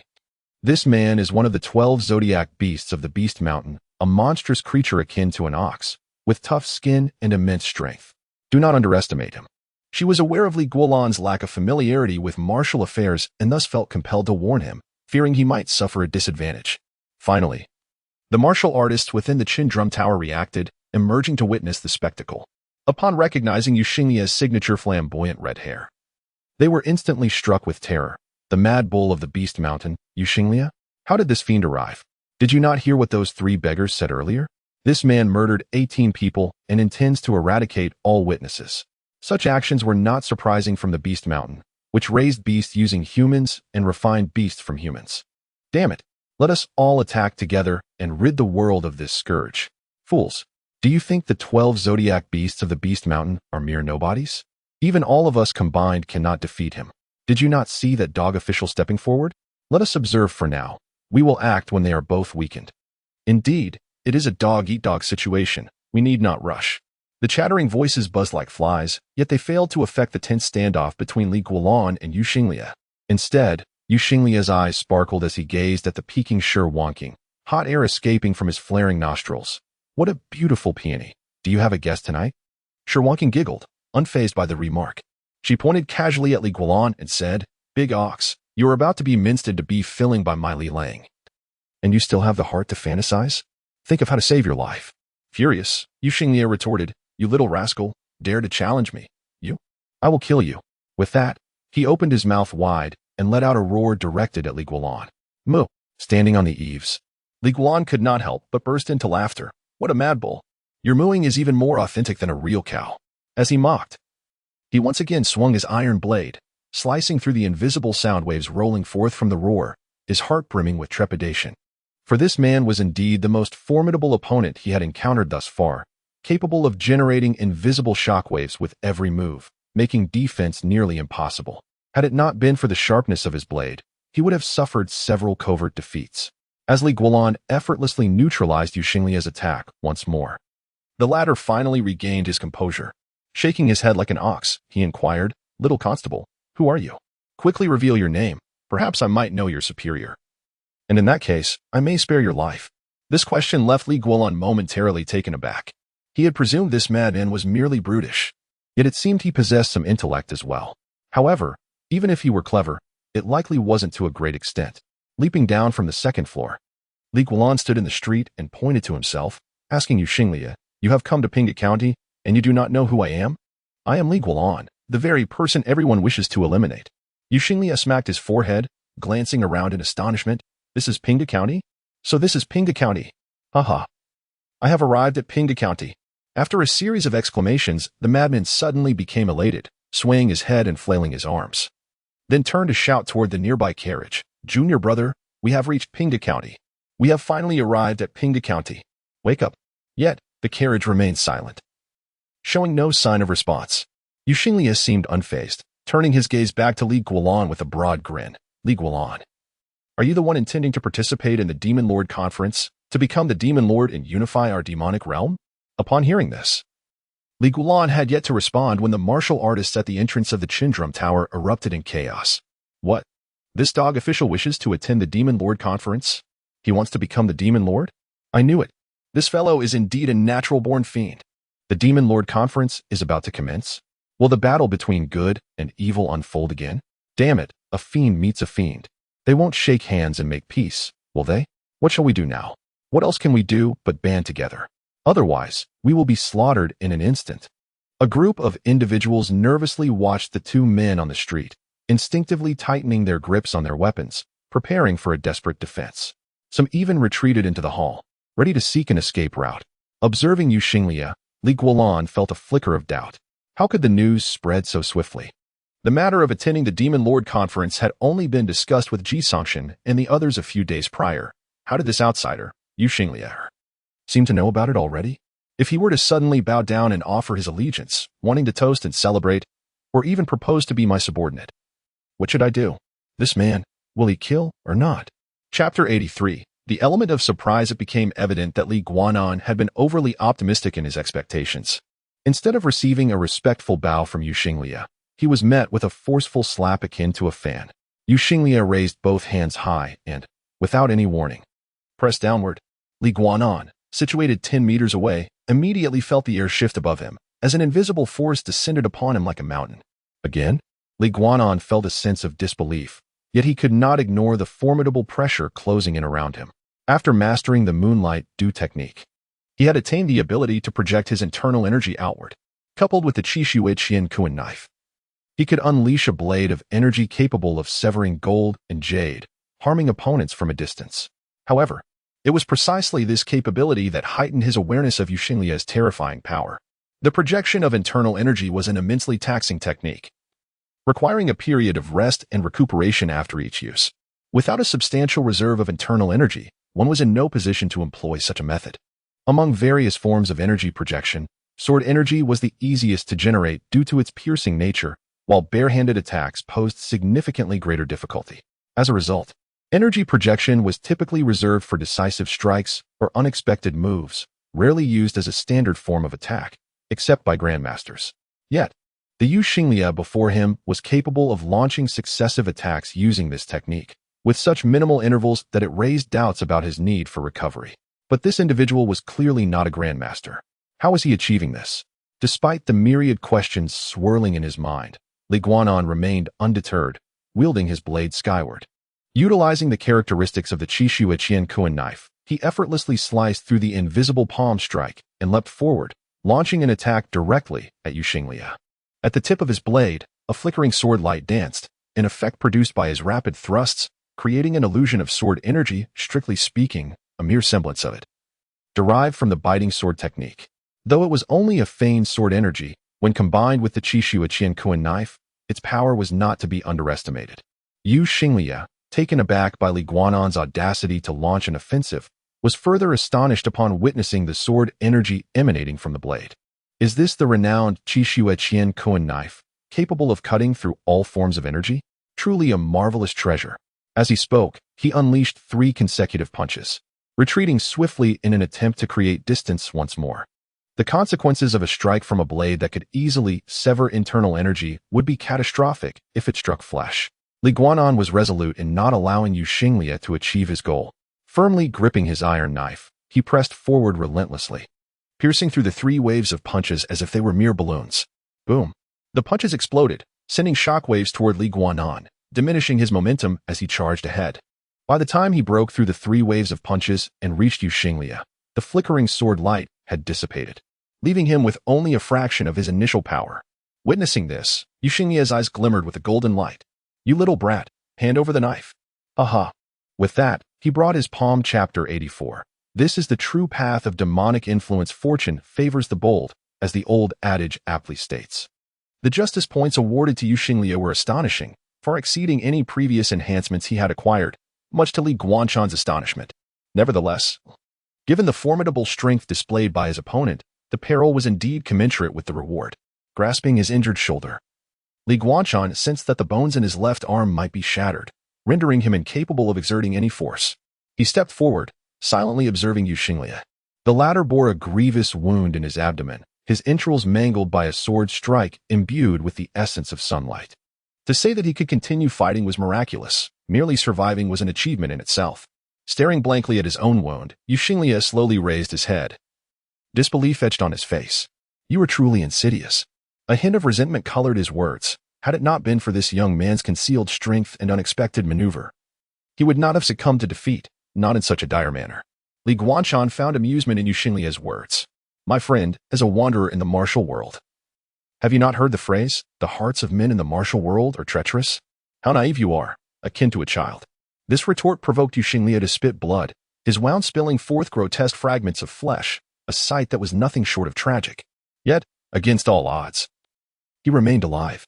Li Guanshan furrowed his brow, an unsettling premonition creeping into his mind. It was time to deliver the finishing blow. The moment this thought crystallized, he unhesitatingly raised the crescent moon blade and aimed a fierce strike at Yuxinglia's head. However, he was still a moment too late. With a bellow akin to a raging bull, Yuxinglia, half kneeling, suddenly lifted his gaze. His eyes, akin to copper bells, glinted with blood-red fury, and he propelled himself violently upward. The clang of metal echoed as the iron blade struck Yuxinglia's head, producing a sound reminiscent of clashing steel. The crescent moon blade, which would ordinarily sever a blade with ease, found itself dulled against the skull of this red-haired madman. Li Guanshan's pupils dilated in disbelief as he beheld what lay beneath the blade's edge. It was not the expected scalp, but rather a twisted, crescent-shaped red horn. A horn. With a swift kick, Li Guanshan struck Yuxinglia's face and retreated rapidly, his expression grave as he regarded the man who had risen once more. His mind raced with bewilderment. Why does he possess horns? The title Mad Bull was not merely a moniker but a reality. Overwhelmed by confusion, Li Guanshan abandoned his thoughts and shouted towards Qingulu. Hey, what manner of monster is this? How does he grow horns? Yu Xinglia, with his mane of crimson hair and wild whiskers, bore a resemblance to the golden-haired Lion King from a television drama. Li Guanshan had initially perceived it merely as a peculiar hairstyle, unaware that it concealed the horns atop his head. The onlookers in Qingulu, still reeling from the earlier spectacle of Li Guanshan piercing Yu Xinglia's abdomen, snapped back to attention at his words, their expressions a mix of incredulity. This foolish official, how can he lack such basic knowledge? Having grown up in this peaceful land, he was ignorant of the realities of the martial world. And it was understandable that he remained oblivious to the horrors of the demonic path and the Beast Mountain. After a brief murmur, someone finally spoke up, offering an explanation. The demonic path as Beast Mountain was home to a cadre of madmen who conducted experiments on both humans and various ferocious beasts, be it through hybridization, nourishment, or even stitching them together. In essence, if one could conceive it, the lunatics of Beast Mountain could undoubtedly accomplish it. This Mad Bull, Yu Xinglia, was no longer merely human. He claimed to possess the body of a mad bull, with fists and feet that held the strength of 4 bulls. The emergence of his horns had occurred a decade prior. Be cautious, Officer Li, he is not easily slain. Li Guanshan felt a chill run down his spine. No wonder Yu Xinglia's roar resembled that of a bull. He was no longer a normal human being. It seemed that Beast Mountain truly embodied the essence of the demonic path. To be prudent, he retreated a few steps, maintaining a distance of Chapter 85. Granny Chen's grandsons, 3 ragged young men, exchanged glances. Their leader, Chun Yufeng, with reddened eyes, wiped away a tear and spoke. According to the words of the captor, we did not provoke Yu Xinglia. Rather, it is Yu Xinglia's ferocity and bloodlust that have brought about this calamity. It turns out that Chun Yufeng's family hails from the affluent household of Jiayang County, possessing an ancestral cattle farm as their livelihood. A few days prior, the rampaging Yu Xinglia stormed into their cattle farm with his horse-drawn cart, offering no explanations, and began slaughtering the cattle, brutally disemboweling them as if in search of something. Upon receiving word, the head of the Chunyu family rushed with his kin to intervene, only to incite Yu Xinglia's wrath, who mercilessly slaughtered everyone in his path. In a fit of rage, he then invaded the Chunyu estate, leaving no one alive within. The 4 brothers of Chunyu, having learned some martial arts from a wandering fighter in their youth, had fortunately been away selling cattle at the time and thus escaped the massacre. However, upon their return, they were ambushed by Yu Xinglia. It was the 3rd brother, Chunyu Hua, who fought valiantly to allow the others to flee. Intrigued by the 3 young men, Li Guanlan asked, I am familiar with Jiaoyang County. It is not far from Pinghu County. Yet, you must traverse a small hill to reach here, making it less direct than traveling to Bashan City. How did you come to know that you could find refuge here? In comparison to Pinghu County, which lacks a proper military presence, Bashan City is fortified with imperial troops, offering a significantly higher chance of survival. Yet, these 3 appeared to have a clear intention to come here, piquing Li Guanlan's curiosity. The young men exchanged glances once more before Chun Yufeng responded. This is actually a family tradition passed down to us. Or perhaps not a tradition, but a lesson from my grandmother's generation. She said that if our family ever faced a catastrophic disaster and the descendants could not ensure their safety, they should seek refuge in Pinghu County, where there might be a glimmer of hope. Li Guanlan's expression turned peculiar. A teaching passed down from your grandmother's time? The 3 brothers nodded in unison. Yes, our grandmother married far from Pinghu County, and while she was alive, she frequently spoke of the peace in Pinghu County, advising us to seek shelter here if danger ever arose. Upon hearing this, Li Guanlan's doubts diminished significantly. Since the elder had married out from Pinghu County, she must have been well aware of its circumstances. Given the restrictions on weaponry, this indeed seemed a prudent choice for seeking refuge. Is this akin to returning to your roots for safety? Li Guanlan inquired. What is your grandmother's surname? Perhaps I can assist you in finding your maternal relatives. The 3 brothers were overjoyed and quickly bowed in gratitude. Thank you, Captain Li. Our grandmother's surname is Chun, with the given name Wan. Chun. Li Guanlan's expression grew increasingly strange, for within all of Pinghu County, there was but one family bearing that surname, Granny Chen's family, residing right next door. 5 surnames alley. Knock, knock, knock. Li Guanlan rapped on Granny Chen's door. Moments later, the door creaked open, revealing the silver-haired Granny Chen peering out, her face half hidden, watching Li Guanlan with wariness. Ah, it's little Guanlan. What brings you here? Li Guanlan smiled. Granny, I wish to ask you something. Do you have family? To his surprise, Granny Chun erupted in fury at this question, spitting at Li Guanlan and scolding, "You uncouth brat. What of it if I am a lonely old woman? Never having married, with no children to support me? You and I are not so different. Why are you bothering an old woman like me in broad daylight? Go away." In her rage, the elderly woman retrieved a water-bearing yoke from her home and swung it toward Li Guanlan, having lived alone for half a lifetime. Ever since her parents passed away, she had not remarried and now felt increasingly solitary. The last thing she wished to hear was about family.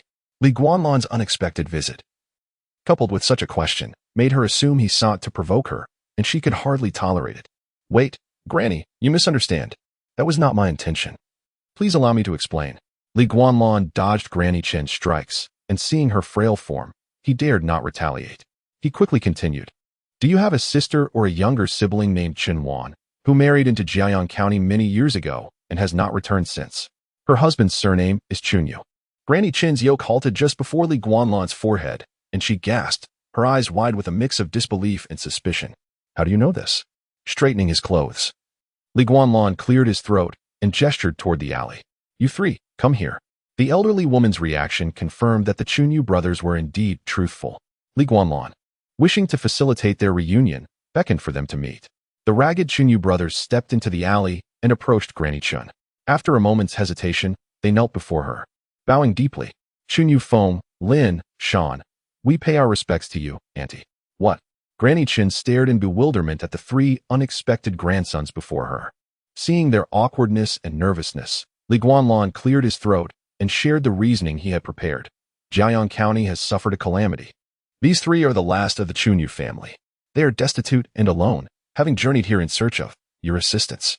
The story of Yuxinglia's massacre was too tragic, and Li Guanlan wished to spare the elderly woman from such sorrow, as it would serve no purpose other than to deepen her grief.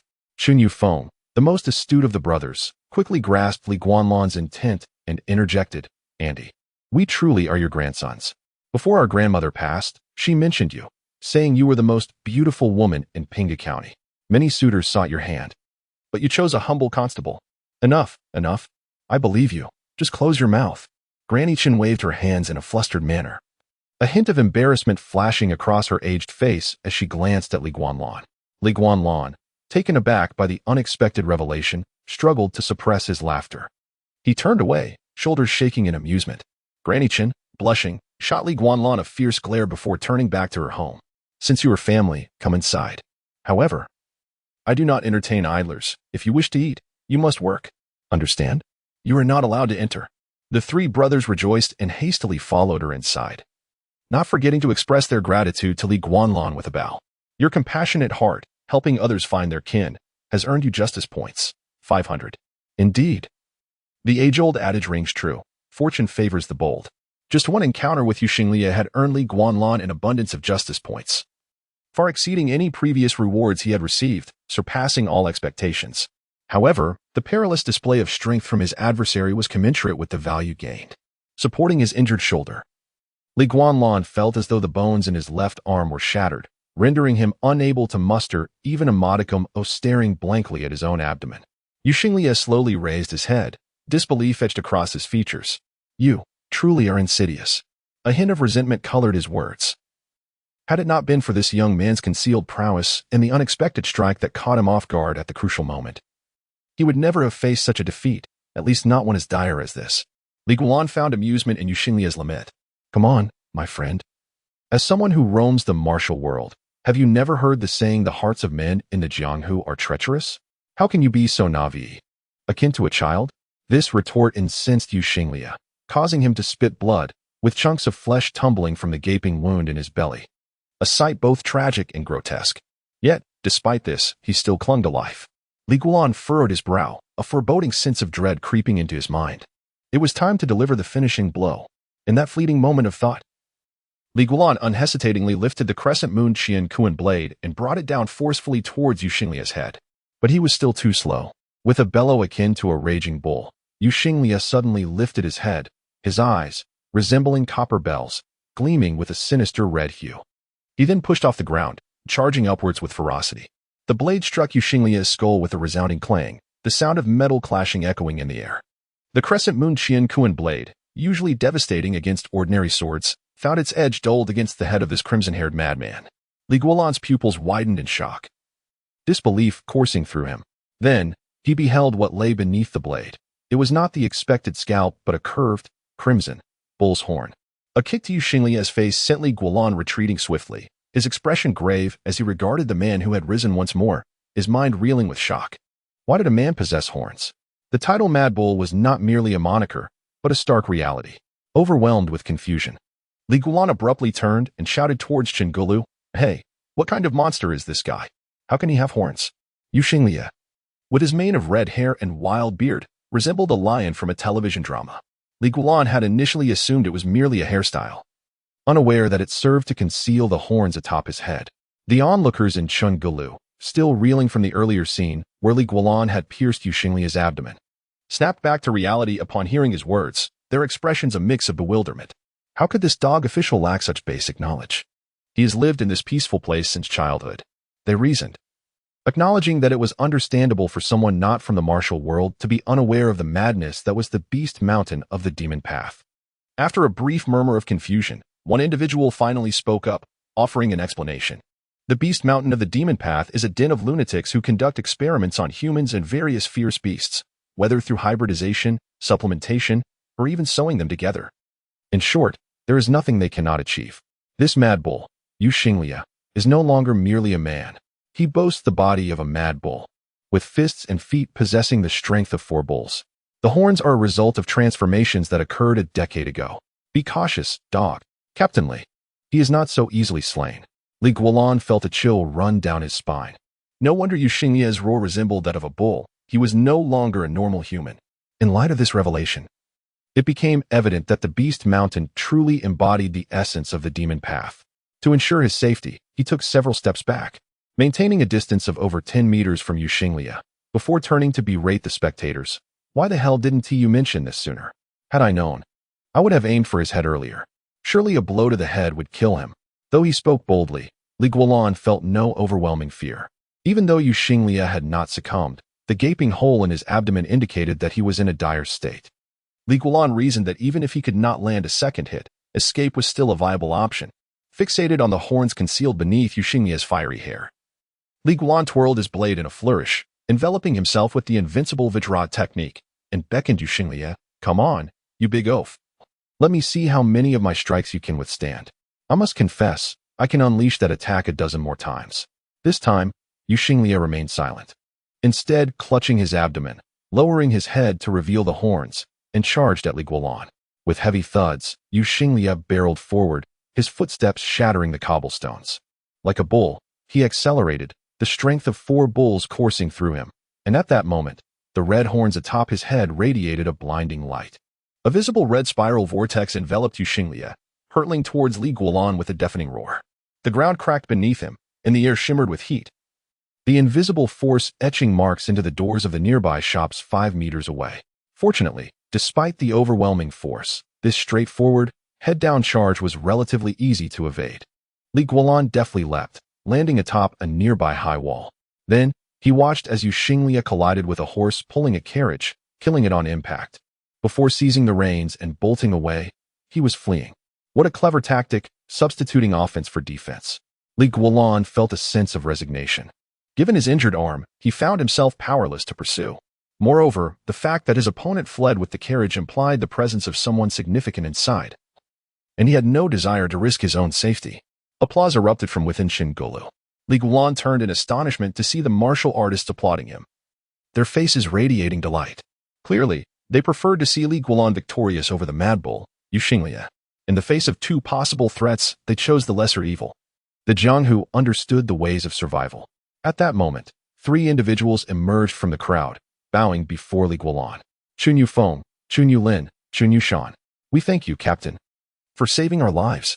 Indeed, they were 3 brothers. Dismounting from the high wall, Li Guolan approached the trio, eager to inquire about the circumstances that led to their entanglement with Yu Xinglia. "How did you provoke Yu Xinglia?"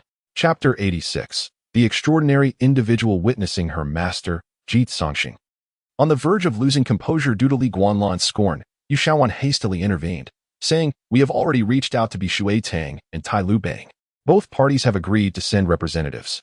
Moreover, Guanlan has yet to select its Demon Lord candidate, and Master has also sent a letter to establish contact. We are uncertain of the outcome. In any case, even if we merely combine the strengths of these three factions, our power will already place us among the top 5. Which is not insignificant.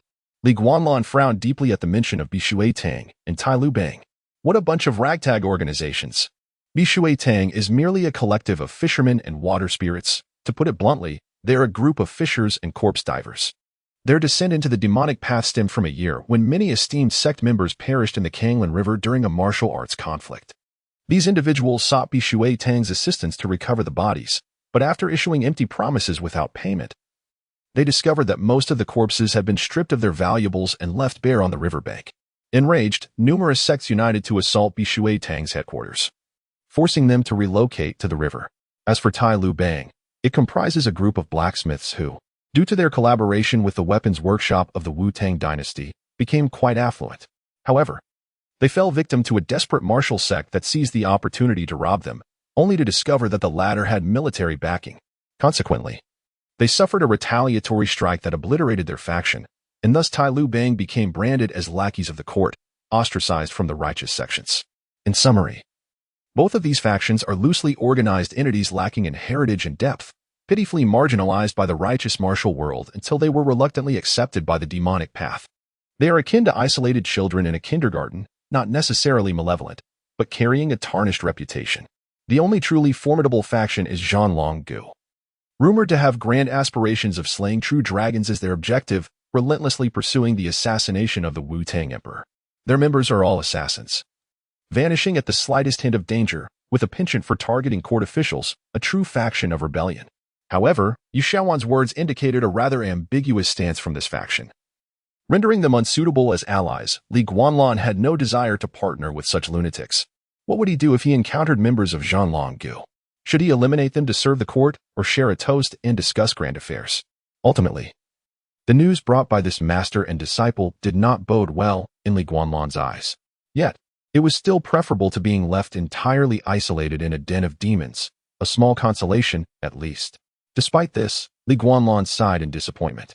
Others become demon lords with the robust support of their factions, receiving financial backing, medicinal resources, and martial arts techniques. What can you provide me? Yu Shaowan clenched her small fist. We can offer you spiritual support. Li Guanlan scoffed. So, can I participate in the tournament spiritually and attain the title of Demon Lord in spirit? Yu Shaowan puffed her cheeks in indignation, ready to reprimand Li Guanlan. When her master interjected, they may lack other resources, but they possess wealth. Instantly, Li Guanlan ceased his complaints, his gaze fixed intently on Ji Songxing. Wealth? How much wealth? Ji Songxing replied. Tai Lu Bang receives military weapon orders amounting to around 5 million taels of silver annually. After deducting other expenses, let's estimate 1 million taels. If they were to contribute 10% to support you, that would be quite considerable. 10% amounts to 100,000 taels. While Li Guanlan's previous annual income was around 50 taels, such a distribution would equal his salary as a constable for 2,000 years. In comparison, the conditions Ji Songxing initially offered him seemed laughably paltry. Li Guanlan waved his hand eagerly, asking Ji Songxing, "All right, no need to discuss further. When will the brothers from Tai Lu Bang arrive? Should we not personally welcome them?" The swiftness of his change in demeanor left Yu Shaowan dumbfounded. Ji Songxing couldn't help but chuckle. "Captain Li, do remain composed. They will undoubtedly arrive before the Demon Lord tournament begins." The underlying implication of this remark was that he too was uncertain. Li Guanlan's enthusiasm waned. "If you don't know this or that, what use do I have for you?" Ji Songxing? Yu Shaowan, irritated, pinched Li Guanlan. "Demon Lord, my foot. With your current state, surviving the tournament is already a question. What are you boasting about?" Li Guanlan spread his hands. "Since you believe I cannot become the Demon Lord, why don't we part ways? You all know we are destined to lose. Why push me out to be cannon fodder?" Yu Shaowan was left speechless by this retort. Ji Songxing shot a fierce glance at his disciple. "You insolent girl. To falter before battle is a grave error in strategy. We must have faith in Captain Li. Today, he managed to defeat Yu Xinglia. Surely, he can overcome other competitors and achieve the title of Demon Lord. Without this belief, how can we speak of unifying the demonic path and contending against the righteous?" Yu Shaowan pouted defiantly. He only defeated a weakened Yu Xinglia. If they were outside, who knows the outcome? This statement caused a heavy weight to settle in Li Guanlan's heart, dampening his previously light-hearted spirit. Had it not been for Yu Xinglie pursuing Chunyu's brother into Pinghu County and being weakened by the martial arts seal, could he genuinely triumph over his opponent? Lin Zhu and others had mentioned that the more powerful an individual was, the more severely they were affected by the martial arts seal. Just how formidable was the true Yu Xinglie? However, Ji Zongxing chuckled, stroking his beard.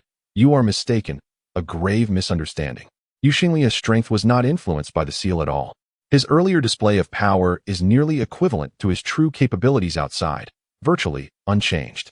Li Guanlan was taken aback, exclaiming, that cannot be. How could he possibly remain unaffected by the national fortune seal? Ji Zongxing smiled at Yu Shaowan, my dear disciple. This question serves as a test for you. Can you deduce the answer? The old man's self-satisfied demeanor infuriated Li Guanlan.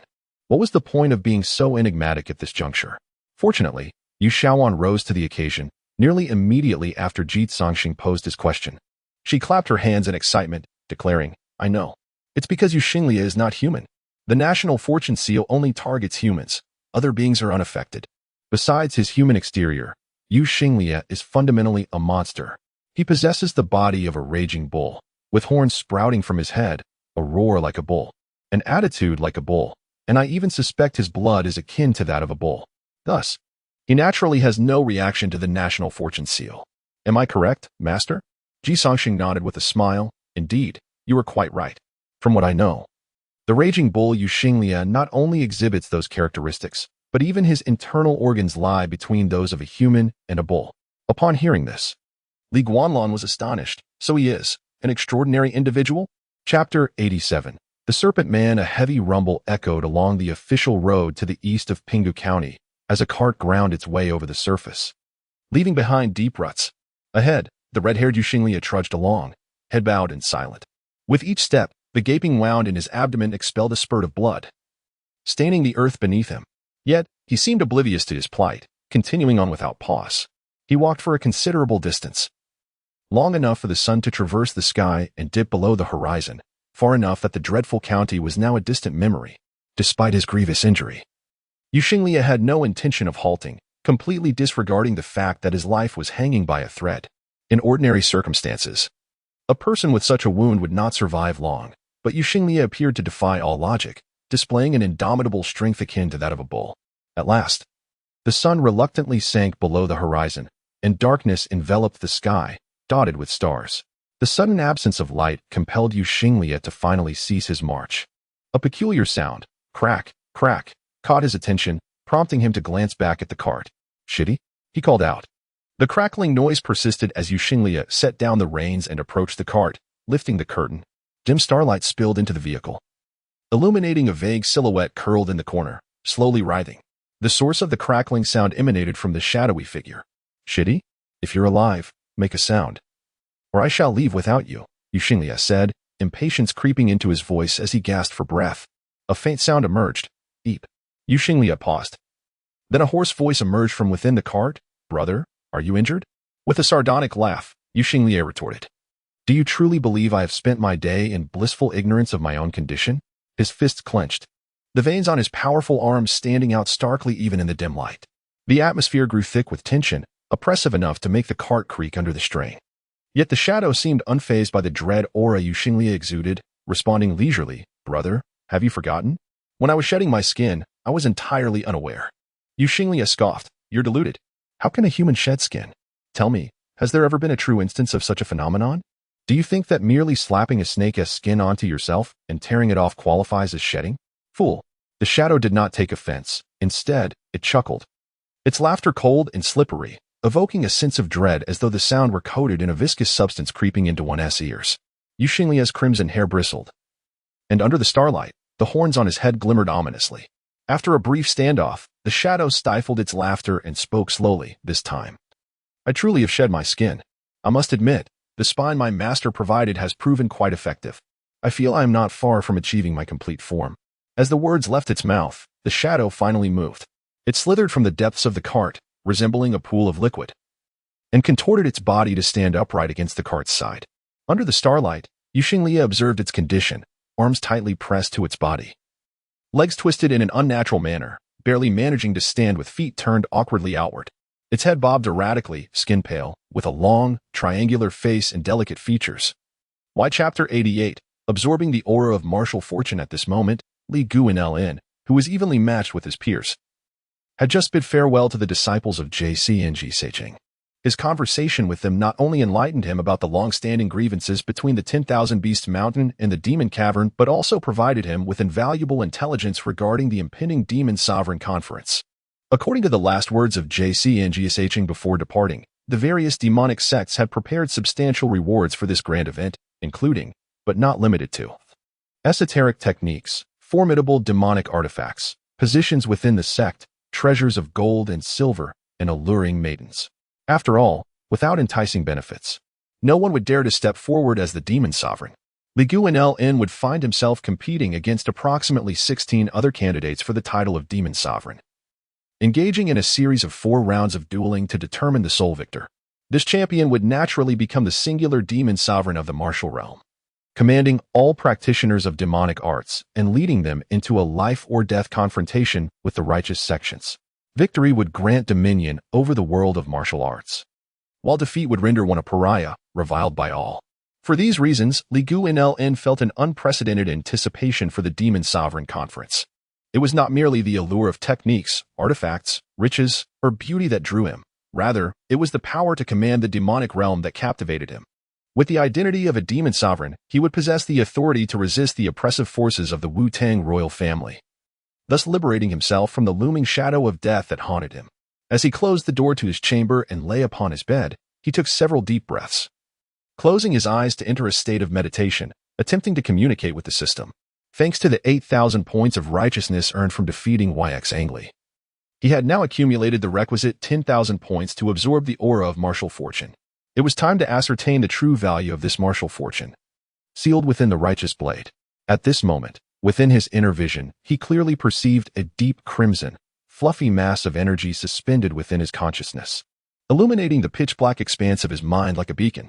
It cast a mesmerizing red glow over the surrounding darkness, drawing Li Guanlan's awareness closer.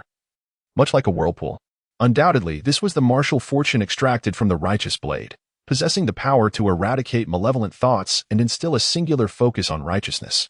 Even now, though he had successfully sealed this martial fortune with the system's assistance, he could still feel a surge of emotions akin to guilt and repentance bubbling up from within. This compelled him to expend additional points of righteousness to maintain his unwavering resolve.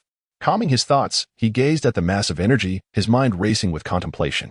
JCNG had mentioned that in his complete state, LNJH could unleash a blade aura extending 40 meters with the righteous blade, obliterating all in its path. The residual waves of blade energy could even influence the minds of those with wicked intentions, compelling them to feel remorse. The more bloodstained the demon, the more profound the effect on their psyche. Many practitioners of the dark arts had suffered significant losses at the hands of LNJH, with the righteous blade accounting for nearly 80% of his power. Without it, LNJH would merely be a top-tier martial artist. The reason that Venerable Elder was able to ascend to the position of leader of the Righteous Alliance was not solely due to his strength, but rather his unparalleled mastery of the righteous blade. For the average individual, merely attempting to wield this blade posed the challenge of resisting the corrosive influence of righteousness, and not succumbing to guilt-induced despair was a significant obstacle. The creator of the righteous blade must have harbored an immense obsession with justice, to the extent that this martial fortune was imbued with the essence of righteousness. Reflecting on this, Li Guanlan resolutely decided to invest his 10,000 points of righteousness. Extremes must balance. Absolute righteousness does not exist, and clinging to such ideals leads only to madness. Li Guanlan sought pure martial fortune, devoid of the taint of righteousness. Consuming 10,000 points of righteousness, commencing the purification of martial fortune. Within his consciousness, a torrent of blue energy surged forth, akin to crashing waves, rushing toward the mass of martial fortune, engulfing it entirely. As the righteousness washed over and infused it, the blue energy intertwined and collided with the deep crimson light, eventually transforming into billowing steam that ascended. Faintly, Li Guanlan could hear the continuous sound of waves. The rhythmic crashing of blue energy cascaded over the crimson martial fortune, which swayed perilously like a lone boat upon tumultuous seas. As the waves ebbed and flowed, the deep red luminescence gradually faded, akin to a pearl being cleansed of impurities, restoring its original luster, a mass of energy now a lighter hue. exuding a comforting warmth. Floating in his consciousness like a red gemstone. Purification of martial fortune successful. Would you like to absorb it? Upon hearing this voice echo in his mind, Li Guanlan snapped back to reality from his moment of admiration, nodding without hesitation. After such a considerable investment, how could he not absorb the martial fortune? In the next instant, he witnessed the ruby-like martial fortune rapidly expanding, growing from the size of a basketball to a colossal sphere measuring dozens of meters in diameter. Just as Li Guanlan feared the sphere might explode, it indeed burst forth with a resounding pop. Like a cascade of delicate gas waves, it spread outward, seemingly homing in on Li Guanlan. Within his consciousness, he could only watch as the blue essence representing his soul was violently engulfed by the red energy. Before long, a searing sensation enveloped his entire being, jolting Li Guanlan from his meditative state. It was unbearably hot. Compelled by instinct, he shed his garments, looking down to see red patterns emerging upon his skin. These patterns moved as if alive, coursing through his muscles and veins. Chapter 89. The true realm of martial arts. The innate energy possesses a strength tenfold that of acquired energy. But what does that imply? Standing in the courtyard, Li Guanlan, with his sword in hand, gazed at the heavens, contemplating an experiment. In his battle against the fierce bull, Yuxinglia, Li Guanlan had already demonstrated a fluctuating sword aura, barely achieving the realm of internal energy manifestation in the martial world.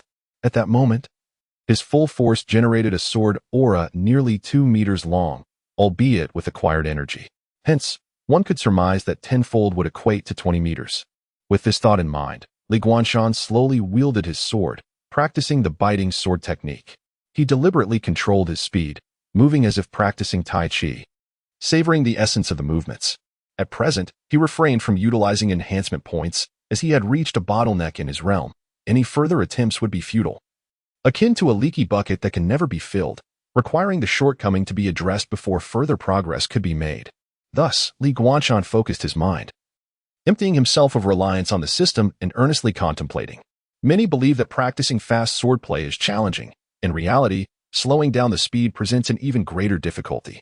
Moreover, maintaining the sword's momentum while suppressing speed is even more arduous. However, it is precisely through this slowness that one can cultivate tranquility and foster intent. With intent, one can harness energy.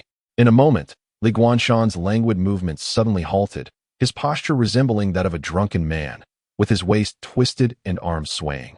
The sword tip firmly planted on the ground, motionless. Then, transitioning from stillness to motion, he swiftly thrust the sword skyward. A resonant hum echoed. A faint red sword aura erupted from the moonlit universe sword, soaring into the sky like a rocket, its length measuring 40 meters. What? Why was it 40 meters? Was there an error in calculation? Raising an eyebrow at the vanishing sword aura, Li Guanlan was taken aback. Then, glancing at the moonlit universe sword in his hand, he realized something. It appeared that this sword possessed an amplifying effect. Infusing the sword with acquired internal energy and innate energy yielded different enhancements. To validate his hypothesis, Li Guanlan picked up a nearby twig and unleashed a sword aura once more. With a crack, under the infusion of innate energy, the twig emitted a sword aura that ascended into the sky, though far less impressive, barely reaching 5 or 6 meters in length. Furthermore, due to the twig's inferior material, it shattered in his hand after the sword aura was released, disintegrating into dust. Indeed, different objects exhibit varied receptivity to true energy. Some amplify it while others inhibit it. To describe this phenomenon, it resembles the disparity between a car driving on a highway versus a rural dirt road, with the moonlit universe sword clearly being the most suitable conduit for the flow of true energy. No wonder everyone desires this sword. With a flourish of the blade, Li Guanlan sheathed the iron sword with satisfaction and turned to enter the house. Suddenly, he remembered the comprehensive guide to Jianghu martial arts he had received from Master Lu but had yet to read. It seemed now was the time to peruse it. As Li Guanlan realized that the martial world in this realm was far from simple, opening the thin volume, the first passage that caught his eye read, "The path of martial arts is a tapestry of myriad complexities, with differing perspectives among individuals. Thus, even with the same starting point and shared teachings, each will ultimately diverge, and upon reflection, one finds only their own footprints. Yet the myriad paths converge upon a singular essence, akin to how all humans possess 5 senses and 4 limbs, revealing little significant difference upon closer examination. However, distinctions exist in beauty and ugliness, height and stature. Thus, The path of martial arts also bears differences in elevation, strength, and righteousness versus malevolence. Moreover, personal preferences vary, leading to differing perceptions of beauty and ugliness among individuals. The same holds true for righteousness and malevolence in martial arts. Is the righteous path truly righteous? Is the demonic path truly demonic? When wielding a sword to slay, does the sword possess righteousness or malevolence? The succinct exposition allowed Li Guanshan to readily grasp the author's philosophy. He nodded slightly, unable to suppress a compliment for the elder. Indeed, a teacher's insights are profoundly different. For a time, Li Guanshan, due to his identity as a traveler, held a sense of superiority over the denizens of this world, believing himself, with his 9 years of compulsory education, to be superior to these local natives. However, it now appeared that his perception was profoundly misguided. In every world, there exist sages. After a brief moment of introspection, he continued to read. Therefore, after perusing numerous texts and traversing the martial realm, having witnessed 8,000 battles, I summarize the path of martial arts as follows. Initial realm. Those newly introduced to martial arts, having learned a few basic strikes, possess form without essence, capable of contending with a handful of farmers in street brawls. Physical realm. This realm encompasses the vast majority of martial practitioners, particularly the entry-level disciples of major sects, who have developed a modicum of internal energy that remains superficial, unable to progress further. They understand to counter strikes and wield blades better than fists, capable of contending with 3 to 5 in the initial realm in street fights. Skeletal realm. This realm is attributed to second-rate experts of the martial world, having trained for 3 to 5 years or longer, with years of practice forming instinctual responses.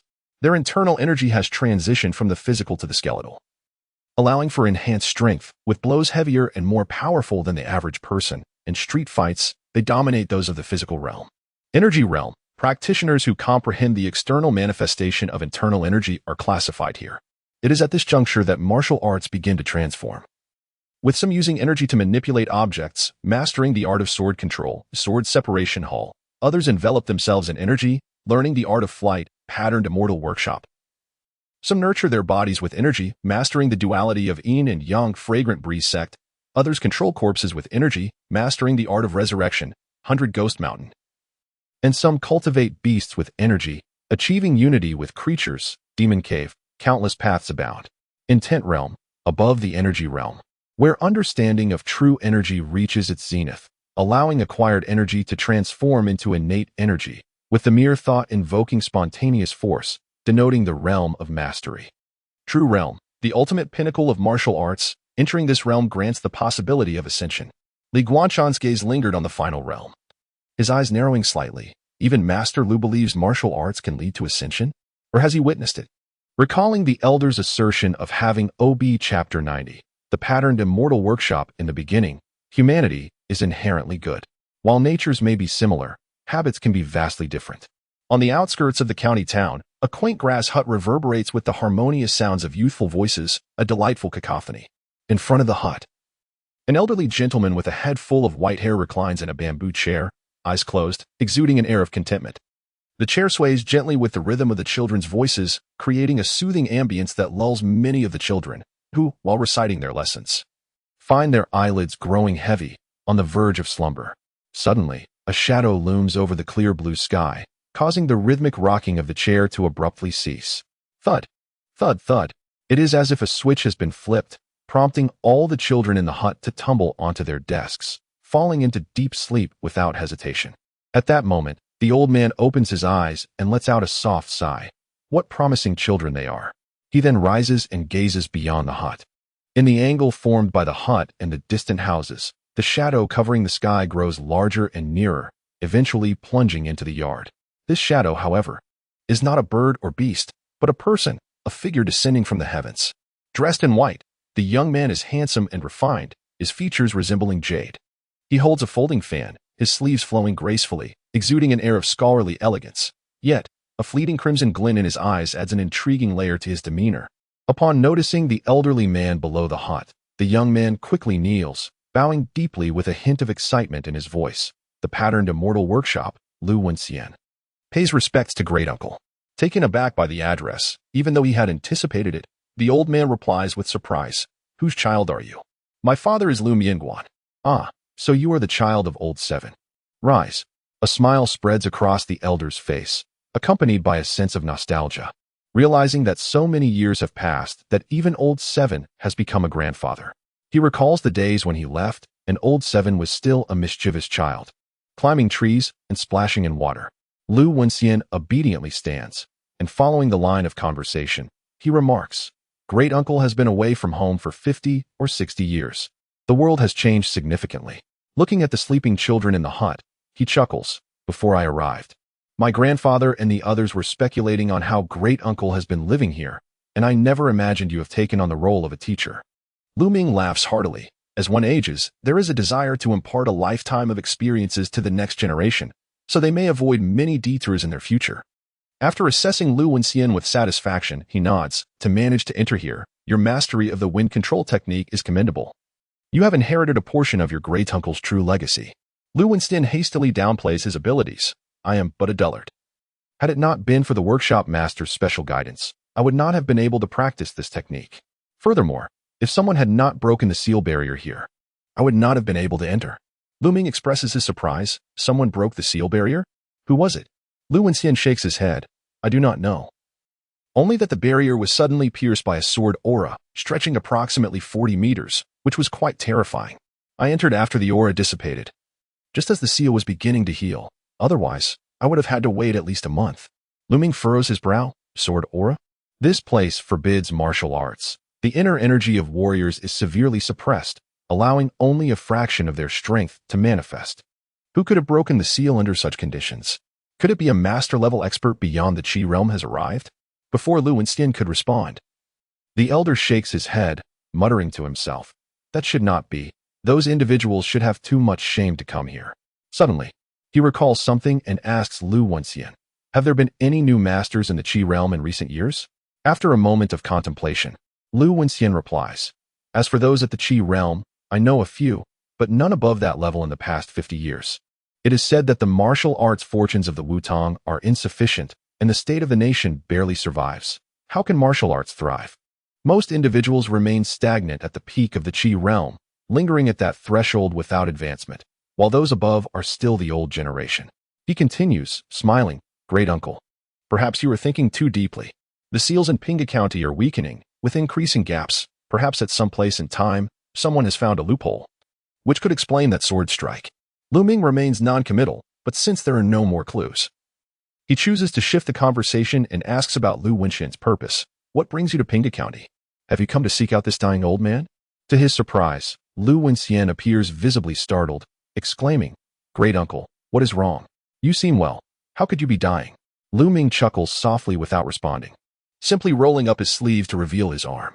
It is a perfectly ordinary arm, with wrinkled skin and a yellowish hue, the muscles and bones intact, not unlike that of any elderly person.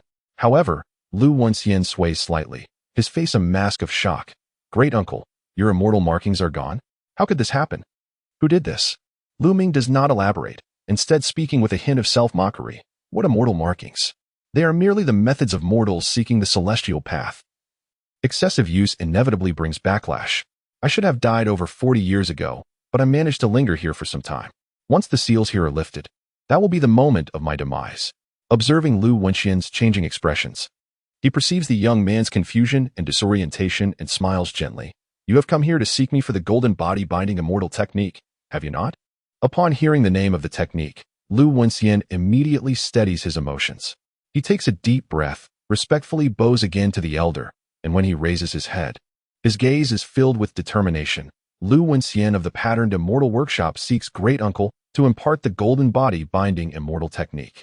The elder does not refuse outright, but instead smiles and inquires. The Patterned Immortal Workshop possesses the golden body binding immortal technique, the soul summoning technique, and the soul devouring technique. Why do you seek to learn the least effective of these? Without hesitation, Lu Wenxian responds with composure, "I am lacking in talent. With a deficient innate soul, hence, the workshop master has said I cannot learn the soul summoning technique. Moreover, I am naturally timid and lack the courage and determination to pursue the soul-devouring technique, but as I have fortuitously inscribed a body of golden markings, I wish to seek Great Uncle's guidance in the golden body binding immortal technique." As he speaks, he pulls up his sleeve before Lu Ming. Chapter 91, The Lines of Destiny. The great dream of 3,000 beneath the radiant sun, a young man named Lu Wenxian bore a luminous golden light upon his arm. To Lu Ming's discerning gaze, this golden radiance manifested as an intricately woven pattern of golden threads. These fine golden lines seemed to be embedded beneath the skin, as if they had grown from within, coexisting intimately with the flesh. This was not mere gold filigree, but rather the unique mastery of the patterned immortal workshop Yaijinjin.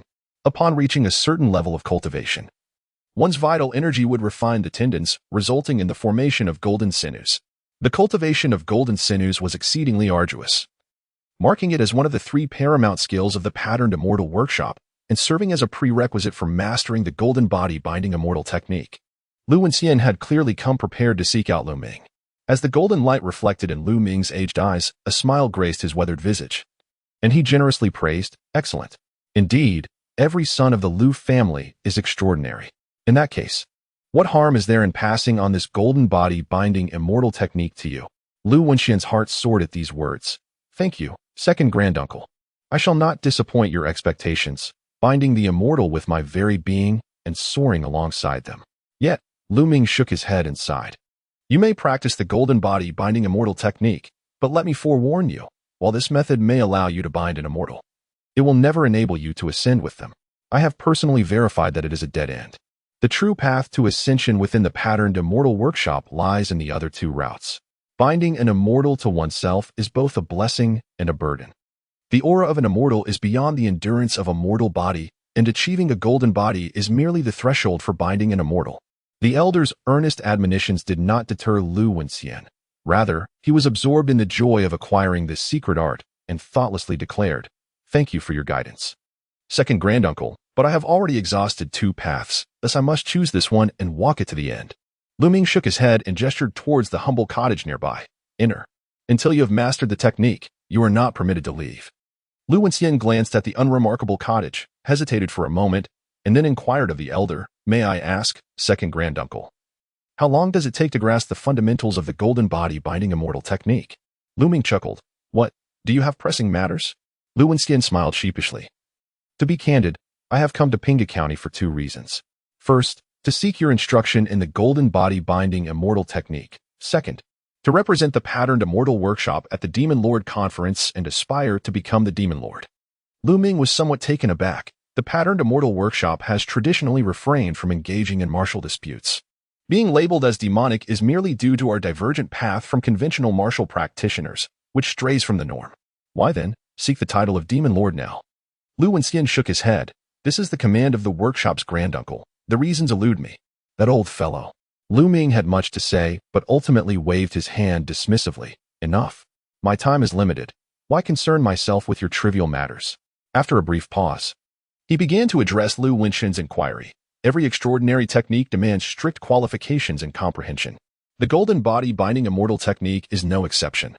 Those with high comprehension may succeed in 10 days, while those with lesser faculties may take 8 to 10 years. Whether you succeed depends solely on your innate qualities and understanding. I cannot provide a definitive timeline. If fortune favors you, you may emerge before the Demon Lord Conference. If not, this cottage may decay around you before you find your way out. Have you considered this?"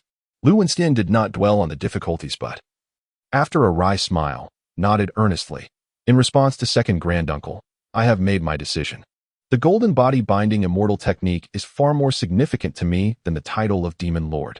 Moreover, should I refrain from attending the Demon Lord Conference, there are other brothers and sisters who can take my place, thus it will not greatly impact the overall situation." Having spoken, he seemed unable to contain his eagerness and stepped decisively into the cottage, his gaze resolute and his stride unwavering, devoid of any lingering hesitation. It was this determination that prompted Lu Ming to nod approvingly. Having left the sect for many years, he felt a deep sense of comfort witnessing such resolve in the descendants of the Lu family. Almost as soon as Lu Wenxian entered the obscure cottage, the figure of Li Guanzhong appeared beyond the bamboo fence. Peering through the lattice, Li Guanzhong caught only a glimpse of the man's robe, failing to discern his full countenance. "Has Master Lu received a visitor?" Pushing open the wooden door, Li Guanzhong raised a hand, revealing the spring herb brew he had brought, casually inquiring. The elder had nothing to conceal and smiled as he nodded. "Having been away from home for so long, I thought I would be forgotten. Yet, it seems the younger generation has indeed tracked me down insisting on expressing their filial piety, and I could not refuse. Li Guanzhong responded with a smile. This is splendid news. Let it be known. Lu Ming echoed the sentiment. Indeed, let it be known. As he strolled along the gravel path towards the cottage, Lu Ming was taken aback to see a cluster of children sprawled out, all soundly asleep. Goodness, Master Lu. Are you putting the children down for a nap? They all seem to be sleeping in unison. One might think you've drugged them. With no intention of holding back, Lu Ming playfully chastised him. I have worked hard to build my reputation over the years. Are you intentionally seeking to tarnish it? You'll pay for that. With a wave of his sleeve, the elder summoned a gentle breeze that wafted through the cottage, awakening the slumbering children one by one, who rubbed their eyes and stirred awake. In the presence of Li Guanzhong, the elder retreated into the cottage. The rest period is over. Resume your studies for today's lessons. At sunset, I shall assess each of you. Still somewhat drowsy, the children immediately perked up at his words, not daring to be negligent, and quickly seized their textbooks to begin reciting. In an instant, the air filled with the sounds of their eager voices, and the cottage was once more enveloped in a lively yet orderly atmosphere. Li Guanzhong observed all of this with keen interest and was not at all surprised. He bounded up the steps, taking a seat at the small table alongside the elder. One could not be a mere teacher if they had been entrusted with the guidance of his father, Li Sangao. The previous lack of prominence likely stemmed from the seal over Pinghu County. Now that it was gradually lifting, some individuals could no longer conceal their true selves. Once seated, Li Guanzhong respectfully filled a cup with wine for the elder and, without preamble, posed a direct question. May I inquire about your lineage, master? Lu Ming replied candidly, the Patterned Immortal Workshop. Li Guanzhong recalled the tales of the Patterned Immortal Workshop with slight astonishment. Is it not the workshop reputed to inscribe the immortals of the heavens upon their palms? Lu Ming felt a tinge of embarrassment. Such claims are merely exaggerations from the folk. Merely inscribing them onto one's body is already a prodigious feat. Only the founding master of your managed to inscribe an immortal upon their palm. Li Guanzhong, unfazed by this, grew increasingly intrigued. I have heard that the Patterned Immortal Workshop possesses 72 distinct paths of inscription, each associated with different deities. May I ask which deity you have inscribed, master? Lu Ming smiled noncommittally. The great dream of 3000, the sleeping immortal Qintuan. Oh, might I be granted the honor of witnessing your work? Chapter 92. The Art of Patterned Immortality as a Method of Nurturing Life in Response to Li Guolan's Curiosity. Lu Ming shook his head. Had you sought me a decade earlier, I could have imparted you not just a glimpse but the entirety of my knowledge. Alas, at this moment, all I can offer is to ensure these 30-odd children enjoy a half-hour slumber at noon. Li Guolan glanced back at the children engrossed in their reading, noting their rosy complexions and lively spirits, save for the faint traces of academic worries etched upon their brows. Each appeared remarkably healthy, leaving him momentarily taken aback. Could it be that Master Lu's art of patterned immortality was, in fact, a method for nurturing vitality? The notion intrigued him further. Lu Ming's hearty laughter echoed. Indeed, it is only natural. The pursuit of ascension to immortality fundamentally seeks longevity. However, martial practitioners, in their quest for combat, often tread a path leading to demise, thus forsaking their original purpose. Consequently, our Patterned Immortality Academy must steer clear of such erroneous paths. Our teachings prioritize health and longevity. The aspiration for ascension is to attain prolonged life, while martial artists often engage in conflict for fleeting satisfaction. In this regard, the two pursuits diverge significantly. As Li Guolan contemplated the Academy's philosophy, he discerned its profound wisdom, yet a new question arose within him, compelling him to speak. The Academy's principles indeed offer a fresh perspective, enlightening the younger generation. Yet, within the martial world, one is often bound by circumstance. If one refrains from taking life, others may seek to take theirs. How does one navigate this peril? Lu Ming stroked his beard and replied, You posed this question today, which suggests you have perused the book I provided. Li Guolan affirmed, Indeed, I have read your insights on the classification of martial practitioners' realms. Lu Ming nodded. Then you should understand that martial practitioners are divided into 6 realms. The initial 2 are accessible to all, yet the subsequent realms grow increasingly arduous, with the ultimate true realm having seen no one attain it in centuries. Li Guolan acknowledged, It is said that the most recent true realm practitioner was none other than the late Emperor Taizong. Lu Ming offered a noncommittal smile, knowing this. I shall impart another truth. Entry into the Patterned Immortality Academy requires a foundation in the Qi realm. Li Guolan was taken aback. A foundation in the Qi realm? Such a lofty requirement? Beyond the Qi realm, there exist only the realms of intention and truth. If what Lu Ming suggested held true, anyone within the academy would effortlessly rank among the martial world's elite. This revelation was somewhat revolutionary to him. Fortunately, Lu Ming's next words brought him solace. The elder spoke slowly. You inquire how we confront the vendettas of the martial world. Our method is straightforward. We cultivate our bodies to be resilient, our lives to be prolonged, our speed to be swift, and our recovery to be rapid. With a robust physique, one fears no blows. With longevity, one may endure. With speed, one can evade. And with swift recovery, as long as one does not perish, one shall not perish. Ultimately, all of this hinges upon one concept. The realm must be sufficiently high. Should you transform into a tiger or leopard, you need not fear wolves. Should you become a dragon or elephant, you need not fear lesser beasts. In such circumstances, the attacks of martial practitioners would merely feel like the bothersome bites of mosquitoes, irritating, yet incapable of causing your demise. Guanlan comprehended the essence of this philosophy. In essence, the Academy's approach resembled that of the ancient tortoise, investing every skill point in enhancing life and defense. In navigating the martial world, survival is paramount. Regardless of the winds from all directions, I shall remain steadfast, and in 10 or 100 years, while others grow frail, I shall thrive. This is true victory. With this realization, Guanlan rubbed his hands together and boldly inquired of the elder, Might I ask, Master Lu, is it possible for me to learn the art of patterned immortality? If not, what must I do to attain it? Lu Ming was taken aback by Guanlan's forthrightness, momentarily rendered speechless. He then chuckled, playfully gesturing toward Guanlan. You are remarkably direct, young man. Even if I wish to decline, I find it difficult to do so. He stroked his beard, contemplating, and found himself in a quandary. Had Guanlan arrived half an hour earlier? Lu Ming might have permitted him entry into the humble abode where he had compiled his life studies and some of the Academy's rare texts, thus resolving a karmic connection with the Li family before his passing. However, since that dwelling had already been open to Lu Wenxian, it could not be offered to Guanlan. At that moment, a voice emerged from within the humble abode. The Patterned Immortality Academy will present a volume of the art of patterned immortality as a prize at the Demon Sovereign Conference. If you wish to openly cultivate our techniques, you need only secure the title of Demon Sovereign. Otherwise, you must find a way to be accepted into our academy. However, I must forewarn you that, given your ties to the Wu-Tang royal family, the academy may not welcome you. Guanlan inwardly cursed the unseen emperor of Wu-Tang, reflecting on how, had the other adhered to martial ethics, he would not have become a target of the entire martial world. He then turned his attention to the humble abode, curiosity ignited regarding the identity of the person within. Are you a senior disciple of the Patterned Immortality Academy? You seem quite well informed about me. May I inquire your name? As he spoke, he activated his perception technique, sensing a faint red glow flickering within the humble abode, interspersed with hints of yellow light, which sent a shiver down his spine. The intensity of the red glow was the most vibrant he had encountered thus far. You are among the most talked about figures in recent years within both the Wu-Tang court and the martial world. Almost no one is unaware of you. Even if I wished to remain uninformed, it would be impossible.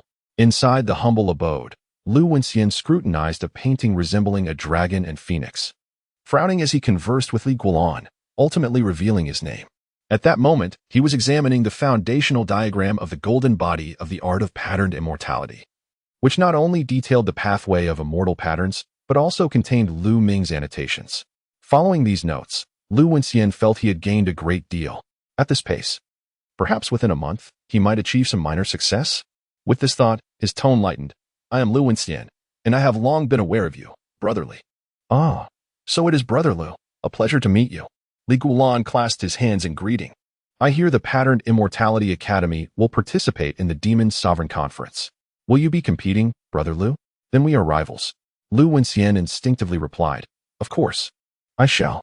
Yet, the next moment, he turned to the second, more obscure diagram, and his mind became a muddled haze. He suddenly felt that his previous understanding of the first diagram was entirely flawed. Beads of sweat appeared on his forehead as he turned pale, exclaiming, No, that's not right. Perhaps it isn't me. He quickly flipped back to the first diagram, scrutinizing it once more. His expression shifted from gloom to brightness. Ah, yes, it is indeed me. He then turned the page again, only to plunge back into self-doubt. No, it cannot be me. Guanlan was left bewildered. What is going on? He looked to Lu Ming, who seemed to anticipate this turn of events, stroking his beard with a knowing smile. Chapter 93. The living intent of the deceased within the humble abode. Lu Wenxian felt as though his mind was on the brink of unraveling. Merely after gazing at the first two illustrations of the patterned immortal, he found himself overwhelmed, as if his very understanding of the world was being turned upside down. It was akin to encountering a longtime brother who, overnight, inexplicably transforms into a woman. After coming to terms with this bewildering revelation, one awakens the next day to discover that he has reverted to his original form, leaving oneself in a state of confusion and disarray. For the subsequent quarter of an hour, the sounds of Lu Wenxian's internal debate echoed throughout the cottage. Correct, correct, incorrect, incorrect, correct, correct, incorrect, incorrect. Although he could not see the circumstances within the cottage, Lu Wenxian's frenzied demeanor elicited genuine sympathy from the onlooker, Li Guanlan. The art of the patterned immortal appeared rather challenging to master. Lu Ming, seemingly discerning Li Guanlan's thoughts, offered a gentle smile and elucidated. The foundation and intent of the patterned immortal method are exceptionally high. Hence, the threshold for entry is the realm of qi. Consequently, the number of disciples is relatively scarce. The 72 styles of the patterned immortal are merely superficial. The true essence lies in the three core techniques, which can only be approached upon achieving mastery of the patterned immortal method. My junior possesses some talent and is currently studying one of the three core techniques, the golden body binding immortal art. Among my 7 brothers, I alone have mastered it. There was an involuntary pride in the elder's words, clearly indicating that his study of the golden body binding immortal art was a source of great satisfaction. Li Guanlan could only chuckle in response, offering a courteous compliment. It seems you were also a prodigious talent in your youth, esteemed Lu. However, he abruptly shifted the conversation, posing a rather unexpected question to the elder. Yet, Lu, you mentioned not long ago that you hailed from the Qi Feng Academy. How is it that today you claim to originate from the Patterned Immortal Workshop? Or is it that Qi Feng Academy is located within the Patterned Immortal Workshop? Lu Ming shook his head with an expression of unperturbed clarity. I come from the Qi Feng Academy. Yet I also originate from the Patterned Immortal Workshop. Much like the students in these academies, who may hail from butcher shops, gambling dens, or ready-made clothing stores, I too stem from the Lu family's humble abode. The Qi Feng Academy welcomes all without prejudice. Hence, the students there possess diverse backgrounds, which does not conflict with my origin. Though he did not hear the answer he sought, Li Guanlan accepted the elder's explanation and casually inquired, Then, where is the Qi Feng Academy located? Lu Ming smiled, glancing toward the northwest, and drained his cup of wine. The Qi Feng Academy is, of course, situated in the capital of Wutong. Li Guanlan responded with a thoughtful "oh," realizing his own folly. If the Qi Feng Academy were not in the capital, how could Li Fengtian possibly be found there? Regardless of the pressure exerted upon him by the Empress, the identity of the Wutong prince could not easily be dismissed. Not lingering on the matter of the Qi Feng Academy, Li Guanlan poured another cup of spring grass brew for the elder and asked, I wonder, how much do you know about innate qi? He had meandered through various inquiries. Yet this was, in truth, his primary concern and the genuine reason for his visit that day. Lu Ming maintained his characteristic candor. As martial artists, we cultivate our skills, honing ourselves through controlled breathing and exertion, thereby compressing our physical and mental limits. This allows us to cultivate internal energy, which resides in the qi, si, and acupoints, known as true qi. Its purpose is to provide a surge of power in critical moments, serving for life and death struggles. The quantity of true qi determines the strength of a martial artist's explosive capabilities during perilous encounters. True qi circulates from the qi si throughout the body at varying speeds and densities. Its quality directly influences the martial artist's potential. The ability to cultivate innate qi signifies a qualitative enhancement in strength. Hence, there exists a considerable disparity in prowess among martial artists of the qi realm. Some are merely mediocre, while others are already at the pinnacle of mastery. Upon concluding his explanation, Lu Ming noticed Li Guanlan deep in contemplation and kindly inquired, Are you finding it difficult to comprehend? Should I assist you in clarifying it further? Li Guanlan shook his head. No need, esteemed Lu. Please continue. Lu Ming regarded him with some suspicion. You truly grasp it? Do not feign understanding. If you miss the fundamentals here, my subsequent explanations may lead to confusion. To truly understand, innate qi is akin to liquefied gas, while acquired qi is like ordinary air. Within the same container, the former holds significantly more than the latter. Li Guanlan casually remarked, drawing from his 9 years of compulsory education, easily relating Lu Ming's descriptions to real-world analogies, thus facilitating his understanding of the concept of innate qi. Of course, he adjusted his language to accommodate Lu Ming's comprehension. Otherwise, he would have likened it directly to 2G and 3G networks. However, his casual comment took Lu Ming by surprise. It appears you genuinely comprehend. I was about to elaborate on the comparison between water and air. Pausing for a moment, he continued, yet, this analogy is not entirely accurate, for the movement of water, regardless of circumstances, cannot match that of air. Innate qi surpasses acquired qi in both velocity and volume, and possessing innate qi is a prerequisite for a martial artist to achieve the realm of intent. For the qi to move in accordance with the will, innate qi is essential. The acquired qi cultivated by the martial artist often cannot respond swiftly in critical moments. Take a simple example. When martial artists engage in combat, they typically exert only 70% of their strength, reserving 30% for unforeseen circumstances. This is because acquired qi cannot move in accordance with intent and cannot promptly transmit from the qi si when needed. However, martial artists who have achieved the realm of intent do not face this issue. Once the intent is invoked, innate qi responds instantaneously.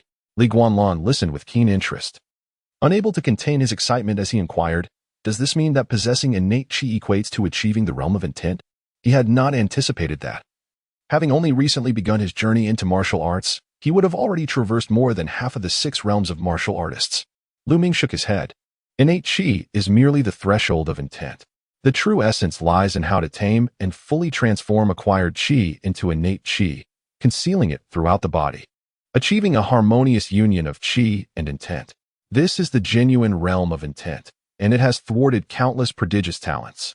After a moment's pause, the elder seemed to recall something and offered further guidance to Li Guanlan. Do you remember that flash of light that suddenly appeared outside the cottage that day? That was the intent of your father, a collision and trial with the national energy of this place. A martial artist who has reached the pinnacle of intent can experience death, yet retain their essence. Li Guanlan abruptly lifted his gaze, fixated on the elder across from him. His voice trembling as he asked, death yet retaining one's essence? What do you mean, Lu? Is it possible my father is still alive? Though he did not articulate it, Li Guanlan was convinced that the elder comprehended the true significance behind his words. Lu Ming shook his head. When a person dies, they are truly gone, yet the essence can be extricated. This essence is not consciousness. It lacks self-awareness and memory, merely a lingering obsession. If you truly wish to understand, strive to reach the realm of intent and fully master that flash of light. Chapter 94. Experimental breakthrough. The essence lies in the endless twists and turns of a singular obsession. After bidding farewell to Lu Ming, Li Guanlan pondered the meaning of this phrase throughout his journey, as his intuition suggested a profound connection between it and the realm of artistic conception. Gazing up at the clear, cloudless sky, Li Guanlan endeavored to seek the existence of that radiant beam of light. Yet, despite straining his sight and exhausting his methods of observation, he found no trace whatsoever. According to Lu Ming, this light was a product of the fusion between his father Li Sanggeo's essence and a fragment of the national fortune.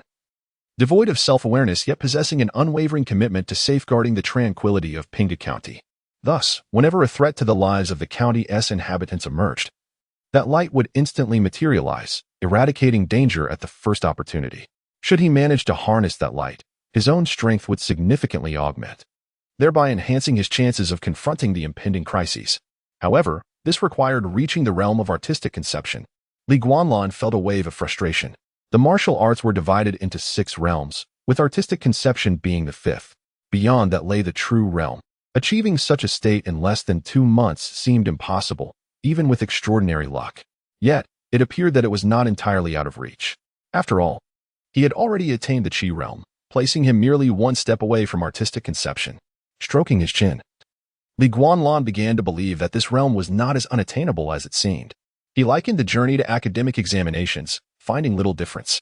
The initial realm of martial artists corresponded to elementary school. As long as one was not a fool, anyone could attain it. The flesh realm mirrored middle school, where most individuals could easily reach after a few years of study. The subsequent muscle and bone realm aligned with high school, requiring a certain aptitude and comprehension. Of course, even without these traits, one could still succeed through years of diligent practice, spanning a decade or 2. The true threshold lay in the final 3 realms. The Qi realm paralleled university, Without some degree of talent and understanding, most could not gain admission. Consequently, the realm of artistic conception would be akin to graduate studies, necessitating a research topic, or essence, to attain that level. As for the true realm, it resembled the status of a doctoral professor, requiring significant contributions in a particular field. In light of this, one could argue that he had already reached a half step into the realm of artistic conception in his past life, and given the current circumstances, it seemed he was about to challenge that realm once again. As a modern individual, Guanlan effortlessly translated the 6 realms of martial arts into a comprehensible format. However, this simplification rendered the concept somewhat less prestigious. Yet, prestige mattered little. Understanding was paramount. Almost at the moment of his realization, the iron knife in his hand vibrated suddenly, followed by the voice of the system echoing in his mind. You have gained insight into martial arts. The bottleneck of the Moonlight Dew technique, great accomplishment, has loosened. Please select your breakthrough direction for the Moonlight Dew technique. 1. Tyin Fulong body. 2. Dewy Peach Blossom body. 3. Jiang King Kong body.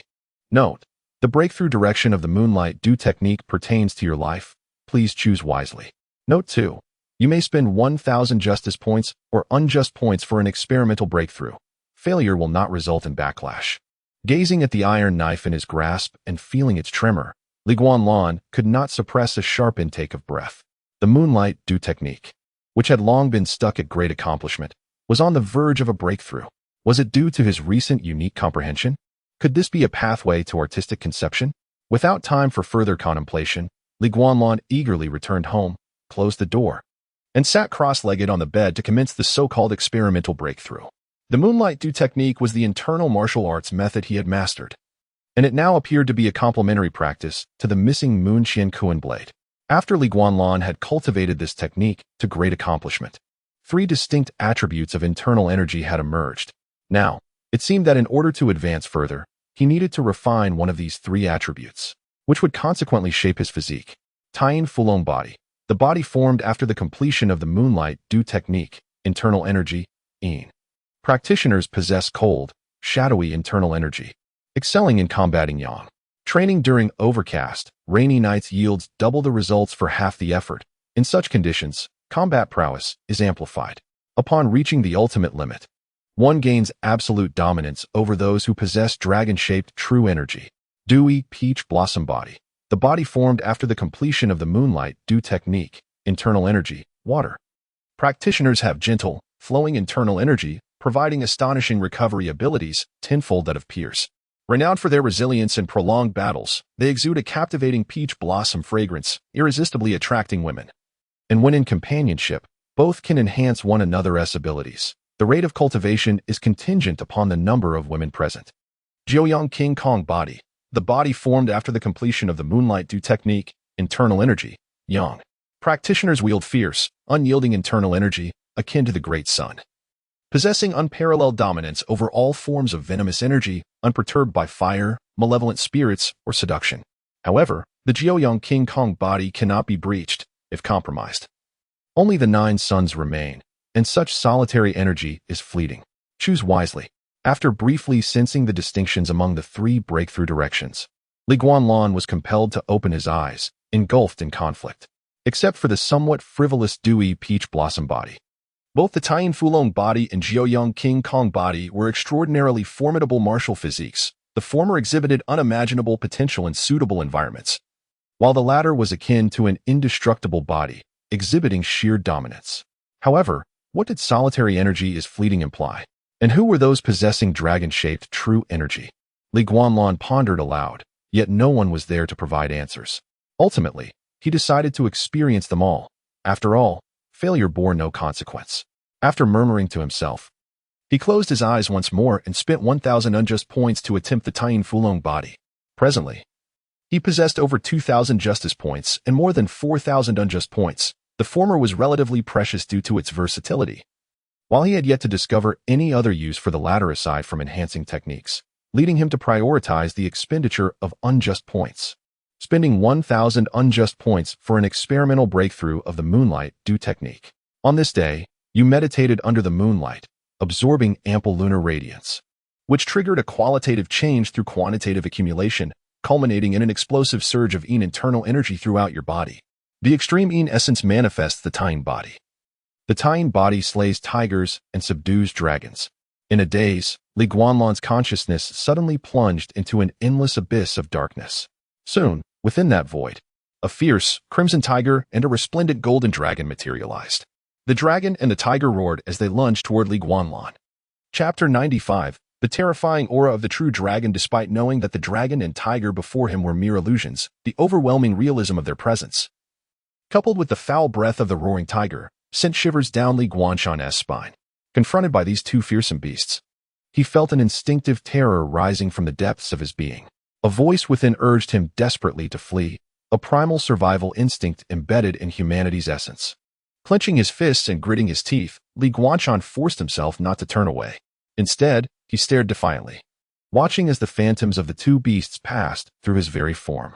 In that moment, seated cross-legged on his bed, he felt as though struck by lightning, his body trembling uncontrollably, while fiery red and golden lights flickered across him, illuminating the dim room as if it were midday. In his consciousness, however, Li Guanshan did not appear as fragile as he seemed outwardly. He looked down in astonishment at the intertwining flames of red and gold enveloping him, feeling an extraordinary sensation. His body was divided down the middle, the left side ablaze with the fiery red of the tiger, and the right side shining with the golden hue of the dragon, each representing vastly different attributes of true energy. His left side felt as if it were immersed in a furnace, the searing heat scorching every inch of him, igniting a primal urge to roar from the depths of his soul. Conversely, his right side was even more excruciating. Thousands of steel needles seemed to be embedded in every corner of his body, incessantly piercing his flesh and sinew, even every single cell. This represented the fierce energy of the golden dragon, which felt as if it were intent on slicing him into countless pieces.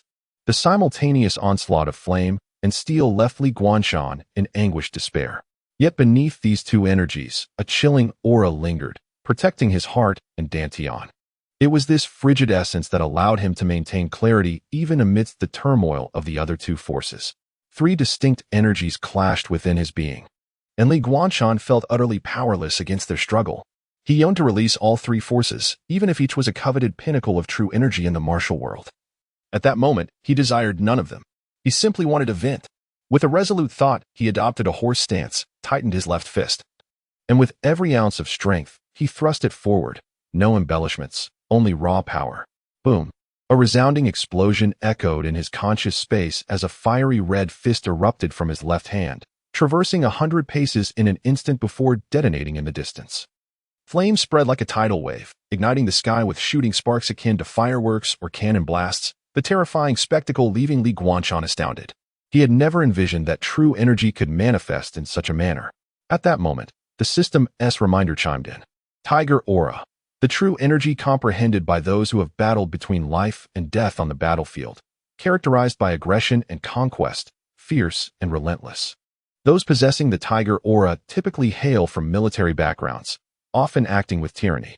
Should they later shift to a path of righteousness, they can transform into a true dragon form. Only those from military backgrounds can cultivate the Tiger Aura. No wonder there were no rumors of it in the martial world.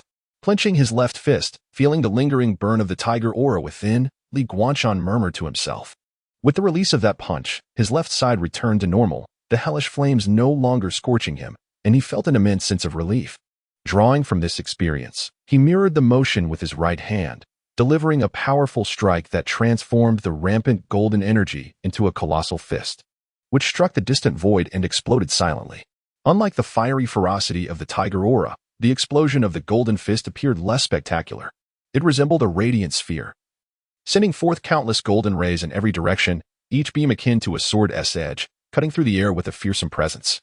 True dragon aura, emanating from a royal lineage intertwined with the nation's fate. This is the strongest true energy in existence, embodying suppression and sovereignty, radiant and unending.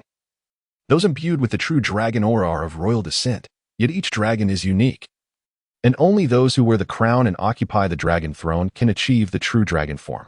To achieve the Taiyin hidden dragon form allows one to slay tigers and subdue dragons, unafraid of the pressures of kingship and tyranny. The pressures of kingship and tyranny?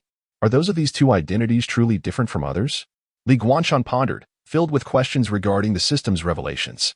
Unfortunately, Having only recently arrived in this world and spent his days in the modest Pinghu County, he lacked the opportunity to encounter higher echelons, leaving him unable to grasp the essence of such pressures. His tentative understanding was akin to the concept of conqueror's hockey. Moreover, reflecting on his interactions with County Magistrate Zhao Qiuqi, he felt no discernible aura from the man, further deepening his confusion regarding the nature of these pressures. Nevertheless, he thought, with every journey, a path will emerge. Given his current situation, encountering individuals of such status seemed merely a matter of time. With these thoughts in mind, Li Guanshan concluded this experience. Opening his eyes from meditation, he noticed that though he remained in a cross-legged position, he was drenched in sweat, his face and body soaked, and a faint metallic scent lingered in the air. Lifting his shirt to inspect his body, he discovered that his right side bore no less than 100 small wounds, each resembling the length of a fingernail, with bloodstains covering them. Although they had healed, the iron scent emanated from these wounds. A chill ran through him as he quickly examined his left side, finding no abnormalities. Relieved yet now possessing a deeper understanding of the true dragon aura, he realized it could influence reality from the realm of consciousness. Was this the true power of royal energy? After changing out of his drenched, ragged clothing, Li Guanshan found himself utterly exhausted. Though the preceding events had transpired on a conscious level, they had drained a significant amount of his energy, leaving him yearning to lie down and sleep, wishing for nothing else.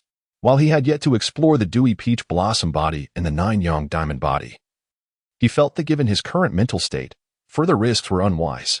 Just as he was about to close his eyes for a well-deserved rest, a flash of light at his neck heralded the sudden appearance of Guan Shandong in his ghostly form, perhaps due to his concealment within the copper coin of national fortune. This specter appeared less terrifying than when they first met, now suffused with an ethereal glow. Guan Shandong rushed towards Li Guanshan, his hollow eyes like deep abysses fixed upon him, as he gritted his teeth and questioned, "Li, explain yourself. What did you just do?" Chapter 96. I will not be tempted by the Emperor's empty promises. Upon encountering Guan Shandong, Li Guanlan responded with irritation, "What can I do? I am practicing." Guan Shandong, visibly distressed, retorted, "Of course, I know you're practicing. But what exactly are you training in?" "Family secrets. I cannot disclose," Li Guanlan replied, reclining with his hands behind his head, leisurely observing the floating spirits. With a teasing tone, he continued, "What's the matter? You don't come out when called. Yet my training disrupts you? I have no idea how I have provoked you." Though he feigned nonchalance, a sense of gravity loomed within him. Guan Shandong's reaction suggested that his recent experiences in the realm of consciousness had impacted Li Guanlan, indicating that he had underestimated the potency of the true dragon qi. After taking a deep breath and regaining his composure, Guan Shandong explained, "My external spirit was not meant to be away from my body for extended periods. It relies on the national fortune coin to maintain its current state. Even so, I require prolonged rest to keep my spirit intact. I can only communicate with you for an hour each day, beyond which my soul may suffer damage. However, just now, a surge of murderous energy invaded my spirit hidden within the national fortune coin, nearly obliterating it. This clearly bears the attributes of true dragon qi. How did you achieve this?" Upon hearing Guan Shandong mention true dragon qi, Li Guanlan realized the depth of his knowledge. Instead of answering directly, he countered, "First, tell me what you know about true dragon qi, and I will then reveal what I am practicing." "You don't even know about true dragon qi?"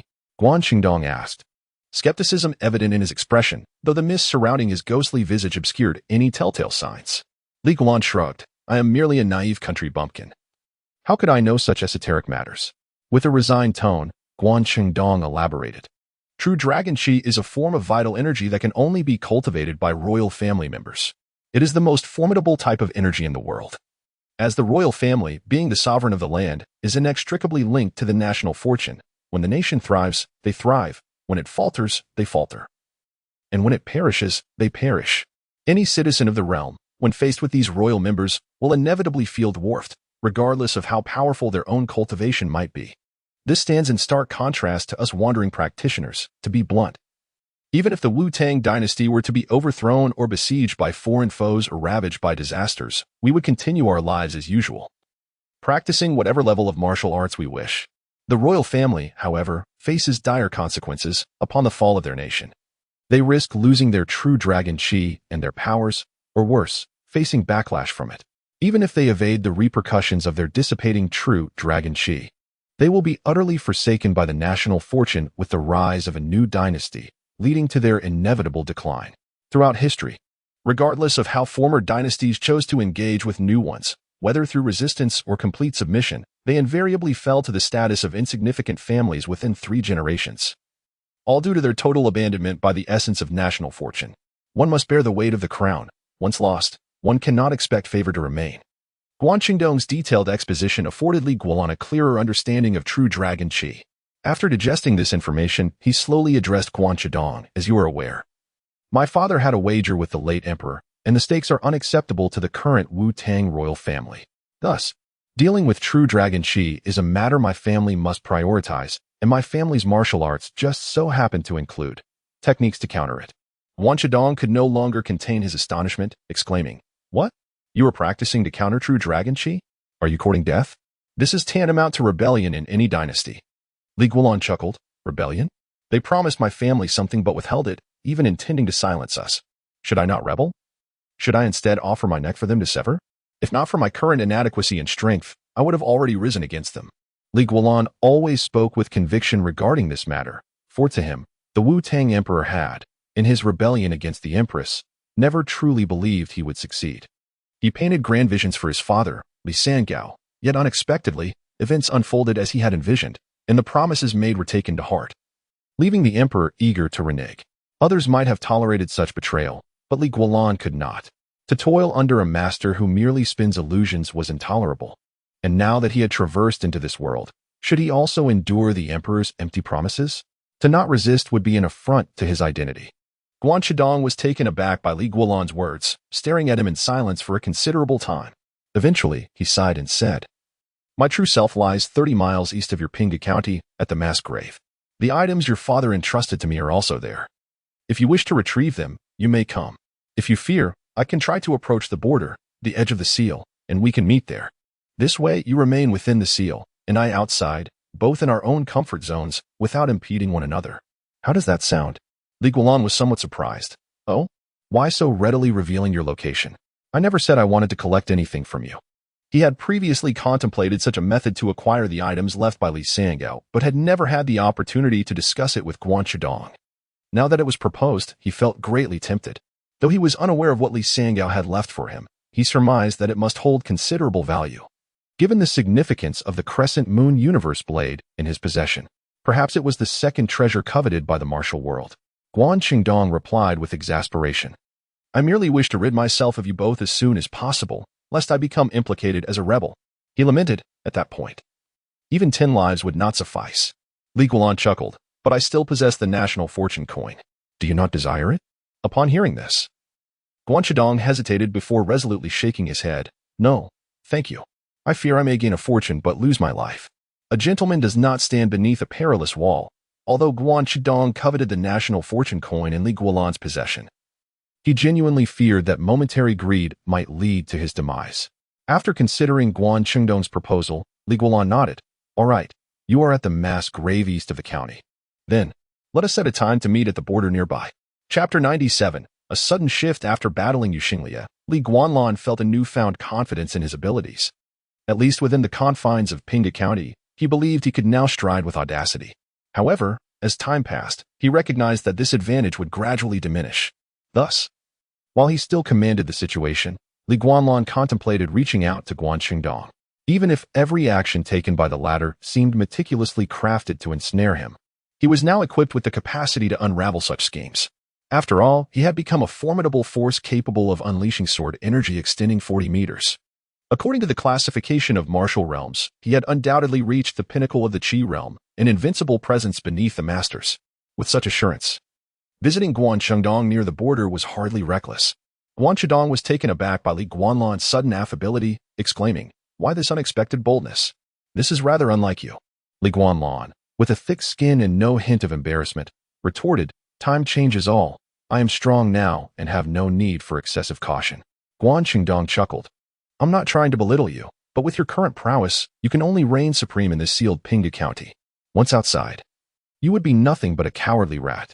Li Guanlan felt a surge of indignation, as this statement utterly dismissed his month of hard work and dedication. Who could endure such disrespect?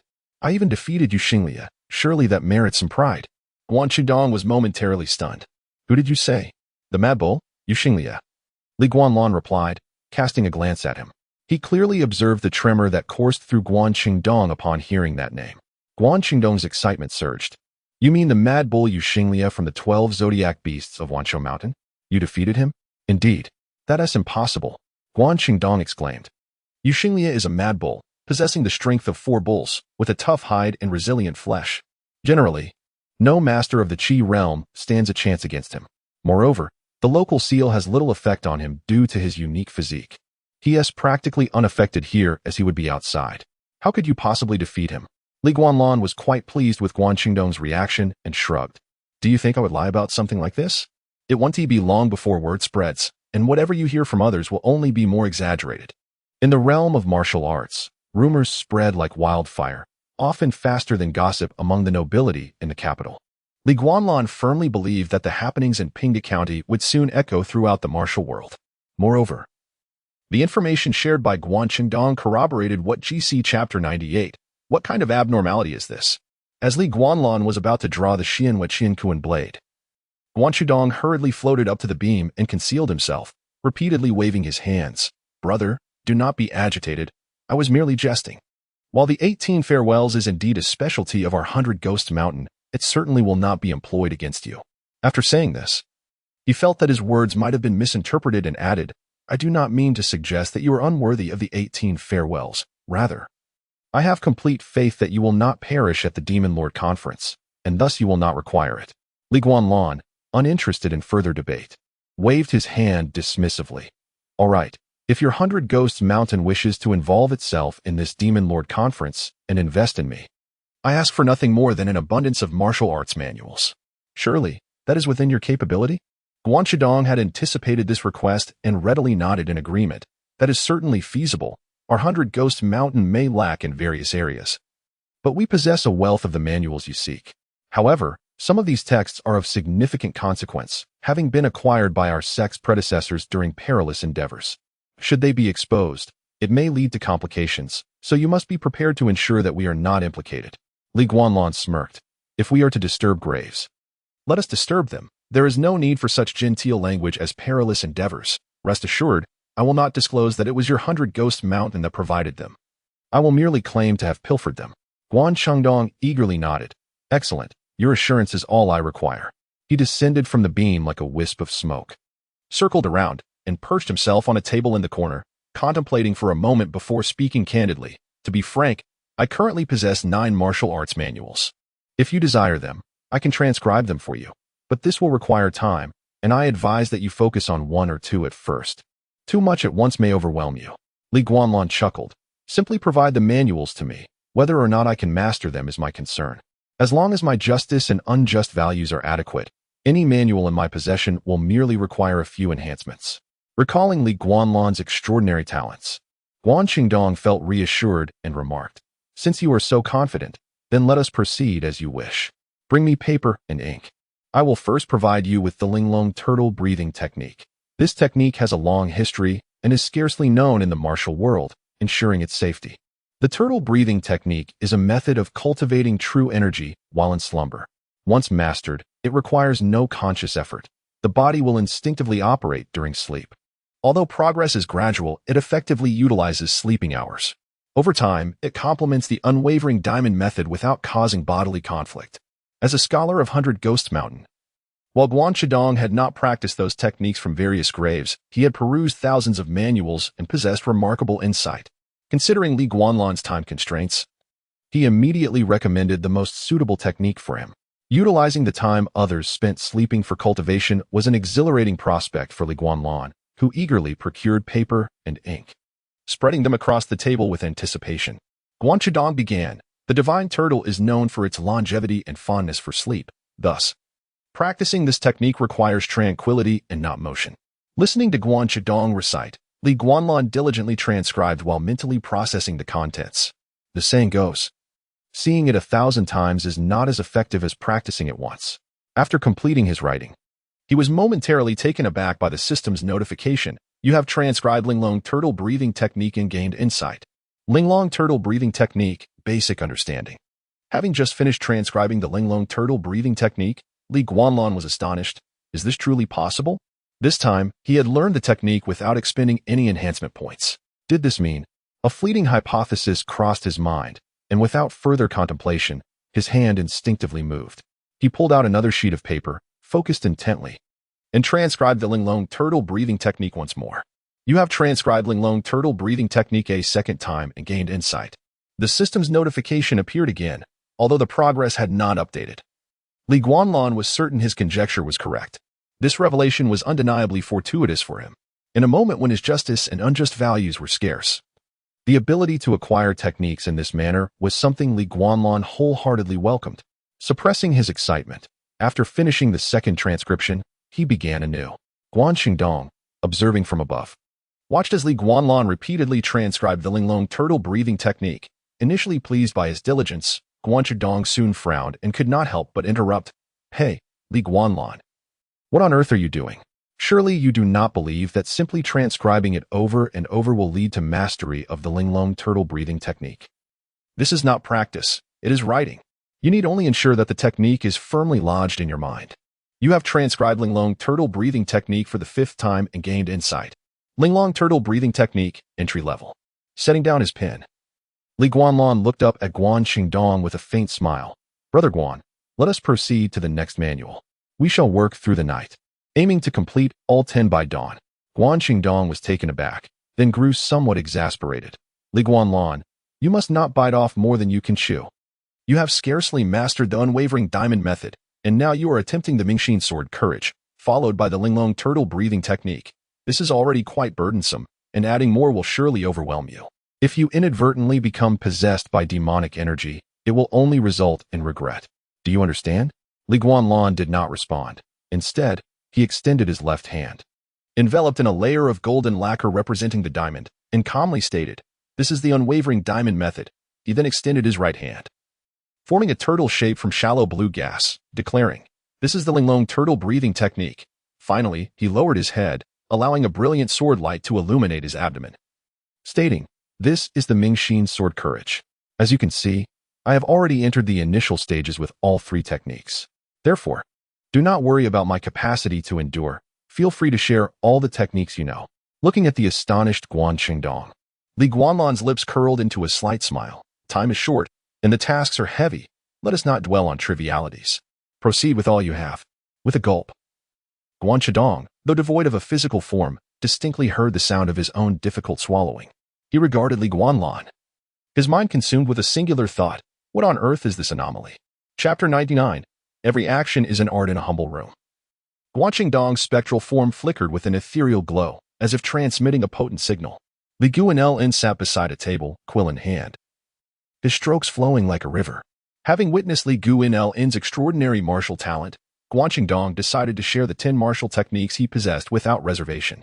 However, constrained by time and energy, they agreed to learn just one more technique today, postponing the rest for when Li Guanlan was ready to absorb them. To conserve Guan Xingdong's vital energy while speaking, the disciple of Baigui Mountain established a subtle connection with Li Guanlan through a national fortune copper coin, binding their souls temporarily through the essence of national luck. Thus, they could communicate on a mental level, allowing their voices to resonate directly within one another's minds, unheard by outsiders. This peculiar technique was referred to as speaking ghostly words in Baigui Mountain vernacular.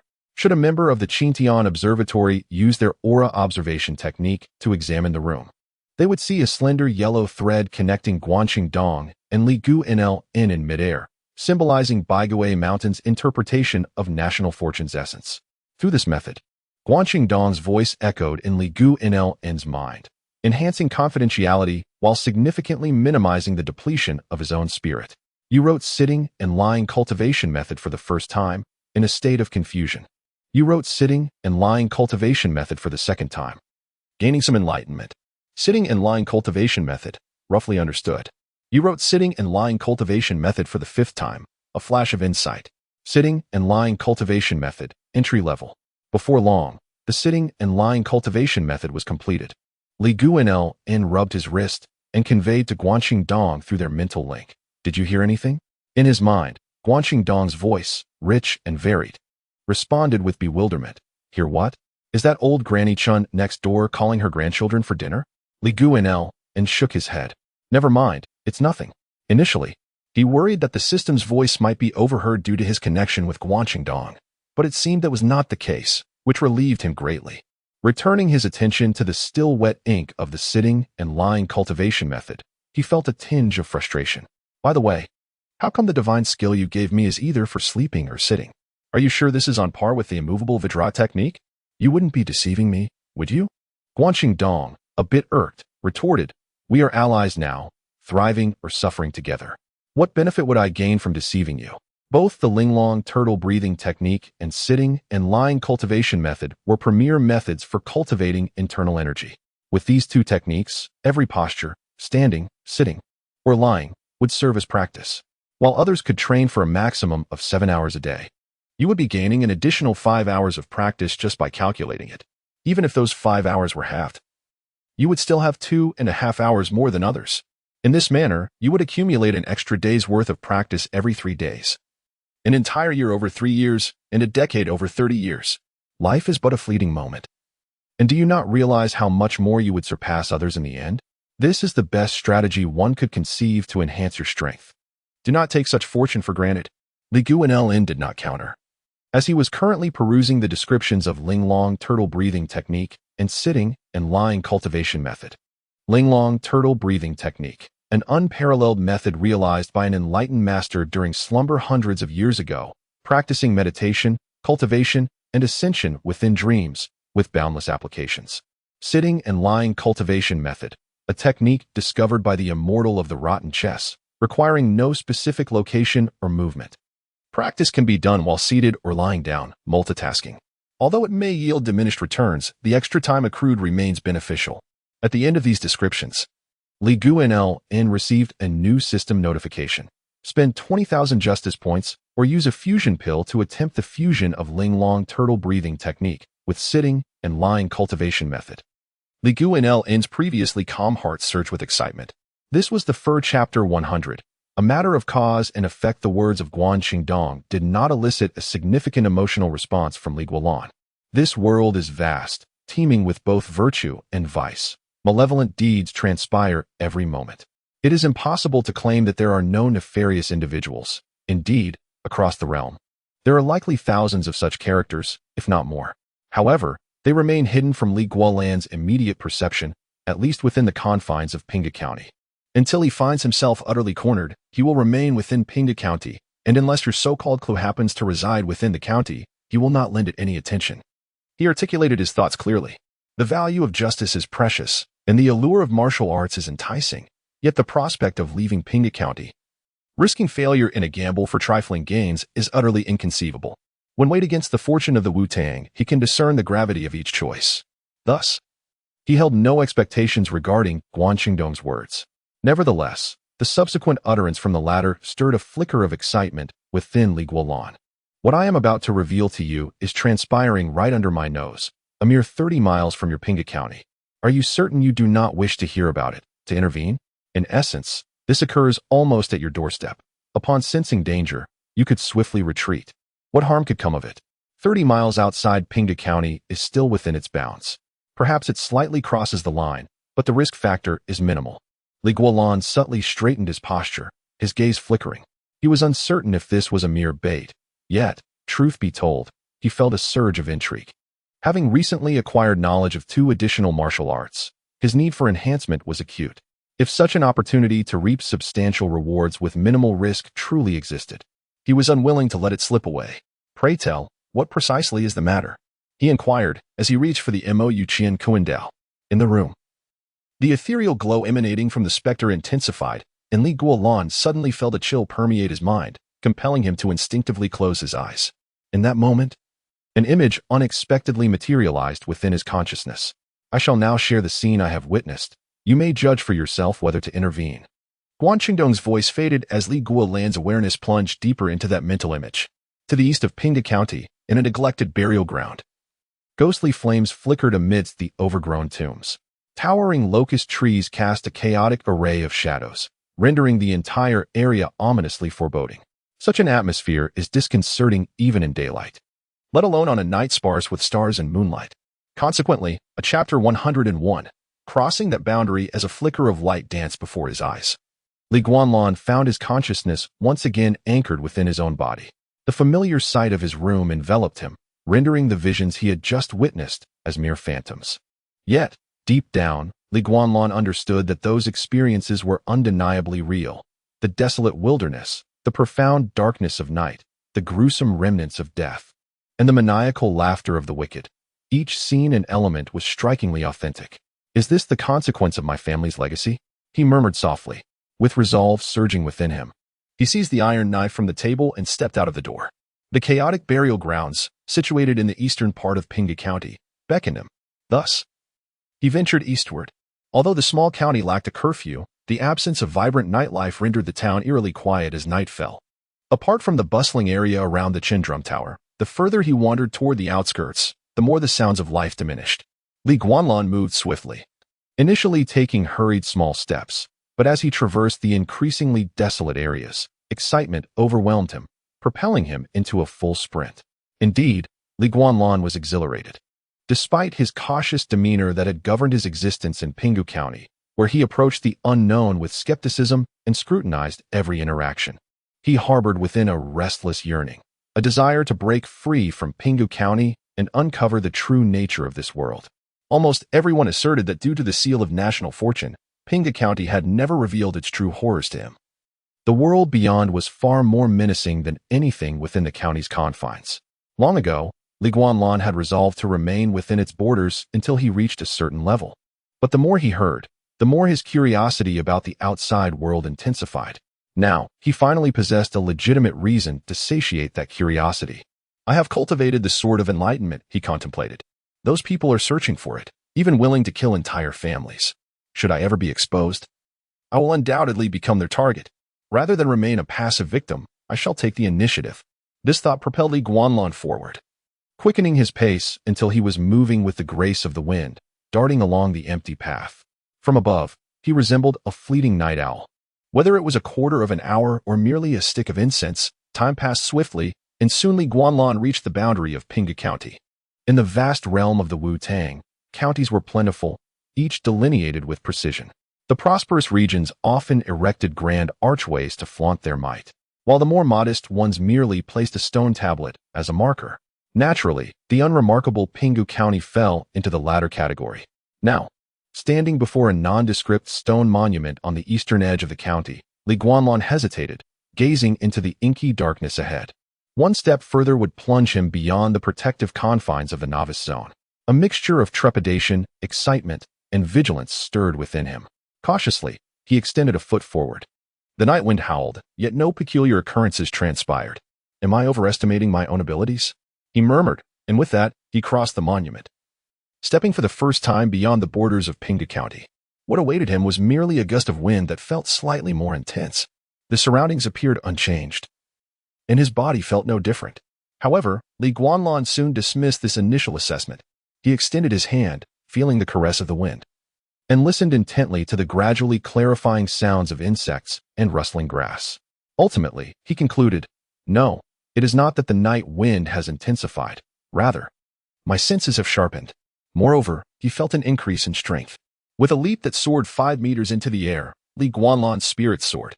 Thus, it seemed that the martial arts restrictions within Pinghu County did not solely affect outsiders. They equally constrained him.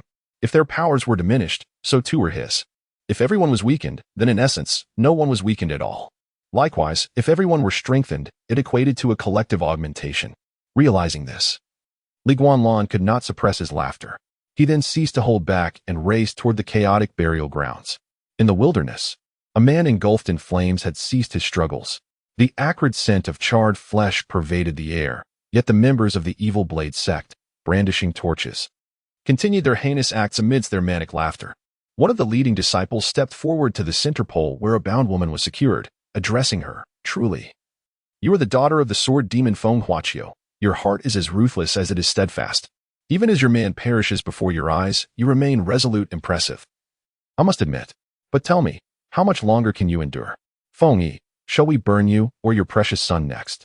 As his words lingered, another disciple approached the rightmost pole, brandishing a torch and menacingly waving it around a young man bound beside it. The flames flickered dangerously close, singeing the youth's hair and evoking frantic cries. "Mother, save me. Please, save me." The woman, hopelessly secured to the central pole, could only muster a strong encouragement. "Xiaoyun, do not fear. Even in death, uphold the dignity of the Demon Sword Pavilion. Remember, you are the grandson of Feng Huaqiu." Yet the young man displayed no pride worthy of a disciple of the Demon Sword Pavilion. Faced with the specter of death, he succumbed to a frenzied desperation, his words tumbling forth incoherently. "I do not wish to be a disciple of the Demon Sword Pavilion. I am not the grandson of Feng Huaqiu. My surname is Lu, and I am Lu Feiyun. Mother, just surrender the Sword of Enlightenment to them. I will never be able to cultivate it anyway. Do you truly want to watch me die before your eyes?" The torchlight illuminated the young man's face, twisted with hatred and madness, revealing only terror and despair. He appeared less like a scion of a martial arts family and more like a cowardly wretch in the face of death. Indeed, in the face of mortality. None had the right to condemn another's cowardice, yet this scene stirred profound sorrow within the woman. Had the sheltered flower been so overly protected that it remained oblivious to the treachery of human hearts? Setting aside whether she possessed the Sword of Enlightenment. Even if she did, would surrendering it in this dire situation guarantee survival? It was nothing short of a deadlock. Feng Yi closed her eyes in anguish, murmuring softly, "Xiaoyun, grit your teeth and hold on. The pain will soon pass." At that moment, an unfamiliar voice suddenly emerged from the shadows of the night. "The Sword of Enlightenment is in my possession. Do you truly desire it?" Chapter 102. The early bird catches the worm. What manner of person is this? The sudden voice caused the members of the Evil Blade sect present to turn pale. They had chosen this desolate location precisely to avoid unnecessary troubles, even assigning sentinels to maintain vigilance. Yet, unexpectedly, the guards had failed to sound the alarm, allowing an unwelcome visitor to approach unnoticed. Clang, clang, clang. The sound of unsheathing blades echoed continuously as everyone pivoted towards the source of the noise, their expressions wary. Liao Jun raised his torch, squinting into the darkness ahead, his countenance heavy with concern. Despite the number of people present, none had sensed the impending arrival, indicating the formidable strength of the newcomer, one that he himself could scarcely achieve. After a moment of contemplation, Liao Jun took the initiative to speak. "I am Liao Jun of the Evil Blade sect. Might I inquire your esteemed identity and request a personal appearance?" 30 meters away, Li Guanlan gripped the hilt of his crescent moon dao, catching his breath from the long run while secretly gathering his strength. He did not forget to launch a verbal provocation. TSK, TSK, TSK. When encountering the weak, you strike. When facing the strong, you feign reverence. The Evil Blade sect truly excels at riding the winds. Upon hearing these words, the disciples of the Evil Blade sect erupted in anger, and before Liao Jun could respond, they began hurling insults towards Li Guanlan's direction. "You coward. If you have the guts, come out. I shall make you pay. Our senior brother Liao speaks to you with civility, yet you show such ingratitude. Come here and meet your demise. Scoundrel, do you only cower in the shadows and bark?" Thanks to the shadowy attributes of the moonlit dew absorption technique, Li Guanlan possessed remarkable night vision, enabling him to clearly see the situation from 30 meters away. The scene before him mirrored what he had previously observed through the corpse. These members of the Evil Blade sect were inflicting severe punishment on a woman named Feng Yi and her family for possessing the Mind-Heart Sword and Courage Sutra. One man had already been burned alive on a pillar, leaving only the woman and her son alive. Should these individuals discover that the Mind-Heart Sword and Courage was within him, their fate would likely mirror that of the 3 victims. With this thought, Li Guanlan resolved to Chapter 103. Do not leave the ground. The clash of blade energies resembled 2 waves colliding violently, producing a deafening roar and unleashing a tempest of force. The shock waves radiated outward like ripples, toppling weeds and stirring dust into the air, while a fierce wind howled in response. Witnessing this spectacle, Li Guanlan was both astonished and exhilarated. "Am I truly this formidable?" he mused, realizing he single-handedly faced over 20 adversaries, forcing them to unite in defense, which undeniably bolstered his confidence. Without pausing to admire the devastation wrought by his previous strike, he gripped his sword tightly and once more summoned his strength to unleash another blow. With a hum, the air trembled, and an invisible blade of energy shot forth toward the members of the Evil Blade sect. In their diamond formation, Ao Junkie's eyes blazed crimson. He immediately swung his sword and shouted, "Divide the formation." The blood-red blade energy surged forth as Liao Junki's formation split into 3 smaller diamond arrays, each consisting of 8 members, charging towards Li Guanlan from both sides, concealed behind the crimson blade energy. They aimed to close the distance swiftly and eliminate the unwelcome intruder. However, every movement was clearly within Li Guanlan's sight. In the dimness of the night, utilizing his keen perception, Li Guanlan could discern the rapidly approaching blood-tinged blades, their brilliance akin to crimson fireworks against the dark backdrop. He effortlessly tracked their trajectories. Without hesitation, he swung his sword in 2 directions, releasing a blade energy that was no less potent than before, akin to the scythe of death reaping its harvest. Yet, this predictable method of attack could only be executed once. The vigilant members of the evil blade sect immediately tossed their torches into the air, illuminated by the flames. They observed the path of the grass flattened by the blade energy, and in a split second, they dropped to the ground. Swish, swish, swish. The blade energy sliced overhead, raising a cloud of dust that obscured their vision. Some felt a chilling sensation above their heads, as if their hair had been severed, leaving them startled, terrified, and enraged. However, at least this time, no one perished. Kill. Dismember this scoundrel. Don't let him escape. The cries echoed as 2 small diamond formations charged once more at Li Guanlan.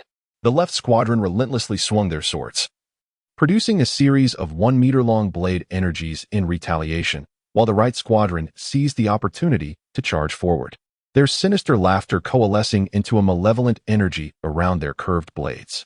As the foes drew ever closer, Li Guanlan's mind raced with information regarding the evil blade sect. Unlike the demonic factions of the Monsters Cave and 100 Ghost Mountain, which merely engaged in despicable acts, the evil blade sect was a bona fide dark sect.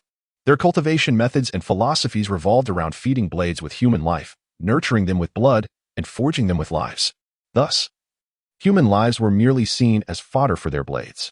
They believed that blades possessed spirits, and with sufficient nourishment, they would eventually respond as divine weapons. The disciples of the evil blade sect showed no qualms about taking lives. Should anyone oppose them, they would charge like rabid dogs, relentless until death. Having long dwelled on the precipice of life and death, the disciples were exceptionally formidable, their combat experience extensive, never engaging in fair duels unless absolutely necessary. Thus, this notorious sect was a truly terrifying force, known to evoke fear and avoidance among the righteous martial artists.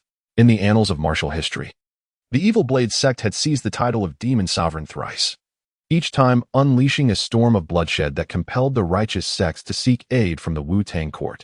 Presently, had it not been for their concern for Feng Yi and her child, Liao Junki himself would have joined in the assault against Li Guanlan. As the torches thrown by the disciples ignited the surrounding grass, the flickering flames revealed Li Guanlan's solitary figure, intensifying the fury of the evil blade sect members who had just lost 6 comrades. They were accustomed to attacking and bullying others, and today, they found themselves thwarted by a mysterious adversary. To not obliterate him would be to disgrace their sect. With a swift motion, as the 30-meter gap closed in an instant, eager disciples of the evil blade sect leaped high, employing their agile techniques to accelerate towards Li Guanlan, while their comrades fervently swung their curved blades, unleashing blood-red blade energies. However, compared to Li Guanlan's previous lethal blade energies, their attacks were not only weaker but also lacked the force to sustain them, dissipating shortly after being launched. Nevertheless, as an opponent, Li Guanlan dared not wager his life on which attack might land, so he evaded with utmost caution. In doing so, the leaping disciples of the evil blade sect managed to close the distance successfully. Kill! They shouted, 3 disciples raising their blood-red curved blades to strike downward. In the distant glow of the flames, the bloodthirst and ferocity etched on their faces were unmistakable, with one pair of eyes even glimmering with an unnatural crimson hue from exhilaration. Even before the blades descended, Li Guanlan detected the scent of blood wafting through the air.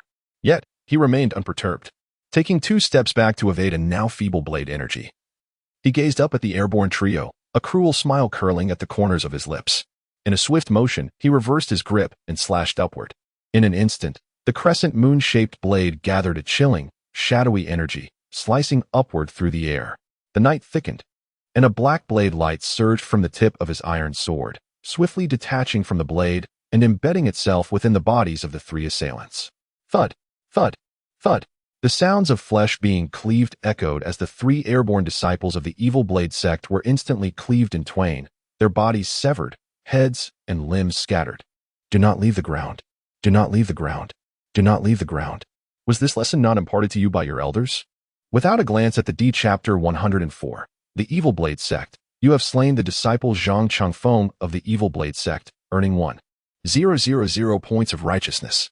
You have slain the disciple Li Ji of the Evil Blade Sect, earning 1,000 points of righteousness. You have slain the disciple Wang Duan of the Evil Blade Sect, earning 1,000 points of righteousness. As the system's voice echoed in Li Guanshan's mind, he felt little joy. Instead, a shadow of concern loomed over him. Why did the 3 disciples he had just slain receive notifications, while those he had previously dispatched with his blade did not? Swish, swish, swish. The sound of rushing air pierced through the atmosphere from behind him, emanating from various directions.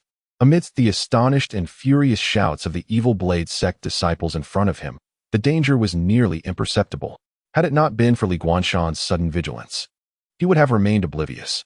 With no time for contemplation, Li Guanshan resolutely abandoned his assault on the disciples before him. He deftly tapped his toes against the grass, drawing in a deep breath of true energy, and leapt high into the air, narrowly evading 6 successive strikes of crimson blade light. From his elevated vantage point, he finally discerned the identities of his attackers, and his expression shifted dramatically. These 6 were unmistakably the same individuals he had previously cleaved in 2 with his blade. However, at this moment, they could hardly be referred to as human. Illuminated by the faint glow of firelight, Li Guanshan clearly observed that below their waists, these figures were utterly devoid of any corporeal form, with only thick, crimson blood adhering to their wounds, ready to drip. The sight was disturbingly grotesque. What on earth? As he somersaulted to land several meters away, Li Guanshan's expression grew grave as he scrutinized the half-bodied figures, lamenting his lack of knowledge. Damn it! Can anyone explain what is happening? Is it the cultivation technique of the Evil Blade Sect that is peculiar, or is the world outside equally strange? How can they remain alive after being severed in half? Just then, the voice of Guan Changdong broke through the chaos. Beware of their blades. The blades are their essence. In the darkness, the national fortune coin hanging around Li Guanshan's neck flickered with a ghostly light, revealing that the spectral entity had chosen this critical moment to impart wisdom. Li Guanshan had no time to chastise this being for its cowardice, as its true form lay not far away in the graveyard. Yet it chose to communicate through the specter. He furrowed his brow, fixated on the half-formed disciples of the Evil Blade Sect, urgently inquiring, "The blades are their essence? What does that mean? Can I not truly kill them?" Guan Chengdong quickly elucidated. The Evil Blade Sect's cultivation seeks a union of man and blade. The man is the blade, and the blade is the man. Thus, merely slaying the person is insufficient. You must destroy their blade. Upon hearing this, Li Guanshan erupted in fury. "Is this what you mean by a union of man and blade? Do you take me for a fool?" Guan Chengdong retorted, "Indeed, the union of man and blade is a state of being. However, the Evil Blade Sect's interpretation is quite literal. Initially, their founder lacked the strength to attain this state, leading to madness and the creation of the Evil Blade Demon technique, proclaiming, 'If I cannot achieve a spiritual resemblance, I shall pursue a physical resemblance.' Hence, the union of man and blade for the Evil Blade Sect entails binding the human spirit within the blade through a certain secret method. If the blade remains intact, the person cannot perish." Such an unfathomable revelation left Li Guanshan astounded. Goodness, this is the true essence of demonic cultivation, utterly unconventional, shattering all preconceived notions. His keen mind quickly connected this to Guan Chengdong's current state. "Is it akin to your condition now?" Guan Chengdong hesitated for a moment before swiftly responding, "Somewhat, but my spirit can leave my body, while theirs must remain within the blade. Moreover, I am housed in the national fortune coin, whereas they are bound to the evil blade forged from the essence of martial fortune. In summary, to truly slay them, you must destroy their blades." Li Guanshan swiftly recalled the earlier encounter, realizing he had indeed severed the blades of those 3 Evil Blade Sect disciples. With this knowledge in hand, he felt a surge of confidence. Clenching his iron blade, he licked his lips. "Very well, I have already dispatched the men. What is there to fear in striking the blades?"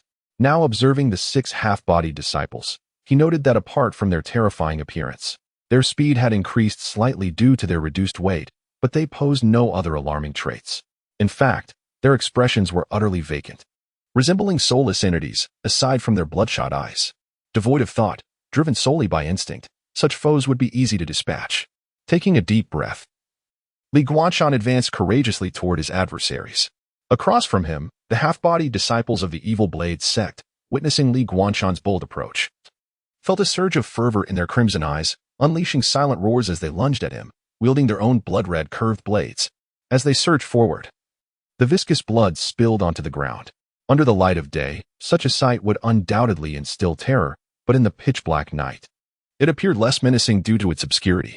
Indeed, as Li Guanshan had surmised, the 6 disciples, having lost their lower halves and effectively dead, lacked the capacity for rational thought.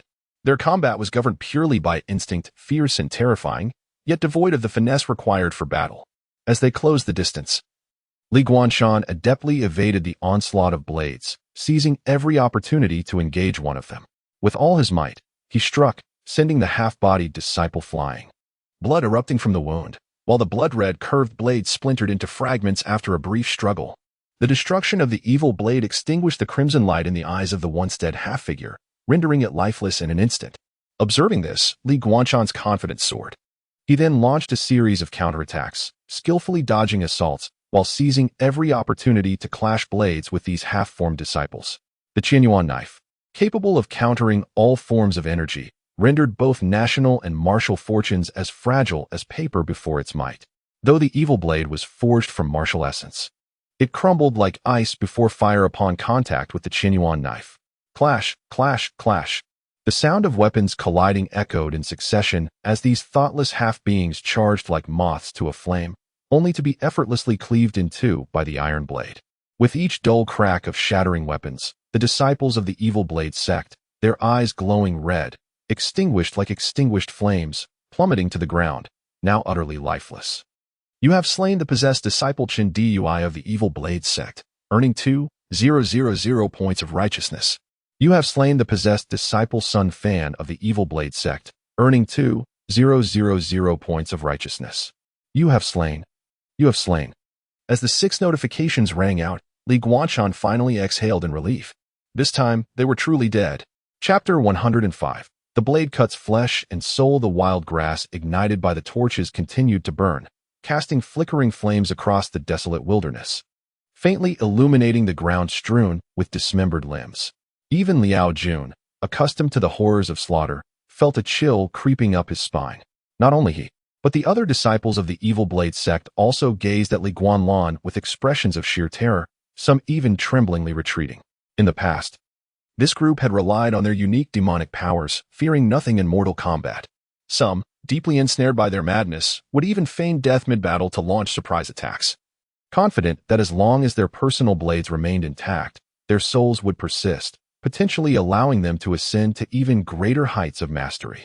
However, this once invincible mode of combat had encountered a formidable obstacle in the form of an unexpected guest.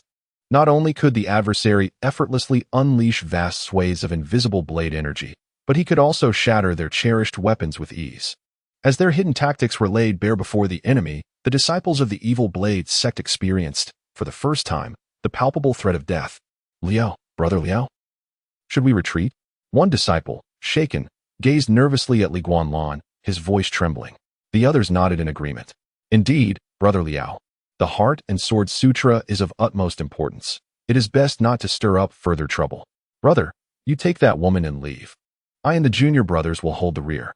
Hearing such demoralizing words, Liao Jun felt a surge of anger. Their lofty proclamations concealed their cowardice. A group of spineless fools. Liao Jun turned, glaring fiercely at those who spoke of retreat, his voice a sharp reprimand. What are you afraid of? He is but one man. With our numbers, we could bury him alive. Moreover, did you not hear? He claims the heart and sword is in his possession. He must be connected to the demon sword pavilion. Whoever dares to sow discord among us, I shall deal with them first. Despite his bravado, regret gnawed at him.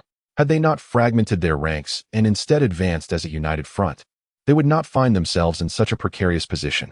Now, with a third of their number diminished, engaging this foe could very well lead them to a fight for their lives. With this thought, he tightened his grip on his curved blade and raised it high above his head, commanding, "Everyone, gather your spirits. Let the madman witness the prowess of the evil blade sect. Form up." At his command, a resonant hum filled the air as Liao Jun's blood-red curved blade slipped from his grasp, hovering midair. its tip trembling violently as it reoriented toward Li Guanlan in the distance. The other disciples, seeing this, hastily lifted their own blades, joining in a unified shout. With a cacophony of buzzing, the blades broke free from their hands, as if manipulated by an unseen force, swirling chaotically in the air, yet always aimed at Li Guanlan. "Kill!" Liao Jun bellowed. "Kill!" the disciples echoed. With a flurry, nearly 20 blood-red blades surged forward, trailing a dizzying crimson glow, akin to swift birds darting toward Li Guanlan at an astonishing speed. Moreover, these blades altered their trajectories mid-flight, intertwining in a dizzying display, doubling their assault as they surrounded Li Guanlan in a tempest of red light, instilling an overwhelming sense of inevitability. One must understand that whether sword or other weaponry, they are typically propelled in predictable paths, constrained by the human body's limitations. However, these blades, liberated from human hands, could strike from any angle, transforming from slashes to thrusts in an instant. The mere thought of such unpredictable possibilities sent shivers down Li Guanlan's spine. The maneuver executed by Liao Jun and his companions bore striking similarities to the so-called sword control technique of the Leaving Sword Hall. In the blink of an eye, Li Guanlan found himself encircled by the whirling blades, each one possessing a life of its own, attacking from above, below, in front, and behind. One blade, particularly stealthy, glided along the ground, only to suddenly lunge upward between Li Guanlan's legs. With his vital points threatened, Li Guanlan's primal instincts ignited a fierce rage within him. "Damn it!" he cursed, bracing against the onslaught. Chapter 106, a bountiful harvest. Gazing upon the scattered remnants of blades strewn across the ground, and casting a glance at the nearby disciples of the evil blade sect, Li Guanlan felt an extraordinary sense of satisfaction with the evening's unexpected success. Initially, he had approached this endeavor with a mindset of retreat, prepared to flee should he encounter any formidable martial artists beyond Pinghu County. To his astonishment, the fearsome disciples of the evil blade sect ultimately proved no match for him. Could it be that I am indeed a prodigy? Wiping the blood from his iron blade, Li Guanlan approached the vacant space marked by wooden stakes. At that moment, the disciples of the evil blade sect lay unconscious, their spirits shattered, while a mother and her child, bound to one of the stakes, remained alert. Upon hearing footsteps, they turned to him with expressions of terror. For them, escaping the clutches of the evil blade sect was a stroke of fortune. Yet if this sudden stranger harbored intentions akin to those of their captors, their predicament would remain perilous. Though such thoughts crossed their minds, the experienced woman addressed Li Guanlan before he could speak. "Thank you, benefactor, for your rescue. We, from the Demon Sword Pavilion, are eternally grateful and shall repay your kindness in due time." The young man, having narrowly escaped death, echoed her sentiments while struggling against his restraints, exclaiming, "Indeed, we are members of the Demon Sword Pavilion. If you release us, we shall bestow upon you a generous reward." Li Guanlan stood shrouded in darkness, away from the flickering light, remaining vigilant of the now motionless disciples of the evil blade sect. He inquired, "Do you possess the Mingxin sword and courage sutra?" The fact that so many from the evil blade sect had pursued this family, even facing death without retreat, underscored the significance of the sutra.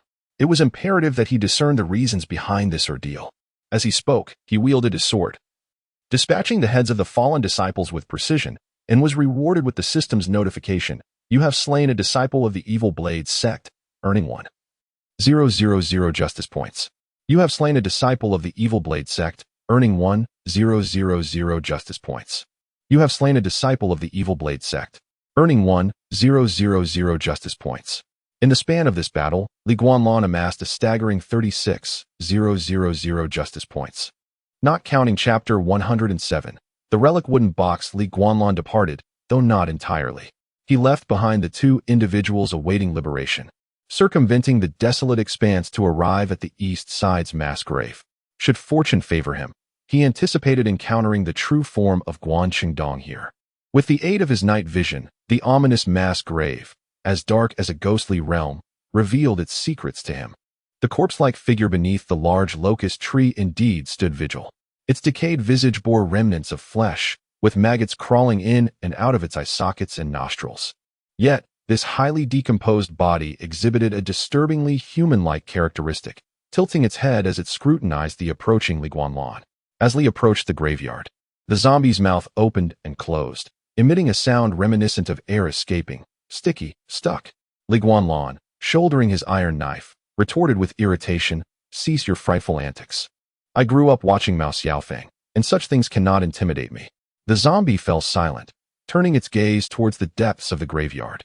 Moments later, a rustling sound emanated from within, as waist-high weeds were swept aside by a gust of wind, revealing a narrow path for a solitary figure to enter. The damp ground was alive with creeping snakes, insects, and vermin, and a putrid odor assaulted his senses. Li Guanlan held his breath and stepped forward, displaying no trace of fear. In fact, as he passed, the serpents and centipedes seemed to recoil in terror as if they had encountered something dreadfully fearsome. Thus, Li Guanlan navigated unobstructed to the innermost recesses of the graveyard, where he beheld a newly excavated, immense pit. In the depths of the pit lay a pallid young man sprawled in disarray. He appeared to be of similar age to Li Guanlan, perhaps even younger, as his fair cheeks still bore traces of youth, and his skin, having long been deprived of sunlight, was unnaturally pale. If the term pretty boy described handsome men, it aptly fit this individual. Guanxingdong. Li Guanlan regarded him with an air of curiosity, akin to the excitement of meeting an online acquaintance in person. However, the young man appeared somewhat embarrassed. Didn't I say you weren't allowed in? Why did you insist on coming? Li Guanlan shrugged. Didn't you mention giving me my father's belongings? Since we are here tonight, I thought it best to resolve this matter in one go. With that, he extended his hand. Where is it? Guanxingdong's embarrassment deepened. It's beneath me. It seems to have taken root. I can't pull it out. Upon hearing this, Li Guanlan burst into laughter. I was wondering why you were lying in such an unconventional manner. Turns out you simply can't get up. Guanxingdong's fair face flushed crimson, anger mingling with humiliation as he retorted, who knew a wooden box could take root. I merely intended to lie down for a nap, and inexplicably, it burrowed into the ground and wouldn't come out.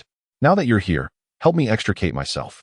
Observing the young man in the grave pit, Li Guanlan hesitated momentarily before suppressing his disgust and leaping down, grasping the collar of his attire in an attempt to pull him up, remarking, "Is the physique of your people from 100 Ghosts Mountain always this feeble? It's just a wooden box. How heavy could it possibly be?" As he spoke, he exerted force, only to stumble and nearly lose his balance. Li Guanlan stared incredulously at Guanxingdong, realizing he remained utterly immobile. The latter rolled his eyes in exasperation.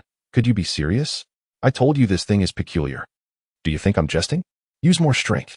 Although the practitioners of 100 Ghosts Mountain were not particularly adept in martial prowess, Guanxingdong possessed a robust physique. Lying somewhere between the realms of bone and qi, he certainly had the strength of at least an ox. Yet, despite his exertions over the past few days, he could not free himself from the earth, let alone the dismissive Li Guanlan. Realizing he had underestimated the situation, Li Guanlan's expression grew grave. He tugged at Guanxingdong's collar with all his might, only to hear a ripping sound as the collar tore away. Yet, Guanxingdong remained motionless in the pit. What on earth? Li Guanlan exclaimed in disbelief. Guanxingdong weakly closed his eyes. Could you not grasp my arm? This is my only set of clothes. Li Guanlan scratched his head. Have you considered removing your clothes to get out? At this suggestion, the atmosphere fell silent. Guanxingdong's eyes widened in realization, as if struck by enlightenment. Remove my clothes. How did I not think of that? Coming back to his senses, Guanxingdong felt a wave of embarrassment wash over him. Why had he not considered such a simple solution? Get out. In a fit of anger and shame, Guanxingdong began to shoo Li away while wriggling his arms and body in an attempt to free himself from his blue robe. Li Guanlan sighed, and with a swift motion, he drew his sword, expertly slicing through Guanxingdong's robe, thereby liberating him from his predicament. Oh dear, how careless I was. Had I known that removing my clothes would solve this issue, I would not have lain here for days. I truly am foolish. Now free. Guanxingdong slapped his forehead in relief, filled with regret as he quickly bowed to Li Guanlan. Thank you, brotherly, for your timely rescue. Without you, I might have remained here indefinitely. Just a favor in exchange for a few more scrolls of technique, Li Guanlan replied with a smile, crouching down to tear away the remnants of the robe, finally revealing the crimson-hued rectangular wooden box. Is this the relic my father left for me? Guanxingdong nodded vigorously. Indeed, this is the item elderly entrusted me to deliver to you. Please take it. He would not have endured such torment had it not been for this box.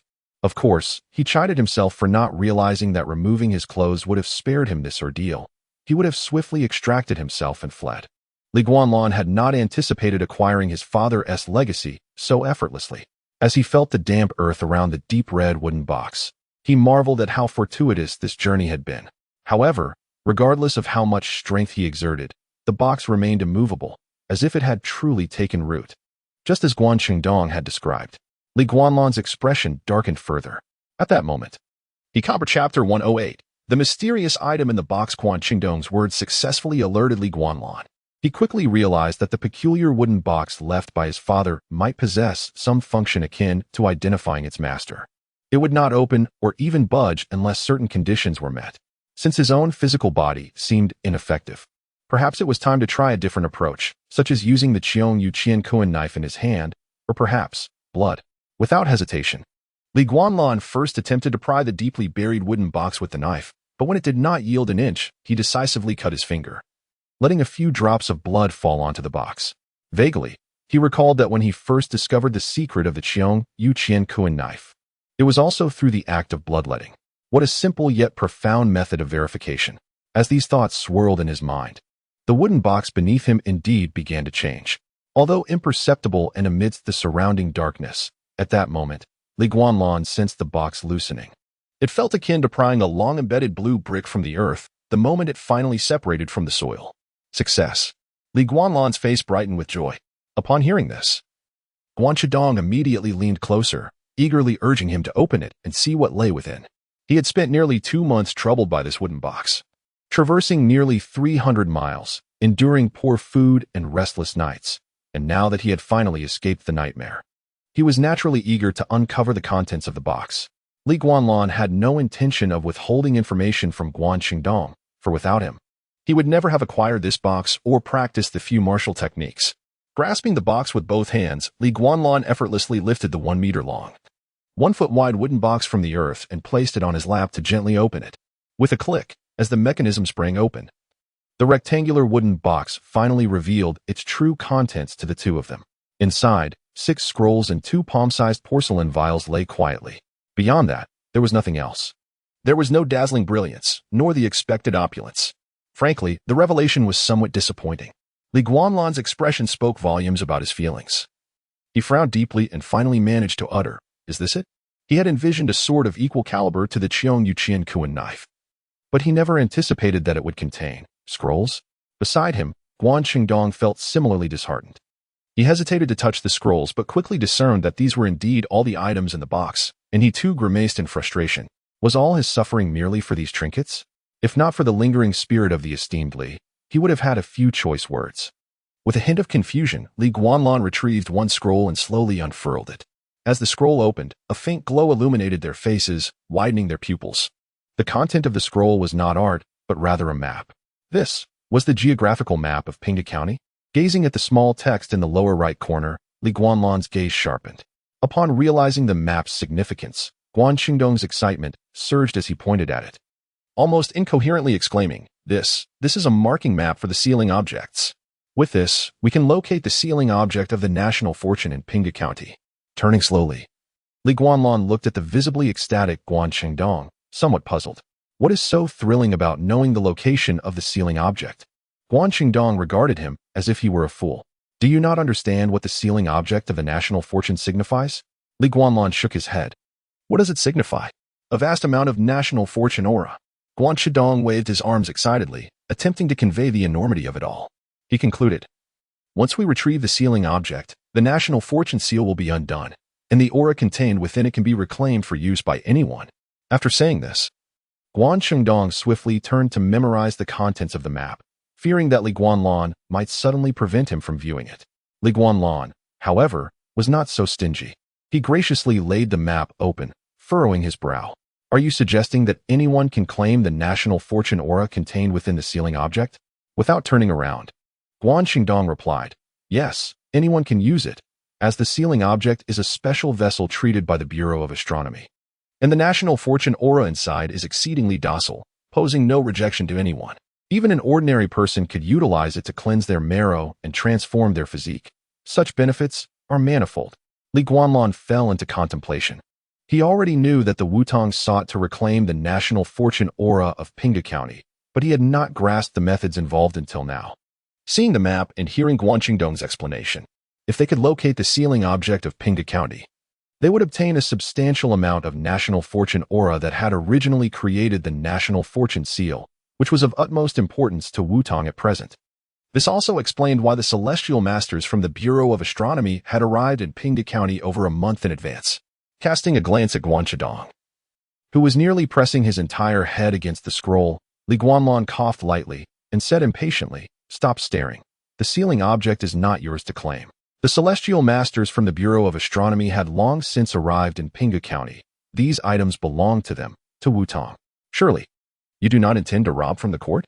He intended to intimidate Guanlan and dispel his greed, but to his surprise, Guanlan scoffed at his words. "Rob?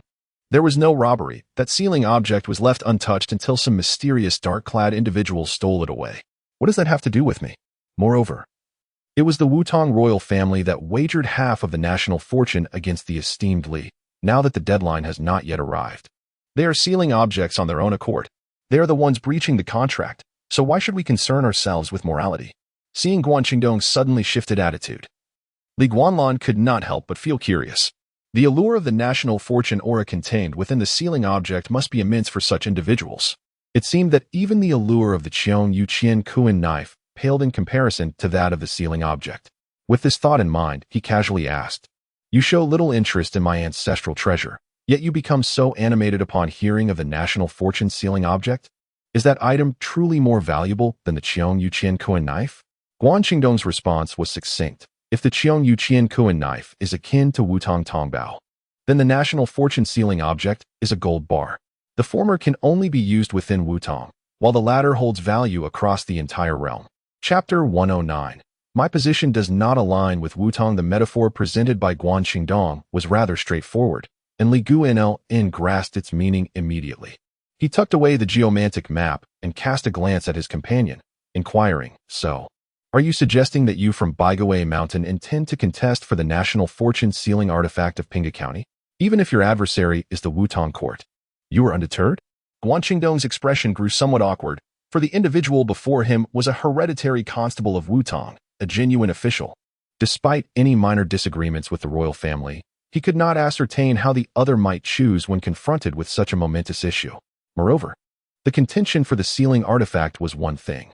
Whether they could actually obtain it was quite another. The Wutong court was no trifling entity. Even if the matter currently unfolded in secrecy, with only 3 celestial masters from the Qintian supervisory office present and no grand displays, Baigawei Mountain dared not mobilize all its forces, but rather had to proceed with utmost caution. To compel him to relinquish this rare opportunity, his master would undoubtedly be furious. In truth, the essence of national fortune is the collective spirit of the populace, not the exclusive domain of any single dynasty or individual. The so-called heavenly treasures and earthly gems are rightfully claimed by the virtuous.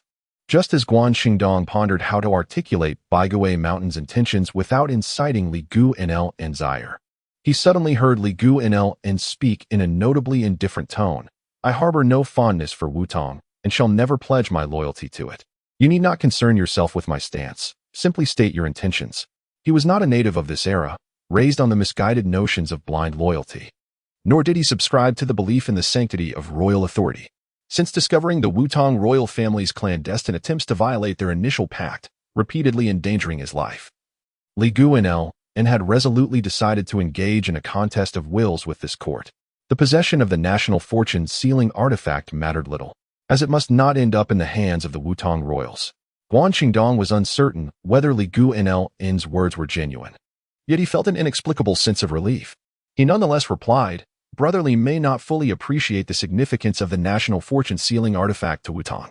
Since the current emperor ascended the throne, influenced by treacherous advisors who have executed loyal officials, disasters have proliferated across the realm, banditry has surged, and the rampant corruption of officials selling positions has become commonplace.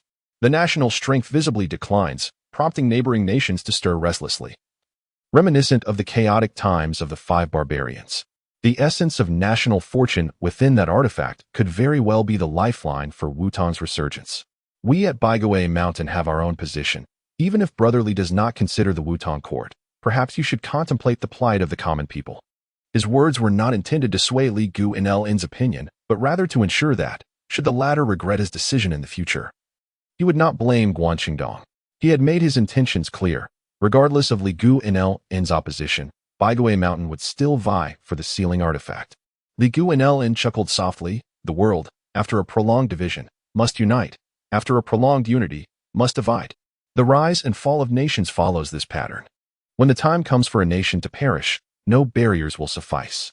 Regardless of the fates of nations, it is always the common folk. Chapter 110.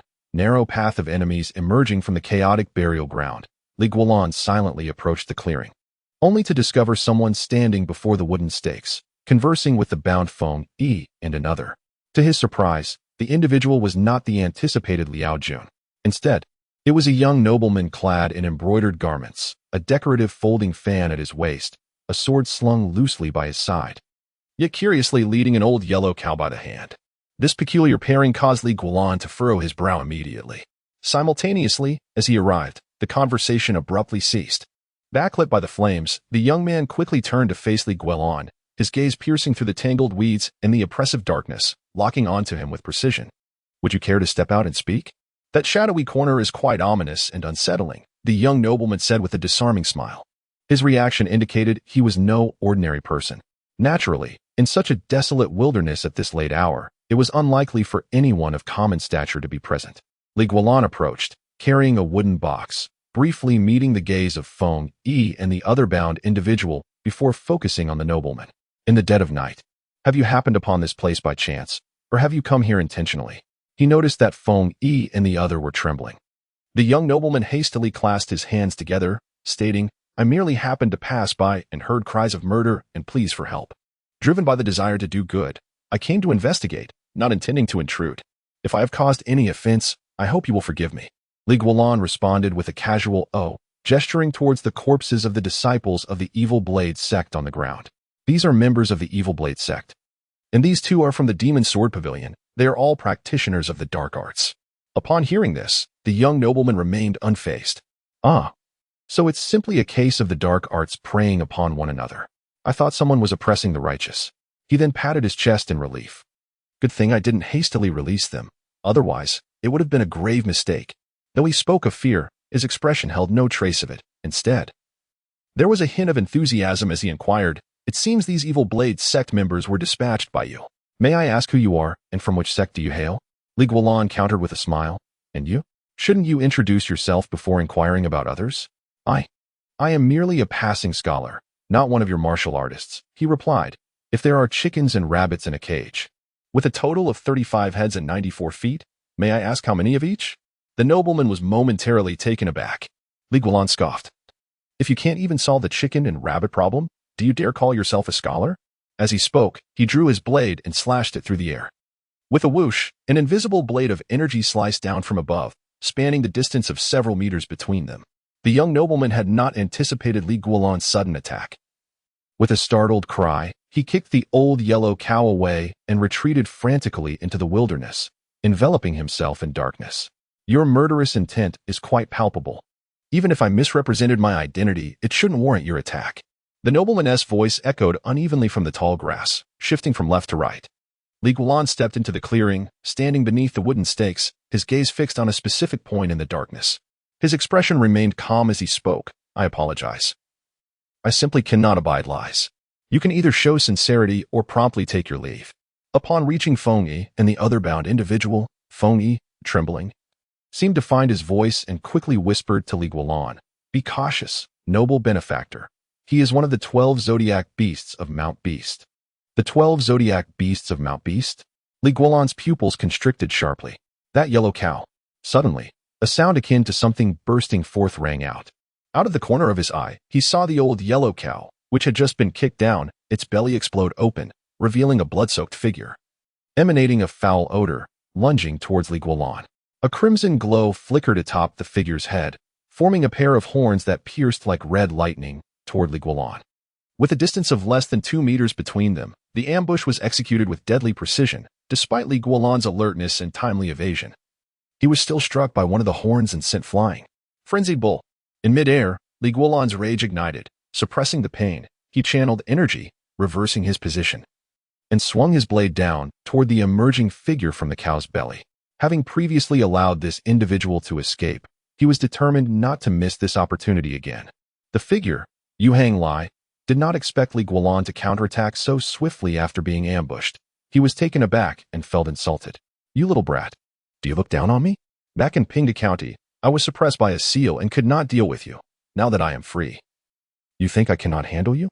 With this thought, Yu Hang Lai roared, leaping into the air, his fist clenched tightly, crashing down upon Li Guolan.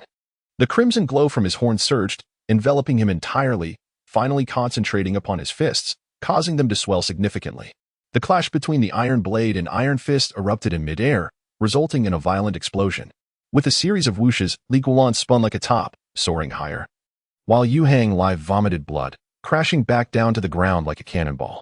Such an outcome left Feng Yi and the other bound individual in disbelief, while even Yu Hang Lai stared wide-eyed, utterly bewildered.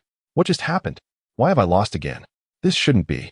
Though the seal in Pinghu County had little effect on him, it still diminished his strength by 20%, which resulted in his prior narrow defeat to Li Guolan. Now, outside of Pinghu County, he expected to unleash his full power, but he never anticipated being bested yet again by Li Guolan. However, as Yu Hang Lai lay on the ground, still processing the situation, he heard the sound of wind above him. It was that persistent brat once again descending with the Qianwen knife. "Here we go again." With a furious roar, Yu Hang Lai defiantly charged up. Boom! A sound more explosive than the last erupted, and Yu Hang Lai was once more sent crashing into the ground, his sturdy frame sinking deeply. His fist battered and bloodied, bones visible, with multiple cuts from the blade, leaving him in a state of utter despair. Yet Li Guolan, utilizing the rebound force, vanished into the night sky. Then, before Yu Hang Lai could catch his breath, the sound of something slicing through the air returned. This time, Yu Hang Lai could no longer hold back, pounding the ground in fury. "You slippery snake, where have you gone? Aren't you going to help me?" From the dense grass, a shadow darted forth, directly targeting Li Guolan as he descended. Having anticipated this, Li Guolan quickly adjusted his blade, colliding with the shadow. Clang! In the clash of metal, the shadow abruptly changed direction, jabbing at Yu Hang Lai on the ground before violently dragging him into the underbrush. Blood droplets rained down, accompanied by Yu Hang Lai's furious curses. "Damn it! Can't you be gentler?" Chapter 111. The wooden box is also a treasure after the person was rescued. Li Guanjian, having lost his target, could only land reluctantly. Looking down at the iron knife in his hand, he noticed a gleam on the blade and felt a scale the size of a fingernail. Recalling the shout from Yu Xinglia earlier, Li Guanjian finally realized the identity of that young gentleman. He was one of the 12 zodiac animals, the snake. Without further hesitation, he stepped back to Feng Yi's side and whispered, "What do you know about the 12 zodiac animals of Wanshou Mountain?" At this moment, Feng Yi was still in shock over Li Guanjian's strength, gazing at him as if he were a monster. She could hardly believe that there was a young man in the martial world who could contend with the two great zodiac beasts of Wanshou Mountain. The 12 zodiac animals were the pinnacle of Wanshou Mountain's combat strength, each embodying profound intent. Coupled with Wanshou Mountain's and human transformation methods, they were all nearly monstrous, far beyond the capabilities of ordinary masters of intent. Compared to the zodiac beasts, Liao Jun was scarcely worthy of begging for mercy. Yet this young man had just defeated the raging bull, Yu Xinglia, with apparent ease, which was simply unfathomable. As for Lu Feiyan, his peer, he was utterly stunned, experiencing a tremendous internal upheaval. While others could hold their ground against the 12 zodiac animals, he had nearly soiled himself in fear at the hands of the disciples of the evil sword sect. The stark contrast left him utterly humiliated. At this moment, he no longer had the courage to demand that Li Guanjian untie him. Should he irritate the young man, a single stroke could easily end his life. Once the shock wore off, Feng Yi quickly regained her composure and asked, "Which zodiac does the benefactor wish to know about?" Without turning his head, Li Guanjian replied, "Of course, the snake." He wished he could grasp all the information about the 12 zodiac animals, but at present, he had no time to spare. Feng Yi recognized the urgency of the situation and spoke rapidly. "The Yin snake, Su Qing, has 15 years of intent. He has undergone 3 transformations, rumored to possess the qualities of both a poison and a python, making him lethal and immensely powerful. Moreover, his slippery snake-like physique renders him difficult to injure, and his nature is treacherous and cunning, making him even more formidable than the raging bull, Yu Xinglia." Her explanation was succinct, omitting any background details, and directly conveyed Su Qing's strength, hoping that Li Guanjian would be fully alert. Although she was already astounded by his previous performance against Yu Xinglia, Facing one zodiac beast was vastly different from contending with two. However, in contrast to Feng Yi's anxiety, Li Guanjian appeared remarkably at ease. He even took a moment to smile and jest, "Fear not, I am quite powerful in this instance." This was not mere boastfulness. At that moment, Li Guanjian was indeed at his most formidable. During the recent battle, he had discovered that the wooden box strapped to his back was continuously replenishing his depleting true energy, particularly at moments when his old strength had waned and new strength had yet to arise. Consequently, he was able to recover swiftly and mount successive assaults against Yuxinglia. This wooden box was evidently a treasure. Certainly, had it not been a treasure, it would not have left Guan Changdong in such a dire predicament. Furthermore, due to his cultivation of the moonlight dew drinking technique, Li Guanjian's combat prowess at night surpassed that of the day by a significant margin. Having previously defeated Yuxinglia in broad daylight, there was no reason for him to falter now under the cover of night. While Yuxinglia believed he had made progress in recent days, Li Guanjian had also improved. As he remained attentive to the rustling in the bushes, he queried, "I understand what 15 years of intent means, but what does 3 transformations signify?" The distinction of martial arts realms becomes increasingly nebulous after entering the realm of intent. In the martial world, practitioners often describe the depth of a martial artist's intent by the number of years they have spent within it. Generally, the longer one has been in this realm, the stronger they are. Feng Yi, not daring to delay, promptly explained, "The benefactor may be unaware, but the ultimate goal of the 12 zodiac animals of Wanshou Mountain is to transform into the legendary zodiac deities. Thus, each zodiac seeks a corresponding beast or human as a catalyst to awaken their potential, thereby embodying traits akin to their zodiac. The snake sheds its skin. With each shedding, it grows and becomes stronger. After 3 transformations, Su Qing's strength has escalated, and in recent years, there have been scarcely any rumors of his involvement. So I cannot ascertain how formidable he has become. However, 2 years ago, he personally killed a master of intent from the Li Sword Hall, surnamed Xiao." Li Guanjian dismissed Feng Yi's last remark. After all, he had also slain a master from the Li Sword Hall with the surname Xiao, and it was nothing to boast about. Moreover, as he was now immune to poison, the Yin Snake Su Qing posed little threat to him. With this in mind, Li Guanjian brandished his crescent moon Qin Kuan knife and boldly advanced into the bushes. This action startled not only Feng Yi and Lu Feiyan, but also caught Su Qing and Yuxinglia, who were hiding within the foliage, off guard. Was he not going to remain in the light but instead march into certain death? "Benefactor, the enemy is concealed while we are exposed. You must not be reckless." Feng Yi urged anxiously. "Please untie us first, and we shall escape together. Although I have not reached the realm of intent, I can still offer some assistance." Beside her, Lu Feiyan chimed in, Yes. Benefactor, please help us break free. There is strength in numbers." Regrettably, the response from Li Guanjian was a derisive laugh. "If you cannot even free yourselves from your bonds, do not come and hinder me. Stay put and remain obedient." Upon hearing this, Feng Yi and her son were instantly filled with shame and could not utter a word. They had been pursued by the Immortal Sect for days, and had it not been for their exhaustion leading to capture, they would never have found themselves in such a predicament. If they were to escape, their only aim would be to find a chance to flee. They had little to offer in aiding Li Guanjian. As Li Guanjian stepped deeper into the bushes, disappearing from their view, Lu Feiyan's anxiety reached its peak. He urgently turned to his mother, saying, "Mother, when will our reinforcements arrive? If this continues, I will perish." Feng Yi shook her head. "I do not know. We have left signals along the way. Surely your master and the others should have arrived by now. Perhaps they encountered unforeseen circumstances." Lu Feiyun appeared not to have heard her, muttering, "First the evil sword sect, then Wanshou Mountain. Who knows what other enemies may come next? Damn it. How did the people from Wanshou Mountain find us? If only they were not from the evil sword sect. Father is dead. Father, why were you so useless as to die?" He ranted like a madman, cursing heaven and earth with various blasphemous words, igniting Feng Yi's ire. Unable to contain herself, she scolded, "Feiyun, be silent. You are bringing disgrace upon the Lu family of Shaqing and the evil sword sect. Can you not show a semblance of a man? Even if we must perish, let us die with dignity. The fact that the people from Wanshou Mountain have found us is merely coincidental. If we can endure this, we will be safe." Chapter 112, The Serpent of Darkness. Su Qing Feng Yi's suspicions proved correct. The Serpent of Darkness, Su Qing, and the Wild Bull, Yuxinglia, were drawn to this location by the lingering scent of blood from the earlier battle, rather than having come here on purpose. At that moment, They hid in the tall grass, which reached waist height, as they faced the approaching Li Guanlan, unsure of how to proceed. Yu Xinglie, still recovering from old injuries and now burdened with new ones, lacked the strength to engage in another fight, leaving only Su Qing, whose condition was intact and capable of battle, albeit lacking any desire to fight. Gently caressing the wound on his arm, Su Qing felt a twinge of pain.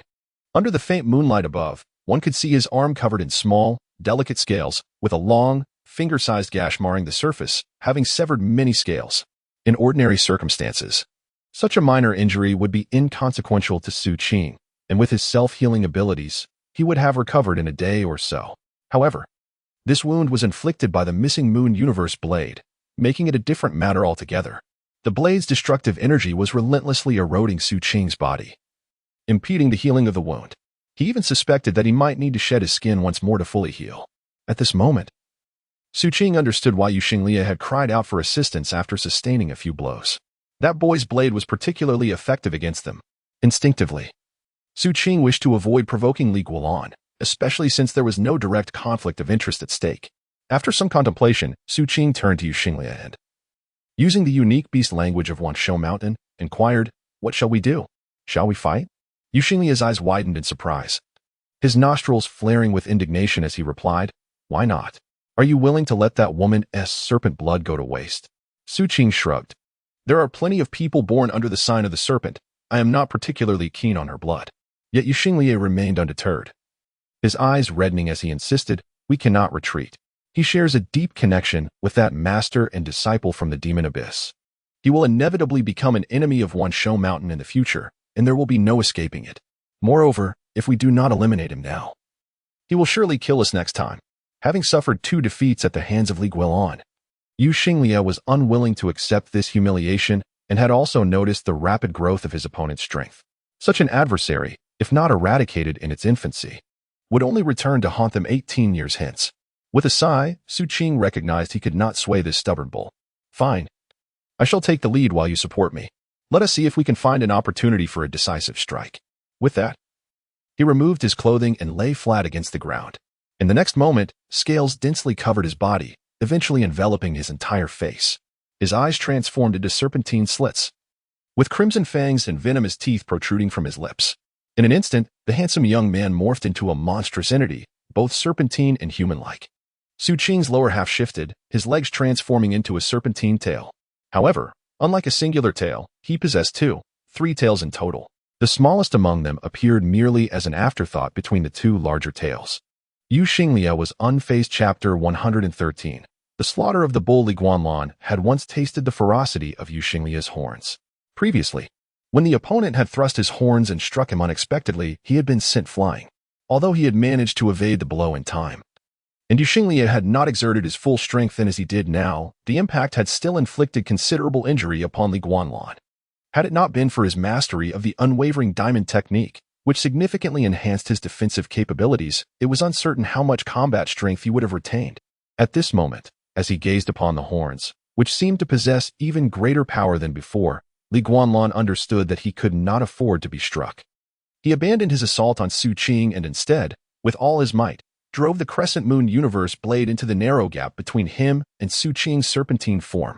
The blade pressed down relentlessly, slicing through the resilient scales of Su Qing, quickly creating a deep gash from which dark, foul-smelling blood spurted forth. It was the true agony of a flesh wound. Su Qing let out a furious hiss, a glimmer of madness flashing across his serpentine visage. With a violent display of anger, he opened his fang-laden maw and lunged at Li Guanlan. The creatures from the Beast Mountain, having transformed into these grotesque hybrids of man and beast, fought with a primal savagery that was utterly barbaric. Caught off guard, Li Guanlan found himself bitten on the shoulder by Su Qing, the sharp fangs piercing effortlessly into his flesh as a torrent of venom surged into him. Simultaneously, Yu Xinglie lowered his head, charging like a bull toward Li Guanlan. Witnessing this, Su Qing's eyes gleamed with arrogance. Though the world knew he had undergone 3 snake molts, they were oblivious to the fact that he had recently completed his 4th shedding, this time in a venomous form. Thus, while he currently retained the strength of a 2nd-tier python, the potency of his venom was now on an entirely different level. Su Qing was confident that any adversary bitten by him, even an expert of 80 years' experience, would not withstand the effects.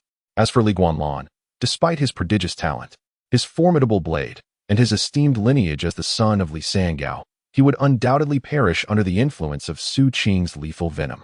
Moreover, there was still Yu Xinglia's impending attack. This elaborate battle strategy had been meticulously devised by Su Qing the moment he launched his surprise attack on Li Guanlan. And as events unfolded, everything seemed to fall perfectly into place. However, just as Su Qing's triumph began to swell within him, a shocking scene unfolded before his eyes. Li Guanlan, having been bitten, let out a roar and, with a sudden surge of strength, soared into the air, narrowly evading Yu Xinglia's charge. He ascended higher, from 3 meters to 5 and then 7, before twisting his body and plummeting back to the ground with tremendous force. The night wind howled, chilling Su Qing to the bone. Yet, it was his heart that felt the deepest cold. At that moment, he felt as if he had plunged into an icy abyss. His mind consumed by a singular thought. Why had the poison not taken effect? How could this be possible? With a resounding crash, Li Guanlan descended upon the earth like a falling boulder. Thanks to his entanglement with Su Qing, it was as though he had landed on an air cushion, emerging unscathed. In stark contrast, Su Qing bore the brunt of their combined fall. Despite the resilience of his serpentine form, the impact jolted Su Qing's internal organs painfully, causing him to regurgitate a copious amount of blood after his insides churned violently. Having endured such a devastating blow, Su Qing could no longer muster the strength to constrict Li Guanlan, his serpentine tail slackening as he succumbed to dizziness. "You twisted freak!" Li Guanlan exclaimed, scrambling to his feet and swinging the crescent moon universe blade towards Su Qing's neck. The moment Su Qing had bitten him, he had felt nothing but disgust. Now, he was impervious to the venom coursing through him.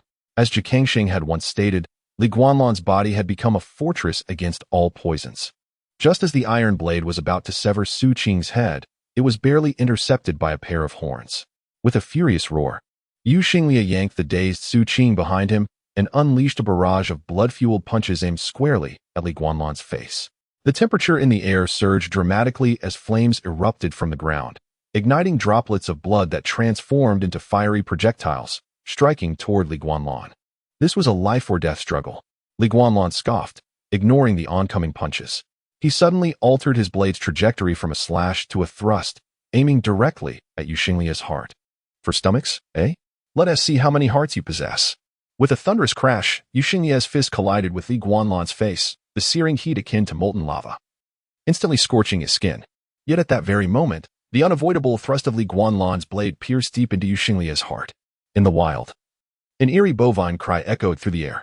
Amidst the rising flames, Yu Xinglia's massive form crumpled to the ground, his once glowing horns dimming, losing their former might. "You have slain the raging bull Yu Xinglia, earning justice points, 10,000. Upon hearing this proclamation, Li Guanlan slowly withdrew his blade and began searching for Su Qing, only to find him missing. Just moments ago, when Yu Xinglia had pulled him to safety, Su Qing had seized the opportunity to escape. Li Guanlan scanned his surroundings, but found no trace of Su Qing's departure. Frustrated, he spat a mouthful of blood and began to walk towards the wooden stakes. However, after only a few steps, his legs buckled, and he collapsed to the ground. He had sustained a lethal blow from Yu Xinglia in his final moments. Now, his entire body felt as if it were ablaze, the heat searing and unbearable. The skin on his cheeks felt charred and hardened, and his mind was fogged by the overwhelming temperature. "You are being consumed by the flames of poison, your senses growing hazy. By expending 3,000 justice points, you may dispel the flames of poison. Expend." Li Guanlan murmured, and immediately felt a wave of coolness wash over him, alleviating much of the searing heat, allowing his mind to clear. "Phew, thank goodness for the system. Otherwise, I would surely have perished here." Lying on the ground, panting, Li Guanlan felt grateful for his resilience. Without the system and sufficient justice points, he might have met his demise today. This further validated his hypothesis among the two types of enhancement points. The application of justice points was evidently broader than that of unjust points.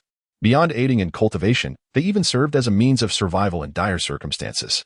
However, the thought of earning 10,000 justice points for slaying Yu Xinglia, only to spend 3,000 to dispel the fire poison, left Li Guanlan feeling a pang of regret. Chapter 114. Was it intentional or accidental? Regrettably, Su Qing managed to escape unscathed.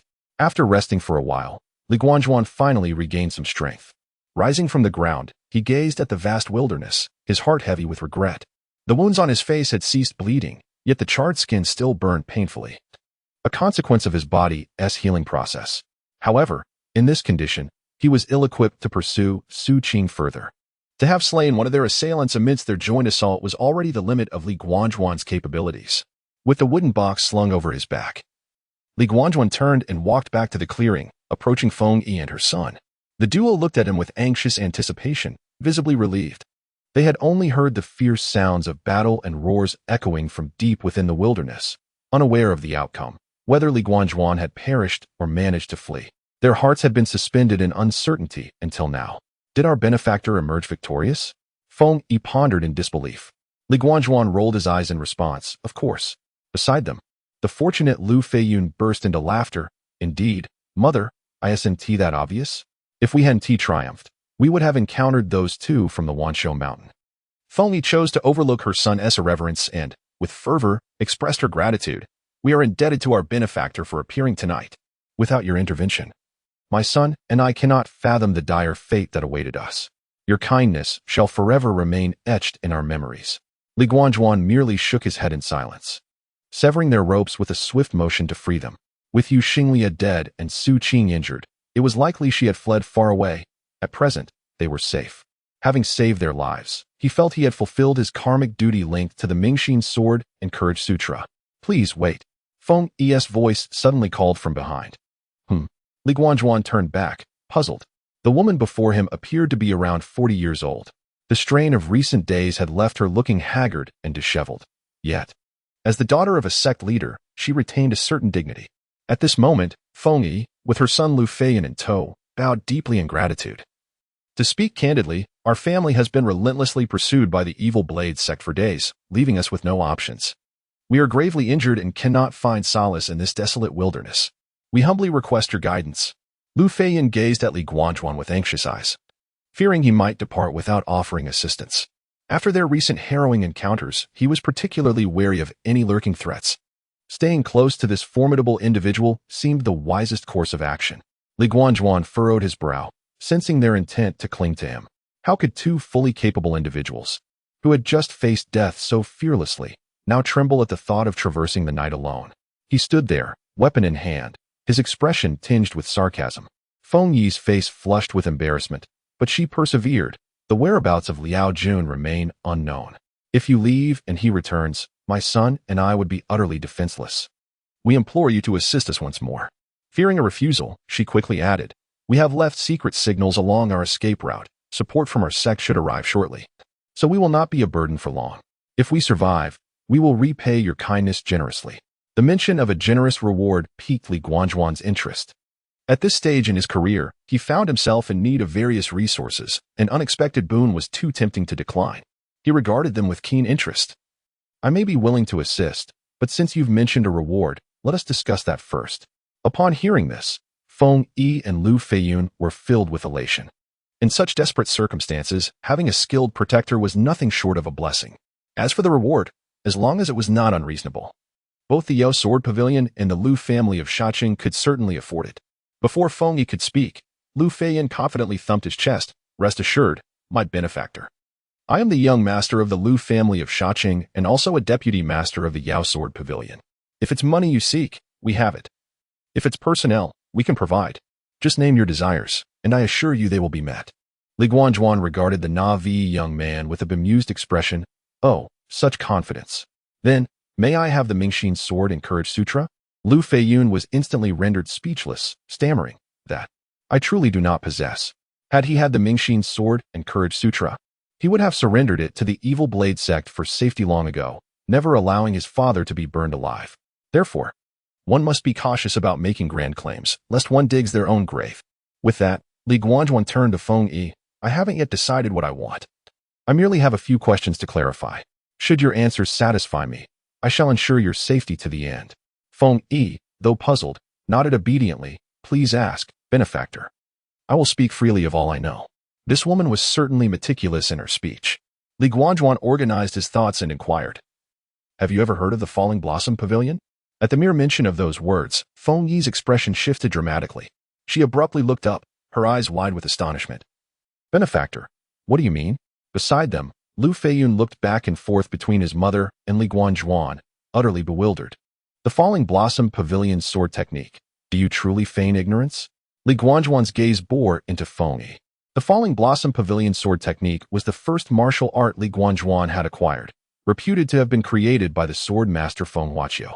As the daughter of Feng Huaqiu, Feng Yi could not possibly be unaware of this technique. Should she dare to deny it?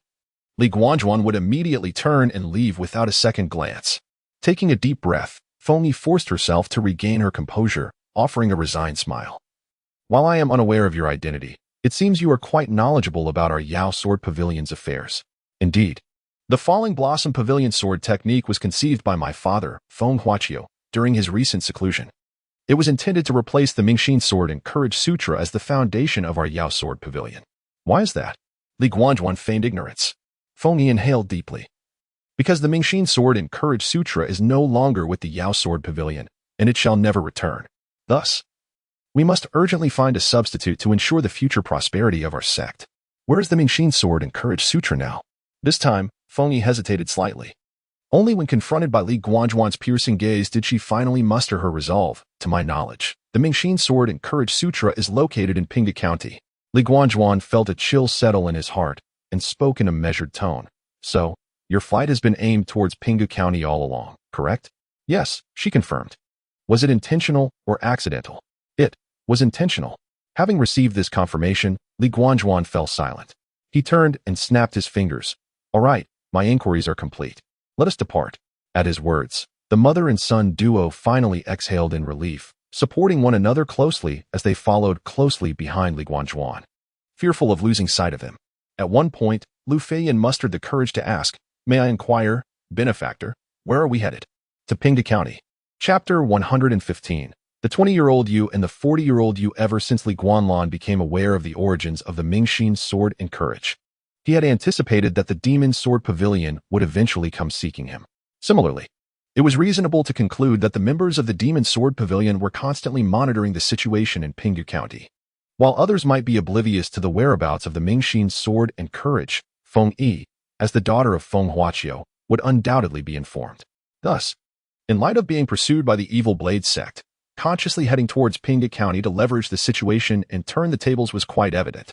However, before Feng Yi's family could reach Pinghu County, they were captured by the evil Bullied sect. If he did not take action tonight, their plans would surely be thwarted. Was this merely seeking trouble? Li Guanlan did not think so. For even without this incident, the Demon Sword Pavilion and the evil Bullied sect would eventually find him, leaving him entirely at their mercy. Conversely, with tonight's events, he had gained leverage for negotiation with both sections. At this moment, upon uttering the words Pinghu County, Feng Yi and her son immediately froze in place. Li Guanlan turned around and observed the dazed pair, his gaze dismissing the bewildered Lu Feiyun and focusing instead on Feng Yi. Though the night was deep and the stars solitary, he distinctly perceived a flicker of panic in the woman's eyes. They were all astute individuals. It was best to speak plainly. Surely, you have recognized my identity by now, Sister Feng Yi? Feng Yi first pulled the foolish Lu Feiyun behind her before managing a wry smile and nodding. While I may not know you personally, I am familiar with that blade. Despite the dim lighting and your deliberate efforts to draw the fight away, I still recognize the cue. After speaking, she anxiously glanced at Li Guanlan's reaction, relieved to find no hostility emanating from him, and continued, "Moreover, you might not be aware that the martial world has not seen any young masters for quite some time, especially one capable of single-handedly slaying dozens of evil Bullied sect disciples and countering 2 major zodiac attacks in the Beast Mountain. In the past 50 years, there has not been a single one. 50 years ago, the only one with such accomplishments was the previous owner of the Q, Li Sangyao. Furthermore, you initially mentioned that you wield the Mingxin Sword and Courage. If I could not deduce your identity from that, then I would have wasted the last few decades of my life." After hearing this, Li Guanlan found himself both amused and exasperated. He had indeed taken care to avoid letting Feng Yi see the full form of the Q during the fight, yet he never anticipated that she would still discern its origins. Of course, he also had to admit that he had been rather conspicuous. Like a firefly in the darkness, impossible to conceal. At that moment, Lu Feiyun finally snapped out of his astonishment and exclaimed, pointing at Li Guanlan, "You are Li Guanlan, the son of the one who stole our Demon Sword Pavilion's treasured artifact. You scoundrel, return the Mingxin Sword and Courage." With that, he charged at Li Guanlan. prompting Feng Yi to disregard everything else and slap Lu Feiyun on the back of his head. Be quiet. The Mingxin sword and courage was fairly won by seniorly from your grandfather. We gambled and lost. It is no one's fault. Previously, she had merely thought her son was spoiled and arrogant, but today she finally recognized his utter foolishness. The person before them had just killed dozens without flinching. Should he be provoked, both of them could easily meet their demise. Li Guanlan found the scene amusing, choosing not to stoop to Lu Feiyun's level. Instead countering Feng Yi, if you all have accepted your loss, why the persistent desire to reclaim the artifacts from Pinghu County? According to Feng Yi's earlier statements, reinforcements from the Demon Sword Pavilion would soon arrive, potentially under the pretext of rescuing her family or seeking retribution against the descendant of Li Sangyao. However, if the victory had been legitimate, what was there to reconcile? Feng Yi, sensing the tension, waved her hands in haste. You misunderstand, benefactor. We do not wish to seize back the Mingxin sword and courage. We seek to exchange for it. Exchange for the Mingxin sword and courage? Li Guanlan was genuinely taken aback. The Demon Sword Pavilion, rumored to be a nefarious sect, had a rather unsavory reputation in the martial world, including whispers of human sacrifices to forge swords. How could they possibly be so amenable? Or was it that after witnessing his prowess, this woman had altered her approach? As Li Guanlan pondered this, Feng Yi continued, actually, what your father and my father originally gambled on was not the Mingxin sword and courage, but another item. However, my father ultimately chose the Mingxin sword and courage, which left our entire sect in decline for over 50 years. Now, we plan to use that original item to exchange for the Mingxin sword and courage. Well then, this was yet another past he could not verify. Nevertheless, he was quite pleased at the prospect of trading the Mingxin sword and courage for something else, as he had already mastered it. And leaving the manual to gather dust was wasteful. If it could be put to better use, why not? However, for you to assume you can take or exchange at will without considering our position is rather presumptuous, Li Guanlan retorted. While he still did not know what precisely his father had gambled away, given that the other party had initially reneged and exchanged it for the Mingxin sword and courage, he had tacitly accepted that his family had suffered a loss. Now, the Demon Sword Pavilion clearly regretted their decision and sought to reclaim what they had lost, implying he was to bear the brunt of the loss twice over. Who would be pleased with such a predicament? Feng Yi hurriedly assured him, rest assured, benefactor. The item we bring this time holds value far exceeding that of the Mingxin sword and courage. Li Guanlan chuckled. So you were saying that what you bring is indeed the item that should have been ours? Precisely, she confirmed. Then that implies your father was deceitful, providing a lesser item in its place? Feng Yi was momentarily at a loss for words. It's not like that. That item has not changed. There were just circumstances back then. Enough, Sister Feng, can you answer me honestly? Li Guanlan interjected. Feng Yi paused, quickly responding, please, ask away. The 20-year-old you and the 40-year-old you are both you. Do you believe the value of these two versions of yourself is the same? As soon as the flippant words left his lips, Feng Yi's expression shifted, her face reddening with embarrassment. Beside her, Lu Feiyun erupted in rage. How dare you make a pass at my mother? He intended to issue further threats, but the next moment, a sharp pain in his abdomen sent him flying backward. Li Guanlan withdrew his foot, casting a dispassionate glance at Feng Yi. Your son is rather foolish. Let me give him a lesson. Chapter 116. Am I the final boss of the instance? As she witnessed her son being kicked away, Feng Yi dared not show any reaction, and strangely enough, she felt a sense of inexplicable satisfaction. He must endure some hardships to truly comprehend the treachery of the world. Mere words would not suffice compared to a slap from another. Indeed, after receiving that kick, Lu Feiyun became considerably subdued. He clambered up from the ground, limping over to stand behind Feng Yi, his head bowed in silence. Feng Yi, lacking the time to comfort her son, hurriedly interjected before Li Guanlan could speak. Your words ring true. Youth is indeed preferable. Yet, in some matters, the opposite holds true. The value of a century-old ginseng far surpasses that of its younger counterpart. What do you think, benefactor? Upon hearing this, Li Guanlan felt a stir within him. The implication in her words suggested that the item to be exchanged was a rare medicinal herb of considerable age, or perhaps something akin to it. Although his knowledge of such matters was limited, he had partaken of the martial fortune pill and the fusion pill, both of which were undoubtedly valuable. If Feng Yi referred to something similar, then indeed, the older, the better. With this in mind, Li Guanlan's tone softened. The worth of such items remains to be seen. Feng Yi sighed with relief. Of course, we would not dare to engage in a trade with the benefactor without presenting the goods. It would only invite ridicule. Given that it was merely a matter of waiting a few more days, Guanlan decided to assess the situation further before making any commitments. He no longer pressed the mother and son pair and waved for them to follow. Currently, Pinghu County is rife with chaos, teeming with individuals from all walks of life, all drawn to me. However, these are trivial matters. Stay close to me, and I will ensure your safety. Now, he spoke with confidence, particularly after the events of that evening. Feng Yi's face lit up with joy. Thank you, benefactor. They no longer doubted Guanlan's capabilities. In fact, they felt even more assured than he did. The trio traversed the wilderness and soon arrived at the official road leading to Pinghu County, encountering no further mishaps along the way. It was only upon reaching the road that the anxious mother and son finally felt at ease. For reasons unknown, it seemed that standing on this path brought an inexplicable sense of tranquility. Traveling westward will lead you to Pinghu County, while heading east should take you to Shachi. If you wish to change your mind, now is still the time, Guanlan said, gesturing towards the official road as he glanced back at the two. Logically, Lu Feiyun, as the young master of the Lu family in Shaching, would best be accompanied by Feng Y Chapter 117, Ascend. It is no wonder that Guanlan harbored such thoughts. Ever since his arrival in this world, he had felt a peculiar dissonance regarding his identity. As an hereditary constable of the Wu Tang, he was destined to remain in the confines of Pinghu County for his entire life, unable to venture beyond.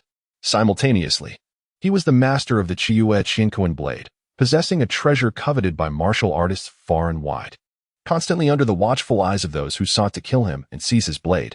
Yet, this was merely the overt narrative, unbeknownst to others. He had also acquired a mahogany box, within which lay treasures such as the geomantic map of Pinghu County, though he had only glimpsed one. Guanlan surmised that the others were of similar caliber. Was this not akin to a treasure map? Here he was, laden with such wealth, yet bound to a fixed locality, openly declaring to the world, I am here, in the context of his past life. It resembled a dungeon boss waiting for players to slay and loot. The distinction lay in the fact that Guanlan, this boss, possessed his own thoughts and aspirations.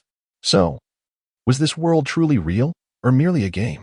And what of my existence? Am I merely a collection of data, or a living being? Frustrated, he tugged at his hair, consumed by a tempest of emotions. In that moment, he began to question his very existence. Yet, there was no one to enlighten him. No one to elucidate the nature of this world. Wait, there might be someone. Something that could know. Guanlan recalled the system. System, could you enlighten me on the nature of this world?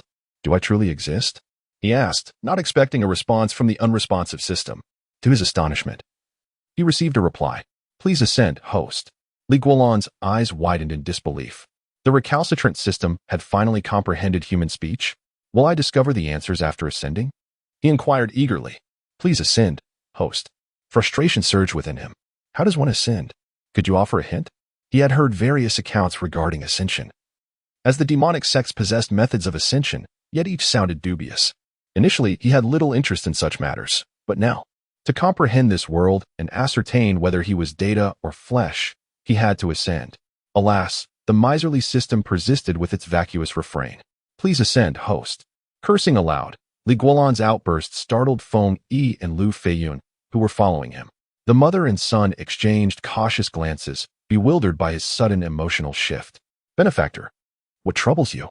Guanlan turned to them, his spirits dampened. He found himself ensnared in an existential quandary, questioning his identity and the nature of his existence. This led him to a state of despondency.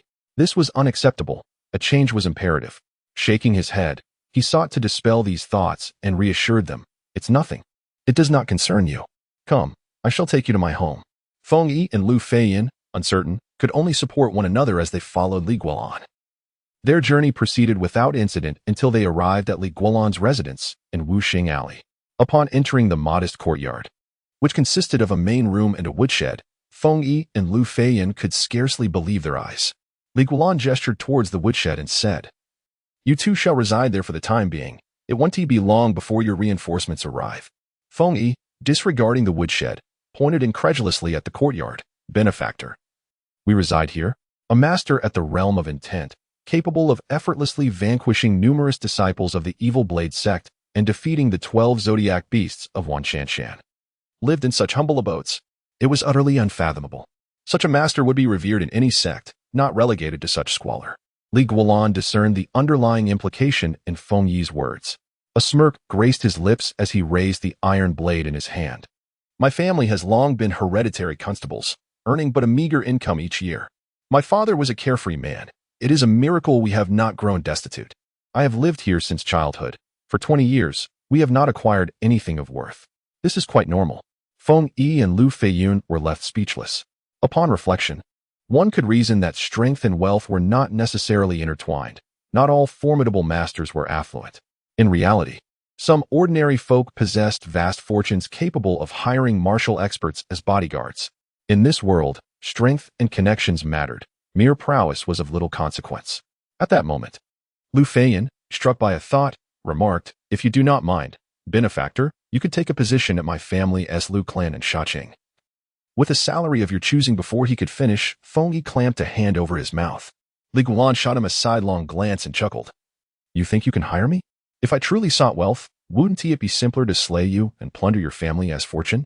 Poverty is not merely a result of lack of ability, it is often a matter of principles." After voicing this, Li Guanlan stretched languidly and retreated into his room. "I shall find a place to sleep. Do not disturb me. If you find the environment unsatisfactory, there is an inn at Qin Drum Tower in the county center."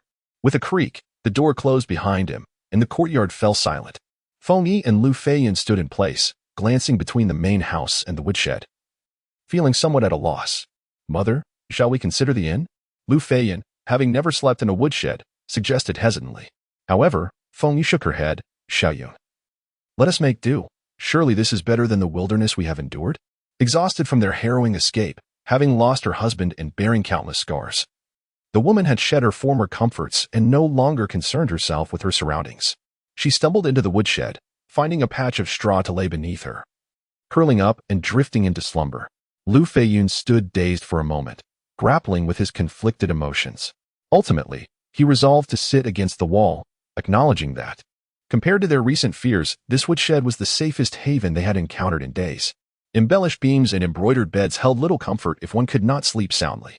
Chapter 118. The Arrival of Vengeance Upon Awakening, with the sun already high in the sky. Li Guanlan immediately sought out the wooden box he had brought back the previous night. As the mechanism clicked open, the box slowly revealed the 6 scrolls he had seen before. However, Li Guanlan's attention was not immediately drawn to the scrolls. Instead, he focused on the 2 porcelain vases beside them. The vases, adorned with a white base and blue floral patterns, appeared rather ordinary, their glaze unremarkable, merely typical ceramic vessels. Yet, anything that could be placed within by his frugal father could hardly be deemed commonplace. With a sense of anticipation, Li Guanlan carefully extracted the 2 vases for closer inspection. Upon examination, he discovered labels affixed to the bottoms, Wuyan Fusion Pill and Guai Shitaishian Pill. Almost simultaneously, a voice echoed within his mind, Wuyan Fusion Pill, a hybrid of the Fusion Pill and the Wuyun Pill. It possesses the dual effects of merging martial arts into a new discipline, while simultaneously elevating the practitioner's realm to the pinnacle of mastery. Guai Shitaishian Pill, a sacred healing elixir, it cannot revive the dead but can mend broken bones. Consuming this pill will immediately induce a state of suspended animation, isolating the user from external sensations while facilitating recovery. The duration of this state depends on the severity of the injuries, as long as one is not dead. Revival is certain. What remarkable treasures! Li Guanlan's eyes sparkled with excitement. Setting aside the Guai Shitaishian Pill, the mere existence of the Wuyun Fusion Pill was already worth a fortune. He had personally experienced the wonders of both the Wuyun Pill and the Fusion Pill. The biting sword and saber technique had become his most utilized martial art, although he wielded only a saber at present. Employing sword techniques unexpectedly during battle often yielded extraordinary results. The Fusion Pill was even more extraordinary, capable of elevating martial arts to their peak in an instant, an unfathomable feat. The value of the Wuyun Fusion Pill, which amalgamated the benefits of both, transcended the simplistic arithmetic of 1 + 1 equating to 2. In critical moments, it could indeed turn the tide of battle. As for the Guai Shitaishian Pill, its description suggested that it was akin to an additional life. There is no more straightforward and brutal remedy than the gift of an extra life. Gently lifting the lid, Li Guanlan poured out the pills and counted them with mounting excitement. 10 Wuyun Fusion Pills and a staggering 30 Guai Shitaishian Pills. With such a bounty, I am practically invincible. Cherishing the 2 porcelain vases, he finally turned his attention to the 6 scrolls. He first opened the geographical map of Pinghu County and, after confirming its ordinary nature, set it aside and proceeded to the second scroll. As anticipated, it was yet another geographical map. However, upon reading its title, Guanlan's brows furrowed uncontrollably. Geographical map of the capital. What could his frugal father possibly mean by this? Has he even prepared the geographical map of the capital? Surely it cannot be for the purpose of protecting the emperor. Guanlan found it hard to believe such a notion. Shaking his head, he decided not to dwell on such distant matters. For now, he was confined to Pinghu County, rendering this map largely irrelevant. He then unrolled the third scroll. It depicted a portrait of a beautiful woman. The figure within bore clear and vivid features, so lifelike that it seemed she might step out of the painting. In the upper right corner, the artist had inscribed the title, Calm Mother. Indeed, the title was Calm Mother. Guanlan raised an eyebrow, a wry smile instinctively forming on his lips. He had deduced the identity of the woman in the portrait, but that was the extent of his connection. The remnants of his memories provided little warmth towards her, making the notion of calling her mother somewhat burdensome. Shaking his head, Guanlan proceeded to the fourth scroll. This time, the artwork did not feature a person but rather a pair of blades. At a glance, he recognized the sword depicted as the missing moon, universe blade, while the other sword, gleaming with equal brilliance, remained an enigma. Yet, this was not the most remarkable aspect of the painting. As Guanlan focused intently on the artwork, numerous ethereal images of swords and blades materialized before his eyes. Although these were mere phantoms, his instincts warned him that they were anything but ordinary. Simultaneously, the system's prompt resounded. Consuming 2,000 unjust values will awaken this painting. Though the message was succinct, it was enough to convey the painting's significance. Thus, Guanlan abandoned his earlier thought of summoning Ji Songxing to discern the identity of the sword. Instead, he silently noted its features, intending to seek verification on his own later. Just as Guanlan prepared to examine the final two scrolls, Feng Yi's voice echoed from the courtyard. Miss, are you here to seek my family as benefactor?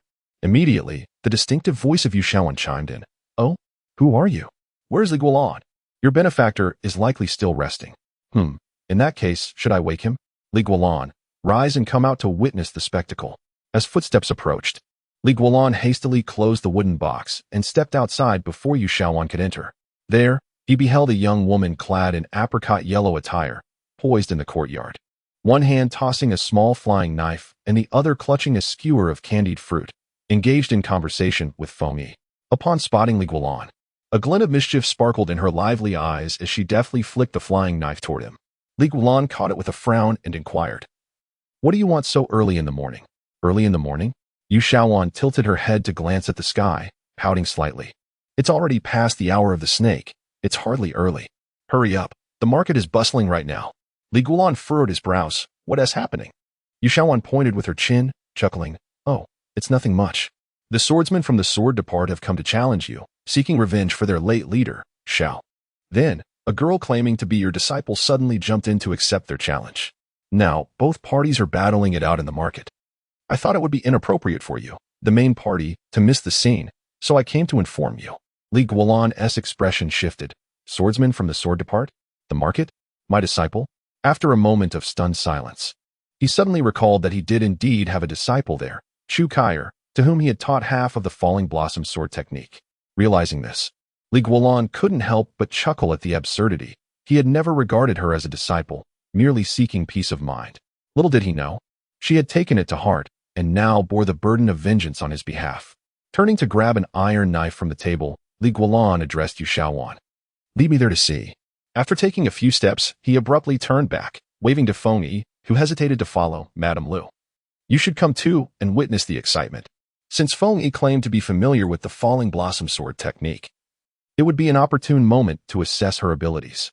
Chapter 119. The Sword Child on a bustling street in Pinghu County. This locale was renowned for its lively atmosphere, attracting nearly a third of the county's populace engaged in the sale and purchase of fresh produce. Naturally, it served as the hub for the latest news. Events occurring in the east would first echo through this thoroughfare before spreading westward. With an influx of visitors from afar, the vibrancy of this place had recently intensified. When Guanlan and his companions arrived, the street was already teeming with people. Spectators stood on either side, straining to catch a glimpse of a gathering in the center, their faces alight with excitement. The tranquility of Pinghu County had persisted for far too long, and such thrilling spectacles of vendetta were rare. Missing out on this would be a source of lifelong regret. As for the risk of collateral damage, it was rumored that those who had been mistakenly harmed during a previous altercation with Chun-Lien had received compensation from the martial artists involved, and that those individuals now languished in prison, uncertain of their release.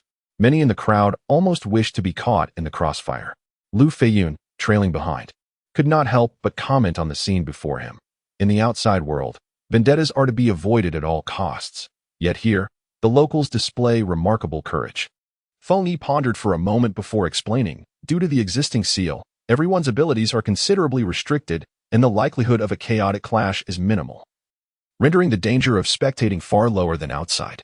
Yu Shaoan scoffed, it's simply that this family has been overly protective. If this were outside, not a soul would remain alive on this street. With that, she cast a glance at Li Guanlan, who appeared puzzled. What did the martial arts seal have to do with the Li family? At that moment, a bystander recognized Li Guanlan and began to shout, Captain Li has arrived. Make way, let Captain Li through. The crowd quickly parted, creating a path for him. Li Guanlan strode confidently into the fray and soon found himself at the heart of the confrontation. Before him stood two factions, one comprised of young swordsmen clad in matching white and azure attire, all armed with swords, while the other featured a defiant young girl clutching a flowering branch. This was none other than Chu Kaier, the student of Li Guanlan who had learned the half-tribe flower court sword technique. The two groups faced each other, separated by a distance of about 30 paces. While the ground was littered with several swords identical to those wielded by the swordsmen, nearby, a few of them nursed their reddened hands, casting disgruntled glances at Chu Kaier. Meanwhile, the onlookers on either side eagerly observed the standoff, offering their commentary. Here I thought the sword hall would reclaim its honor. But it seems they've encountered a formidable opponent. Indeed, this girl possesses remarkable swordsmanship. She has already bested 10 opponents in succession. I've heard she is the apprentice of the dog official. How fortunate for him to have such a talented student handling matters. Look. Another sword child from the sword hall has stepped up to fight. Are they planning a wheel battle? With 10 consecutive victories, the sword hall's reputation is at stake. As the conversation unfolded, one of the sword hall's swordsmen stepped forward, unsheathing his sword to engage Chu Kaier. Unfazed, she met him with her peach branch. Her movements were graceful, and her unconventional weapon proved effective. After exchanging 10 strikes, she deftly struck his hand, causing him to drop his sword and retreat. His face flushed with embarrassment. The crowd erupted in applause. Indeed, these are the sword children of the sword hall. Feng Yi exclaimed in surprise. Yu Shaoan scoffed again. Could there be any doubt? This fellow has slain their leader. If the sword hall does not seek retribution, they will be the laughingstock of the martial world. Li Guanlan merely shrugged, unconcerned. Sword children? As long as they dare to harm the citizens of this county, none shall escape unscathed. I have slain their leader. Why should I fear them? Yet Yu Shaoan shook her head disapprovingly. You clearly do not understand the sword hall. Who told you that higher ranks equate to greater skill? Feng Yi quickly interjected, you may not be aware, but the mightiest forces within the sword hall are not the leader, the elders, or the hall master, but the 300 sword children. They are the very foundation of the sword hall's dominance in the martial realm. Lu Feiyun, seeking to revel in Li Guanlan's potential embarrassment, seized the opportunity to boast. In recent years, the righteous martial world has gained acclaim for 3 entities, the one Buddha, 2 sects, and 3 halls. The one Buddha refers to the Buddha temple, the 2 sects to the Righteous Path sect, and the 3 halls to the sword hall. Among them, the Buddha temple is formidable due to the 18 bronze men. The Righteous Path sect possesses 8 precious artifacts, while the sword hall relies on its 300 sword children. He continued, these sword children are born with an innate affinity for the sword, capable of sensing its sound and intent. Such individuals are naturally suited for sword practice. And when combined with the sword hall's techniques, their potential is maximized. Consequently, the 300 sword children of the sword hall are exceptionally fearsome. It is said that they could even triumph over a well-equipped cavalry unit. After sharing this, Lu Feiyun discreetly glanced at Li Guanlan, reveling in his misfortune. You see, these 300 sword children have a unique characteristic. They never act alone. When one moves, they all move. This time, precisely 100 sword children have come to Pinghu County. Li Guanlan listened impassively, then turned to Lu Feiyun, raising an eyebrow. Oh, and how do these sword children stack up against the Evil Blade sect? How do they fare against the Evil Blade formation? Lu Feiyun was momentarily at a loss for words. Well, Yu Shaoan, unaware of Li Guanlan's activities the previous night, interjected, The evil blade sect's techniques are peculiar, and its disciples are equally eccentric, bloodthirsty madmen. When combined with the evil blade formation, should there be a capable leader, they would not be easily outmatched by 100 sword children. In a head-on clash, it would only lead to mutual destruction. Neither side would benefit. Ah. So it's a case of half a kilogram versus 8 tails, Li Guanlan remarked with a smile, stretching his neck as he stepped toward the battleground.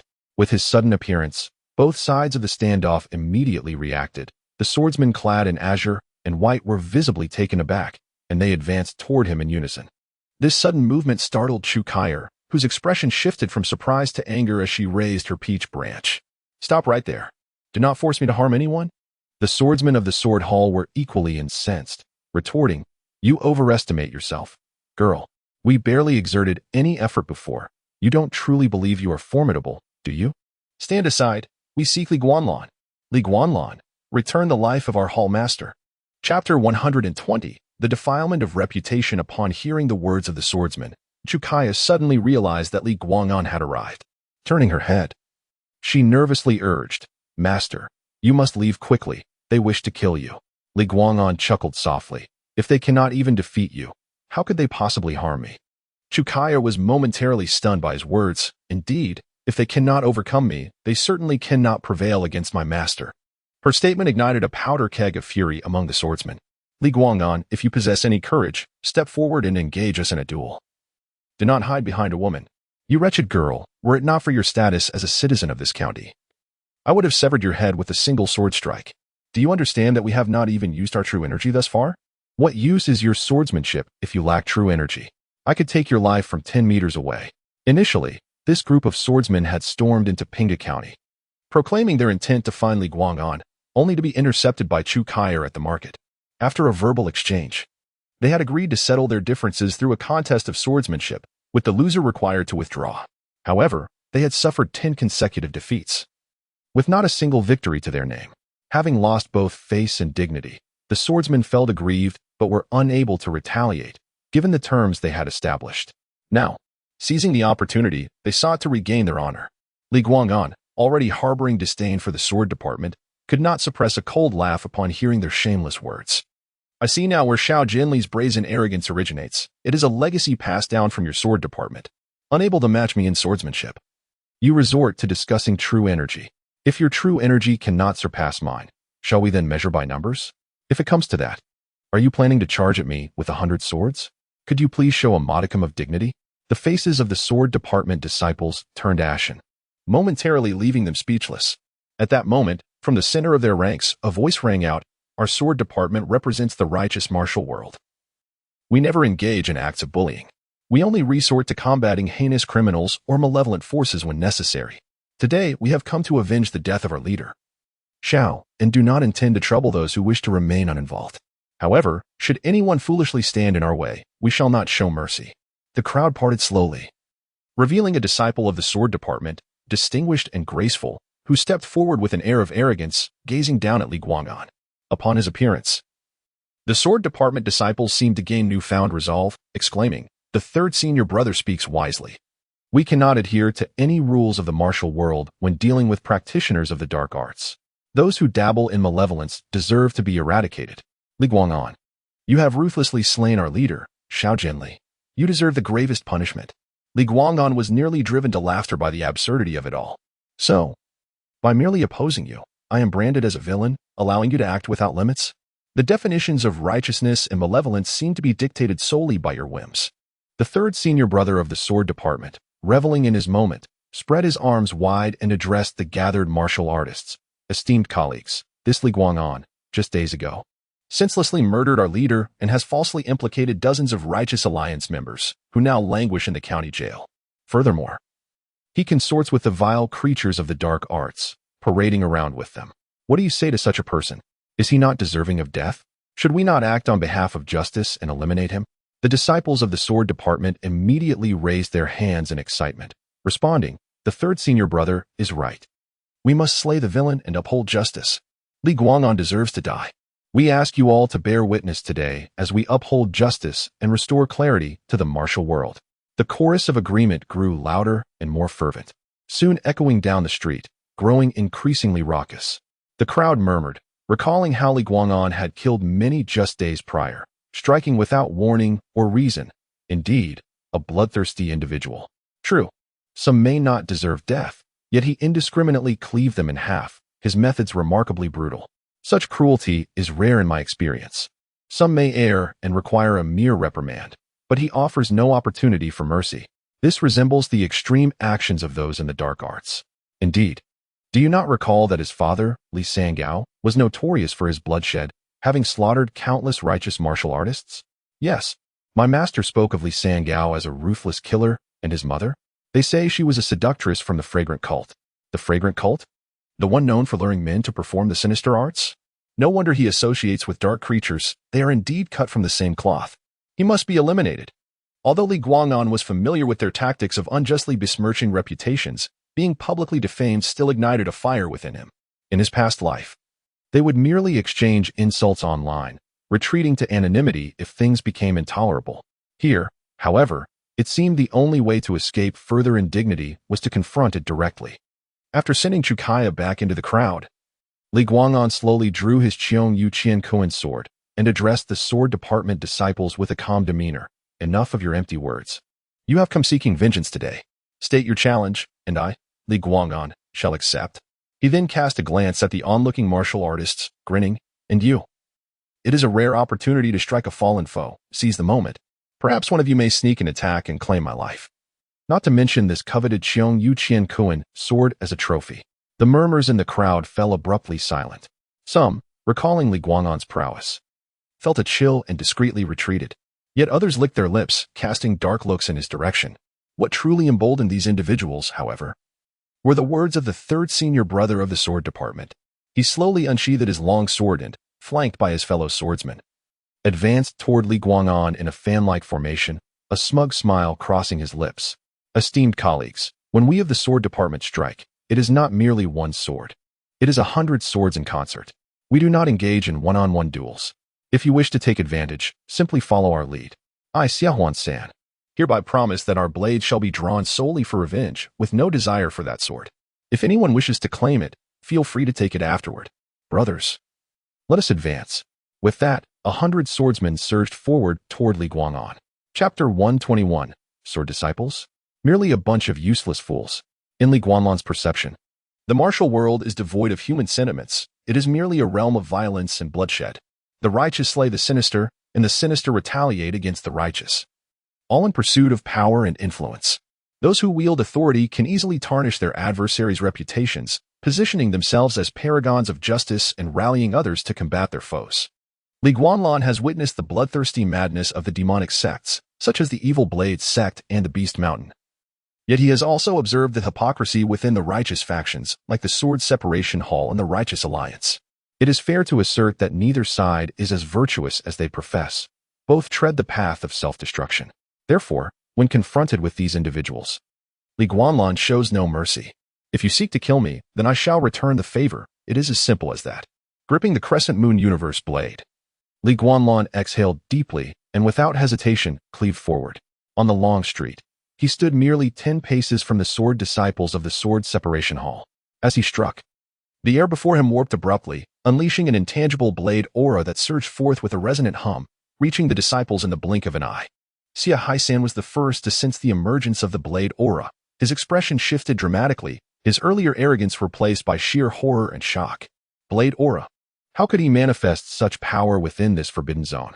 Everyone, be cautious, he cried anxiously, simultaneously releasing his long sword, which shot forth like a lightning bolt toward the invisible blade aura, an embodiment of the renowned sword separation technique.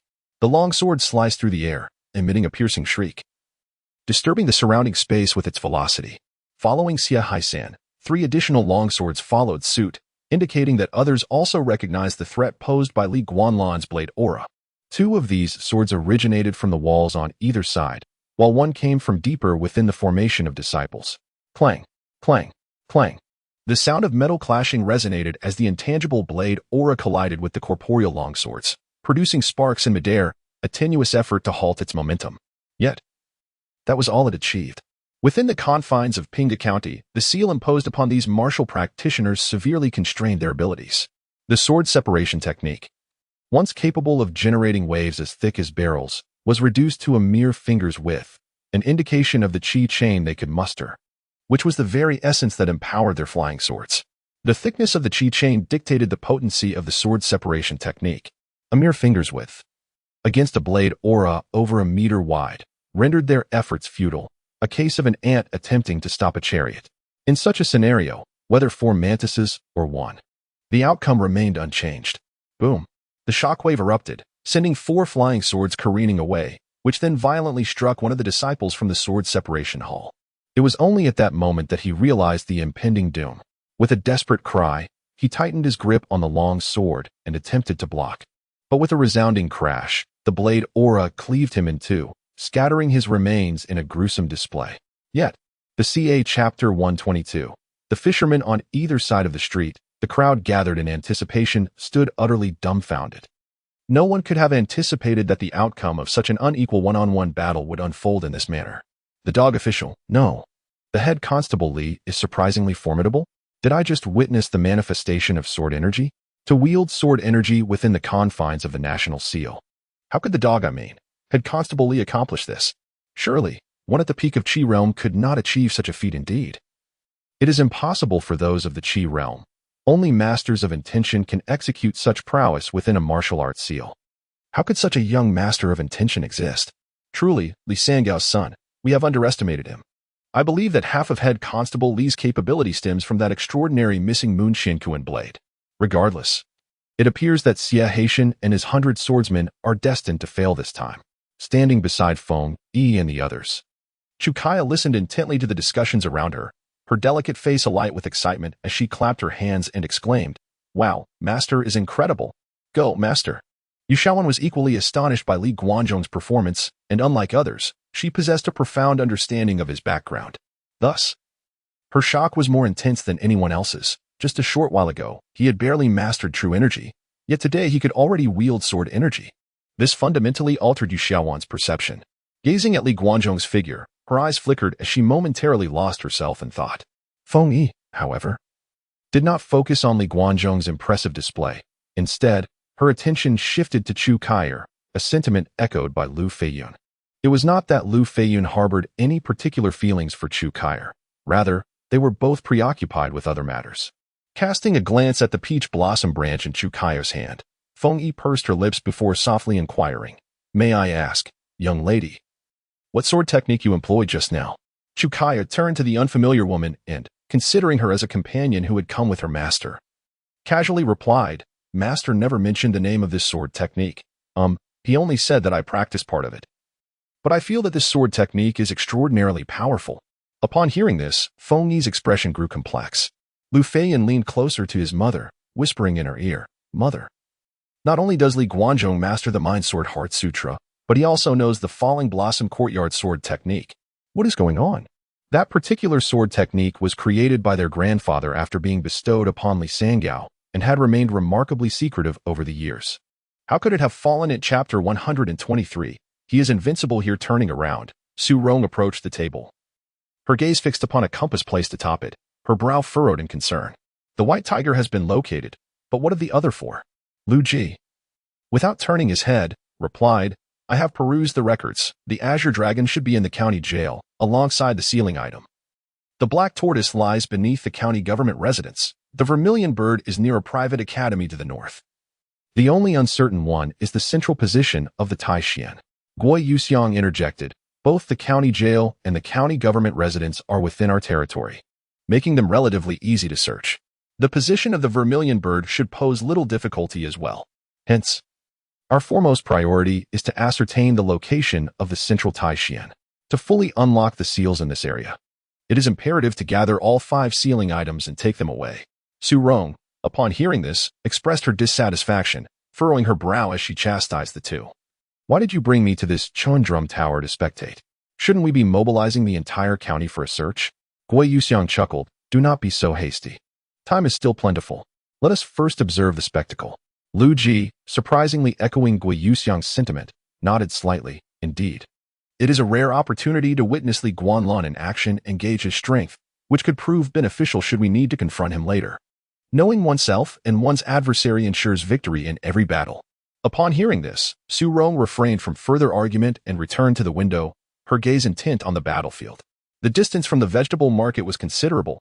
The radiance emanating from the queue would not pose a threat to them, rendering this a rare opportunity. That blade was exceedingly sharp and needed to be subdued first. After observing for a while, Su Rong offered her serious recommendations. Wei Yuxiang chuckled, easier said than done. That blade is almost inseparable from him, and with it in hand, Li Guanlan is virtually invincible here. Indeed. Who could believe that a single individual could pursue 100 swordsmen from the Li Sword Hall, causing them to flee in disarray? Even if the swordsman's powers were significantly diminished within the ceiling area, they could not unleash the formidable swords of the world. Yet Li Guanlan had effortlessly dismantled the 100 flying swords with his blade's aura, shattering all preconceived notions. It is crucial to remember that the 300 swordsmen from the Li Sword Hall can withstand the armored cavalry of the Wu-Tang without retreating. And the Wu-Tang's heavy cavalry is among the most terrifying battlefield machines in this world. The only strategy one can conceive is to buy time or to tear open a breach in the seal once we have located 3 or more sealing items, thereby liberating the majority of the martial artists from their constraints, allowing them to unite against Li Guanlan. After a prolonged silence, Lu Ji shared his thoughts.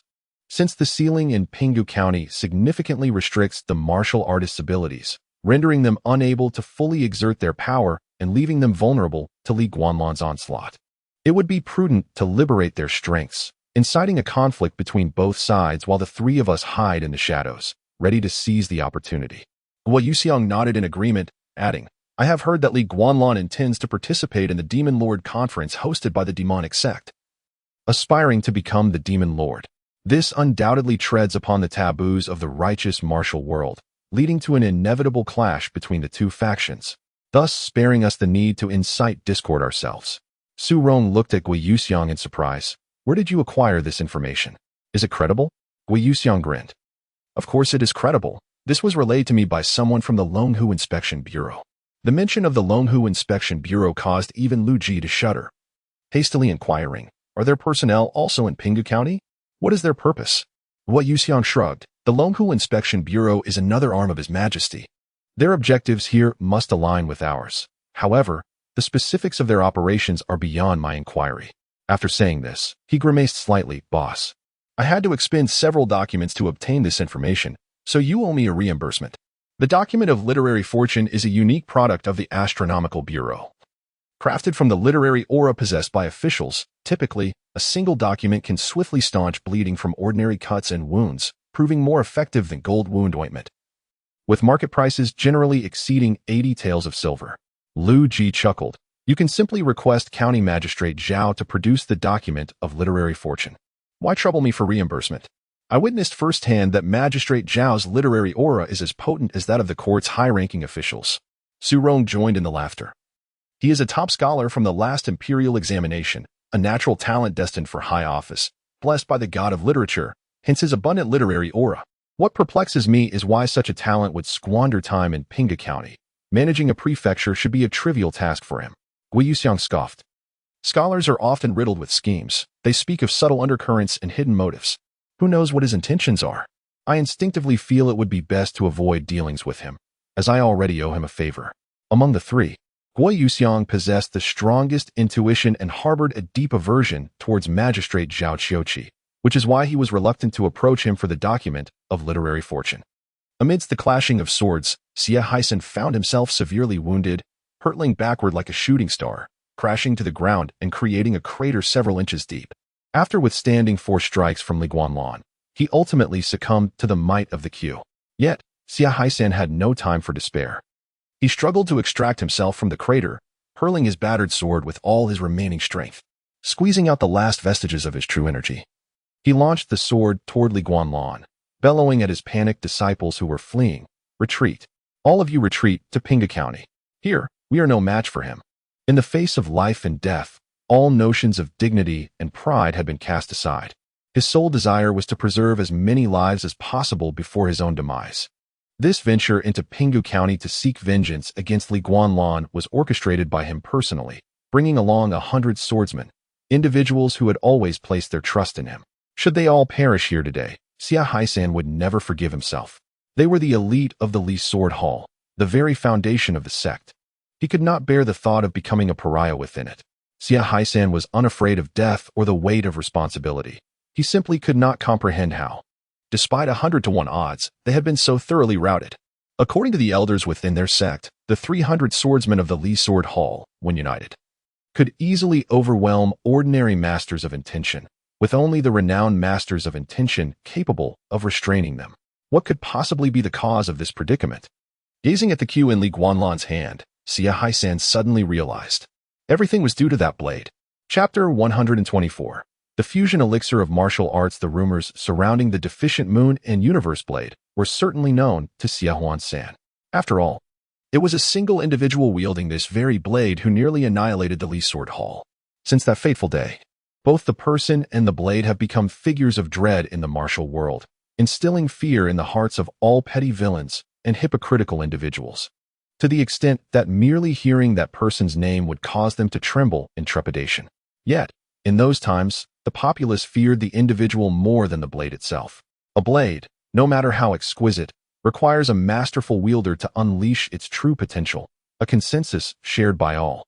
As the saying goes, heavenly materials and earthly treasures are meant for the virtuous. The latter half of this adage has always held paramount importance, just as the illustrious Wu Tang was a force to be reckoned with in the hands of Emperor Taizong. Its descendants have now brought the once glorious Wu Tang to the brink of ruin.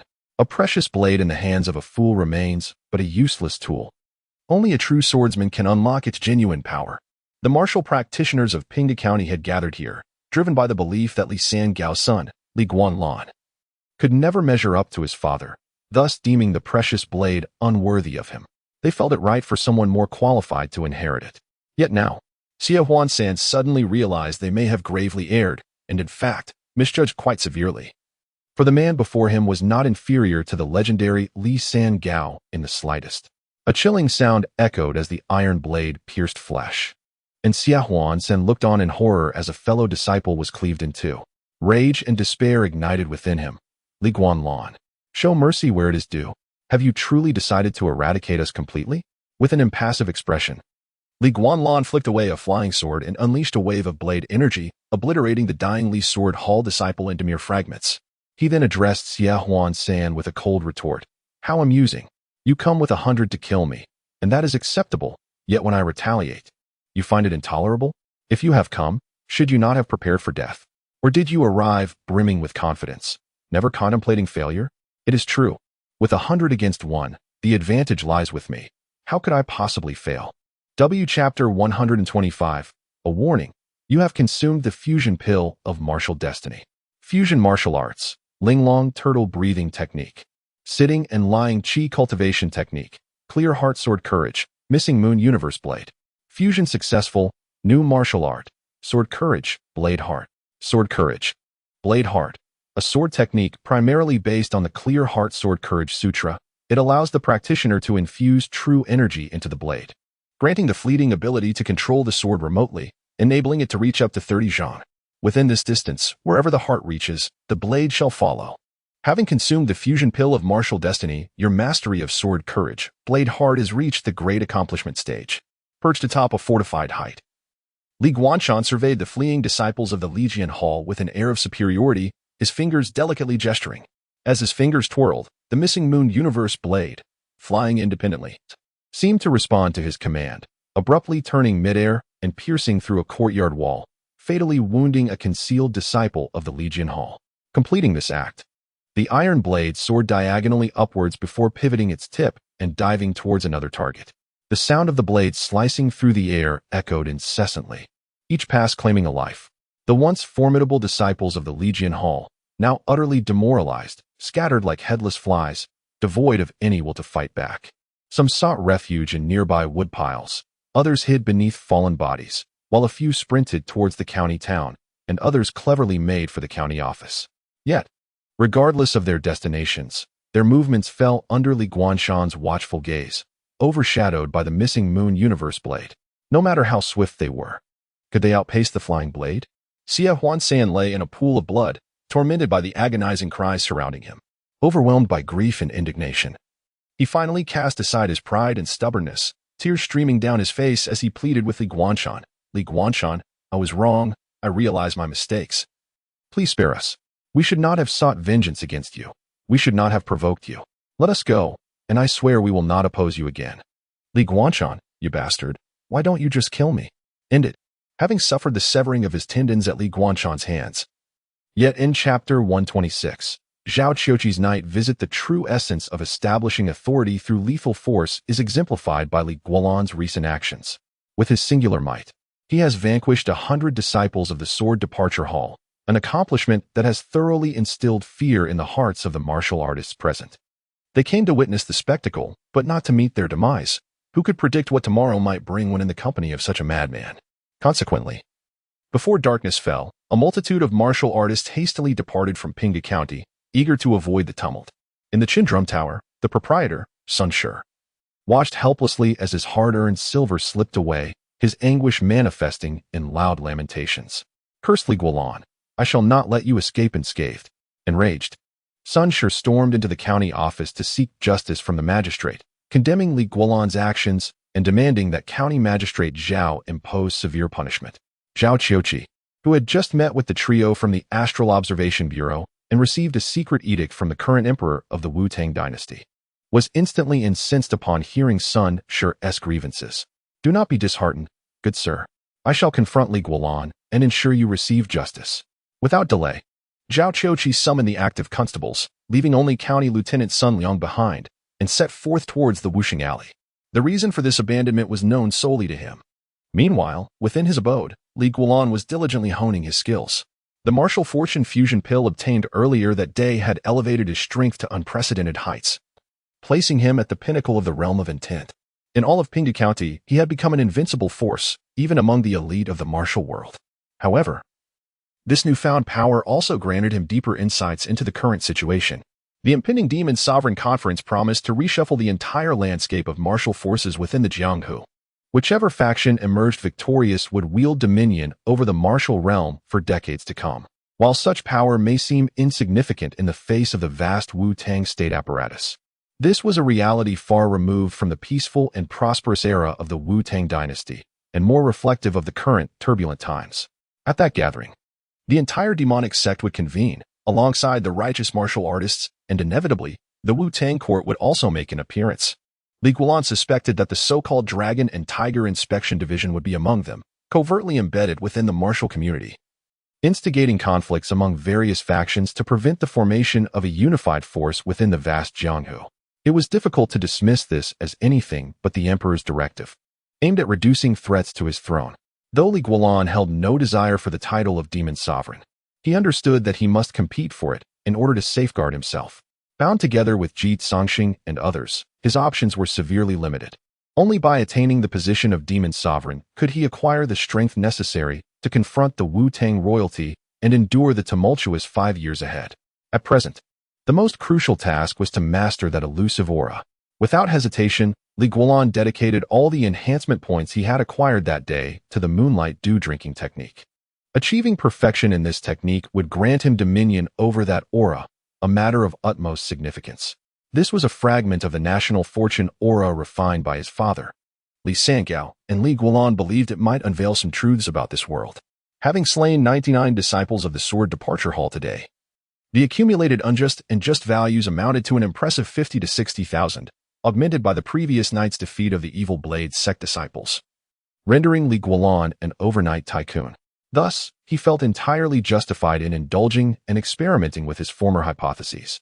Previously, when his martial arts progress stagnated, he would abandon his efforts, primarily due to an unwillingness to squander the hard-earned enhancement points. Now, free from such concerns, Li Guanlan was eager to attempt a rigorous approach.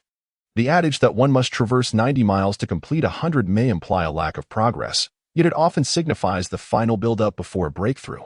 You forcefully advance the moonlight dew drinking technique, consuming 5,000 just values. You forcefully advance the moonlight dew drinking technique, consuming 5,000 unjust values. You forcefully advance the moonlight dew drinking technique, consuming 3,000 unjust values. If enhancement points were likened to wealth, Li Guanlan was presently spending lavishly to forcefully advance the moonlight dew drinking technique. Despite possessing a considerable amount of enhancement points, his reckless expenditure led to a visibly rapid depletion, causing his mental state to fray. much like a gambler at the table, witnessing each bet yield no returns. The dwindling capital would inevitably incite desperation, just as Li Guanlan approached the brink of despair, on the verge of exhausting his enhancement points. He heard the long-unheard voice of the system.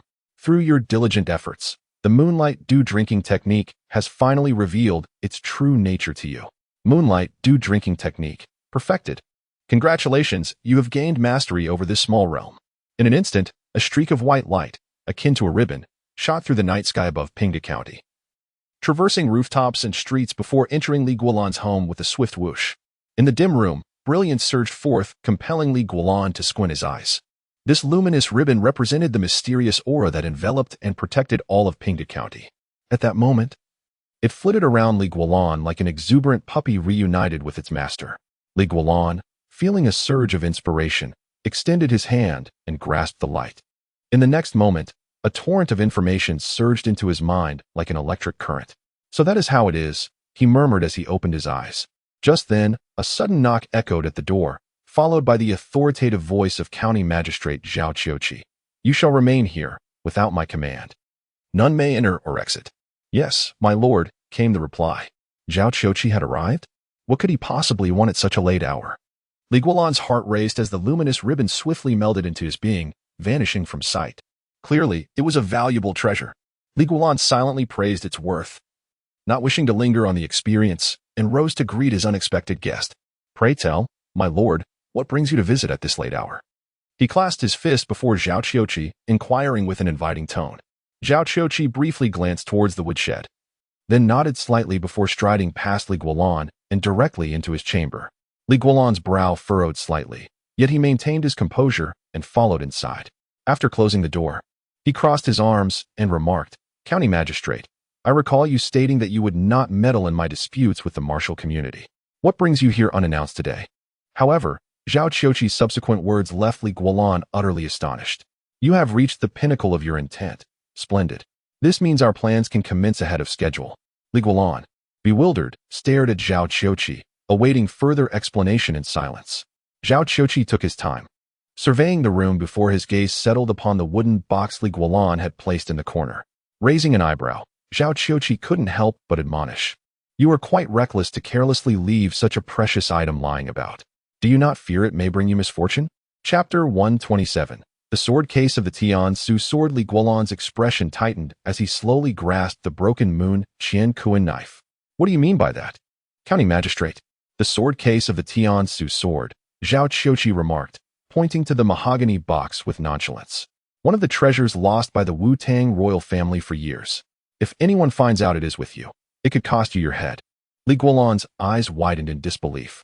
What did you say? The sword case of the Tian-Su sword? Indeed, this is the sword case of the Tian-Su sword, which once housed the sword of Emperor Taizo. Zhao Qiuqi settled himself beside, his demeanor serious yet inscrutable. Who exactly are you? Li Guanlan inquired. Zhao Qiuqi replied coolly. I am the current Dragon Slayer of the Dragon Slayer Valley.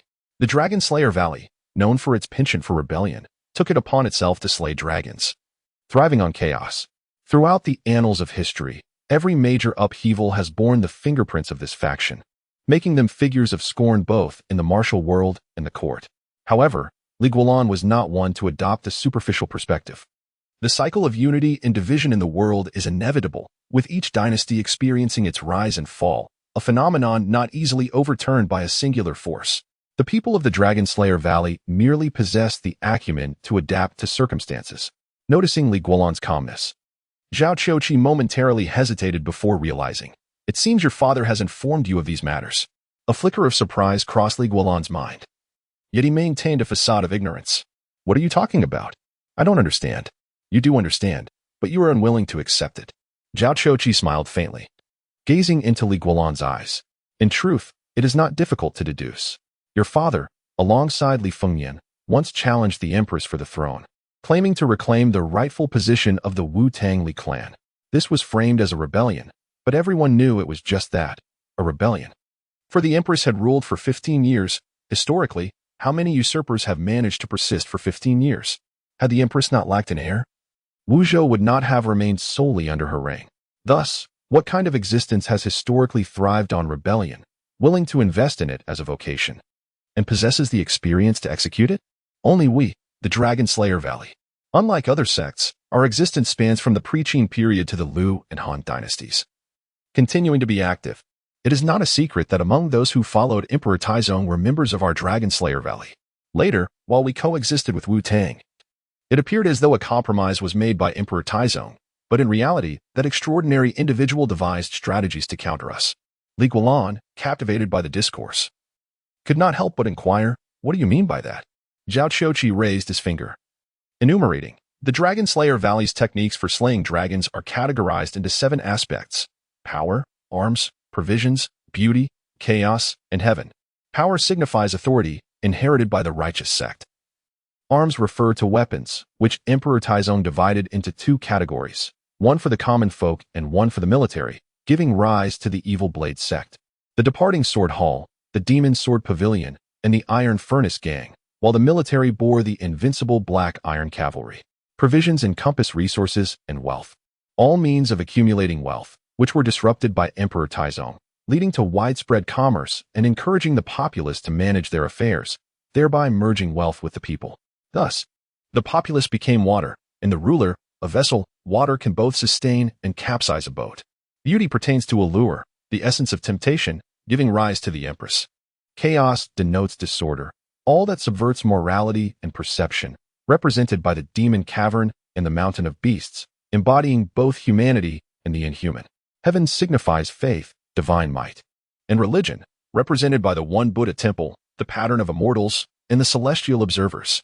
In this manner, the techniques of the Dragon Slayer Valley were fragmented by Emperor Taizong, akin to a sturdy wooden staff splintered into pieces, losing its strength and becoming mere sand.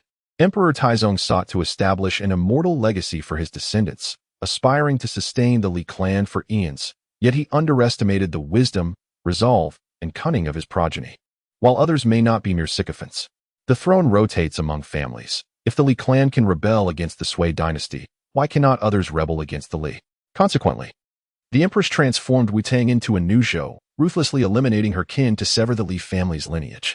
Li Fengnian, cast adrift, struggled to restore his family's fortunes, ultimately realizing that he needed the assistance of the Dragon Slayer Valley. Li Guanlan absorbed the narrative in silence, exhaling deeply. So, my father was actually dispatched by the Dragon Slayer Valley to aid Li Fengnian, but after achieving success, they fell out? Zhao Qiuqi shrugged. That is more or less the case. After seizing the throne, Li Fengnian reneged on his promises, refusing to deliver what he had pledged. Enraged, my mentor stormed the palace, seeking revenge against a former ally, only to be thwarted by the celestial observers and the One Buddha Temple, who intervened to save that scoundrel's life.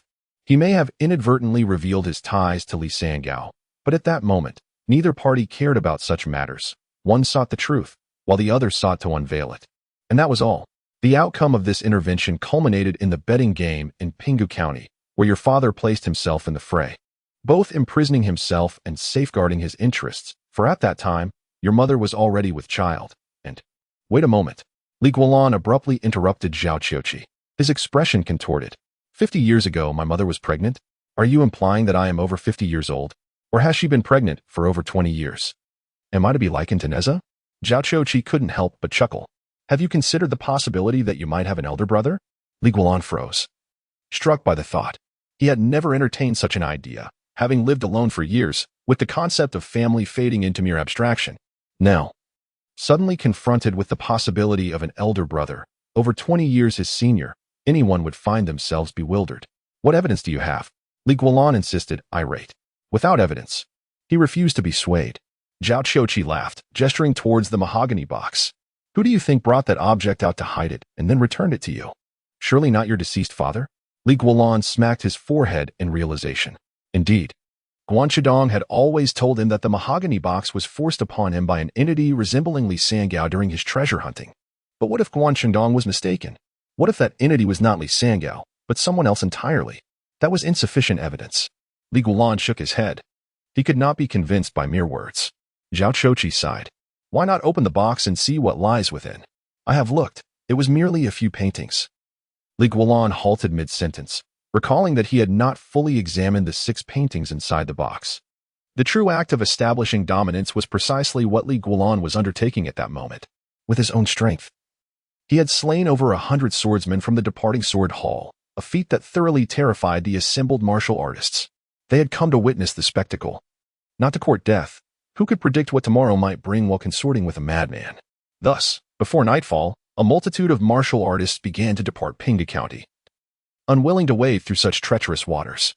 In the Chin Drum Tower, rooms were vacated in quick succession, leaving the proprietor's son Shuryan wide-eyed as he watched his silver slip away, lamenting in despair. The cursed Li Guandan, I shall never share the same sky with you.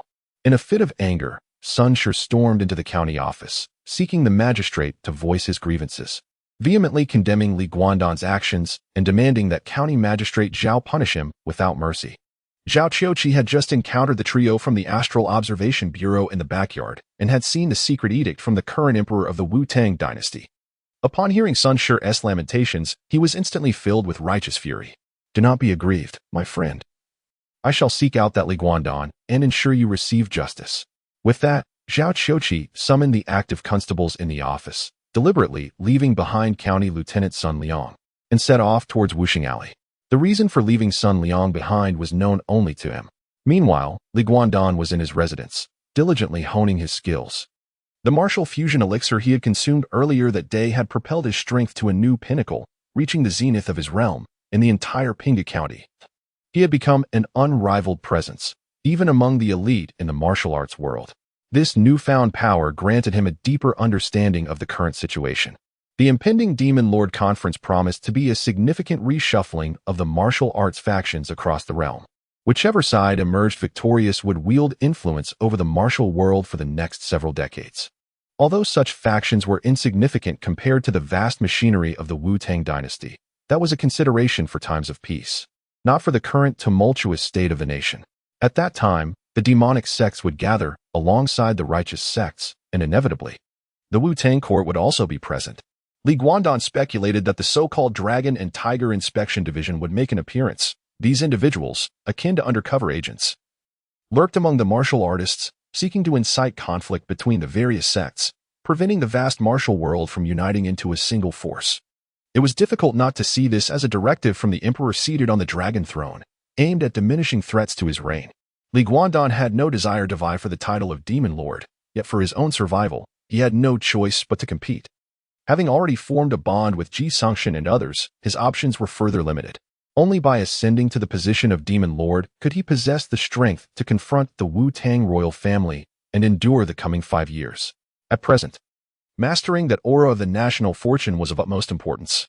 Without hesitation, Li Guandan dedicated all the enhancement values he had acquired that day to the Moonlight Dew drinking technique. Achieving mastery in this technique was crucial, as it would grant him control over that aura, which was a fragment of the national fortune refined by his father, Li Sangao. He believed that through it, he might glimpse some truths about this world. Having slain a total of 99 disciples from the departure sword hall today, his accumulated unjust and just values reached an impressive 50 to 60,000. Coupled with the disciples of the Evil Blade sect he had eliminated the previous night, Li Guandan had effectively struck it rich overnight. Thus, he felt entirely justified in extravagantly experimenting with some of his previous hypotheses. In the past, whenever he reached an impasse in his martial studies, he would choose to abandon them, mainly due to the reluctance to squander the hard-earned enhancement values. Now, with an abundance of enhancement values at his disposal, he resolved to test the limits of sheer effort. As the saying goes, to travel 100 miles is to be halfway at 90. The apparent lack of progress did not necessarily indicate a complete stagnation. It could well be the final build-up before a breakthrough. You forcibly push the Moonlight Dew drinking technique, consuming 5,000 just values. You forcibly push the Moonlight Dew drinking technique, consuming 5,000 unjust values. You forcibly push the Moonlight Dew drinking technique, consuming 3,000 unjust values. If the enhancement values were likened to wealth, then at this moment, Li Guandan was lavishly spending his riches on the Moonlight Dew drinking technique. The substantial amount of enhancement values he possessed began to visibly dwindle under his reckless expenditure, causing his mental state to falter.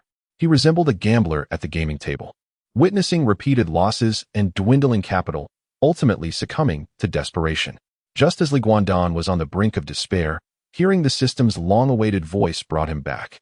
Diligence compensates for shortcomings. Through your relentless efforts, the Moonlight Dew drinking technique has finally revealed its true form to you. Moonlight dew drinking technique. Mastery achieved. Congratulations. You can now command this small realm. In an instant, a streak of white light, akin to a silken ribbon, shot through the night sky above Pinghu County with lightning speed, traversing houses and streets until it entered Li Guandan's home, vanishing into his room with a whoosh. In the dim room, the radiance surged forth, causing Li Guandan to squint his eyes. This luminous ribbon was the mysterious aura that enveloped and protected all of Pinghu County. At that moment, it seemed to flutter around Li Guandan like an ecstatic puppy that had found its master. Li Guandan, feeling inspired, reached out to grasp this light. In the next moment, a tremor coursed through him as countless pieces of information surged into his mind like an electric current. So it was, so it is. Li Guandan opened his eyes, murmuring to himself. Just then, the door swung open with a sudden crash, followed by the voice of Magistrate Zhao Qiuqi. You all remain here. Without my command, no one is permitted to enter or leave. Yes, my lord. Zhao Qiuqi had arrived? What business did he have at this late hour? A stir of realization flickered in Li Guandan's heart, and the luminous ribbon immediately integrated into his being, disappearing from sight. Indeed, a remarkable treasure. Li Guandan silently praised, not lingering on the moment, and rose to greet this uninvited guest, inquiring, What brings you to visit at such an hour, my lord? With a slight nod towards the direction of the woodshed, Zhao Qiuqi brushed past Li Guandan and directly entered his room. Li Guandan frowned slightly, but followed suit.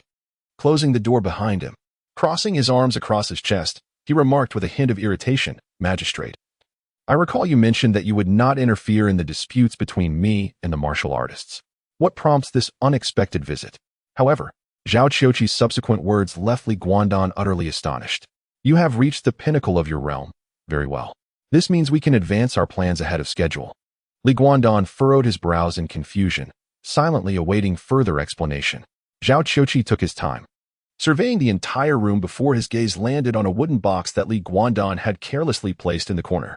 Raising an eyebrow, Zhao Qiuqi could not help but scold, You are rather careless. Even such a precious item is left lying about. Do you not fear for your longevity? Chapter 128, The Dragon Slayer Finale. He gazed quizzically at Zhao Qiuqi, who, under his calm scrutiny, placed the wooden box on the table. Zhao Qiuqi, sitting with his sleeves gently folded, maintained an indifferent demeanor. If I am not mistaken, one of these 6 paintings depicts a door. Li Guanlan's gaze fell upon the last 2 paintings, which he then meticulously unfolded. Indeed, one painting illustrated a door, a wooden door that dominated the canvas. Its strokes were vigorous and lifelike, rendering it astonishingly vivid, as though it could be touched. The other painting, however, portrayed 5 scattered fragments. The wooden box was the sheath of the Tiankai sword, and the contents of the painting were fragments of that very sword, shattered by the Empress through various means. Named after the 4 symbols, Qilong, Baihu, Shke, and Xuanwu. When collected, they could restore the Tiankai sword to its former glory. Zhao Qiuqi explained this with a nonchalance that belied the significance of the revelation. Li Guanlan, heart racing, suddenly recalled the earlier map of Pinghu County.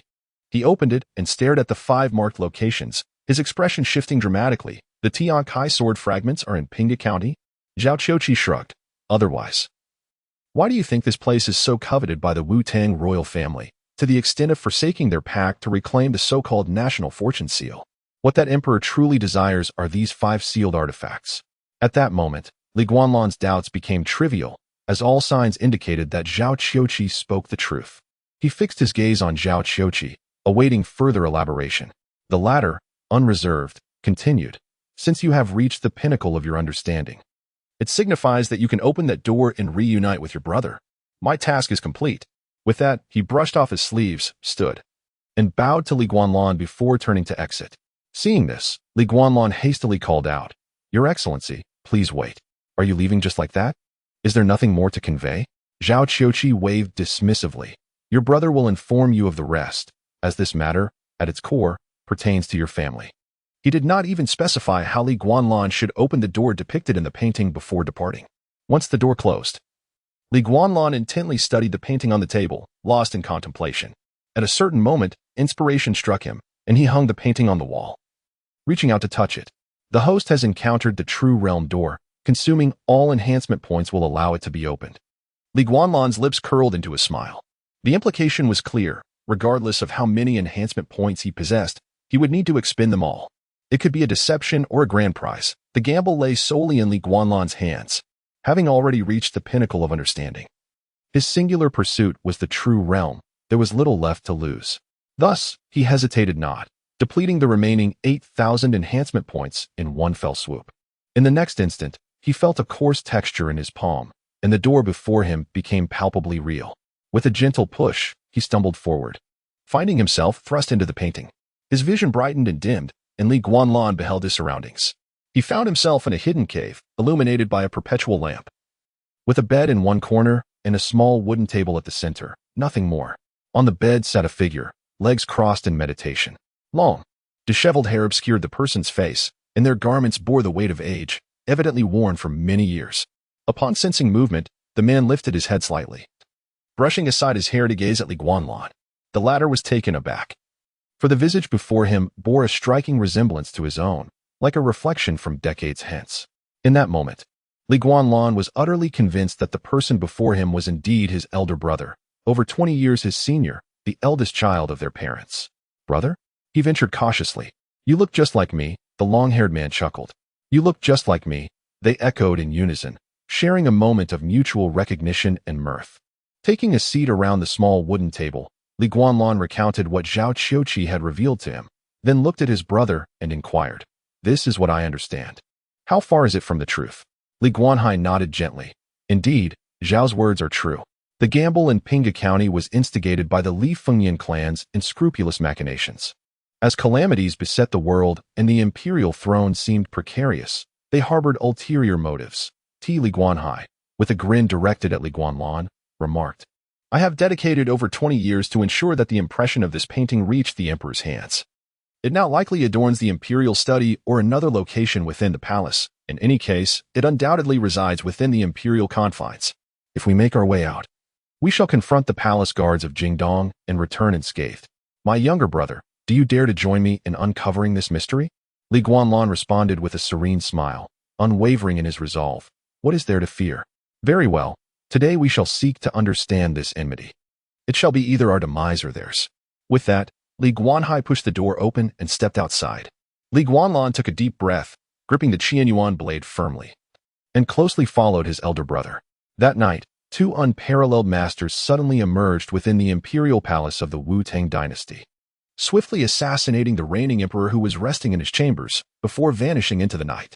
In the wake of the emperor's sudden demise, the already precarious Wu Tang dynasty began to crumble as regional princes rose in rebellion, brandishing the banner of justice as they surged toward the capital. Determined to contest the throne, the realm once again plunged into chaos, yet the county of Pinghu alone enjoyed tranquility. The end.